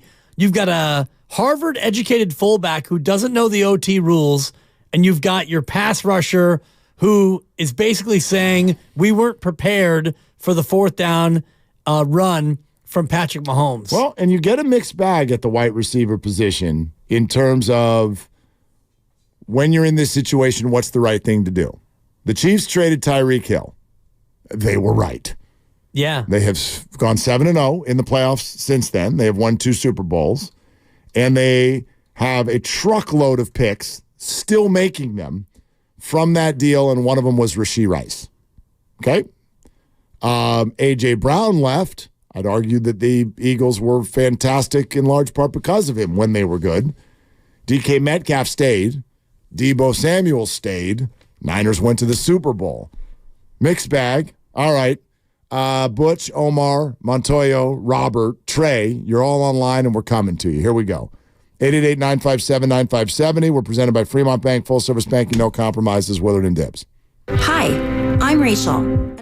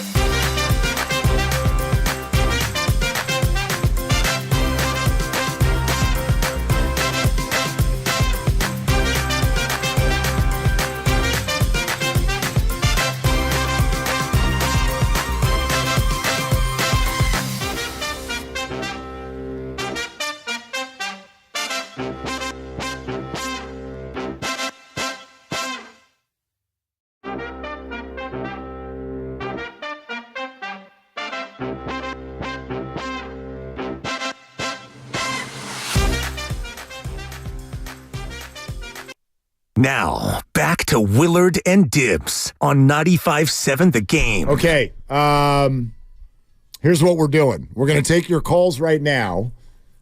In 13 minutes, we're going to play you a big chunk of Kyle Shanahan and John Lynch and their exit interview. And I'm telling you, you want to hear this.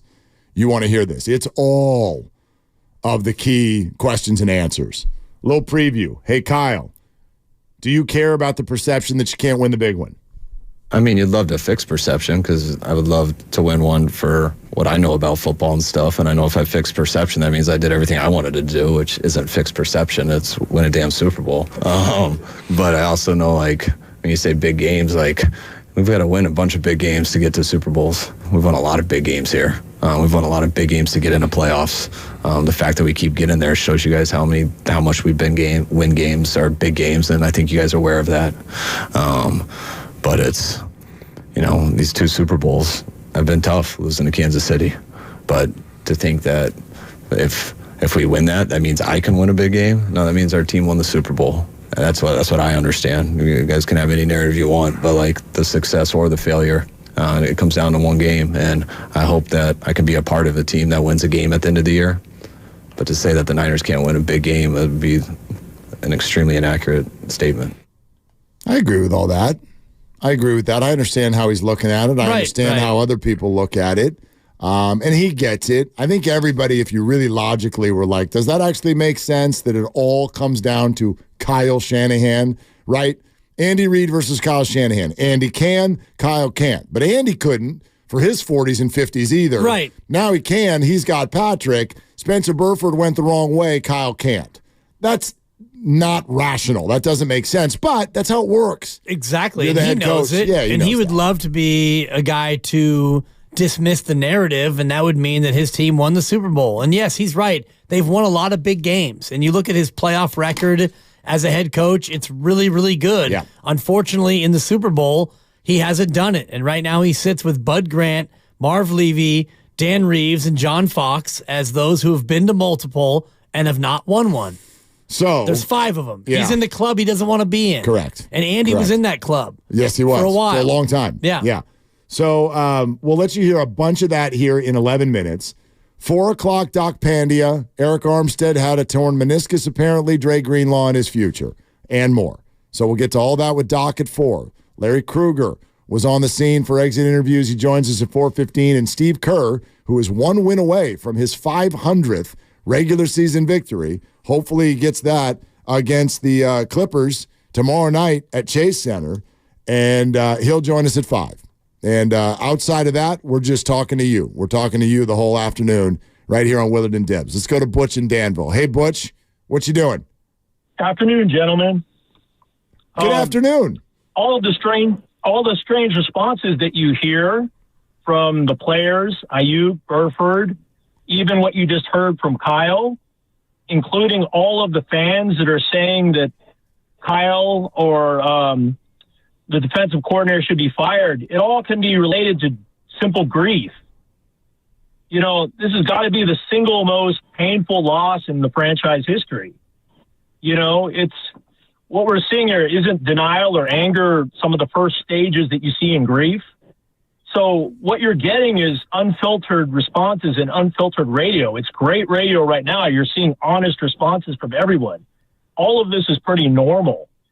You know, I think at this time, everyone needs to vent it out and just, you know, voice what they're saying. I don't take what Aiyuk said or his response as anything negative. He's just really angry and about the situation. And I think everyone is right now.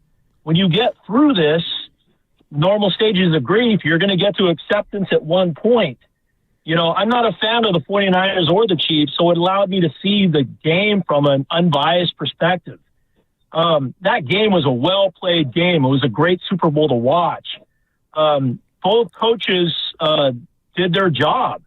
I mean, Wilkes, I give him an A for that game. That defense was on fire the whole game. You might give him an A- just for that last drive. Shanahan gets at least a B for that game. He has to go with his player. He has to go with McCaffrey. He has to put everything on that guy. You got to go with your stars.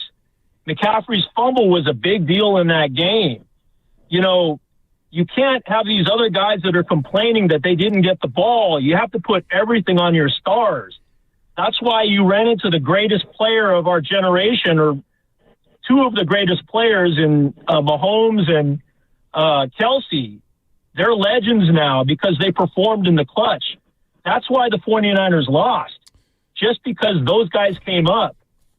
In the end, you know, you needed Bosa, you needed Warner to come up with a stop there. They weren't able to do it. Yeah, Butch, I think this is a really good call. I think what you're saying, like, you know, let the dust settle and we'll see where we're at. I do have questions, though, about one of the responses.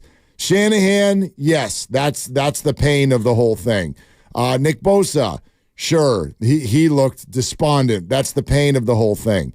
And I will certainly give that nod to Brandon Aiyuk as well. He's frustrated. He's angry. He had the end zone to himself, and the ball didn't come his way. Only 3 catches.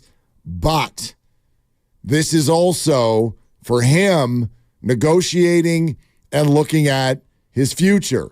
And so it's one thing to be frustrated about the way it's going, but for that to head this direction where it sounds like Brandon is essentially saying, I don't know if I can win a championship here, is interesting, because outside of the Chiefs, no one's been knocking on the door more during Brandon Aiyuk's career than the 49ers. So where is it you're going to go where you're definitely going to be a champion? I'd argue for Brandon, his best opportunity to do that would be here.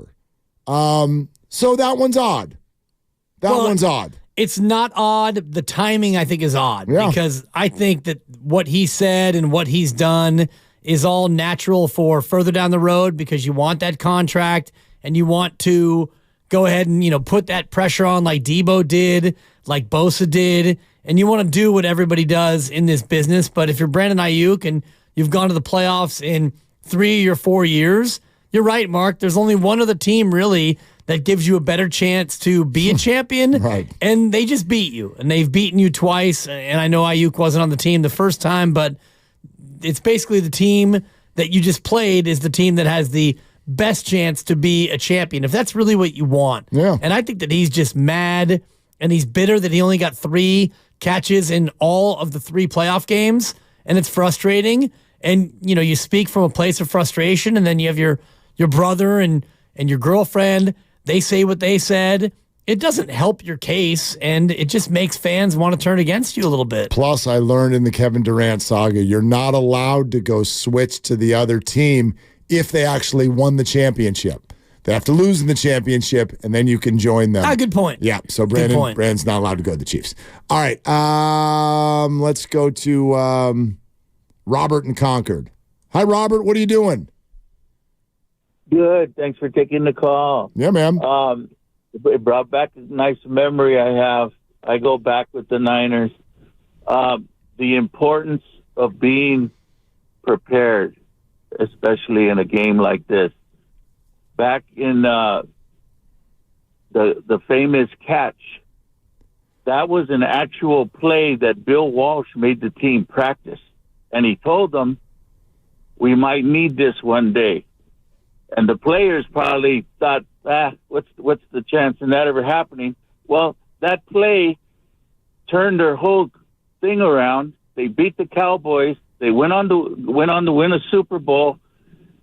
And I would argue that was probably the most famous play that the Niners have. And it's a play that they thought they would never need. But you're right on all things, Robert, so is your argument that this 49er group was unprepared? Exactly. Okay.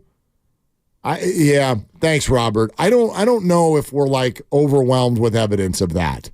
I mean, they came not unprepared. Yeah, they came out humming. Right. They started the game humming. And Christian McCaffrey put it on the ground. Right.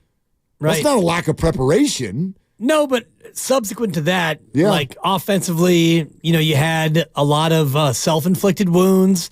Your Hall of Famer had 2 penalties. You had false starts. You had a certain level of sloppiness, a punt that you basically muffed because, Darrell Luter Jr. didn't hear the call and didn't get out of the way. Yeah. And then Ray McLeod tried to bend over and pick up a bounding football. There were a bunch of little things that you didn't do that showed me that maybe the attention to detail wasn't there. Well, it's all about, again, there's the plan and then the execution of the plan. The plan is the preparation. The execution of it is just that.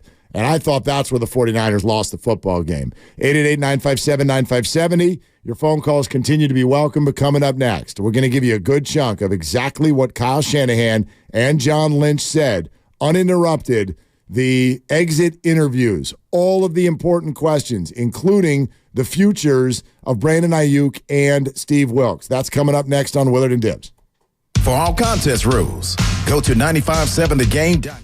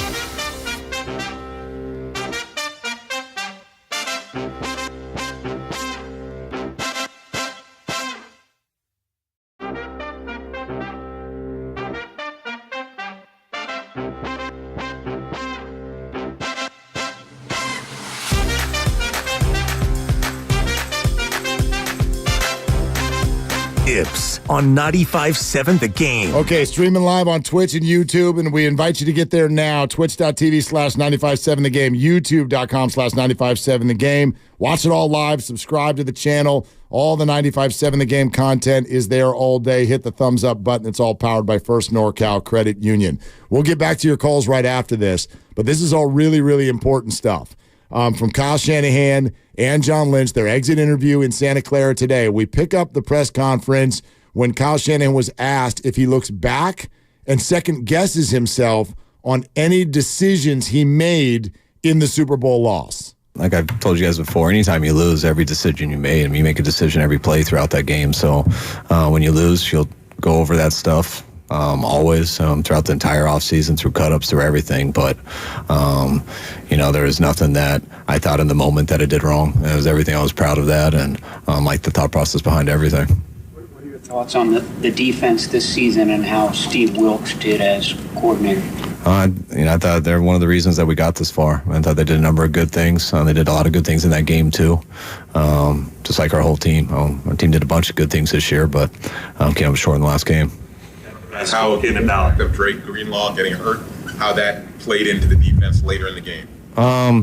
I can't tell you exactly, but I mean, when you lose one of your better players, it definitely doesn't help. So not having Dre out there was definitely huge, but they're missing some guys too. Yeah, I think Oren was fantastic. I'll say that. Oren stepped up in a big way, as did Demetrius Flanagan-Foles, and I thought they were tremendous. But when you got a guy like Dre Greenlaw, he's an impact player. So does it have an effect on the game? Of course it does. On Steve Wilks, have you guys spoken well, at his stage and the stage in his career and where you want the team to go? Is there any reason to think he won't be back next season? No, that's stuff that, we'll talk about a ton as this week goes. We'll talk about a ton in the offseason. where we want our team to be, our defense, our offense, special teams, and that's a lot of conversations, a lot of film, a lot of personnel or salary cap things we got to discuss, drafts. So, no, we're just haven't even watched the game yet, to tell you the truth. John, a few of the players that we talked to expressed that of all the deep postseason runs, not ending the way you wanted them to, this one hurts them the most. Would you say you guys feel the same way? And if so, can you kind of pinpoint why that is? Because we lost the Super Bowl in overtime. That's the one would be tied with it is losing another Super Bowl. And behind that, you'd put NFC championships. But, everyone's goal is to win the Super Bowl, and it's great when you win playoff games. It's great when you win a championship and you get there. But getting the Super Bowl, going through that, with your teammates and your families and just the whole process of it. It's always, I don't know how many people know about it, but it's not fun to go and lose. I think the other part of that, it's fresh. And, we went to great lengths in 19. We had this opportunity and fell short. And, you respond to that in such a way, okay, how do we make our team such that we can, when we get here again, this is ours. And so you put all those things in, and that's primarily, is it the talent of our guys? Absolutely, but it's the spirit, and we had a bunch of high character guys that were made for this moment, and so to come up short, that's difficult. And I think you got to hats off to the Chiefs, to Andy, to the organization, and they got a pretty special guy, at quarterback, and he's tough to beat. And we've got to live with that for a lifetime. But I think knowing how good this team was, our team, and to have those chances and not to come up, that makes it very difficult. John, what kind of plan is there for Brandon Aiyuk this offseason, and is extending him a top priority for you? Yeah, you have to prioritize all these things. Brandon's entering his fifth-year option. Brandon's been a fantastic player for us. Kyle calls him a warrior all the time because of the way he goes out and competes, and that shines through anybody who, whether you're a trained eye or whether you're a fan, you can see the passion he plays with. You can see the production that he's had. We're extremely, prideful in what he's become, and he should be as well. And so, your team is comprised of guys, veterans who've been paid very well, of guys who want to be played very well. We got one guy on our team who, is pretty prominent, who can't be played very, real well right now because the CBA doesn't allow. So it's all one big puzzle. We've developed a good cadence over the years, Kyle and I, where he focuses on the season. We do all the planning, and then we present things to him, and we work through it. And that's what we'll continue to do. But, of course, you want a guy like Brandon Aiyuk to be a part of you going forward. The team's going to change over the course of the coming year. What are you going to miss about this particular group of guys? And is there a way to, I don't want to say replicate it, but can you get that back for the next one? You always got to do it again, start it over. But and we had a real good team. I felt, similar almost every year. 19 was a pretty special year, just how we played throughout that whole year. And similar in the way that, I thought one of the hardest things after the game was just watching how much everyone hurt for each other. I mean, guys are hurt for me, I hurt for them. You see your families, you see how much they hurt for you and stuff. And I think that's what was real special about this group. Like, we had so many guys who were playing for stuff above themselves, and not to mention how talented our guys were. And so I think that's what I'm going to miss the most about it. I think that's what our guys enjoyed the most about this year. I think they would echo that same thing. That's not something you can just make up, but that was pretty special. And I think you've heard our guys talk about it a little bit. But I also know a lot of those special guys are going to be here next year. You don't just pick up right where you left off. You got to go through some stuff. You got to go through an off season together. We got to grieve this a little bit and then come back stronger from it. But can't wait till we get to what I told all the guys. I know I'm going to see everyone in volunteer phase 1, just pumped up, ready to go. So we'll see them then. I know you said you haven't watched the film, but to go back to the third 5 at the end of regulation, the third and 4, I think it was in overtime. Yeah. What went wrong with the protections there, if anything? There's some confusion. They brought up lists, some mistakes inside, just not getting the right guy to the right spot, and brought a hole up the middle. You already answered this. I couldn't quite hear Matt's question, but is Steve Wilks coming back next year? I haven't talked to anybody yet, so yeah, I expect all our coaches to be back. You called timeout. 2nd and 6, like 2.5 minutes left in overtime. Did you see something you didn't like? I didn't like the look they were in, and one of our players looked a little gassed and didn't think I was going to use them all right there, so I thought that'd be a good time to use one. Is it a challenging thing for a coach to get guys to pick themselves back up after something like this and, do the things you're talking about? Is that a different type of challenge? It definitely would be if we had to do it right now. And that's why guys need to get away. This is real. You do have to grieve this. But our guys, 1, they have jobs to do, just like we do. And 2, I think our guys really are passionate about their jobs and enjoy football a lot. So I think our guys are going to be hungry as ever coming back from this, just like they were as hungry as I've ever seen a group of guys coming to last offseason after how our offseason in Philly finished the year before. So when you got guys who really love what they do, that's what brings that passion. And you just got to put together a group of guys that are also good at it. Well, you said you hadn't looked at the game yet. When will you do that? Usually when I'm ready to or when I have to. That might be. I don't think I have to anytime soon. So, but I'm not really ready to right now. We got home last night. So I just hung out and watched Griselda Blanco with my family. It's pretty cool. It's hard because I don't feel like usually I watch sports or read something on my phone, and I don't really feel like doing any of that right now. So I got to catch up on some movies last night with my family, and then came in today and just really talked with players and stuff, and just got to say bye to a couple guys, which I'd love to say bye to everyone, but I can't talk to 60 people before this press conference. So we'll see if there's any people lingering here till probably 7 at night. But that's really what we do these 2 days, and I'm sure I'll come in here. It'll be a little bit quieter over the next couple days, and I'm sure I'll turn it on pretty soon. Your review of the defense. The roster is fluid during the season, but parts come and go. Did it seem like they struggled getting that cohesion? You had to get replacement defensive ends. You had safeties coming in and out without Huff, and the nickelback role obviously too. I guess is fortifying that defense before you come back for off-season program kind of a main priority. Yeah, I think a lot of the pieces have, and we're there, and you're always dealing with injuries. So, I think I think the thing that I have an immense amount of pride. You look at this defense, Eric Armstead, I think you guys learned today that he battled through a torn meniscus, made a decision to play because he knew the opportunity.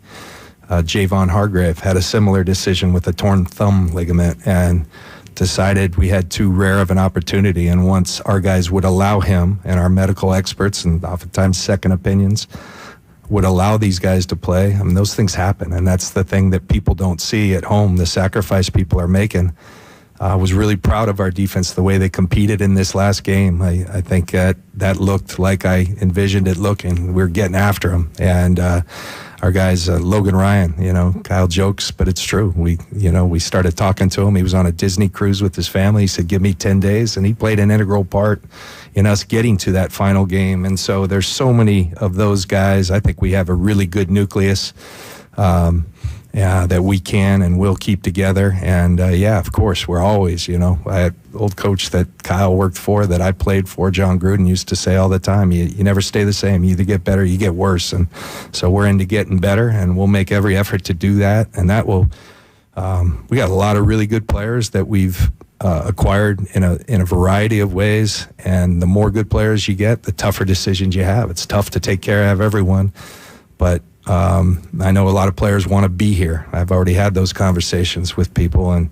there's a way to get it done, and we're going to have to. It's nice that we're expecting 10, 11 draft choices, with comp picks and such, and so we're going to be healthy there. And you got to have those guys contribute when you've got as many high-priced players as we have, and we're looking forward to that opportunity to get into that process after these guys. He needs a break.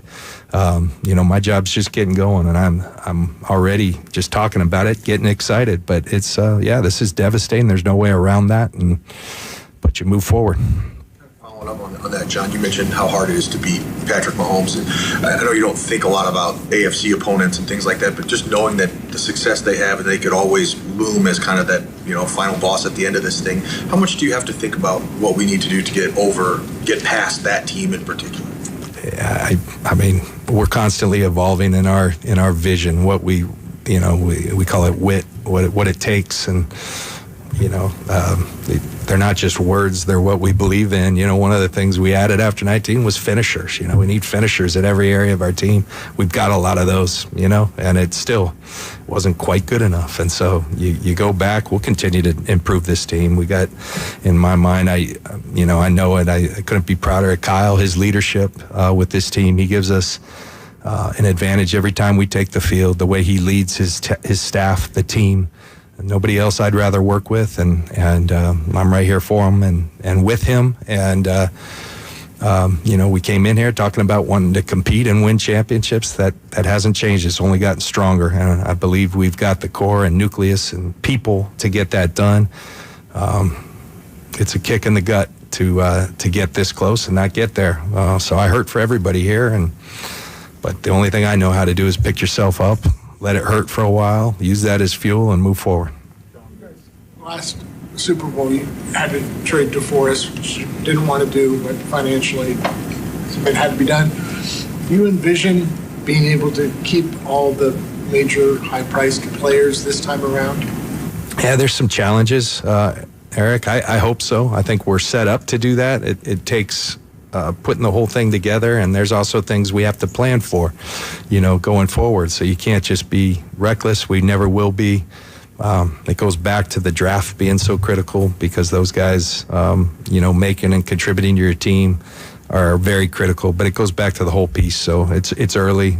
We've been obviously looking and planning for these things. Now we get to include Kyle and his staff on those talks, and we'll have a great plan moving forward. You're listening to Kyle Shanahan and John Lynch with their exit interview press conference today. Willard and Dibbs, 95.7 The Game. Said that he kind of went to Brian right at the start of overtime for kind of a refresher of, okay, these are the rules, right? Was it important, do you think, for the players to know the new rule as it pertains to overtime in the playoffs? Well, yeah, I mean, we did say, and we told everyone as we were waiting for the coin toss, hey, review everyone with them, make sure they're sure before we go out. So we asked the position coach to do that, but I didn't cover it in a meeting on the Super Bowl week. I don't think that changes anything.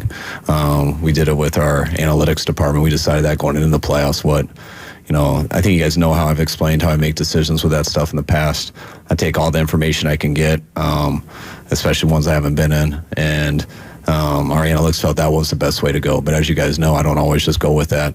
I take into account what they say, what they think is right, and then I go off my gut in the heat of battle, and I knew what they felt going into it. And when I think about that during the moments I have to make the decision, I think the type of game it did match what they felt was the best way to do. It did seem more like a field goal game.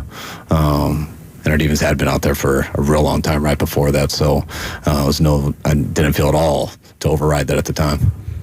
Some other context, I believe we just closed, I think it was 11 play drive that we just closed the game with. And when you're playing Mahomes, you're chasing him a lot, so there's a lot of effort that's expended. I think, the context from there is you need some time to get fresh. And so all those things play into it. And those were sound decisions.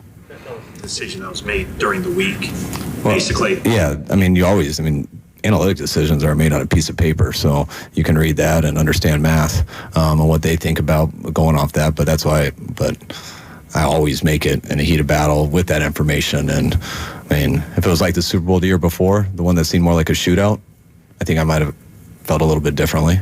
But having that information going in and the way ours was going, I didn't feel differently. I felt accurate with what they had recommended. Given how the flow of this season went and a lot of the pressure the Chiefs generated in the Super Bowl, is your early inkling that one of the priorities this offseason will be to invest in pass protection and fortify that part of the team? You want to invest in wherever you think makes you the best team. You can sit there and load up on O-linemen and draft them 3 years in a row and go spend on free agents and then not have any people score touchdowns and things like that or rush the quarterback. You can do a lot of that type of stuff. It just depends how it goes. But in that game, I didn't feel like we were struggling just blocking them. I think we missed a few blitz pickups, which that's what they do. I think that's why they're second in the league at that stuff. That doesn't always come down to O-linemen. That comes down to kind of hot throws, things like that. And but no, you're going to always try to upgrade at everything. But that's when all these discussions that go into it, like trying to upgrade to just beat that team or anything like that. When you look at football and the way it works out and the amount of games that you play to get in the playoffs and just 2 or 3 playoff games to get to the Super Bowl without there being a series to play. You think of what are your options? What team do you have? How can you get better through the draft? How can you get better through re-signing your own players? How can you get better through free agency? And what does that affect years to come?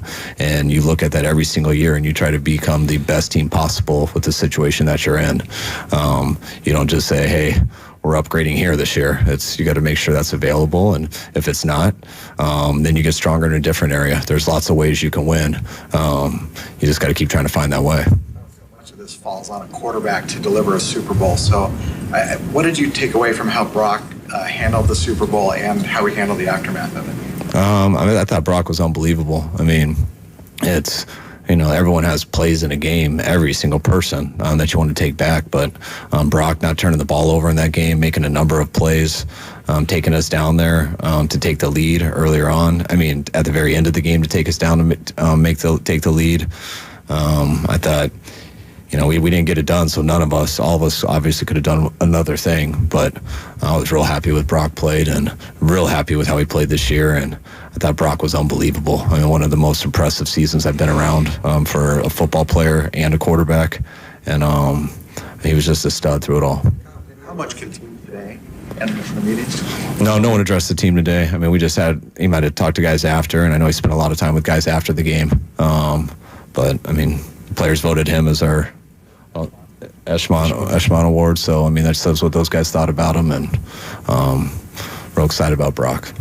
How much room for improvement is there for Brock? What are areas you'd like to see him improve, and how much can having an actual full off season without surgery and all that help him? I think just Brock, every time, when I say Brock's a real guy, it's because when he does something, he always when he makes a mistake or he does something well, he always understands why. It never seems just fortunate. He processes it very well. The way he approaches practice and games is always the same. And so Brock, just anything that he struggled with this year, when we watch cut-ups together, he needs time to correct it. but those are things he'll figure out that he struggled with because we'll be able to put it all on tape and show him, and he'll see it right away, and he'll get that done throughout OTAs and have a good by training camp. I mean, that's how he was last year mentally. Some of the things he would see that he struggled with during the year that we couldn't quite correct during the year because Wednesday, Thursday, Friday practices aren't really like that. It's hard to develop some of that muscle memory and things. You're just trying to get through the game plan and get ready for a new defense. But I remember last year when he saw some things and he would just be like, man, now I see it all together. Like, I'll be all right when I come back. And we didn't know because he was hurt, but by the time he got in training camp, he had it solved. You do it in your backyard. You figure it out. Like, it's got to click, though, and you got to see it and you got to feel it. And that's what was so cool with going through it with him last year. 4 years ago, you guys concluded that you couldn't keep two high-priced defensive tackles on the team at the same time.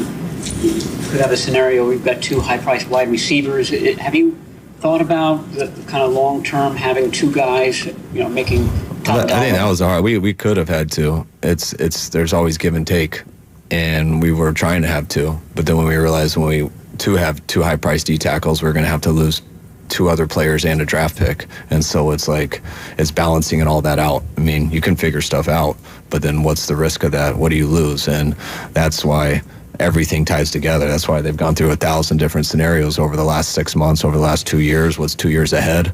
But there's no hey, you can't do this, you can do that.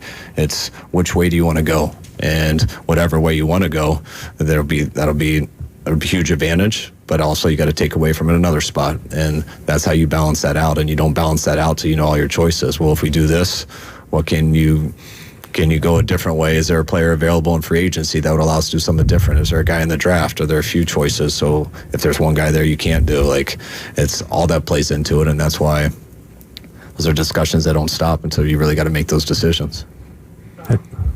Last one. I'm sure this isn't a surprise, but people say, well, now it's proven you can't win the big one. But Andy Reid couldn't win the big one, and your dad couldn't win the big one, and there are a lot of coaches that were like that. Does having that perspective of history, particularly family history, help, or do you even worry about the perception? I mean, you'd love to fix perception because I would love to win one for what I know about football and stuff. And I know if I fix perception, that means I did everything I wanted to do, which isn't fix perception. It's win a damn Super Bowl. But I also know, when you say big games, we've got to win a bunch of big games to get to Super Bowls. We've won a lot of big games here. We've won a lot of big games to get into playoffs. The fact that we keep getting there shows you guys how much we've been win games or big games, and I think you guys are aware of that. But it's, these two Super Bowls have been tough, losing to Kansas City. But to think that if we win that means I can win a big game. No, that means our team won the Super Bowl. That's what I understand. You guys can have any narrative you want, but the success or the failure, it comes down to one game. And I hope that I can be a part of a team that wins a game at the end of the year. But to say that the Niners can't win a big game would be an extremely inaccurate statement. Okay, there it is from Kyle Shanahan and John Lynch, and there is a lot to chew on and react to there with regard to Brandon Aiyuk's future, the future of Steve Wilks, Kyle Shanahan talking about what he might have done differently if anything, specific plays that didn't go well. We got a lot of you that want to weigh in. We're going straight to your phone calls next at 888-957-9570. Michael, Montoyo, Trey, Idris, stay right there, and we will together react to that. Coming up next, we're presented by Fremont Bank, full-service banking, no compromises. It's Willard and Dibbs. Hey, it's Willard and Dibbs.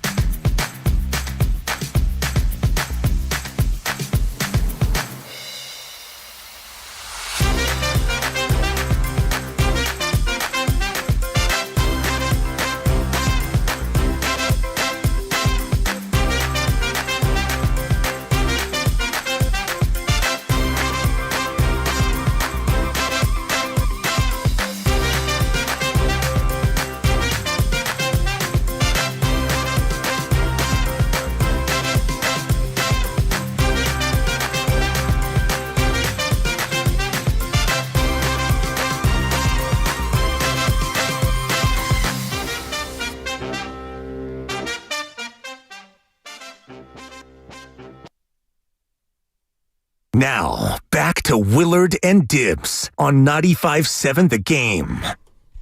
All right, Doc Pandy at 12 minutes, Eric Armstead, Dre Greenlaw, Larry Krueger at 4:15, Steve Kerr at 5. We'll talk to Kerr about what it takes to win the big one. Yeah. That's the whole interview, quite frankly. He would know. The anatomy of winning the big one. Maybe he's called Kyle between then and now to let him know how you get it done. Kyle. Cheers, buddy. Yeah, cheers. Cheers. Can I speak? Would it be okay with you? Yeah.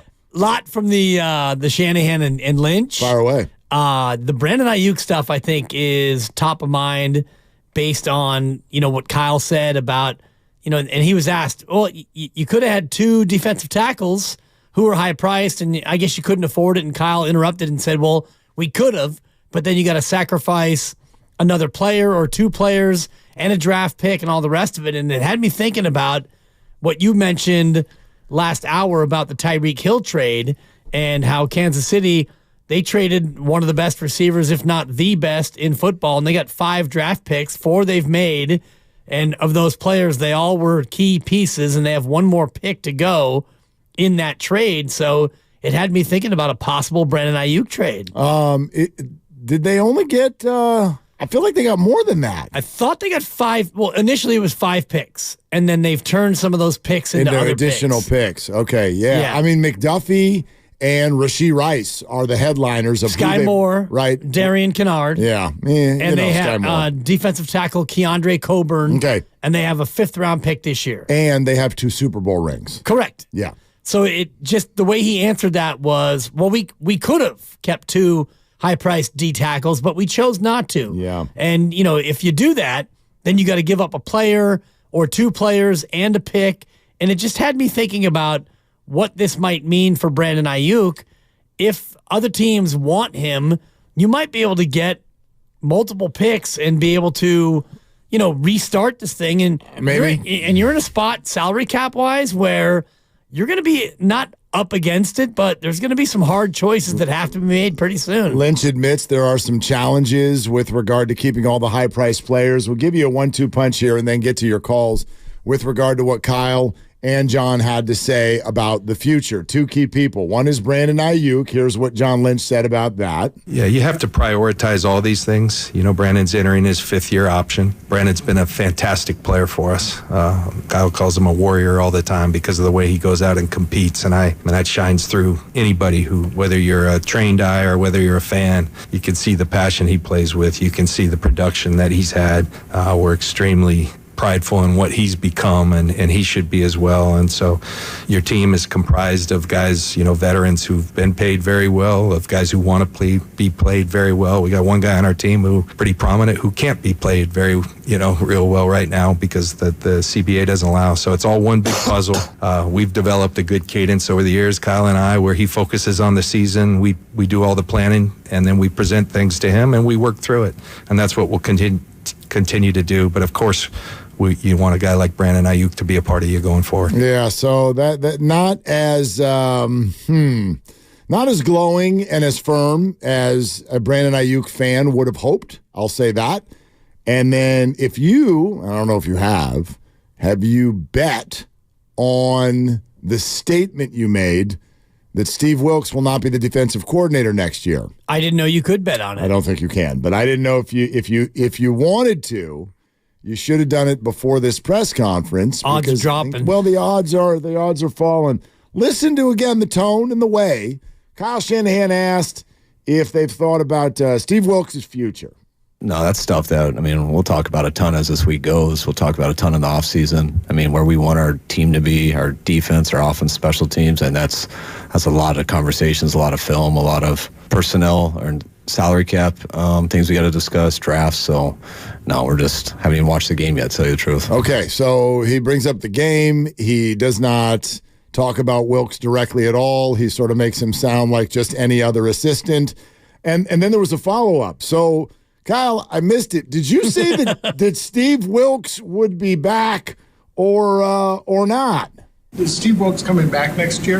Right. I haven't talked to anybody yet. So, yeah, I expect all our coaches to be back. I'm always interested in the very first thing that people do when they get asked that question.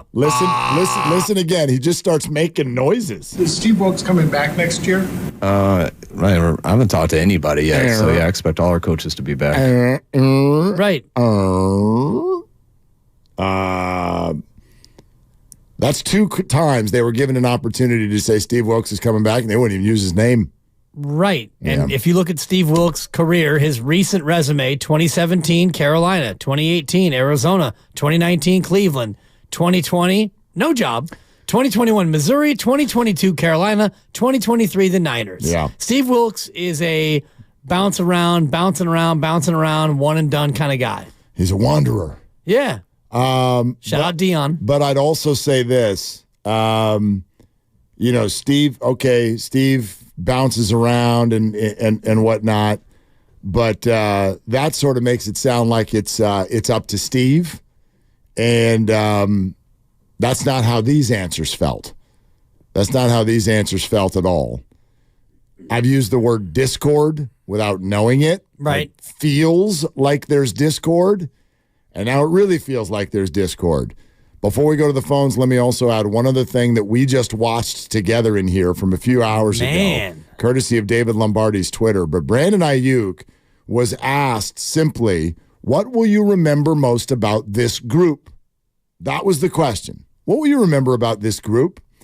The video goes on for 1 minute, 2 seconds, and Brandon shares no more than 5 or 6 words.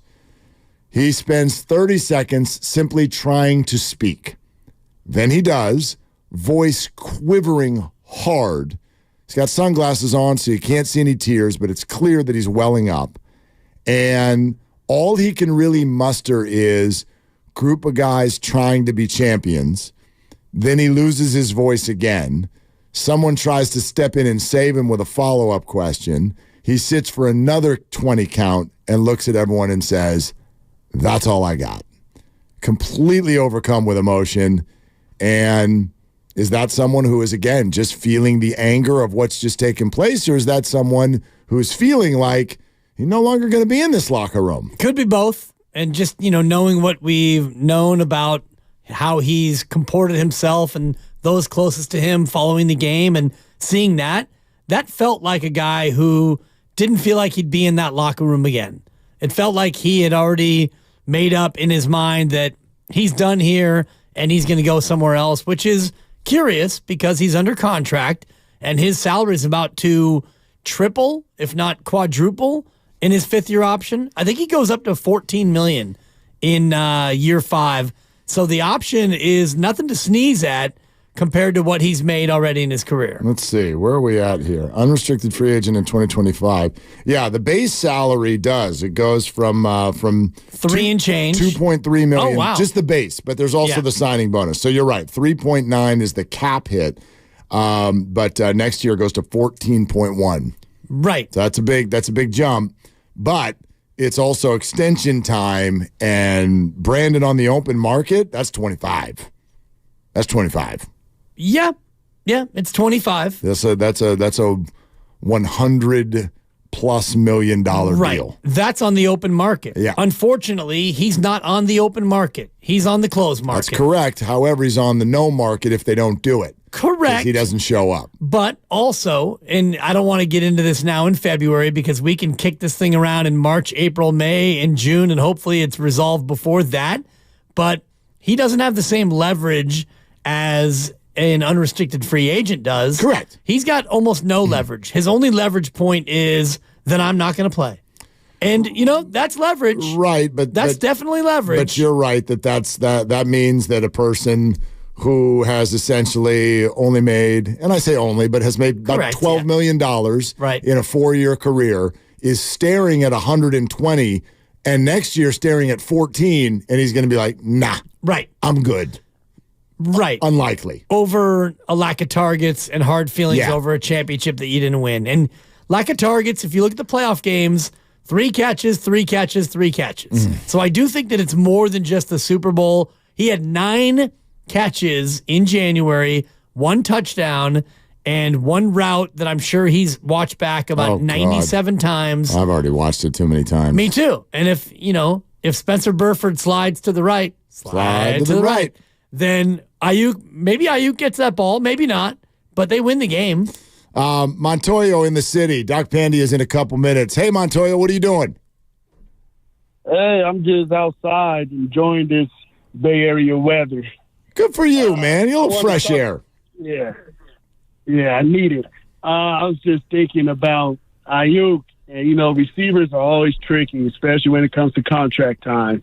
You don't know if they just out there for the money or they just really expressing how they feel.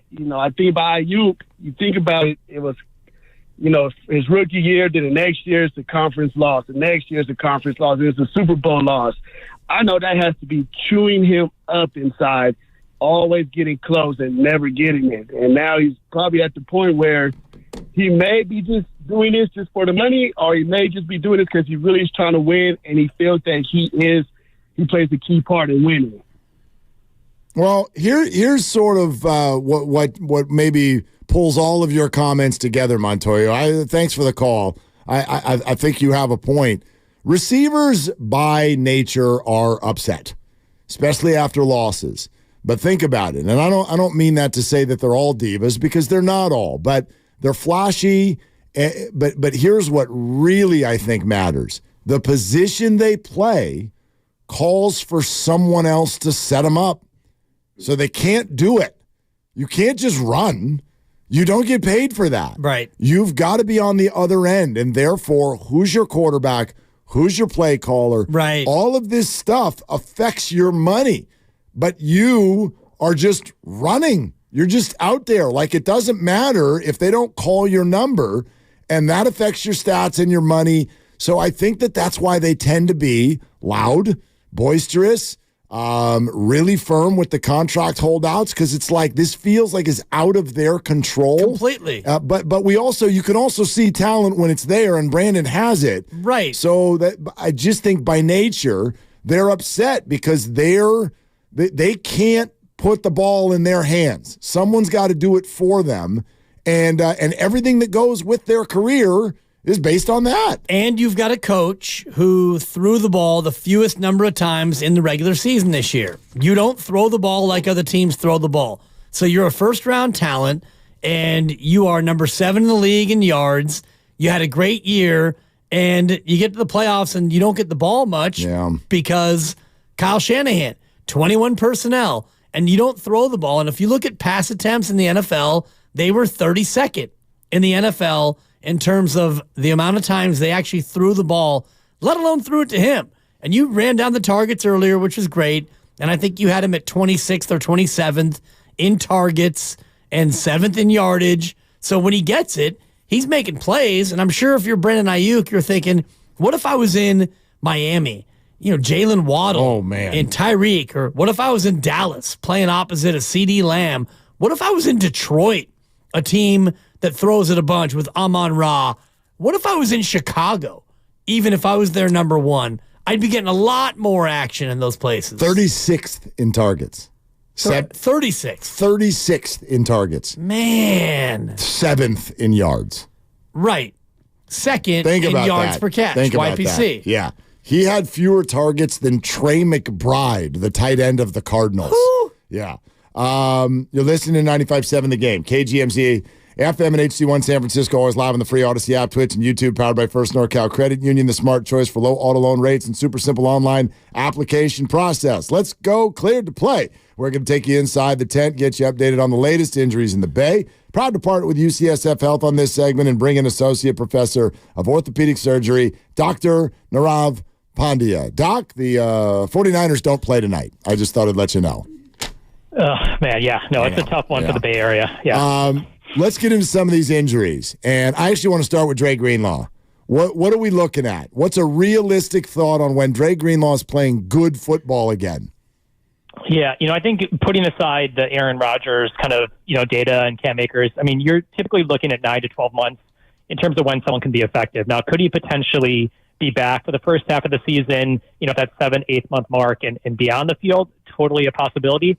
But in general, if you look at linebackers, they're a little bit stronger, a little bit more force going across that Achilles. I would anticipate 9 to 10 months before we see him being impactful on the field.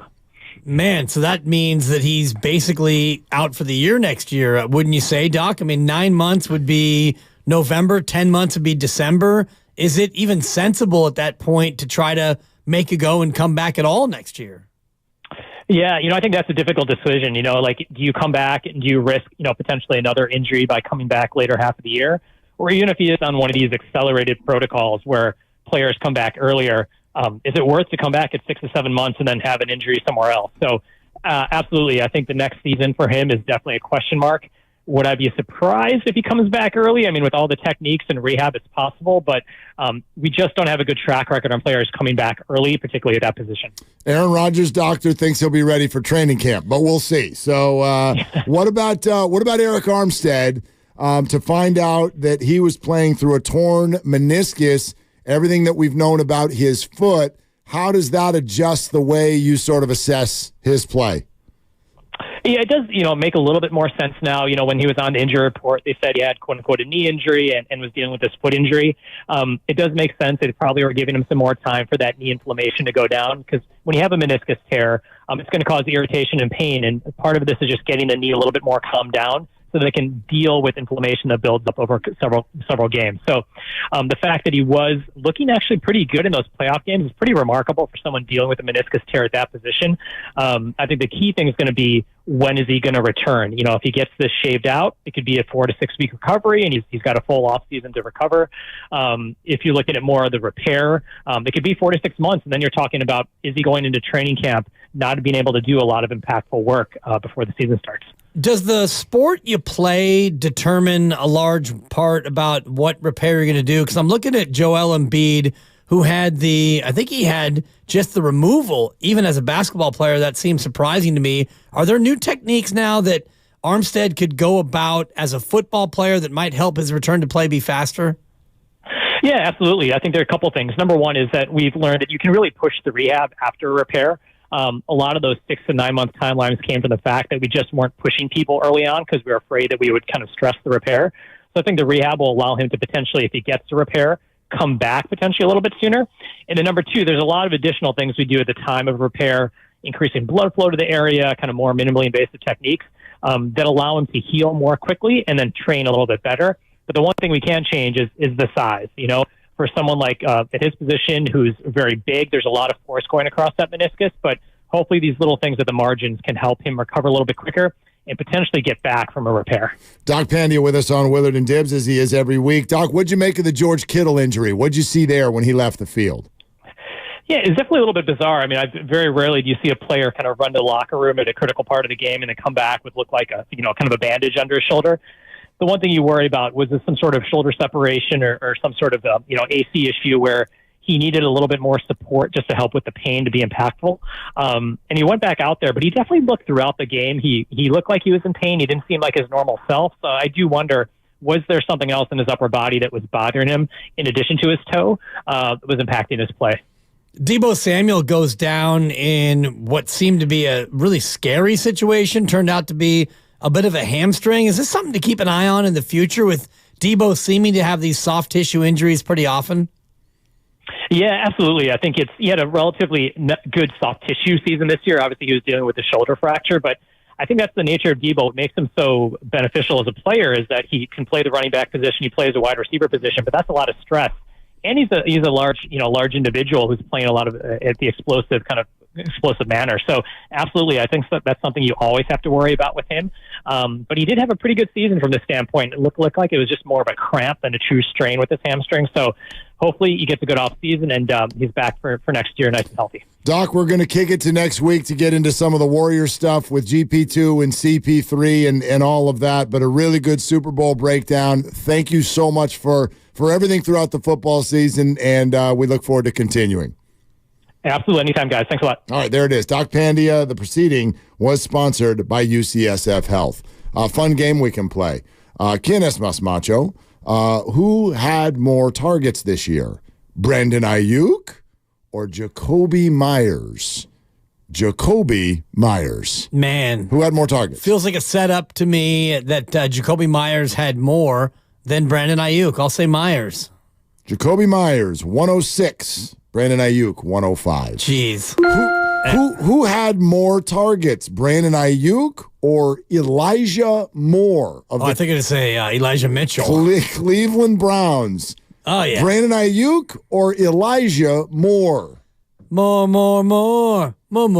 I'm going to say Brandon Aiyuk had more. Brandon Aiyuk, 105. Elijah Moore, 104. Oh, God. Who hot, had, Randy? Canis Mas Macho, who had more targets, Brandon Aiyuk or Jake Ferguson? Dallas tight end, Jake Ferguson. Fergalicious.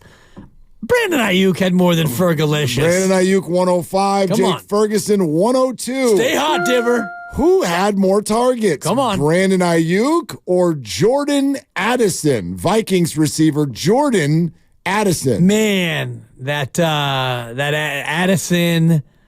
I'm going to say Jordan Addison had more. Shake that thing. Addison had more than Aiyuk. Brandon Aiyuk, 105. Jordan Addison, 108. Stay hot, Dibber. One more. Can he go 5 for 5? No notes either. 5. Bet. Call 1-800-DIBS. Well, all right. Who had more targets? Brandon Aiyuk? Come on. Or Drake London? Falcons, Drake London. Felt like a lot of Bijan Robinson this year. Oh, man. Is London calling? Shout out the Clash. Brandon Aiyuk had more. Brandon Aiyuk, 105. Come on. Drake London, 110. Oh, mother father. Oh, gosh. You were playing. You were playing so well, but you can't win the big Can't question. close. Can't close. You got to execute better. Call me Kyle Danahan. I'm going to need you to finish better. I can't win the big one, Mark, like Shanahan. You set the table. Yeah. But you can't finish. Beat Green Bay. Yeah. Beat Detroit. Number 5. But that's who we're talking about. Yes, Grandy, I got one wrong. You're so happy to pounce. I don't love the young people. One more target than Elijah Moore? You even know how many people, like, who?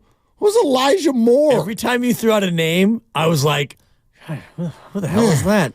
Like Elijah Moore. Thank God you're like, oh, so-and-so for this team. I'm like, oh, that's right. By the way, that's right. The effectiveness of the Niners offense. Here's where I'll feel for Brandon, but then also be like, Brandon, shake yourself.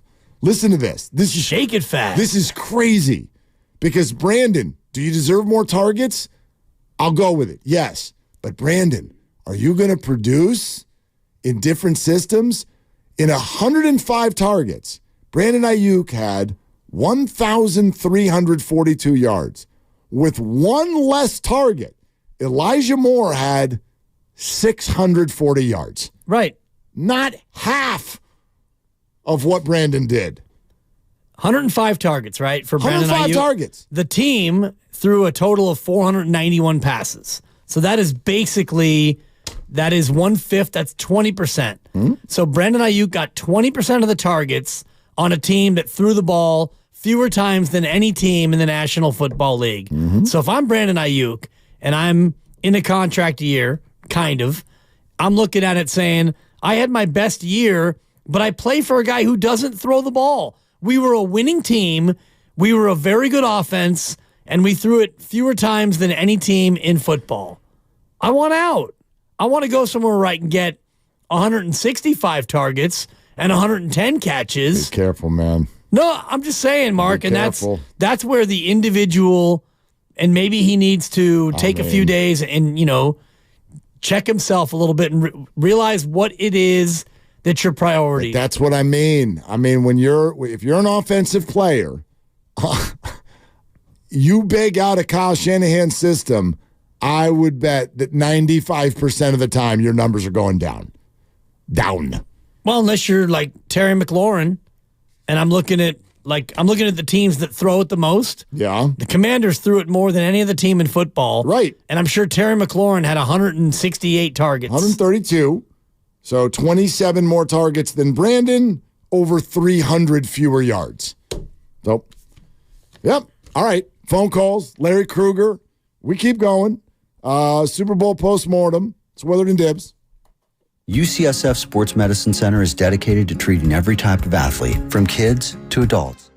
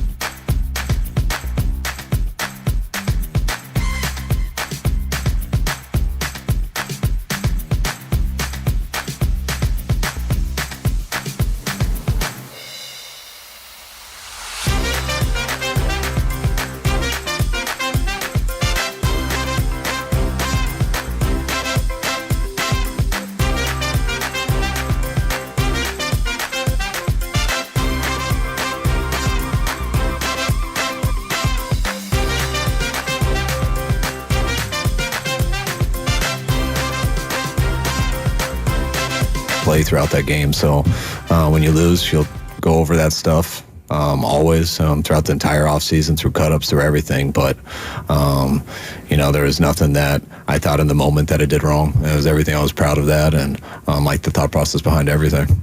Now, back to Willard and Dibs on 95.7 The Game. They like to call them diva receiver. That's what they like to call them. I don't know about you, Dibs. When I think of a diva, I think of Larry Krueger. I was thinking the same thing. Yeah. Hi, Larry. What? My guys. Yo. What's up, you diva? Man, kind of a rough couple days. I'm like Shanahan. It's like, I don't know if I can watch that film yet. Are you being driven around by a hired driver again, or what's the situation right now? Paint the picture. I'm actually in Concord, California, getting ready to coach my youth baseball team. We have lots and lots and lots of rules to coach out here in Pleasant Hill, by the way. So I've had, you want training, sexual harassment training, done it. CPR training, done that. Yeah. I've done all the trainings, and I think there's about 17 of them. I've got like 6 different passwords and codes. Oh and my God, Larry! Passwords. And I don't want to make this too much about you and I, but to be honest, that is about 70% of the reason why I'm no longer coaching. Oh, dude, it's because I agree. They draw. I mean, it's all good, and yes, the harassment and all of the other trainings and all of that. It's like by the time you get through all the trainings, it's like I don't even want to do this anymore. Like I have 4 appointments at the county clerk office right now. Like, what are we doing? Well, anyway, good luck with that, Larry. What about this? I have noticed, by the way, I have noticed a little change in your guys' behavior. What do you mean? And I'm really close to, blowing the whistle on one of you guys. What do you mean? Actually. What's the behavioral issue? Come at me, Krug. Well, I just feel like you guys are, just a little different than you were last time we spoke, and that's one of the telltale signs of something wrong going on at home. Got it. So I may got have to it. investigate. Well, there's plenty going wrong at home. I can tell you all about that. But anyway, I'm elbow deep in diapers and diaper wipes. No joke. No there joke. you go. See, something's wrong at home. I can tell. I have this sense now, this spidey sense. You say stop whopping me. I tell her stop pooping me. But she's very cute. Yeah, she's adorable. Thank you, Larry. That's so gross. Granny didn't like that. All right, Larry. Yes. Did you feel like today's proceedings made it more likely that Brandon Aiyuk is not on the team next year? Well, he was very emotional at his locker. I don't know if you saw that scene. We did. Yeah, we saw it. That was crazy. Very emotional. And then that's on the heels of his brother putting out stuff that maybe he wants to be in Vegas and maybe he's not going to be here. He said he wants to be here as long as everything's, copacetic. And then when he was asked to explain that, he said, well, as long as we're competing for championships and why wouldn't you be competing for championships? So and then there's the bigger question, guys, that you guys are all real, you understand the game. You're going to spend $50 million potentially on 2 wide receivers on a football team that was 32nd in the league in pass plays. I don't know that makes a lot of sense. So they've already paid Debo. I don't think they can trade him. He's damaged goods at this point. You want to re-sign JJ based on his playoffs, and then you got Aiyuk, who you got to have back. But I don't know if something may have to give here. And I think that's it, Larry. And Mark and I were just having this discussion during the break, and we talk a lot about 21 personnel, and you do 2 wide receivers, and Jawan Jennings is a guy who can block really well, and you could probably get him for a third of the cost of Brandon Aiyuk. And we also talked earlier about what Tyreek Hill commanded in terms of a trade and how KC was able to completely reshuffle their roster in one move. It feels more and more like that's going to be the way the Niners go about this. Yeah, I mean, if you said to most Niner fans, Dibs, hey, do you want Aiyuk back? I mean, you wouldn't even get the question out. And they'd be like, hell yeah, we want him back. So all Niner fans want Aiyuk back. I mean, we all know that what he's worth and that he's a really good player. And he's not a diva. He fits the culture, so on and so forth. But, I mean, how you got to get serious at some point about this offensive line. And, if you want J.C. Latham, who's just a plug-and-play right tackle from Alabama, or a Talieisi Fuaga, who's a beast from Oregon State, those guys are going to be gone around 15. And if the Raiders would give you the 13th pick in the first round for Aiyuk in a package, maybe you got to consider it. I mean, I'm just saying, it's how are you going to get better on that offensive line if you keep picking in the 30s and all the top offensive tackles go in the top 20? I mean, just reading what you're saying and the tone you're using, I mean, if you're running this team, are you trading Brandon Aiyuk? It sounds like you're a yes. I mean, I got to get the right deal, Mark. I mean, I don't know that I would, the players, you got to remember this, the players are more valuable than the picks because there's a failure rate to the picks. Right. So you can't just trade Buckner for a pick and then take a chance that Kinlaw's Buckner because Buckner was special. So you fall behind if you keep trading special players for singular picks. But if I could, let's say it was the Raiders because they have a desperate need at wide receiver. If they would give you the 13th pick and Michael Mayer, I might consider it. If they would give you a second or third round pick, maybe you threw another player in there. I mean, if you could grow the deal and get a couple of picks or players, I don't know that I want to trade Brandon Aiyuk straight up for the 13th pick in the draft. Yeah, you probably want more than that. And looking at what Tyreek Hill got, and I know he's not Tyreek Hill, he's not quite to that level, but they got 5 picks back in that trade. But when you're looking at the shortcomings, Larry, from the Super Bowl, where do you pinpoint it? Is it as easy as Mahomes was just too good, or do you look at areas where the Niners clearly needed to be better? Well, it sounds like such sour grapes to not credit your opponent, especially when your opponent is Patrick Mahomes and Andy Reid, two guys that are going to be in Canton, right? I mean, doesn't it come across as kind of sour grapes to not credit them? But man, the 49ers, they were so close, and there's so many different points that you could argue or point out where it could have gone in their direction. I don't know. I fight this every time they fall short in a big game. It's like balancing, giving your opponent credit with also not letting your team off the hook as just like, oh, well, at some point they're going to have to actually win one of these big games. Larry, you think Steve Wilks is the defensive coordinator next year? I don't. Now, I know Shanahan said he thought all the coaches would be back, but then when he was asked further about Wilks, he seemed to kind of say, hey, this is going to be a discussion for a future day. So I don't know. I mean, it seems like, one, they butted heads. Two, he publicly kind of outed him after the Jordan Addison zero coverage play late second quarter against the Vikings. That couldn't have sat well with them. Then you look at, the football coaching card of Steve Wilks, and there's like 22 stops in or 20 stops in 23 years or something like that. So he moves around a lot. So, I mean, yet they don't get any compensation for him unless he stays one more year. But I don't think that will be the determining factor necessarily. So my guess is that he's moves. That'll be my guess. Yeah, I was in the same mindset. I'm going to need you to explain your idea for backup quarterback, Larry, because I almost had him come to your house and do a wellness check because you're advocating advocating just whom to come in and pressure Brock Purdy. Please explain. No, I'm just saying that, Darnold's gone. Yeah. There's no doubt. And then the question is, I think Brandon Allen's coming back. And I talked to Brandon during the Super Bowl, and he's eager to come back. So he's going to be back. But is he the 3, or are you going to get a rookie to be the 3? I think they'll probably look for a young player who either in the draft or a young veteran who's failed somewhere else and wants to be here the same way Darnold and Allen kind of wanted to be in the Shanahan system.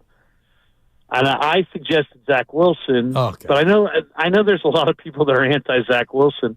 But I could be, that's just an example of the kind of player that I'm talking about. A young veteran player who has talent that once upon a time people thought was going to be really good. I mean, Steve Young and I both are of the belief, because we talked about it, that Kyle really likes Zach Wilson. And that Zach Wilson, I know, would love to be a 49er. And I know Niner fans read that or hear me say that and go, dude, you're high, you're crazy, you're nuts, this and that. But, you know, it's all about who can you get. And a guy like Zach Wilson was looking for a reset. I'm sure he'd love to be in Shanahan's stable. Yeah. I mean, there's the whole, like, he sucks part. But if we can get past that. Yeah, move past that, Mark. Right? Get over that. No, I mean, come on. Larry sucks. Well, I mean, you know, there have been other guys who sucked and then didn't suck. Name one who sucked this bad and then didn't suck. Oh, my God. Vinny Testaverde? How terrible he was. He didn't. Oh, here. You want here? When did he look like Zach Wilson? I'll give you another one. All right. Steve freaking Young. He never looked like Zach Wilson, Larry. Go look at the numbers, Mark. He was terrible. The dude got drafted, and he was immediately in the news for doing things with other players' moms or something. Like, what are we talking about? He's a disaster. No. Well, he did make some terrible mistakes, and that's not one of them. The mistake that he really made was basically just not owning his failure to the New York media and letting him filibuster on him for, you know, a month or whatever. I mean, that was a mistake. I mean, anytime your teammates are, I'm not saying it's like I'm on some pilgrimage to get Zach Wilson. I'd be happy with any number of failed guys. You want Davis, what's his name? The backup to Davis Stroud Mills. and Davis Mills. Yeah, Davis Mills might be interesting. I love it when we're going after people who you refer to as what's his name. Like that's hey, what's his name? let me ask, why is Darnold definitely gone? He's done what to earn what? No one's going to make him their starter. Well, because he came here this year with the idea that he was going to play, and he did not play. And now in this year when he did not play, week 17, you know, yeah, but I mean he basically didn't play. And so I just think that, you know, Brock kind of established himself this year, and I don't think it looks like Sam's going to play anytime in the near future. I think Sam might get a better offer. Yeah, you pump fake me there. That's on me. I false started like Trent Williams. Stop pumping me. Yeah, exactly. How desperate are they now for linebacking help with Dre Greenlaw looking at 9 months with the Achilles, and Oren Burks is unrestricted, and so is Flanagan Fowles? I mean, they're not desperate because they got these two really good young linebackers named Jalen Graham and Dee Winters. It would have been nice to actually see these guys out there. I'll make a prediction this year for next year. There's going to be a game where Jalen Graham has over 10 tackles, and people are going to say, well, why didn't Jalen Graham play at all last year? You know, so Jalen Graham's a really good player. Why didn't he play at all this year? It's a great question. I mean, they just basically redshirted him. And I think it was a bad decision. I think if they had played him a little bit, they could have had a healthy Dre Greenlaw in the Super Bowl. Instead, they played Dre. They rode Dre Greenlaw until the wheels fell off, and then didn't have him for the Super Bowl. Larry, it was not a great question because it was a hypothetical. It was Larry's question, and it was a great question. It was a hypothetical, and yeah, you're complimenting yourself. I'll take the credit. Yeah. Thank you. I mean, I've been known to do that. Scoreboard, I'll take it. Hey, man, what'd you think overall of, for instance, third down, Chris Jones comes flying through. Jawan Jennings is open. Brock can't really get it to him or doesn't, overthrows him. Aiyuk's got the end zone to himself. Spencer Burford went the wrong way. Play like that in a moment like that, where does your head go as far as what went wrong and the blame? No, I mean, it just makes my stomach turn. I mean, seriously. I mean, you've allowed this one player to just be the world's greatest defensive player and beat you every single time. I mean, how do you? I don't care what the protection is. You're going to leave Chris Jones with a free run at Brock Purdy in the biggest play of the game in the red zone. I mean, God. I mean, Spencer Burford. I mean, my goodness. I mean, it's like you're going to combo block somebody with Brendel and let Chris Jones run free. I mean, that's why Burford probably just didn't ascend the way we wanted him to this year. He regressed. He had a good rookie year. He was was a fourth-round pick. He played way more than most fourth-round picks.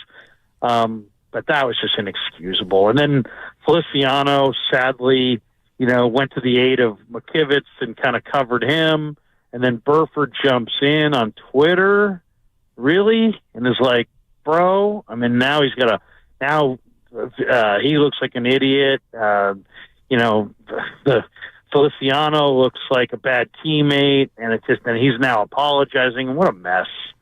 What a freaking mess. I mean, bottom line is they need real offensive line help. They need a real injection, not 15-year vets, not day 3 picks. They need to invest real draft capital, round 1s and 2s and 3s, in 2 or 3 really good offensive linemen and build this thing up. Yes, and their O-line is just not good.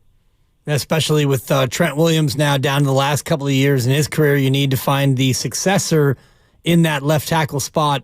Larry, what'd you make of the overtime decision by Kyle Shanahan to take the ball as opposed to deferring in hopes of getting that third possession that never happened? I mean, I love Kyle Shanahan. I'm not one of these guys that, fire Kyle Shanahan and everything's Shanahan's fault and blah, blah, blah, blah, blah. I think he's a really good coach. I think they're fortunate to have him. That's a major gaffe. And I don't, this whole we wanted third. No, you didn't. You wanted second. You can't play for the third possession in overtime. I mean, I just don't believe. I think that's a coverall. We talked to our analytics people, and then Juice said, "Hey, we didn't know anything about it. We didn't know the rules." And then today he came back. Well, no, wait a second. Did I say yesterday we didn't know the rules? Today we did know the rules, and we did talk about it. And Armstead said, "Hey, we had no idea until we looked at the scoreboard what the rules were." So I hate to say it, but if you ask me what I think happened there, I think the Niners felt like if they'd taken the ball and scored a touchdown, that they would have won. And I think they probably would have reacted like they won, which would have been embarrassing too.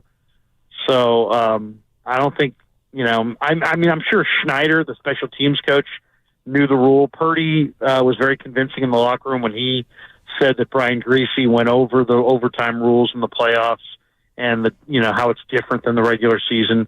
So he claims that he was in the know. But I guarantee you there was 35 to 40 guys on that team that would have thought that if you had asked them on the sideline, hey, if we score a touchdown here, is the game over? They would say, hell yeah. So, and that wasn't the rule. So in that situation, you want the ball second, not first, not third, second. Just admit that if the Niners had deferred, and the Chiefs had scored, and then the Niners had scored, and then the Chiefs got the ball and only needed a field goal, just confirm you'd rip Kyle Shanahan. No, first of all, I wouldn't. I mean, first of all, I wasn't going to rip Kyle Shanahan regardless, because you're talking about a dynasty. You're talking about Mahomes and Reed, and I don't care what the odds makers said. The Chiefs are a formidable opponent. They're the team, and he's the quarterback of this era. You got the feeling that he's the protagonist in this story, and everybody else is a sub player. So no, I was not going to rip Shanahan on that. That wasn't in my game plan. Larry Krueger with us on Willard and Dibbs. Larry, we're going to let you go, but not before you scream for 17 seconds about Jorge Soler. Yes.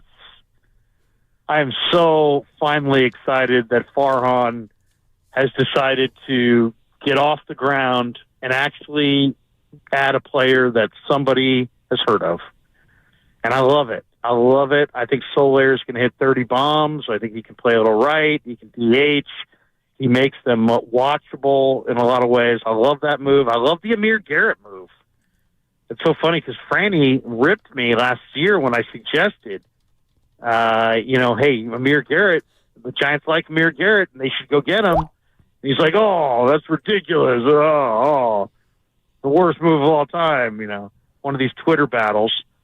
And, and then all of a sudden, you know what? Looks like Krug might have got one right. Krugy Krug. There it Krug, is. doggy dog. Well, only Larry could rip the 49ers for getting into a Twitter feud and then explain about how he once got into a Twitter feud. All right, Larry, great to have you. Say hi to your driver. Hey, Little League, I passed all the protocols. I've got my badge. I'm ready to coach. Do you have your standard issue baseball pants that you have to wear as a coach? No, I'm gonna pretend I'm Connie Mack. I'm gonna wear a suit. All right, I'm gonna wear a suit. And have you been trained on how to operate an AED, Larry? That's the big question. I don't even know what that is. Yeah, I'll give it to you off the air. It's the artificial electronic defibrillator. Which I just want to say right now, if I ever go to any of these games and I see anybody that looks like Dan Dibley hanging around the snack shack, I'm calling the authorities. Lock him up. I'll be there. I'll be there with shin guards and a mask on, squeezing your pitcher on everything close to the corner. You probably would. Yeah, he definitely would. After this conversation, I'm definitely getting assigned to your little league. He teed up a 10-year-old over the weekend, Larry. He teed him up. Yes, true story. This kid had it coming to him. Disrespect me. Sometimes there was a kid one time I was umpiring a game. I was in the 6th grade. I was umpiring maybe I was in the 8th grade. I was umpiring like a 4th grade game, and a kid got hit one out of Crocker Amazon. And they have a little fence in front. But anyway, he gets to second base, Gibbs. He picks up his helmet, and he hurls it into the outfield. No. Yes. I called him out. Yeah. Absolutely. That's automatic. He went bananas. His parents went bananas. You can't call him out. You could throw him out, but he's not out. Oh, he's out. Yeah, you can't do that. You guys are so wrong. You cannot remove your helmet and this is Little League, you cannot remove your helmet when you were on the base pass intentionally. You're out. How do you know it was intentional? Because he hurled it in the outfield. Big gust to win. Big gust to win. All right, Larry, we have to go. Hey, you guys are the best, man. All right, Larry. Keep kicking butt and taking names. Yeah, that's how we roll, brother. Yeah. You're on top. Okay. You guys are on top looking down at everybody else. Better go win that game tonight or don't call back. Hey, I'll be filling in Friday. So me and Guru, I think, or me and Steiny. You don't even know what you're doing. All right. We'll see you maybe.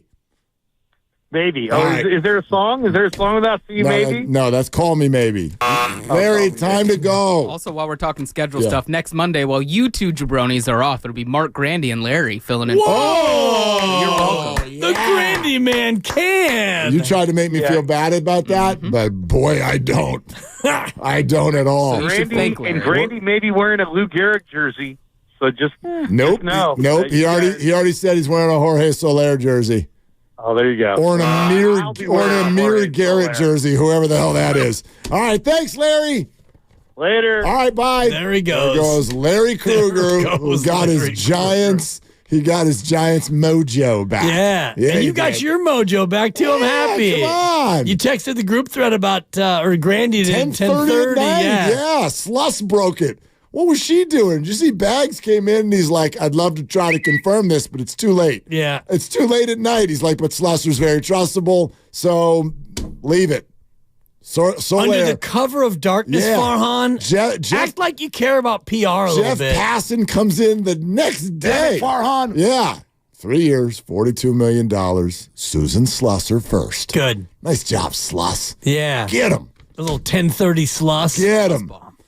Sluss bomb. All right, we're presented by Fremont Bank. Full service banking, no compromises. Look at all these people. Let's talk to these people, and then Steve Kerr's going to come on.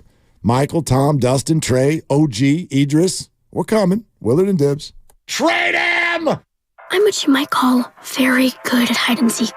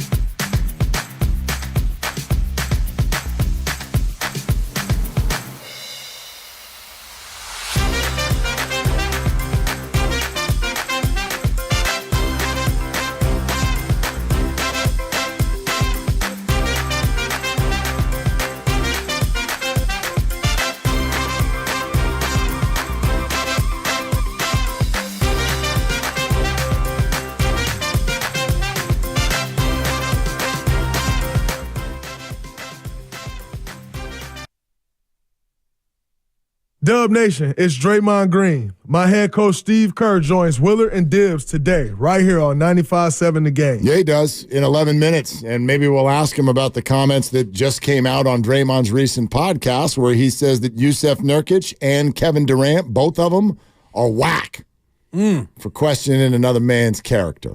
But it's tough, too, because... in public. Well, and this is, the things that Draymond is being challenged by are off court. And, they're personal. And so when you question that part of it, yeah, it's a little bit whack. But the other side of it is you're Draymond Green. And you've been very vocal. And you've been very abrasive. So people are going to come for you. Yep. At the same time, those who, looked at this situation back when Draymond was coming back. And they're like, real skeptical about how it was going to go. It's gone pretty damn good. It's gone pretty darn good. Yeah. He's done it. He's done it right. And the team is magically playing better basketball. Yeah. He's got a lot to do with it. So Steve Kerr, 10 minutes. Let's get to as many phone calls as we can, though, on all the Niners stuff. Steve Wilkes' future, Brandon Aiyuk's future. Those of you just joining should hear this from John Lynch about Brandon Aiyuk. Yeah, you have to prioritize all these things. Brandon's entering his fifth-year option. Brandon's been a fantastic player for us. Kyle calls him a warrior all the time because of the way he goes out and competes, and that shines through anybody who, whether you're a trained eye or whether you're a fan, you can see the passion he plays with. You can see the production that he's had. We're extremely prideful in what he's become, and he should be as well. And so your team is comprised of guys, veterans who've been paid very well, of guys who want to be played very well. We got one guy on our team who pretty prominent who can't be played very, real well right now because the CBA doesn't allow. So it's all one big puzzle. We've developed a good cadence over the years, Kyle and I, where he focuses on the season. We do all the planning, and then we present things to him, and we work through it. And that's what we'll continue to do. But of course, you want a guy like Brandon Aiyuk to be a part of you going forward. Not the firmest backing of the idea of bringing him back that I've ever heard, and add in Brandon Aiyuk putting cryptic stuff on social media, his brother saying we're out, his girl saying we may never be back at Levi's Stadium. Combine that with Brandon himself crying in front of his locker for well over a minute today, barely able to put the words together in terms of what this team meant to him.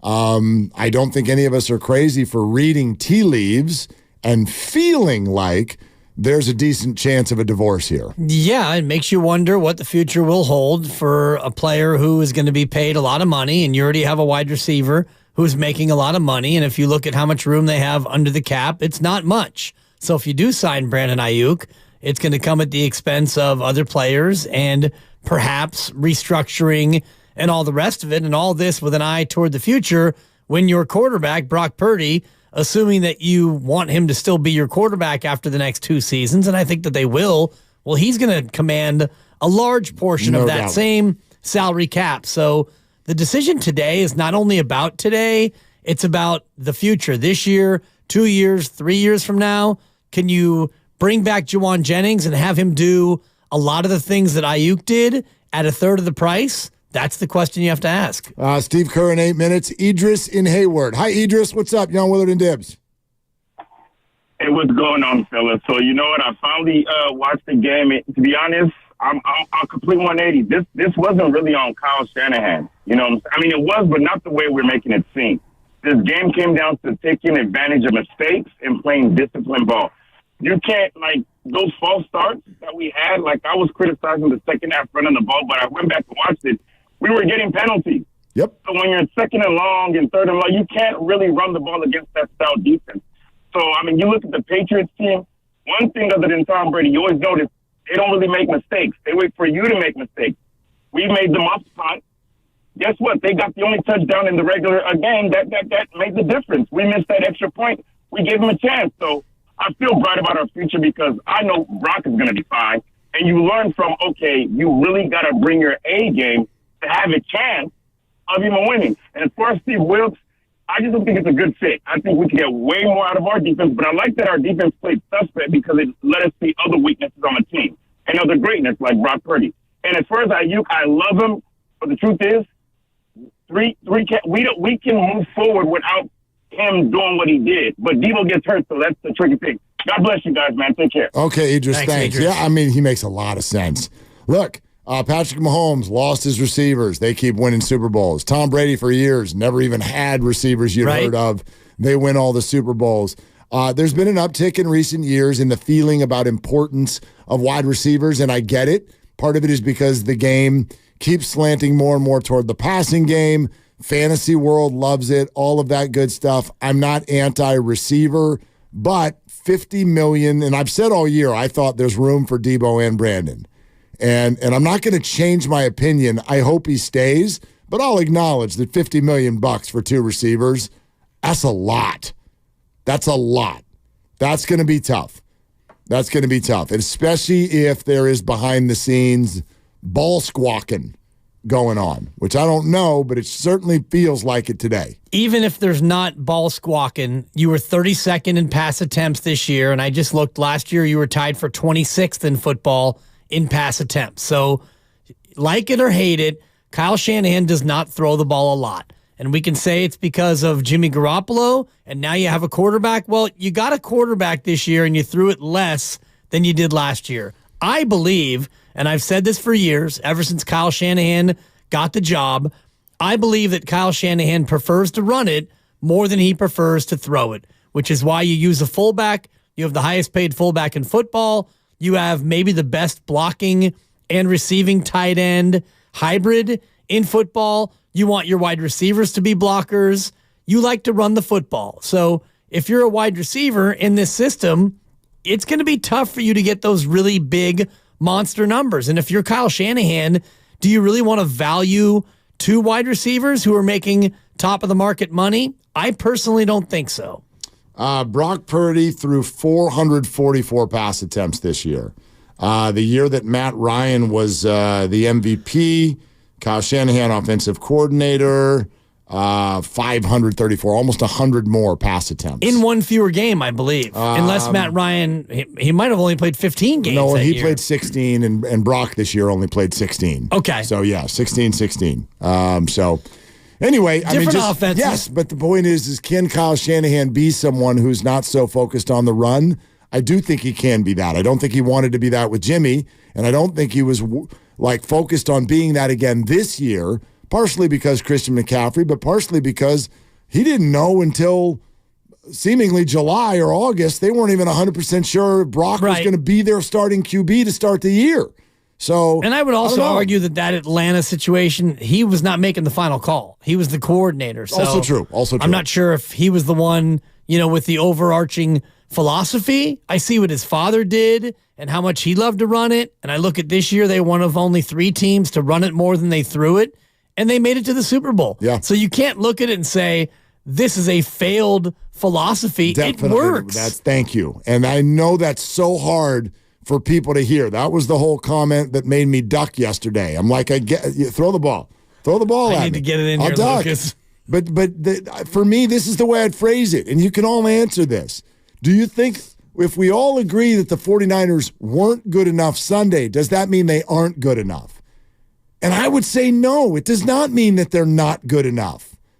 One play here or there changes the outcome of this game. You can't tell me that what the Niners did was some sort of conceptual failure. You can't. It was an execution failure. They didn't win. I'm not here with cupcakes. No Capri Suns.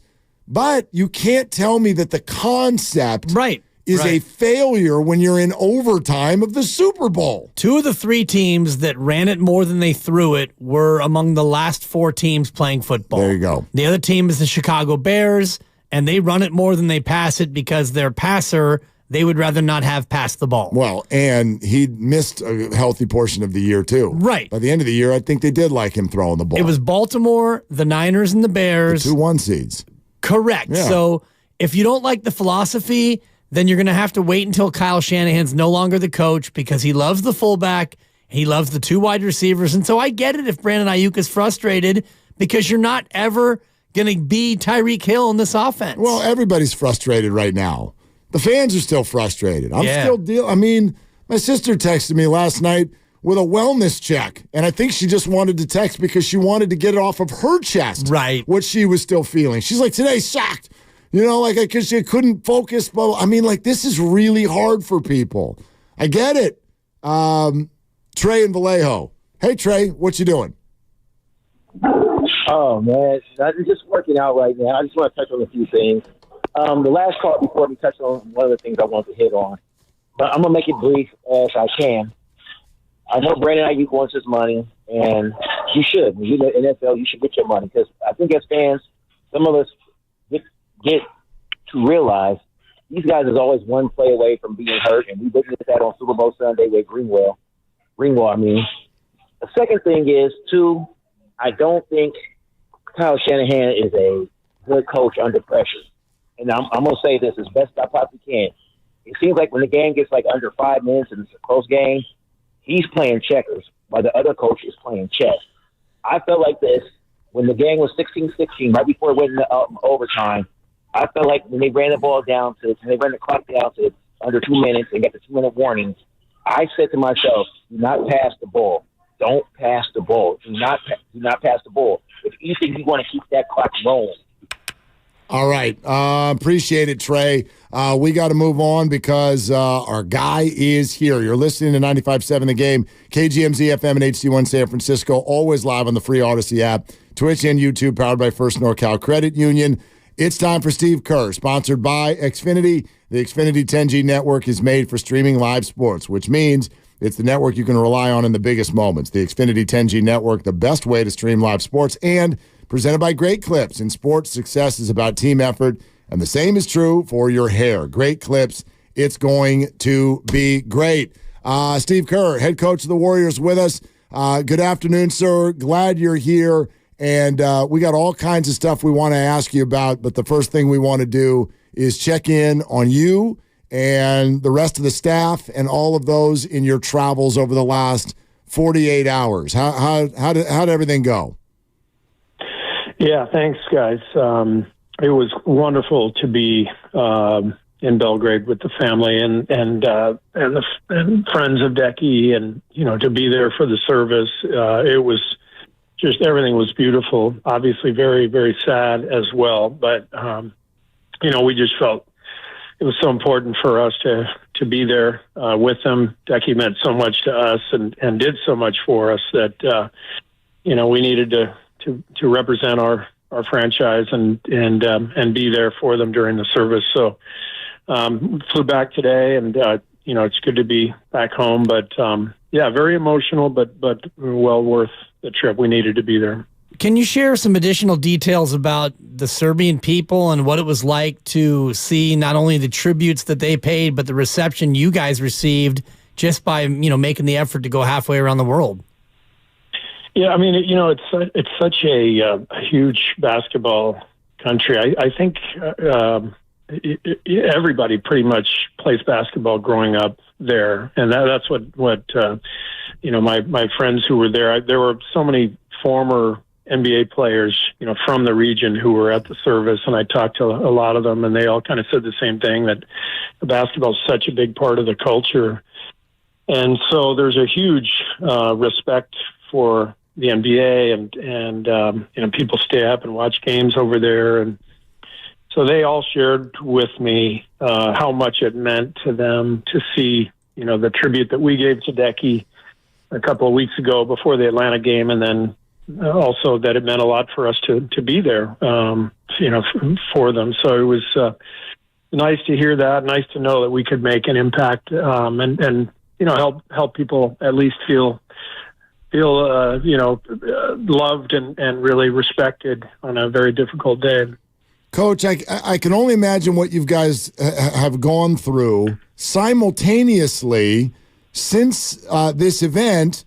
You guys have played inspired basketball. You're 8-3, and if you look at the 3 losses, you're like a couple buckets away from being 11-0 since this all happened. What went on with the team that you think kind of got things going in a different direction?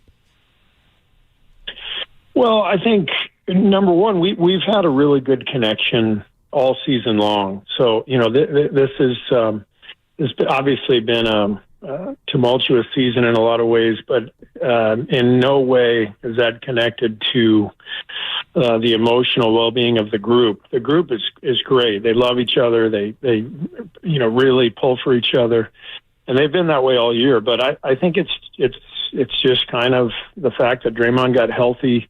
JK has made a breakthrough. The combination of those things, changing the starting lineup, playing a little faster, getting Gary Payton back, all of that stuff has contributed to us, finally finding a rhythm and playing like the team that we knew we could be.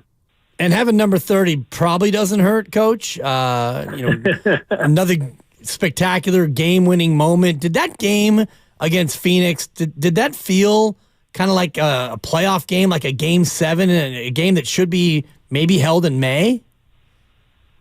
We've had a lot of games like that. The Laker game a week before, the one we lost in double overtime, felt just like that. And I do think there's some value in playing these exciting, tough games that go down to the stretch. I know we've played more clutch games than any team in the league. So, just the nature of our games, the way our guys play, the excitement that Steph brings to the floor, the energy that Draymond brings, all of our games feel high level and, playoff atmosphere like. So it's good for us. I think it's helping us become a better team. Steve Kerr with us on Willard and Dibbs, 95.7 The Game, as he is every single week. Coach, I think we all understood the sentiment, but it's still a funny statement to hear that Draymond made, which is that I think the suspension ended up being good for the team as a whole. Do you agree? I don't know. I mean, I just know Draymond's going to say, lots of stuff, and he's going to throw anything out there. And if he says so, I'll believe it. So, whatever it takes. Well, having him back appears to be good for the defense. Is it just as simple as getting Draymond back, which has led your team to suddenly hold almost everybody under 110? I think what's also happened, simultaneously is that Wiggins is playing much better, and JK has had a breakthrough, during that same span. I mean, over the last 10 or 15 games, obviously Kuminga's scoring, but it goes beyond that. His defense has been better. He's just recognizing things more quickly, so his rotations are faster. I think combined with changing the starting lineup, playing Draymond at the 5, and then those two guys playing well, now getting Gary back, we just look quicker, we look bouncier, more athletic, and I know over the last 10 games, I believe our defense is third in the entire league, and our offense is number 1. So, it's not a huge sample size, but for this stretch anyway, we have clearly turned a corner, and we're playing two-way basketball, and that's what it takes.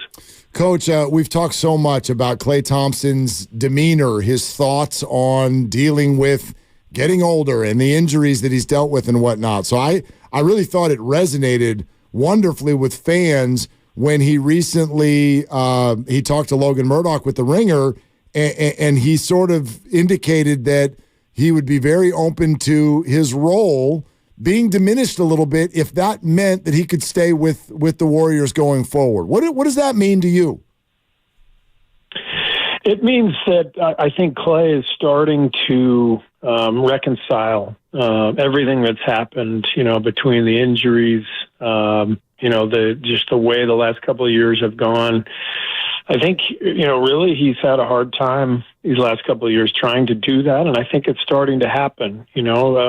Part of being effective later in your career when you've slowed down a little bit or you've had some injuries like Klay has, part of that is embracing and accepting those changes. And if you fight them like Klay does sometimes, then it's just going to lead to frustration. But you can understand it. He's played at such a high level for so long. And, imagine being able to do what Klay has done over the years, and then suddenly you can't do it as often. I mean, there's huge frustration that comes with that. But I just think he's starting to understand things a little better. As I said, kind of reconcile them and be okay with things. And you saw the way he played last night. He's been much more patient, more solid. The last week or so, and that'll pay off for him. part of the reconciliation, I think, has been what you mentioned about Andrew Wiggins and him playing better. Is it easier for Andrew to now to have maybe an exhale moment now that the trade deadline's behind him and all the speculation? Is it easier for him to just go out and be Andrew again? I think so. He definitely wanted to stay. I talked to him the night of the trade deadline after the game, and he was very relieved, and I was relieved too. I love Wiggs, and I really wanted him here. I know what he can do. I know what he means to the team. The whole team loves him. He's just such a great teammate, great human being. And I've seen this coming over the last month. He just looks bouncier. He looks more active. And frankly, I think we've put him in some better positions to attack as well with the new lineup that we're playing and some of the things we're doing. So he's really doing a great job of just kind of getting his season turned around and getting ours turned around as well. Coach, this was breaking news to us. I don't know if it is to you, but let us run it by you, and you tell us. The Clippers have announced that Kawhi Leonard has a left adductor strain and will not play tomorrow night. Your thoughts? I hate when guys don't play, especially star players. We've lost so many games the last couple of years when star players have sat out. There's just kind of a natural letdown. And then you always end up getting guys who are coming off the bench who can't wait to be out there playing, and they bring their best effort. And so I'm hoping that Kawhi is okay long term, and I'm hoping that we can bring our best stuff tomorrow despite his absence. I thought when you started that answer, I thought you were kidding. I'm dead serious. It's the worst. It's the worst feeling in the NBA when you play against a team that sits guys. It's crazy how the weird feeling. Sorry about my dog. Hey, cut it out. But it's a weird vibe, and I prefer when guys are healthy and we can just go and play. I don't know if we've met your dog yet, Steve. Tell us about your dog who just made an appearance on 95.7 That's The Game. Lulu. Lulu is a white retriever, basically golden retriever, but with white fur. She's 3. She's now that my wife and I are empty nesters, she's basically the center of our lives. Sounds like she's a stretch 4. Got some size to her in that bark. More of a backup point guard. Okay. Nice. Brings a lot of energy. Always looking for one of those. Yeah. And does she just? That was a very chill, like sort of, hey, stop it, and she just stopped. Like you don't have to raise your voice or anything. No, she's terribly behaved. It's good coaching. I just don't really care that much. Perfect. Yeah, there you have it. Okay. Well, since you care so much about Kawhi being out, now apparently, according to you, this means it's much less likely that you will get your 500th regular season coaching win tomorrow night. So, what a bummer. But in case something crazy happens and you win tomorrow night, what does that mean to you? Well, it means I've been here a long time. 10 years that's a long time for a coach to be in one place. So it means I'm very, very lucky to coach a group of guys who've been together for so long in an amazing organization. The stability that we have, the continuity has been a big part of the success of the team. So it's crazy that it's been 10 years. Man, that has flown. Yeah, I mean, time flies, absolutely, and kind of cool that you get the Kenny wins and you got the Luke wins back when he started the year when you had the back issue. So those do go under the Kerr category. Got to feel like the All-Star break's coming at a bad time. It's weird to say that because normally you can't wait to get away, but you guys are rolling right now, Steve. We are, but I think the break will be welcomed by everybody. We've had so many games. We have the Thursday game in Salt Lake, the makeup game there. Our schedule has just been loaded, and obviously the whole team has been through an awful lot emotionally with Decky's death, and so this I'm not worried that it's going to disrupt our rhythm and our momentum. I'm really happy for the group that they get to get away for a few days and then hopefully recharge and come back ready next week. Coach, we can all see how well Draymond is playing basketball, but I would love your perspective on the emotional side of all this, in particular because Jusuf Nurkic the other night continued to call him out and even uttered the phrase, he's learned nothing. You know, it was one of those games where he was riding the line, and that may make some people uncomfortable, but he's always going to be that. So what's your perspective on how he's handled just that emotional side of it all? He's been perfect. He has been perfect. You know, we asked him when he came back to walk the line. We said, you can't be passive. You can't be somebody you're not. You have to bring the energy. You have to bring the edge. I told him, I said, I want you, arguing with the refs. I just don't want you to cross the line and do anything that would harm you or harm the team or harm an opponent. And I told Draymond, whenever it was a few weeks ago when he came back, that there's no reason he can't do that because he did that for his entire career until this past year. So I think he's in a great spot. He's playing so hard. He's bringing the energy. He's bringing the competitiveness. He's not crossing the line. He's playing like the guy who has helped us win 4 championships. Is there any concern about the long-term effect of using him so much at the 5?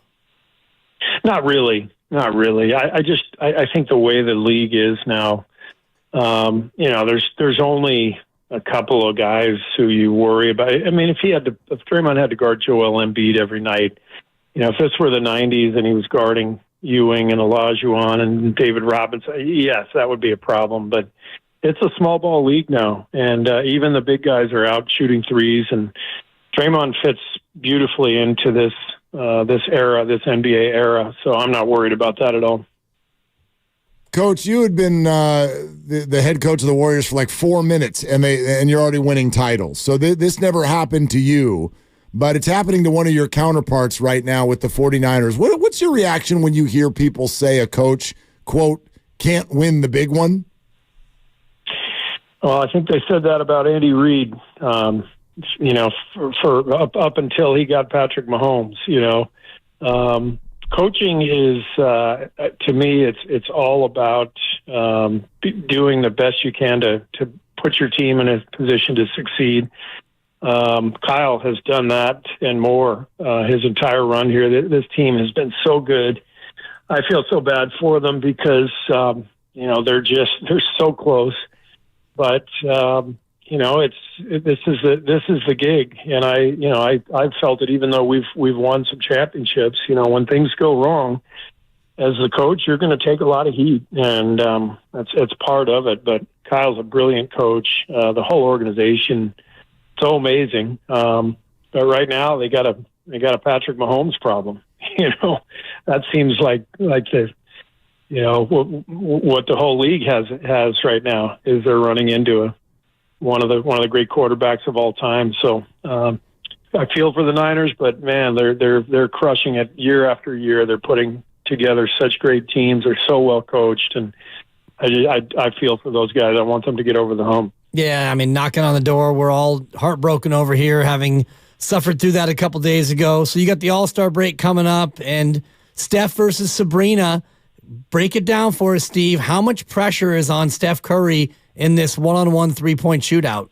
Yeah, I haven't even given it any thought, but knowing Steph, he won't feel a whole lot of pressure. Honestly, he just loves competing. He loves shooting. I don't think he's too worried about the pressure. I think he's going to just go out there and have fun. He has so much respect for Sabrina and for women's basketball. I think he recognizes that this is a big step in the evolution of the women's game, and an important step, and I think he's really proud of taking part in it. Steve, you mentioned the emotional roller coaster you've all been on. What about you and the All-Star break? What are you going to do to dial out? I'm going to go down to San Diego. That's where our off-season home is, and all 3 kids and their significant others, and my granddaughter, they'll all be there. So we'll have a little family reunion for about 4 days, and hang out, and I'm really looking forward to it. It'll be great to get away. Well, yep, you've certainly earned it, and everybody's excited. It's well timed too, with football coming to an end, the winning streak that you're on, and we'll see if you can endure no Kawhi tomorrow night, Coach. All right. Thanks, guys. Good to have you. Yep. All right. As always, Steve Kerr, Golden State Warriors head coach, right here on 95.7 The Game. And you thought he was kidding. He was actually serious. I thought he was getting ready for a sarcastic answer. I thought so too, but I hate it when the best player on the other team is out. Oh, I just hate it. And but then he just kept going, and he's like, I hate it. Yeah. That was a surprising answer. It's entertainment value, and I get it. Now, if it was Game 7 of the Western Conference semis, maybe the answer is a little bit different. But he's a coach, and he's thinking about how do you coach your players, human beings, out of the idea of relaxing when the other top player is out. And I would imagine that's a hard thing to do. It's not like the Clippers aren't still capable. Right. I mean, they still got plenty. And his other comment was, and then somebody comes in off the bench who's just got like steam coming out of their ears because they're so excited to be playing. So they play great. It makes sense. I mean, it does. And I'll refer you to the Memphis game on January 15th. I was trying to think when he gave that answer which game it was. And Memphis had Vince Williams Jr. and a bunch of guys that you've never heard of. And the Warriors played no Ja and obviously no Dylan Brooks and none of their players, and the Warriors went out, and they lost. Yep. They lost to Memphis. You know? Well, it's different sometimes, too. I think G.G. Jackson was the guy. That's right. We all thought it was Jaren Jackson. I'm like, who? G.G. Jackson had 23. If you've got a team like the Clippers and there's no Kawhi, but you're like, look at what they're still throwing at you, that's still a capable team. If you're playing the Chiefs and there's no Patrick Mahomes, that's different. Right. That's different. Like Clippers will still play you tomorrow night. They'll still play you tomorrow night. Absolutely, for sure. And that game right here at Chase Center. And, Kiss Cam ought to be fun tomorrow night on Valentine's Day. Yeah. Better really make out with your person. People getting after it. And I want people falling out of chairs when they do those kisses. Seriously. It's get on the ground. 2 more games. Valentine's Day. First half of a back-to-back, and Steve's right, their schedule has been bananas, and the makeup game obviously coming on Thursday. Yeah. Back to Utah. Utah home, back to Utah. And you know what? You go into the break, even if you split these next 2, you go in above 500, you're the 10 seed, you feel like you've got a definite foothold on the play-in, and the 6 seed is still pretty far away. You're 4 games back, and you'd have to climb over 4 teams. It's not crazy, though. It's not crazy, 3 but in the loss column. Like, put it this way: it amazed me with 1 5-game win streak, which, let's be honest, it did not feel like the Warriors were capable of that. Right. But with 1 5-game win streak, to now suddenly be like, they're not going to finish behind. They're 3 games ahead of Utah in the loss column. And so now the optimism of at least making the play-in tournament is very high. When a week and a half ago, you're kind of looking at it like, dude, how are they going to get into this thing? Right. And now you're almost looking at the top 6 like, well, that's not out of the question. It's not out of the question. By the way, if this was just for fun, the play-in tournament as it is now, oh my God. The networks would love this. It's adorable. The Lakers, Warriors, Kings, and Mavs. Pretty good. Oh, my God. Warriors at the Crypt. Yeah. I almost said Staples, but it's been a couple years now. I got to get over it. And then Dallas at Sac. And you would play, if you beat the Lakers, you'd play the loser of Dallas and Sac on the road. Right. That'd be fun. Oof. Can you imagine the Adorables and the Warriors for the 8 seed? I can. Yeah. Very, very well. I think I know who'd win, too. Last time the Warriors won 5 in a row, they proceeded to lose 8 of 11. So let's try to avoid that. I'm just trying to keep it real. You know me, Mark. Yeah. I keeps it real. Keep it real. They won 5 in a row, including beating Portland. Then they go to Denver on Christmas, lose. And then that homestand from hell is what really derailed them. Losing to Miami, I was there. Dallas. They lost to Denver, Toronto, New Orleans. That was a dreadful run. And they've had to dig out of that, and they have. Yeah, and it's an interesting little schedule when they get out of the break with a 3-game homestand that includes the Lakers and the Nuggets, but also Charlotte. and then you hit the road to go see Jordan Poole, but then the Knicks, but then the Raptors, but then the Celtics. Right. Like it's a lot of like poof, poof, 1-2 punch. Few games in there that you absolutely feel like you should win. See if you can steal one or two of the others. Some tough teams in there. Yeah. But then they come home for Milwaukee, but then Chicago, San Antonio. Like you look at it now, the way they're playing, I don't know, man. Like again, forget like what happens when you get to the playoffs. The operation has just been like, dude, you got to get in to this thing. Right. It's a pretty optimistic moment right now. Yeah, it's very optimistic. Yeah. They've won 5 in a row, and they're back at least in the conversation of, all right, Warriors, play in.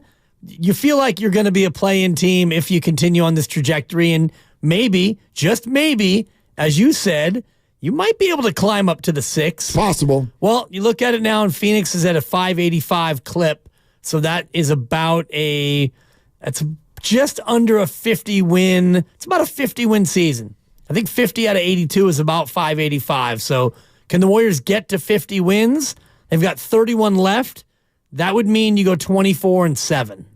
That's aggressive. That's a lot. That's a lot, but you're also you're assuming that the Suns will continue to play at that clip, which 31-22, that's not a guarantee either, right? That's, 48 wins is the pace they're on. Okay. So can the Warriors get to 48? That would be... They would need 22 more wins. Yes, that would be... 22-9. Yeah. Not crazy. It's not crazy, but that's aggressive. But it's aggressive. It's aggressive. It's really good basketball. But, the way they're playing right now, they'd have to sustain it for sure. All right, Steve Kerr was great. If you're just joining us, 888-957-9570. We'll go back to the phones and kind of reset the table with a couple of comments from Kyle Shanahan and John Lynch. Give you some of the ones that stood out from their press conference today. Shanahan asked if he cares about this whole "you can't win the big one" there, Kyle. I mean, you'd love to fix perception because I would love to win one for what I know about football and stuff. And I know if I fix perception, that means I did everything I wanted to do, which isn't fix perception. It's win a damn Super Bowl. But I also know, like, when you say big games, like, we've got to win a bunch of big games to get to Super Bowls. We've won a lot of big games here. We've won a lot of big games to get into playoffs. The fact that we keep getting there shows you guys how much we've been win games or big games, and I think you guys are aware of that. But it's, these 2 Super Bowls have been tough, losing to Kansas City. But to think that if we win that means I can win a big game. No, that means our team won the Super Bowl. And that's what I understand. You guys can have any narrative you want, but like the success or the failure, it comes down to one game. And I hope that I can be a part of a team that wins a game at the end of the year. But to say that the Niners can't win a big game, that would be an extremely inaccurate statement. Kyle's right, and I feel for him because what he's fighting right there is a losing battle, but I wish it was a winning battle. Here's what I mean by that. He's 100% right. The whole way the sports world turns right now, and we're part of this, no doubt, but the media, the fans, the whole process of watching sports, it's just more interesting when we highlight individuals. Remember having that conversation with Steiny a few weeks ago? We were all talking about it, and he did a whole show, but team. It's not about individuals, it's about team. And I'm like, you remember David Stern? David Stern was the one who started marketing it as individuals, right? This is Magic versus Bird. Right. And Giannis against Steph. There you go. All that. And LeBron versus Kobe on Christmas, whatever it is. And that's more interesting to us than what is the actual reality, which is this has never been about, can Kyle win the big game? Can Kyle win the big game? Kyle's process doesn't work. He turtles up. He never learns. He doesn't know how to hold a lead. All of these things that many of you are running around saying in the streets right now, to me, are totally blown up by the idea of somebody named Spencer went the wrong way. That's what killed a play. Someone named Spencer was told by Kyle to go one way, or actually told by the center. If you really want to know the way Kyle Shanahan's process works, the center is the one who's in charge of setting the assignments for the offensive line. Did you see that he spoke on that today? Spencer did. Yes. Yes, and he took responsibility. He said I should have just played within the scheme. Yeah. Played on instinct. It was my fault. Listen to that. He's like he's essentially telling you, I should have done what Kyle told me to do, but but I didn't. Or what the center. You're right. The center makes the calls, and, we're shifting to the right, and he played on instinct and went to the left, and he left Chris Jones unblocked, which is not advisable in these circumstances. But 20% of radio shows are going, should we fire Kyle Shanahan because someone named Spencer went the wrong way and someone named Daryl was in the wrong spot on a punt? Well, it's what Kyle said in his answer right there. Exactly. The word he used is the word that fuels what we do. It fuels the internet. It fuels a lot of what drives all these sports, and the word is narrative. And we all have our narrative, and the narrative, like the takeaway, we all want to talk about Kwaski Tart and a dropped interception and an overthrow to Emmanuel Sanders. These are one play. But as you get further from these games, we will distill the Super Bowl down to one sentence, one idea, one narrative. Think about the Bills. If I ask you about the Bills' first Super Bowl loss, you're going to say Scott Norwood. Wide right. Well, look at the totality of that game. Was he the reason why they lost the game? No. If he makes the kick, they win. Yeah. Same thing with Jake Moody against Cleveland. The real narrative is P.J. Walker carved you up. Went down the field on you. Right. So all these games, we get into these convenient narratives. And that's what Kyle, and I liked Kyle's answer because he's like, the narrative is we can't win the big one, but, like you said, beating Green Bay in the divisional, that's a big one. Winning the conference championship game, that's a big one. Now, the Super Bowl is the biggest of the big ones. Does that mean Kyle's a choker? No. Because some guy named Spencer went the wrong way? Well, and we like to enter narratives. we like to enter machismo into this as well. Like it's never Canis mas macho. Well, it's never cool to compliment someone who didn't win in the end. And I've never looked at life that way. There's one winner and 31 losers. No, stop calling. Losers. So the Niners or the Panthers, same thing? Get out of here. That's BS. We get the same amount of Lombardis this year. Yeah, fair. You got it. And I want to do this respectfully, but I want to address a comment that just came in on YouTube. Matt Brendlin, thank you for being here. It means the world that you watch our show. It really does. It's an honor. He says, Willard, I know you got a big old crush on Shanahan, and you're right. I call myself Shanaman when I'm at home, but he goes on. There's a middle ground between fire Kyle now and, quote, he's untouchable, he can do no wrong. What's the definition of insanity? Well, the definition of insanity, Matt, would be obviously doing the same thing over and over and expecting a different result. However, I think it's a terrible example or comp to use here. We're nowhere near there yet. 49ers have been good for 5 years, and I would argue that it's not insane to want to be in the Final Four every year because you are going to break through. Steve Kerr was on this radio show 20 minutes ago, Matt, and just said to you something that you should listen to. What you're all calling him right now, you called Andy Reid 20 years ago. Now none of you can get off Andy's jock. Well, Andy's Bill Walsh. No, he got Mahomes.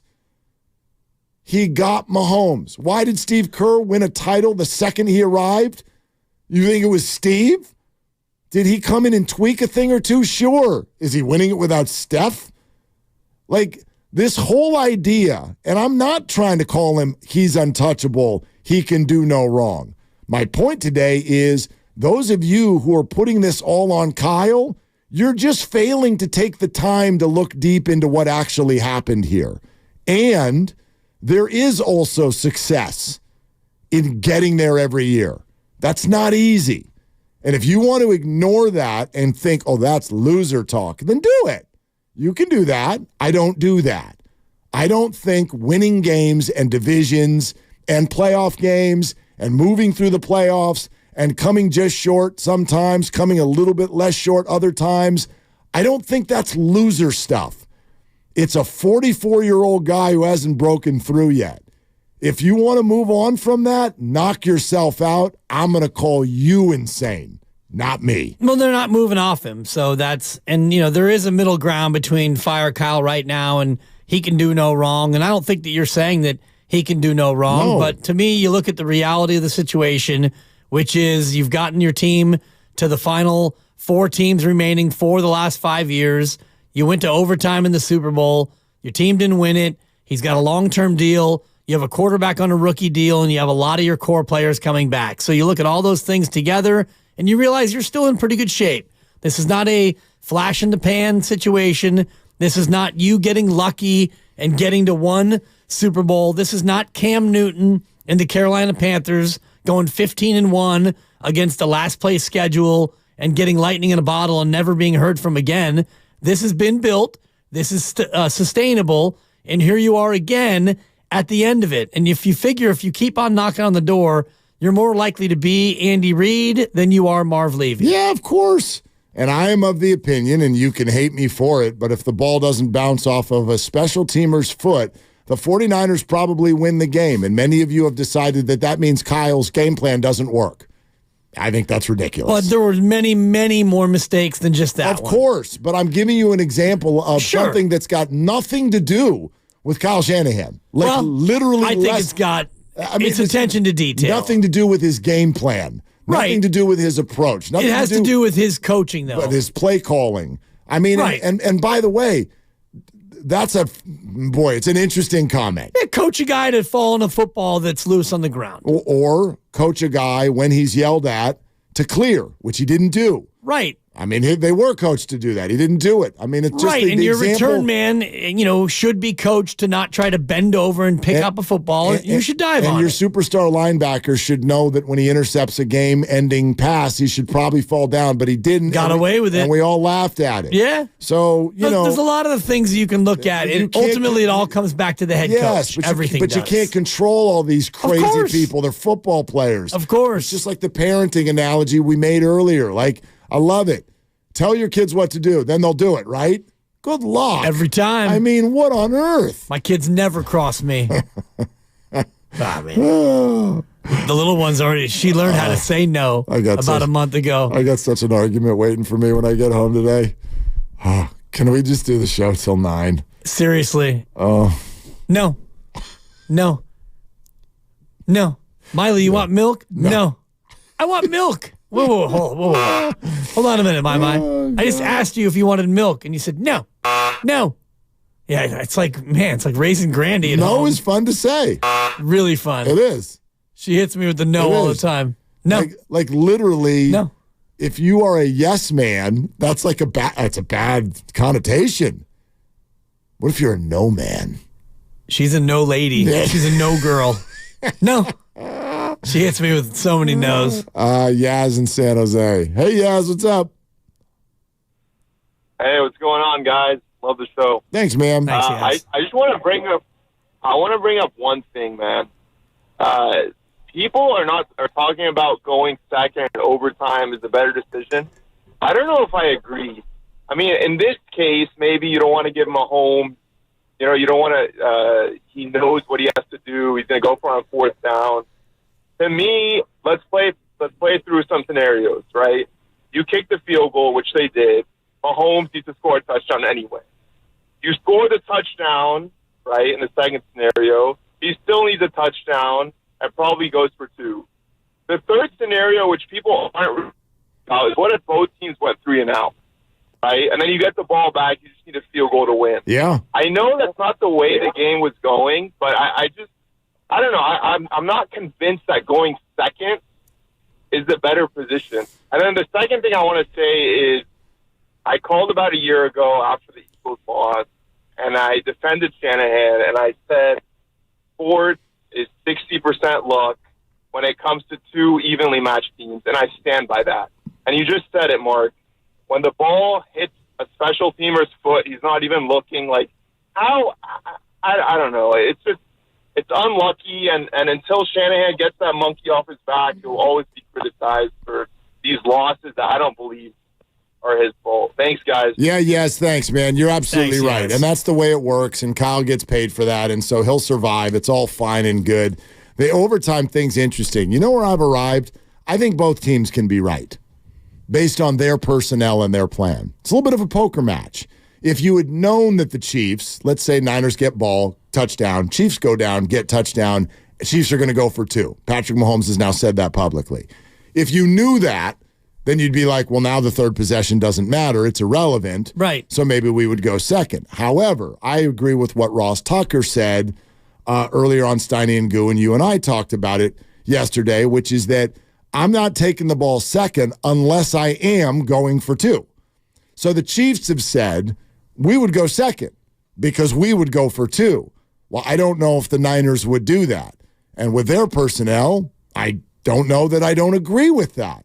So therefore, if you're going to be the second team with the ball, but not commit to going for 2, which brings a third possession higher into play, then going first, in my opinion, is right.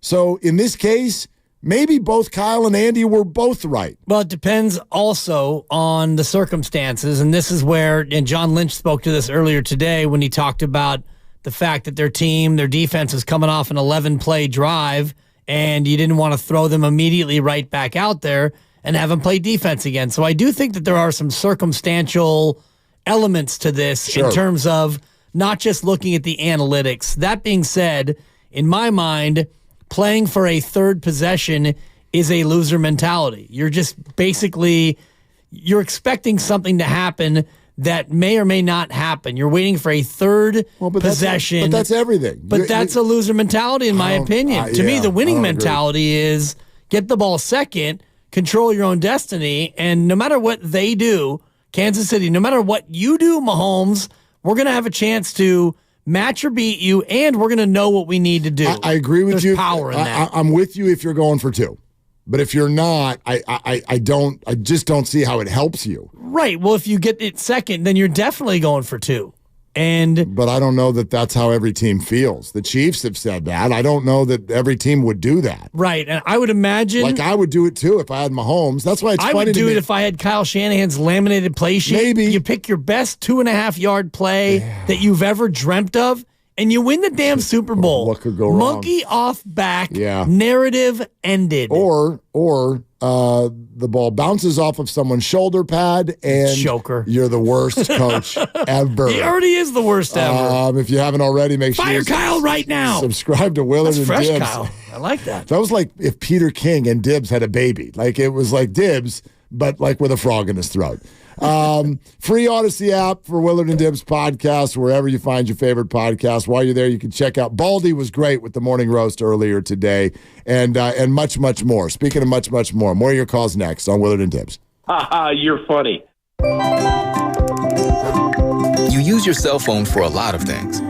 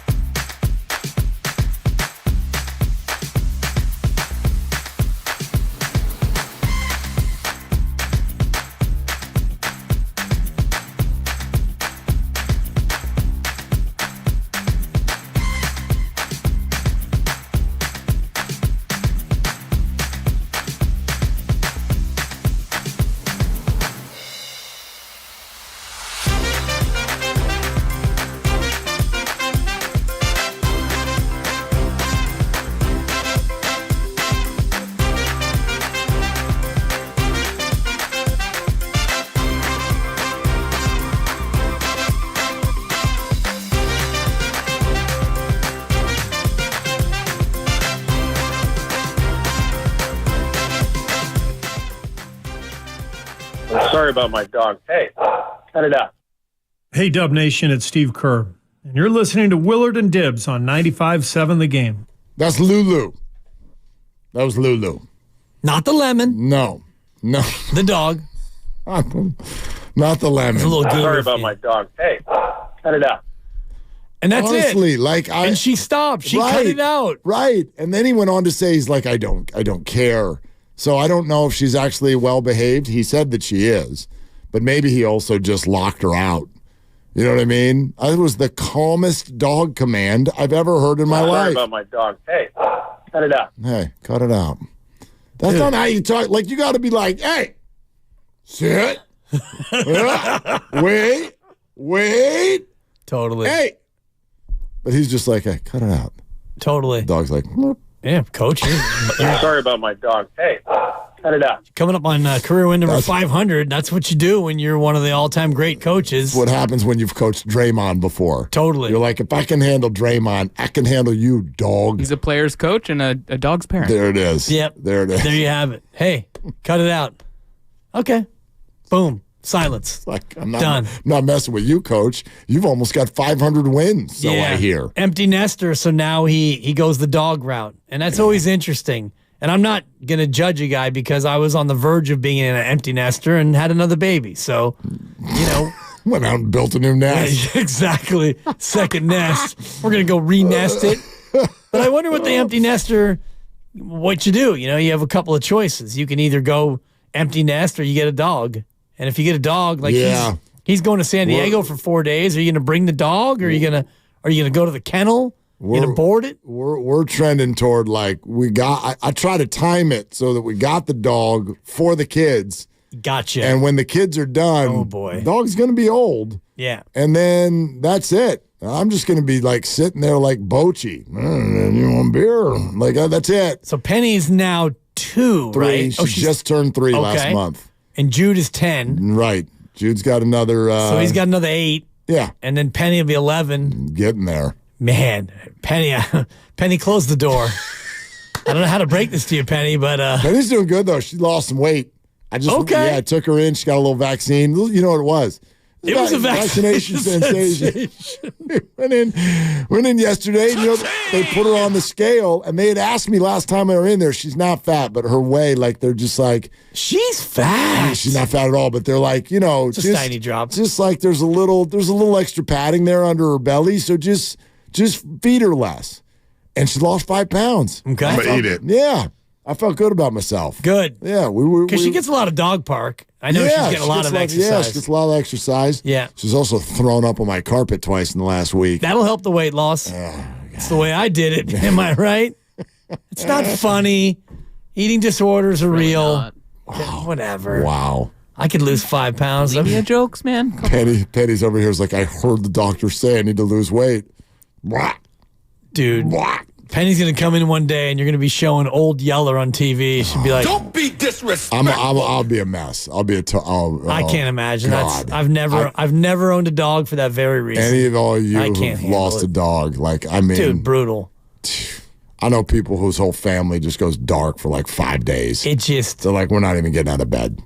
The only thing close to that is like dog medical bills. The great Deuce Mason, who was the original producer of our morning show, I looked at his Twitter feed today, and his dog is in rehab on a treadmill with somebody helping his hind legs, and I'm like, that's $1,000 an hour, at least. At least, it's unbelievable. Get your pet insurance.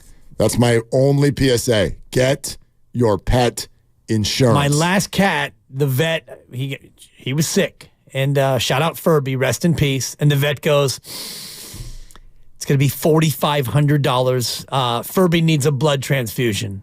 I said, that's going to be the end. That's going to be the no for me, cat. And I said, what do you have? What do you have? That's a no from me, dog. That's a no from me, cat. I said, oh, you're getting me. I said, number 4. What do you have around 1,700?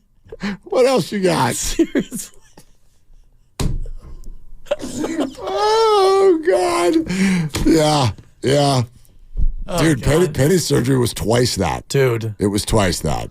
So they got me out for $1,700, and the cat, about 9 weeks later, the cat passed away. And it was like $1,700 for 9 weeks. I hate the visual that if you and I were standing there with the vet together, and they're like, that's going to be $4,500. You and I would have started laughing at each other immediately without even saying the line. Dude. That's going to be a no from me, cat. And the vet's like, well, we can take out the transfusion, and we can limit the liver treatments and this and that. I'm like, keep it coming. How about you slap 2 Band-Aids on her paw and we call it good? Furby. Rest in peace. I'm sorry. That got me. Needed some digital deals there for your cat. Keep it coming down. Oh, my God. All right. Is James and Hayward ready to rock? What's up, James? What are you doing? Hey, guys. Thanks for taking my call. Just battling through traffic right now. Yeah, that's what you do at this time. Man. Yeah, pretty much. So, well, I appreciate the therapy, too. So, I watched the game, gotten through my stages of grief here as a 49ers fan, so I'm actually at acceptance already. So, kind of thinking that really, Mahomes, man, it's really an unstoppable force. During that overtime, I know just being a 49ers fan, there's always doubt. But I don't think anyone doubted that he's going to be able to score a field goal or a touchdown during that overtime. It didn't seem like it. So I think we could have made it like a Tampa Bay, Kansas City Super Bowl where Mahomes wasn't really functioning properly, and then the Bucs just kept scoring, but we didn't have it in us. So that's where we were. James, yeah, you know what? It's interesting. You're not wrong. But I don't think that Patrick Mahomes is unbeatable. I just think you need to play really well. You need to play really well, and then you're going to be – here's the thing that's true about the 49ers in this game. They had no less than, I think, at least 4 or 5 plays where you're staring at it and you're like, if we make this play, we're going to win the game. We haven't even brought this play up very much, but when you come out of the 2-minute warning and you've got 3rd and 4, Chiefs ran a great blitz, and they were able to knock the ball down. If you convert that 4 yards, you got a ring. Most likely, yeah. You got a ring. You bleed the clock. You get your 3. The game's going to be over. Pretty much. There's going to be about, whatever. They had 2 timeouts, but 2 timeouts, you're going to be able to whittle that thing down to under a minute. At minimum. Probably under 40 seconds. If you run it twice. Under a minute. And with no timeouts, that becomes very, very difficult. And if you had gotten another first down, you could take that thing down to 3 seconds and end the game right there. So, I mean, gosh, I think that is, in a way, all you can ask for when you're going up against Patrick Mahomes is do we have 3, 4, 5 opportunities to go out here and win this game? And then you got to execute one of them. That's it. And that's what's so frustrating about this. Is 3rd and 5 and a 3rd and 4. And then on the other side, they had a 3rd and 6 that they converted. You went 0 blitz. And then the 4th and 1 they converted. And there was a bunch of those little plays, like you're saying, that just you couldn't win the play. We got to rock in 45 seconds. But Rich and Fremont, real quick, Rich, real quick. What do you got? I just think at the end of the day, everybody needs to get off of Shanahan and realize that at the end of the day, this is the Super Bowl loss hangover.